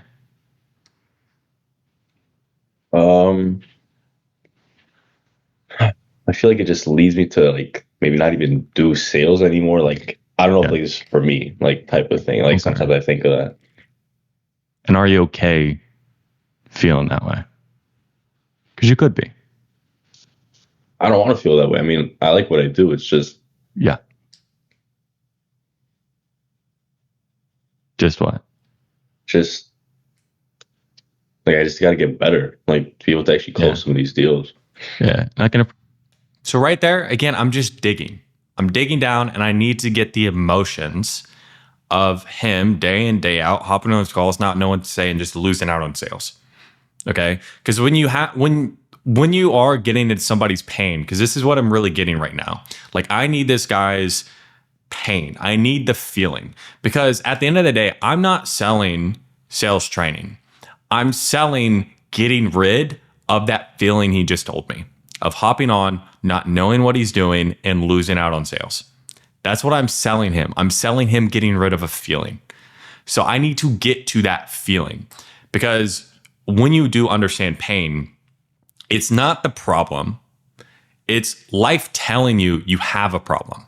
For example, if somebody's like 500 pounds, it's not the fact that it's like, okay, 500 pounds, yes, is the problem, but it's the fact that life tells them that they're 500 pounds. Like their knees hurt. They look in the mirror and they see it and they're disgusted, or like whatever it is. Or for him, it's him hopping on sales calls, not knowing what to say and losing out on sales. That's life telling him he's not good at what he does. So that's what I need to get to. When does life tell this person that they need to get better at sales? And how do they feel about that? And then my job is I'm just selling them to get rid of that feeling. At the end of the day, everyone buys on emotion, then we backtrack with logic. So obviously the numbers, the ROI, all that does need to make sense. But the biggest thing I'm selling this guy is being a different person and getting rid of that feeling he just told me right now. Appreciate that, man. But besides obviously like wanting to get better, I guess like what would be the main reason you'd be looking for like outside help to help you streamline that rather than just like hope and pray you figure all this shit out on your own? And the reason why I ask that is I need to get rid of the next best alternative. Why don't you just try to figure this out on your own? So I need him to tell himself that that is not a good solution. And I say it in a way that's framed where the alternative solution is not a good solution. So if you notice, why don't you just hope and pray you figure all this out on your own? Like it's going to be very hard for him to say, well, I was thinking about hoping and praying and figuring it out. Like, no, it sounds ridiculous. And it sounds ridiculous on purpose. I need him to tell himself that he doesn't want to and he can't figure it out on his own. Okay. That's where I come in, right? Yeah, I've been doing it for the past 2 months. It's not working. Yeah. So then for you, as far as it not working, let's say we do get it working. Where are you actually looking to be like each and every month consistently in terms of like the actual commissions you have coming in? I want to get to 20 grand per month consistently. Yeah. Can I make a suggestion? Yeah. Would you be willing to change that want to a need? What do you mean? Well, do you know the difference between a want and a need? Yeah, I mean like a need is like something that you like have to have. A want's just something I'd like to have, right? Yeah, it's like, a want is if it's convenient. Do you feel like you being able to get to the point where you're making 20,000 per month, like that's just going to be convenient? Yeah, no, it won't be. All right. So like a need is I'll do whatever it takes. So would you be willing to change that want into a need? Now, why did I do that? Because you have to understand People think by talking. Okay. The way that he talks to himself is the way that he's talking to me right now. So if he always tells himself like it would be nice, or he wants this stuff, like what it is, it's wishful language. There's not urgency behind it. Okay. Like I want to be at the beach right now, but I need to be making content for you guys so you guys get better at sales. And then some of you guys will be like, dude, this guy knows everything about sales. Let me give him some money, right? Like that's what I need to be doing right now. Okay. So it's like we do what we need to do. We don't always do what we want to do. So if I help him change his language, I help change the way that this person thinks. Now, if I help change the way that this person thinks, I'm going to change the way this person acts. Okay. So the thinking comes before the action. So right now I'm just addressing the way that he is thinking. So that way, when we get to the end, I don't have to address how this person is acting as much. Okay. So I'm pre-handling that before it even comes up in the first place. Yeah. Why would you? Pushing back. Because I mean, like, not being at 20 grand per month, it just leads me away from like doing the things that I want to be doing. Yeah, man. Because what are you currently at the moment? What did you do last month? Yeah, last month it was like about 6. Okay. So 6 to 20. And before we started talking, besides just going through the free stuff, like what have you been doing about getting advanced training, getting actual help so you can be making 20,000 per month? Now, this is a crucial part of the call. I'm asking him, hey, before we started talking, what have you been doing about solving your problem? Now, the reason I'm asking these questions is I want to dive in to his decision-making process, because if he's had this problem for months now and he hasn't done anything, there's something that is holding him back. Okay. And if I don't know what that something is, typically I'm just going to get it in the objection handling part.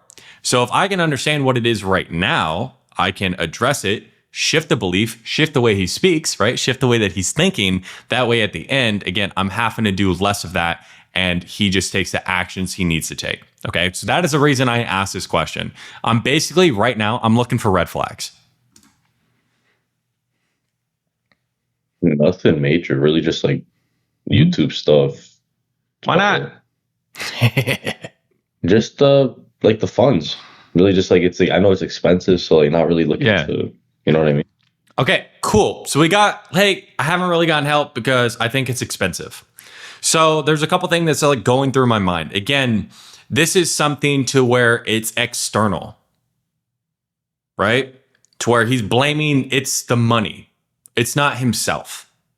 So I need to shift that way of thinking internal, because it's not about the money. It's about why haven't you been resourceful? That's where I need to get him to. So I can get to an actual tangible belief that has been holding him back, an internal belief.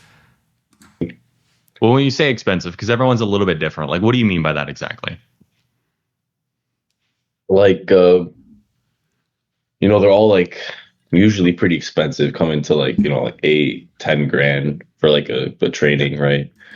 And if that's what I'm going to charge him, this is a huge red flag, that's what I am. So I need to shift the way that he's thinking right now. So how I typically do that is offer suggestion. Okay. When it comes to money, typically I'm going to use a quote and then again, turn it internal, shift the belief, ask an internal question to get beneath what it is he's saying when it's too expensive. Yeah. Can I make a suggestion around that, man? Yeah. My favorite quote is by Tony Robbins, right? You heard of him? Yeah. Yeah, life coach guy, worth like $1 billion. Right. It goes, people's biggest superpower is their ability to be resourceful. Most people are just resourceful on how they can't be resourceful. You get where I'm coming from? Yeah. So what's prevented you from actually getting resourceful if we know and we've been in pain for the past couple months losing out on these sales? I guess it's just like risking like that money and not getting a return. Yeah. Well, how would you know you want to get a return if you don't try? Again, it's just risking that money and not getting the return. And then so what I'm going to do is I'm going to challenge this assertion. to where it's like, oh, well, if I put the money in, I'm scared I'm not going to get a return. Well, the obvious question is, how are you going to know? How would you know? And this is a really easy way to really, in a roundabout way, challenge any belief. Like, how would you know this if you haven't done it? That's really what it comes down to. It's a great question. I mean, I wouldn't know. That's, I mean, So what's prevented you from at least going out and trying? Internal. I guess like nothing's been preventing me. It's just like fear of. Yeah. Boom, we got it. He's just been fearful of pulling the trigger on something.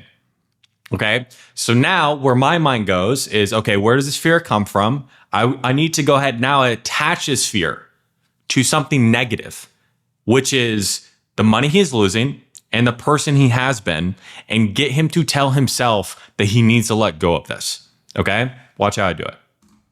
Dude, there's no judgment on my end, right? I've been in your shoes before. Like, I get it.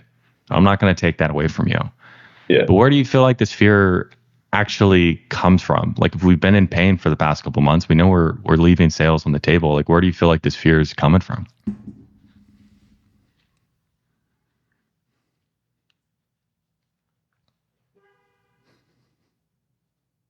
I don't know, maybe like honestly, I don't know. Yeah. Well, if you thought about it, man. Where does this fear come from? I mean, I feel like it could be coming from like just not having, like, just like maybe like not believing myself that I could actually like get the training done. You get what I mean? Yeah. No, I get it, man. And that fear of you not knowing or not believing in yourself, like, what do you feel like it's actually cost you these past couple months? Definitely cost me what, like 14 grand every single month. Yeah. And how many months have we been doing this and feeling this way? In total, about 4 months. Right. So 4 months times 14,000. So we left $56,000 like on the table. I mean, I guess you could call it that, yeah. You want to double check the numbers? No, I mean, I don't want to. Those numbers check out? Yeah. So again, he kind of didn't buy into the numbers right away. So again, like a pushback, hey man, you want to double check? We can do the math again. So I need to get him to buy into the numbers. I'm tying this belief of him not believing in himself to him losing, in the past 4 months, $56,000. So it just comes down to, do you feel like it's worth you holding on to your fear and you paying life $56,000 every 4 months due to this fear? I don't think it's worth it, no. Why not? Because that's what I could be getting if I just let go of this fear. Yeah, man. And the reason why I ask is, at the end of the day, dude, like, yes, it's learning the skills, but it's also about you being a better person. Because if you give somebody the perfect diet plan in the world, they don't have the right mentality to use it, like, what type of results are going to get? Not good ones. Jack shit, right? So for you, being that sales guy who makes $20,000 per month, like, you got to walk that. You have to have a different level of confidence about you. You get what I mean? Yeah. So right now, again, I use an analogy to then talk about the person who he is right now and the person who he needs to be to get his results. So now, like, I have a numbers gap. Okay. So he's like 6 to 20. Now I need a behavioral gap, an identity gap of him being that guy who makes 20K versus the person who he is now. Okay. So I need both gaps. I need the numbers gap. That's important. But I also need his identity gap, his behavioral gap. Okay. His fear gap, like actual characteristics that's causing him to lose out on this money, because that is the crux of the sell.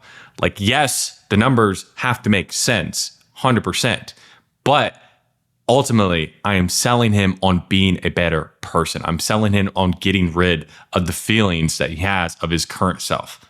That is all the sell is about at the end of the day. Just right now, we're the guy who makes 6,000. Is that right? Mm-hmm. So I have to ask, man, like, are you okay continuing to be the person you have been? Because you are. I'm the first one to tell you, man, just keep doing what you're doing. No, Okay, why not? I want to change it. I want to become that 20,000 per month guy. Yeah, and in order to change, like, things have to die off. We have to let go of things. Yeah. So what's the biggest thing you feel like you actually have to let go of in order to grow into that 20,000 per month guy? I have to let go of that fear. Yeah. But what if you don't? What if you hold on to this fear and we stay that 6,000 per month guy for the rest of your life? Like, how's that going to feel? It's depressing. Yeah. Depressing in what way? Because it's just like, I'm just staying at this place where it's like that's just average, in my opinion. Like, I don't want to be average. Why are you not okay being average, man? So what I'm doing right now, I'm just digging. He's like, hey, I don't want to be average. So again, I want him to tell me why he doesn't want to be average, because some people are fine being average. So I'm not going to just take that answer like, oh, I don't want to be average, as it's obvious, because it's not. I don't know this person like intimately. I don't know what drives them. So I'm just asking the question, why are you not okay being average? And I'm just going to get him to continue to tell himself that he's not okay being the person he has been, and just dig down deeper. Because, I mean, average gets you like average results, like you drive an average car, average life. And some people are fine with that. Why aren't you? Boom. Because I don't want that. I mean, I want the nice car, the nice house. Yeah. No, I get it, man. So it's like, ultimately, because like money, it's just a vehicle. So us coming in, getting you 20,000 per month. So right now, I'm digging down deeper on what he doesn't want. Now I need to understand, what does he want? Like, what actually drives this person? Like, when I'm going into future pace, I want to understand, like, again, what is this guy running towards? When we are in a sales conversation, we need to know like what somebody is running towards and what they're running away from. That way they're going to run as quick as possible. So I need both. Right now, I've gone into a lot of the pain of what he's running away from, but not as much of what is he running towards. Okay, so right now, understand what is he running towards.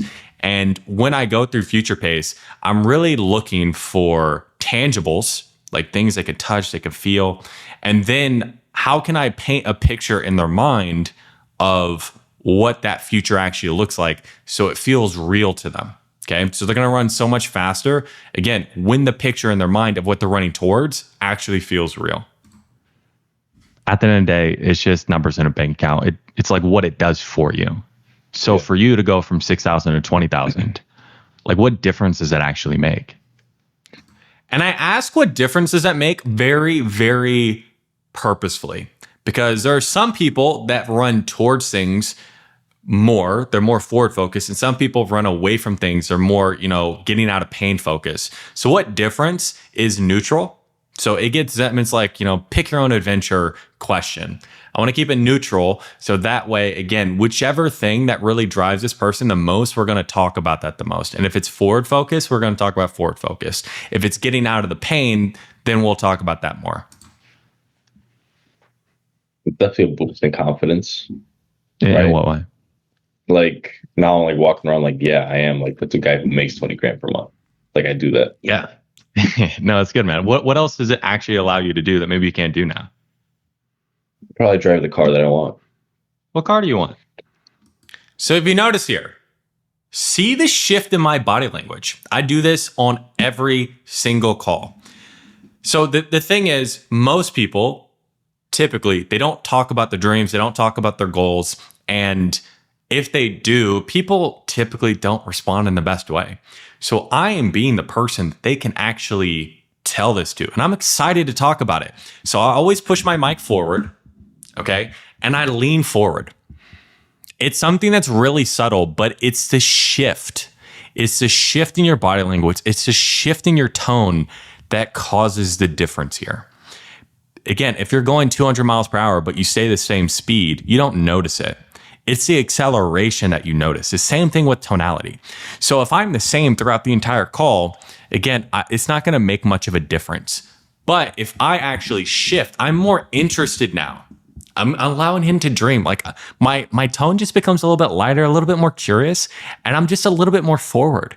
And this is going to allow him to really open up about his dreams, his goals, his aspirations, because that's what I need.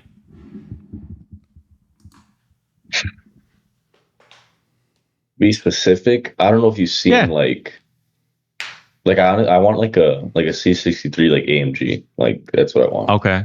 Is there a certain color or like matte what are you black. thinking?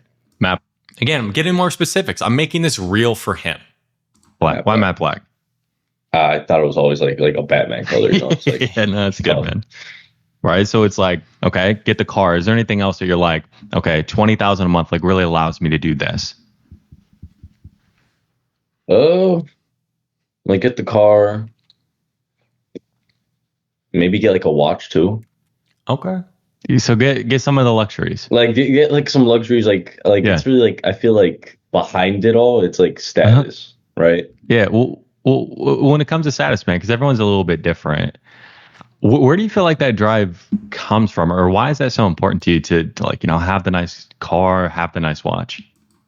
So I want to get beneath his wants. Okay. And the reason I asked that question that particular way, like, hey, where does that drive come from? Or why do you feel like it's so important to you? 99% of the time, they're going to tell me something about their childhood, right? Which again is a big emotional anchor that I can then use throughout the rest of the conversation. Okay. Well, it's like, status. It's, I don't want to say it's what brings you value, but it's like what makes you stand out. You know what I mean? Yeah. Well, why is it so important to you to stand out, dude? Because like I want people to know who I am. Like, oh, like what does he do? Like stuff like that. Yeah. So then you having the watch, the car, the status, like what does that actually do for you personally when you're actually standing out like that? Makes me feel good. In what way? Like getting the recognition that like I want to be getting. Yeah. So if you had to sit and you had a picture in your mind, right? Like you go into the car dealership, you pick out the AMG matte black, get the keys, you take it off the lot, windows down, sun on your face, wind blowing through your hair. Like at that moment, dude, like how does that feel? So again, you see, I'm using very vivid language. What that's going to cause him to do is like actually sit and picture that. And it's hard for you not to. Feels really good. Yeah, sure it does. But with what you're currently doing now, which is a skill set you do have, what's the likelihood you're going to be able to get those keys and take that drive? Unless I go into crazy debt, not close at all. So again, like I got this good future pace of what he really wants, what's driving him. And then now I'm flipping it. We're going more into consequence.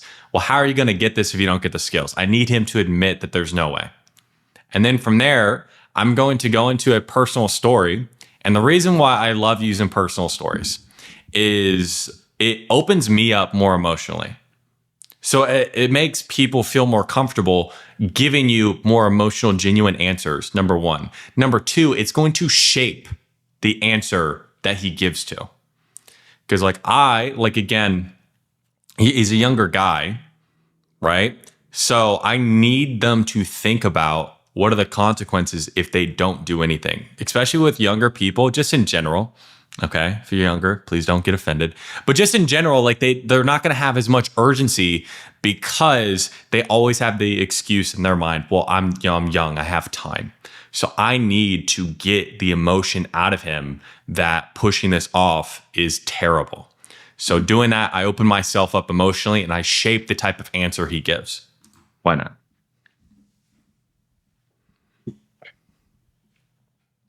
Just because I don't have the skill set to actually make that, like to make the 20 grand to do that. Yeah, dude. And I can definitely appreciate that, man. Can I share a quick story? Yeah. Because I would say I see a lot of myself, like 5 years ago and like where you're at now. Yeah. A lot of the same, like, I wanted the nice things. I really wanted things that, like I was running towards. And it pushed me, and it'll push you so far. Yeah. But for me, it wasn't until I had to sit and take a look at what I was running away from that really kicked it into that next gear. that made it to where like it became a need rather than just a want. Because for me, like I grew up in a small town, right? So it's like I'm definitely scared of being average. Like it scares the fuck out of me. And I had to have the conversation with myself that if you don't take action, if you don't do everything in your power possible to make as much money as you need to, then you're going to have the same pain that your dad had in his voice every time as a kid he told you you couldn't have something. Or you're going to have the pain that he still has to this day of all the risk he should have took, but he didn't. And you will have regret. So I got to ask you. Okay, so let's break that down. Like first and foremost, again, like that is my true story. Like that's my true driver. But I'm going to emphasize certain points depending on the person that I'm talking to.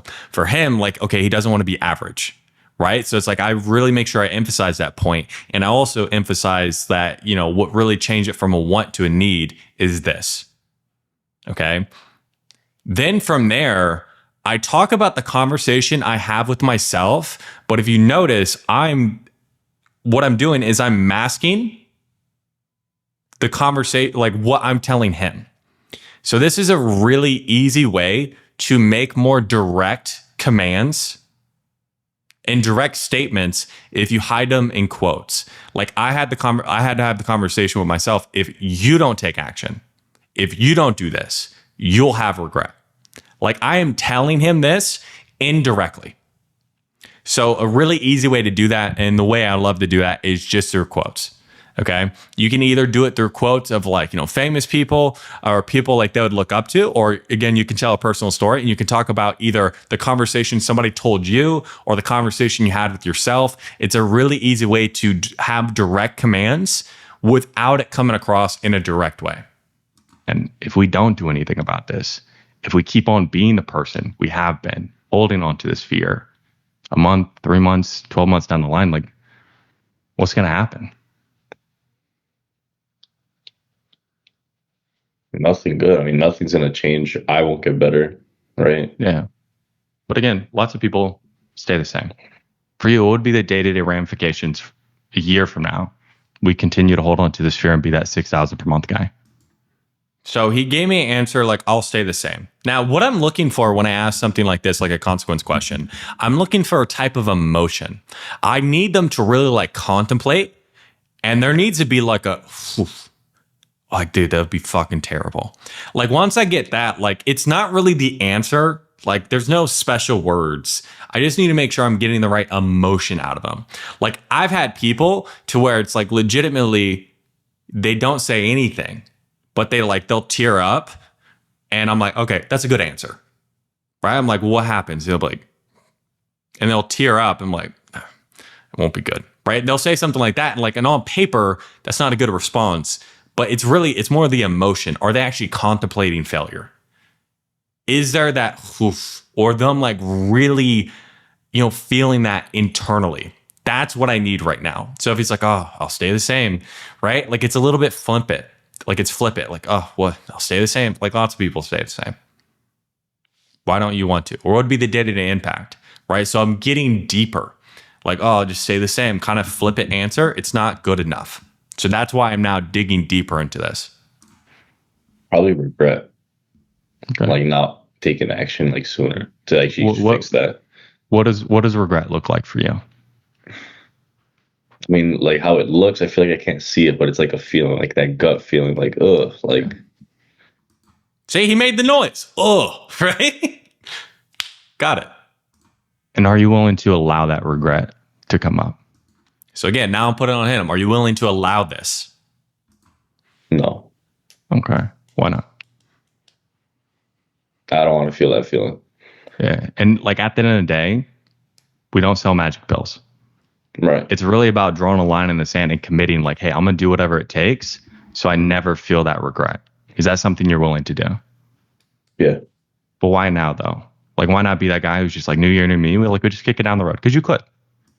So again, like right now, I'm just getting him to commit to the idea of he needs to change because that's all I'm selling at the end of the day. I'm selling the commitment to him changing and being a better person and getting rid of the feelings. That's all I'm doing right now. Just getting more commitment, pushing back a little bit more. Like, why now? Why not do it later?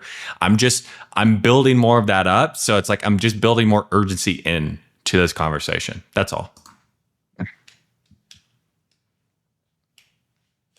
I mean, I could, but it's at the end of the day, if like I just continue kicking it down the road, it's like that person who always starts their diet on Monday. It's like they comes Monday and they never start.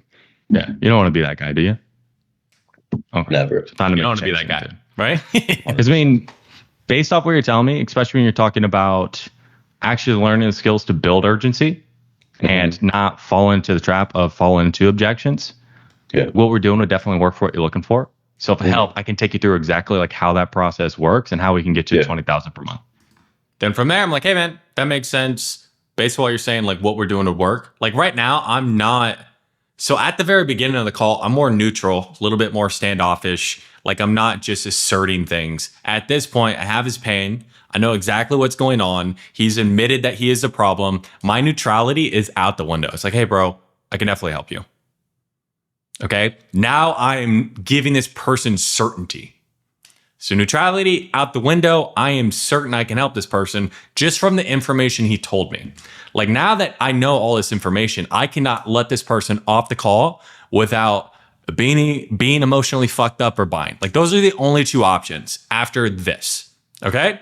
So I know I can help this person. So I'm not neutral about it anymore. Like would that help? Yeah. Yeah. Okay, cool. Do you have a pen and paper, Andy? I do. Okay, perfect. So what I want you to do is mark it 1, 2, and 3. Speed up the presentation part. First and foremost, how did the process feel, man? What do you mean? Like the sales process we just went through Discover. How did it feel? I mean, I didn't realize the process. It felt good. Right? You want to be able to sell like that?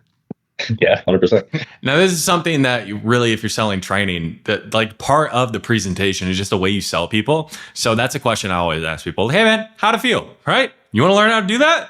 All right, cool. Give me money, right? So if you're not selling that, which I assume most of you wouldn't be, it's not really relevant. But again, it's like typically when we're talking about presentations, I'm going to like structure it in 3 different pillars. Keep it short, concise, to the point, and like, hey, you know how you said this? This is a problem you're running into. This is why we have this. This is how it's going to solve this problem, and this is what it means for you, okay? So I'm just focusing on the problems they have, what I have to solve that problem, and what after their problem is solved, like what it actually means for them.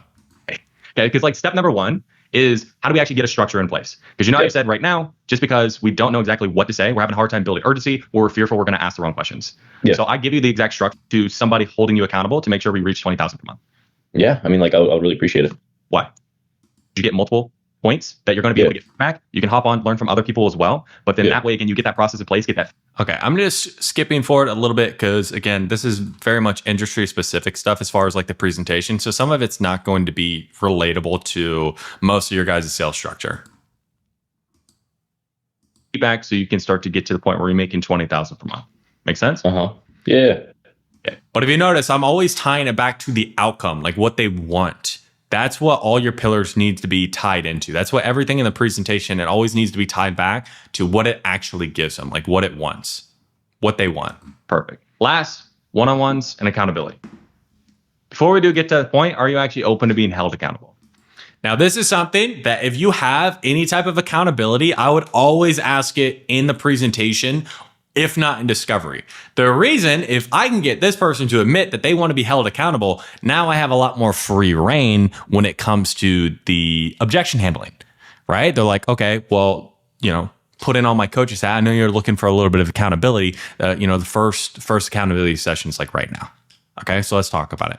So you can be a little bit more forward because they admitted that they needed accountability. Not only admitted it to you, but they admitted it to themselves that they need accountability. So I always have some type of accountability pillar in there. I'm like, hey man, before we do get to that point, like, are you even open to that? Because some people are like, oh yeah, I am. Like, why would you?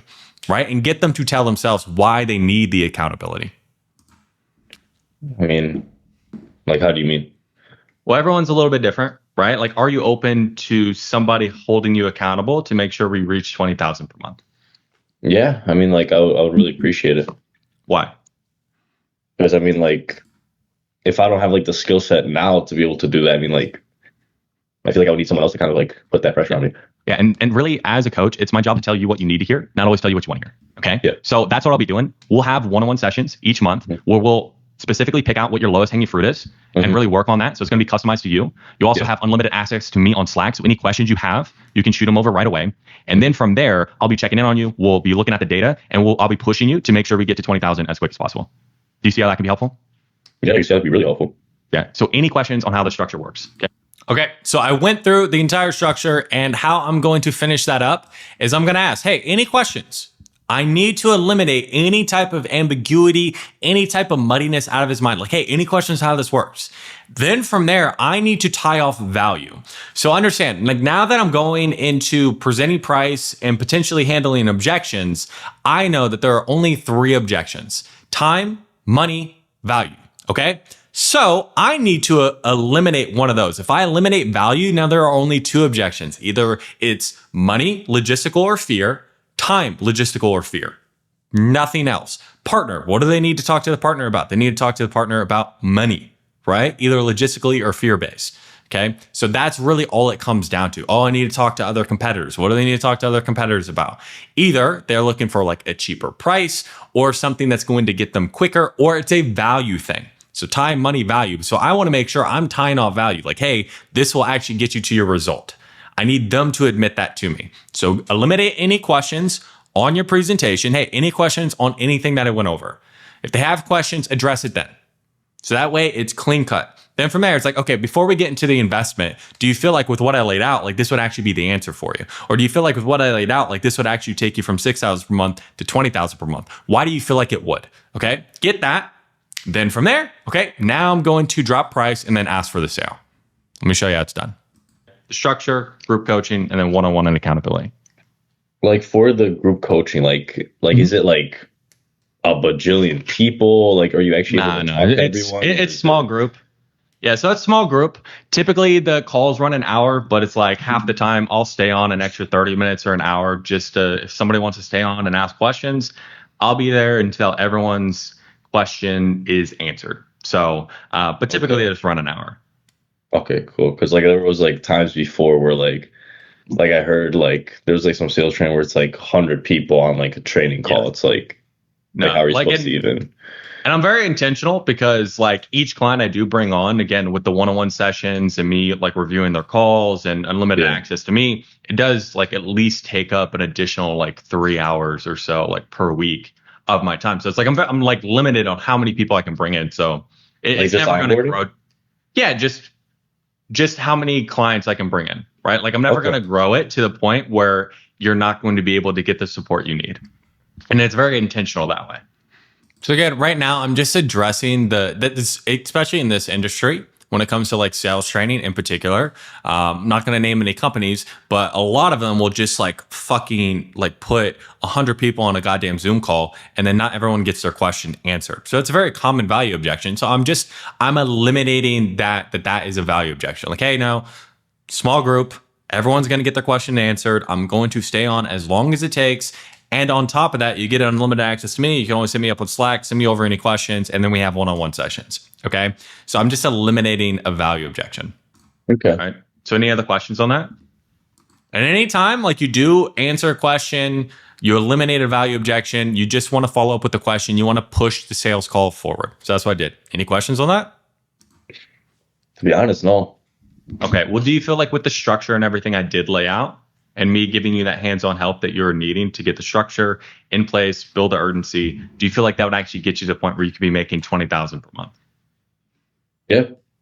Why do you feel Definitely. like it would? I mean, like I have the structure now, right? Like the foundation to that. So it's like, yeah, definitely. Why do you feel like it would? Now he's telling himself, boom, value off the table. Now, if I get any objection after I drop price, it's time or money. Okay. Typically, especially when we're talking about people who aren't making that much money, they have tons of time, right? So then I can go into it. 95% chance if I do get an objection, it's just going to be money. Okay. So I'm just knowing that going into the conversation. House, right? Like tapping into people's identity, which is something I feel like I should definitely be doing more. Like the group trainings, the one-on-one, like the accountability is a big one as well. Like just all of that. Oh, dude, sounds good, man. Well, it looks like we went over everything you're actually looking for to get you to the point we can build urgency, get you to 20,000 per month. So as far as like the actual investment, in order to get there, the investment required is going to be 8,000. So that is going to be, and the length of time to get you to the point where you're making 20,000 per month is going to be 4 months. Okay. So there are a couple different ways to break it up. It's going to depend on what works best for you, but the next steps are pretty basic. Taking care of the investment, getting you set up with an onboarding. So that way we can hop on our one-on-one session and we can start working on how to ask the right questions, how not to be fearful in our sales call, and how to actually start overcoming these objections. Any questions on how that works? So again, I drop price very intentionally. I'm like, hey, so we talked about how we get you outcome. The investment to get you outcome is this. Now, if you're on an account that has a lot of money objections or fear money objections, you just drop. There's a couple different ways to break it up. It's going to depend on what works best for you. And then from there, it's like you just talk about what the next steps are as far as the process, so you can get outcome. Make the outcome specific, not so you can make more sales. It's no, so you can stop being fearful on your calls. You can overcome these objections and hit that 20,000 per month. Again, it's specific outcomes that are going to speak to him. I'm not general at this point. We just had 30-minute conversation. I'm now specific to his pain points, his problems, and I'm tying the investment to the outcome. If I'm just saying like, hey, the investment required is going to be 8,000, quiet. What is the only thing now that is going through his mind? Just the investment. Okay. So I talk about the investment and I do it in a way to where it's not a big deal. And then I also tie in to the outcome that he's getting. So now when he's thinking about the investment, he's also thinking about him not being fearful, him getting rid of the feeling that we had talked about previously in the call, and him getting 20,000 per month, him getting outcome. This is very important. Like no questions, but it's just like, damn, $8,000. Yeah. Okay. What did he say? Damn, $8,000. Okay. What does he mean? That's a lot of money. So what objection is he giving me? At least in my head, I'm like, okay. And you don't want to just like jump on people right now. You want to give them a little bit of space to actually tell you what's going on, clarify, understand what's going on. But it smells like a money objection. Okay.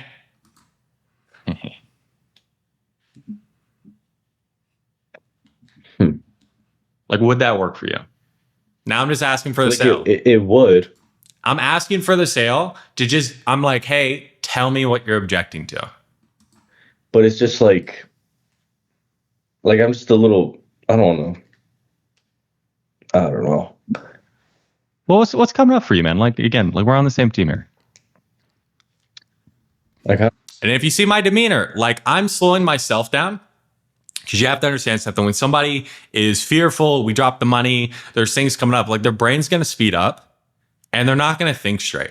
So the problem is, like, number one, you can't take objections serious. Like, you can't take them personally. Okay. Number two, you can't believe their objection. You can't believe their limitation. And number three, you can't expect somebody who is fearful to make sense. Okay. They're going to contradict themselves. Why? Because their brain's sped up and they're not thinking straight, and that's fine. So your job is slow yourself down to help them slow down, help them think straight, help focus on what the right thing is, and then help them overcome the objection. I want to say I don't want to say scared, but I feel like I'm a bit scared. Like what if the accountability isn't there? Like I'm just like, Yeah. you know what I mean? And dude, So again, and what a trap you could fall into, because he had mentioned something about the program, but I had already tied the program off. Like, I've already tied that program to the side. So now I just know like what he's objecting to. He's scared about spending the money. And that was the biggest thing he had talked about before, right? So I just need to get into the money objection. I can get where you're coming from. If you just put money aside for a second, yeah. like, would you do it? So again, I'm isolating. Hey, if you put money aside, would you do it? And I need his why. So when you are going into objection handling, you have the objection and then you have their why. Okay, why they would actually do it. And I need them to start to focus on their why, so that way I can actually get leverage to get them to overcome their limitations. Because that's all an objection is. It is just their limitations coming up. And that's fine. That's why they're on the call. If they didn't have these limitations, dude, they wouldn't need me. That's fine. I'm here to help. So that's how it should come across. Yeah. Why would you do it though? I mean, I see like what you laid out. Like this would work. Again, like take the program out of it. Like, why would you actually invest in yourself to make sure you can make more money, you get the status and everything you're looking for? So again, I don't need more buy-in on the program. I need more buy-in on why he would actually want to improve. Like why he wants his outcome. The real genuine why is going to give me that leverage I need. If I don't, who's going to do it? Yeah. But why would you do it though? Again, I'm asking again. I need him to So I admit can it. get better. Right. So it just comes down to, can I make a suggestion? Because I can get you're a bit fearful. Yeah. Like, which do you feel like is riskier at the end of the day? Do you continue to hold on to this fear like we have been, and we continue the same cycle that we have been for the past 4 months? Or we shape this fear, we take action, we bet on ourselves, so that way we can actually change what we're doing? Like, which one do you feel like is actually riskier? Just waiting and not taking action. Why? Because So again, I use just a what's riskier frame. So something pretty basic. Hey, what's riskier? Staying the same or changing? Okay, staying the same is riskier. Why? I need him to get more out of it. Get him to tell me more. if that's the case, I'm just going to continue leaving, 14 grand on the table each and every single month. Well, what happens if you continue to leave the money on the table? Digging deeper, consequences. Nothing good. It's just I'm staying where I am. Yeah. And how are you going to get out of staying where you're at if you don't learn the skills to actually start making the commissions and start creating urgency in your prospects? So now I'm like, okay, I'm getting consequences. I'm digging deeper. And then I'm asking the question, hey, how are you going to get out of this if you don't change? Now I have the leverage. Now I need to shift the belief of, again, it's riskier to stay the same. And how are we going to change if we don't change?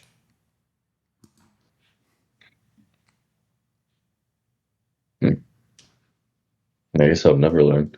But do you want to stay in that cycle? So if you notice, he's about to go off into something else. Like anytime, like, oh, I guess I'll never learn. But like they're about to tell you something else that honestly you don't need to hear.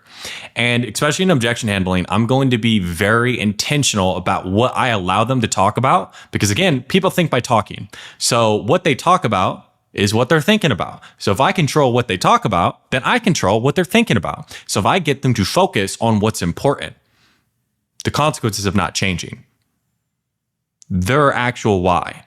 Then if that's all they're thinking about, like they're going to take action because that's what they need to do. But if I allow them to continue to tell me, but also tell themselves their limitations, then we're just going to keep on going in a cycle. So I'm very intentionally, like I'm cutting them off. I'm not letting him get to the butt. no. So why right now are you choosing it? I think it's really just because I'm scared. Like I don't want to just lose on 8 grand, And I can appreciate that there's a bit of fear there, because like I've been in your seat before, so there's no judgment on my end. But when it comes, So something I did right there. Okay. So I got what the real thing is. Like he's fearful about the money, all this stuff. Like this is why he's choosing right now to stay in this own cycle. Okay. So I'm like, hey, there's no judgment on my end. So again, like I don't want them to feel judged for giving me an objection. So that's why I say something like that. And I want to reward them for being open with me. And then now I'm going to give them a different perspective on what fear is. down to fear, there's really 2 types of fear. It's like we're a deer in the headlights. Mm-hmm. So it's like right now we're crossing the road, and then the headlights are coming towards us, of us staying the same, us being average. Yeah. And we can either freeze up, let it hit us, or we can use that fear to get out of the way. Which one would you rather do? So again, when we're talking about frames, it's very custom to what he had talked about. Like his fear was being average. If he hadn't told me that, I wouldn't say that. So I use it for what he said. And then from there, I'm giving him a binary option. Do you want to get hit by the car or do you want to move out of the way? I want to get out of the way.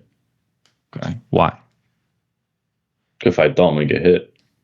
And what happens if you get hit? Consequence. I just continue being who I am, like average, just. Yeah. And it's like, and now you're being real. Yeah. And I appreciate that, dude. Like, dude, money, that's the easy part. We can figure that stuff out. The hard part is just you committing to not being that guy who's average. So again, now I'm shifting what's important. He's talking about the importance is the money. I'm like, no, the money is easy. The actual important part is you just committing to not being average and getting commitment on that. Once I have the leverage, once I've reframed his belief, now I need commitment to change. And if he's committed to change, like, guess what? He's going to give money, right? He's going to buy, right? That's what it comes down to. So I'm shifting what's important from the money to commitment, because really that is what's important. Okay. The hard part is you committing to being the best version of yourself. So are you actually committed? Yeah. Okay. So if you're committed, man, we can figure it out. Let's not focus on what we can't do. Let's focus on what we can do. Like bills, expenses aside, like what are you actually working with? And we can see like, how can we make this work for you? And again, I say that very intentionally. Like bills, expenses aside, like what are you actually working with? I want a number out of him. So that way I can go, okay, if you can do this, you're really committed and you can do this, this is what I can do for you. Now it's reciprocity. Okay. Rather than just saying like, hey, we have payment plans with this work, with this work, with this work. No, it's like, hey, what do you have? And I'll see what I can do. And the reason why, as soon as he told me the money, I just don't go right into like, oh, the logistics, like, hey, what can you do? Is because I need to get him in a resourceful state of mind. Okay. If I don't shift the fear before we talk about the numbers, he's not going to give me a good number. Okay. I'm going to collect a lot less cash up front, number one, or number two, like I'm not going to get an answer at all. They're like, oh, I need to check the finances. I need to do this. And then like, let me get back to you and I can give you a number, right? We're not going to get anywhere. So from there, like I need to shift that belief. I need to get them in a resourceful state of mind first. Then the reliability, how reliable this answer I'm about to get is much higher. If I don't get in and shift the belief first, if I ask that right away, like, okay, money aside, would you do it? Why? Okay, so what can you do? Then the reliability of that answer is much lower. I'm going to get a much lower answer because it's going to be tainted by the belief of fear. Okay. So it's going to be a better way to get better answers, get more cash up front, and actually get real answers out of him, have a real conversation at this point. All right. So you just heard two real high ticket sales calls, real money on the line, the exact moment when the prospect was hesitant to them going all in. Okay. And I didn't do it by bulldozing them with like rebuttals or using some canned like script or anything like that. I used it by actually selling to their identity and having a real conversation. That's how like I'm able to help people double, triple, 5x their commissions in as little as 90 days. Like selling the same offer that they're already on, same type of calls, just selling it in a different way. So if you're serious about actually doubling your commissions, tripling your commissions in the next 4 months, and you want me in your corner, you actually want me to break down your calls. I map all of what I just did for you specifically. We work one-on-one. Check out the link in the description. We'll start by a full call breakdown. I will listen to your call. It takes me 1 to 3 hours to do a full call breakdown of your call. And I'll tell you exactly what you need to work on for you specifically on how you can increase your commissions right away. Now, as you might imagine, because I only work one-on-one with people, I do not have some basic bitch group program. Spots are limited. Okay. First come, first serve. And I'm never going to take away how much support I give. I'm only going to raise the prices, guys. So if you want to become that closer who's actually a top 0.01% closer, closing 90% of the people you're selling, I'll see you inside. If not, I'll see the rest of you guys on the next video.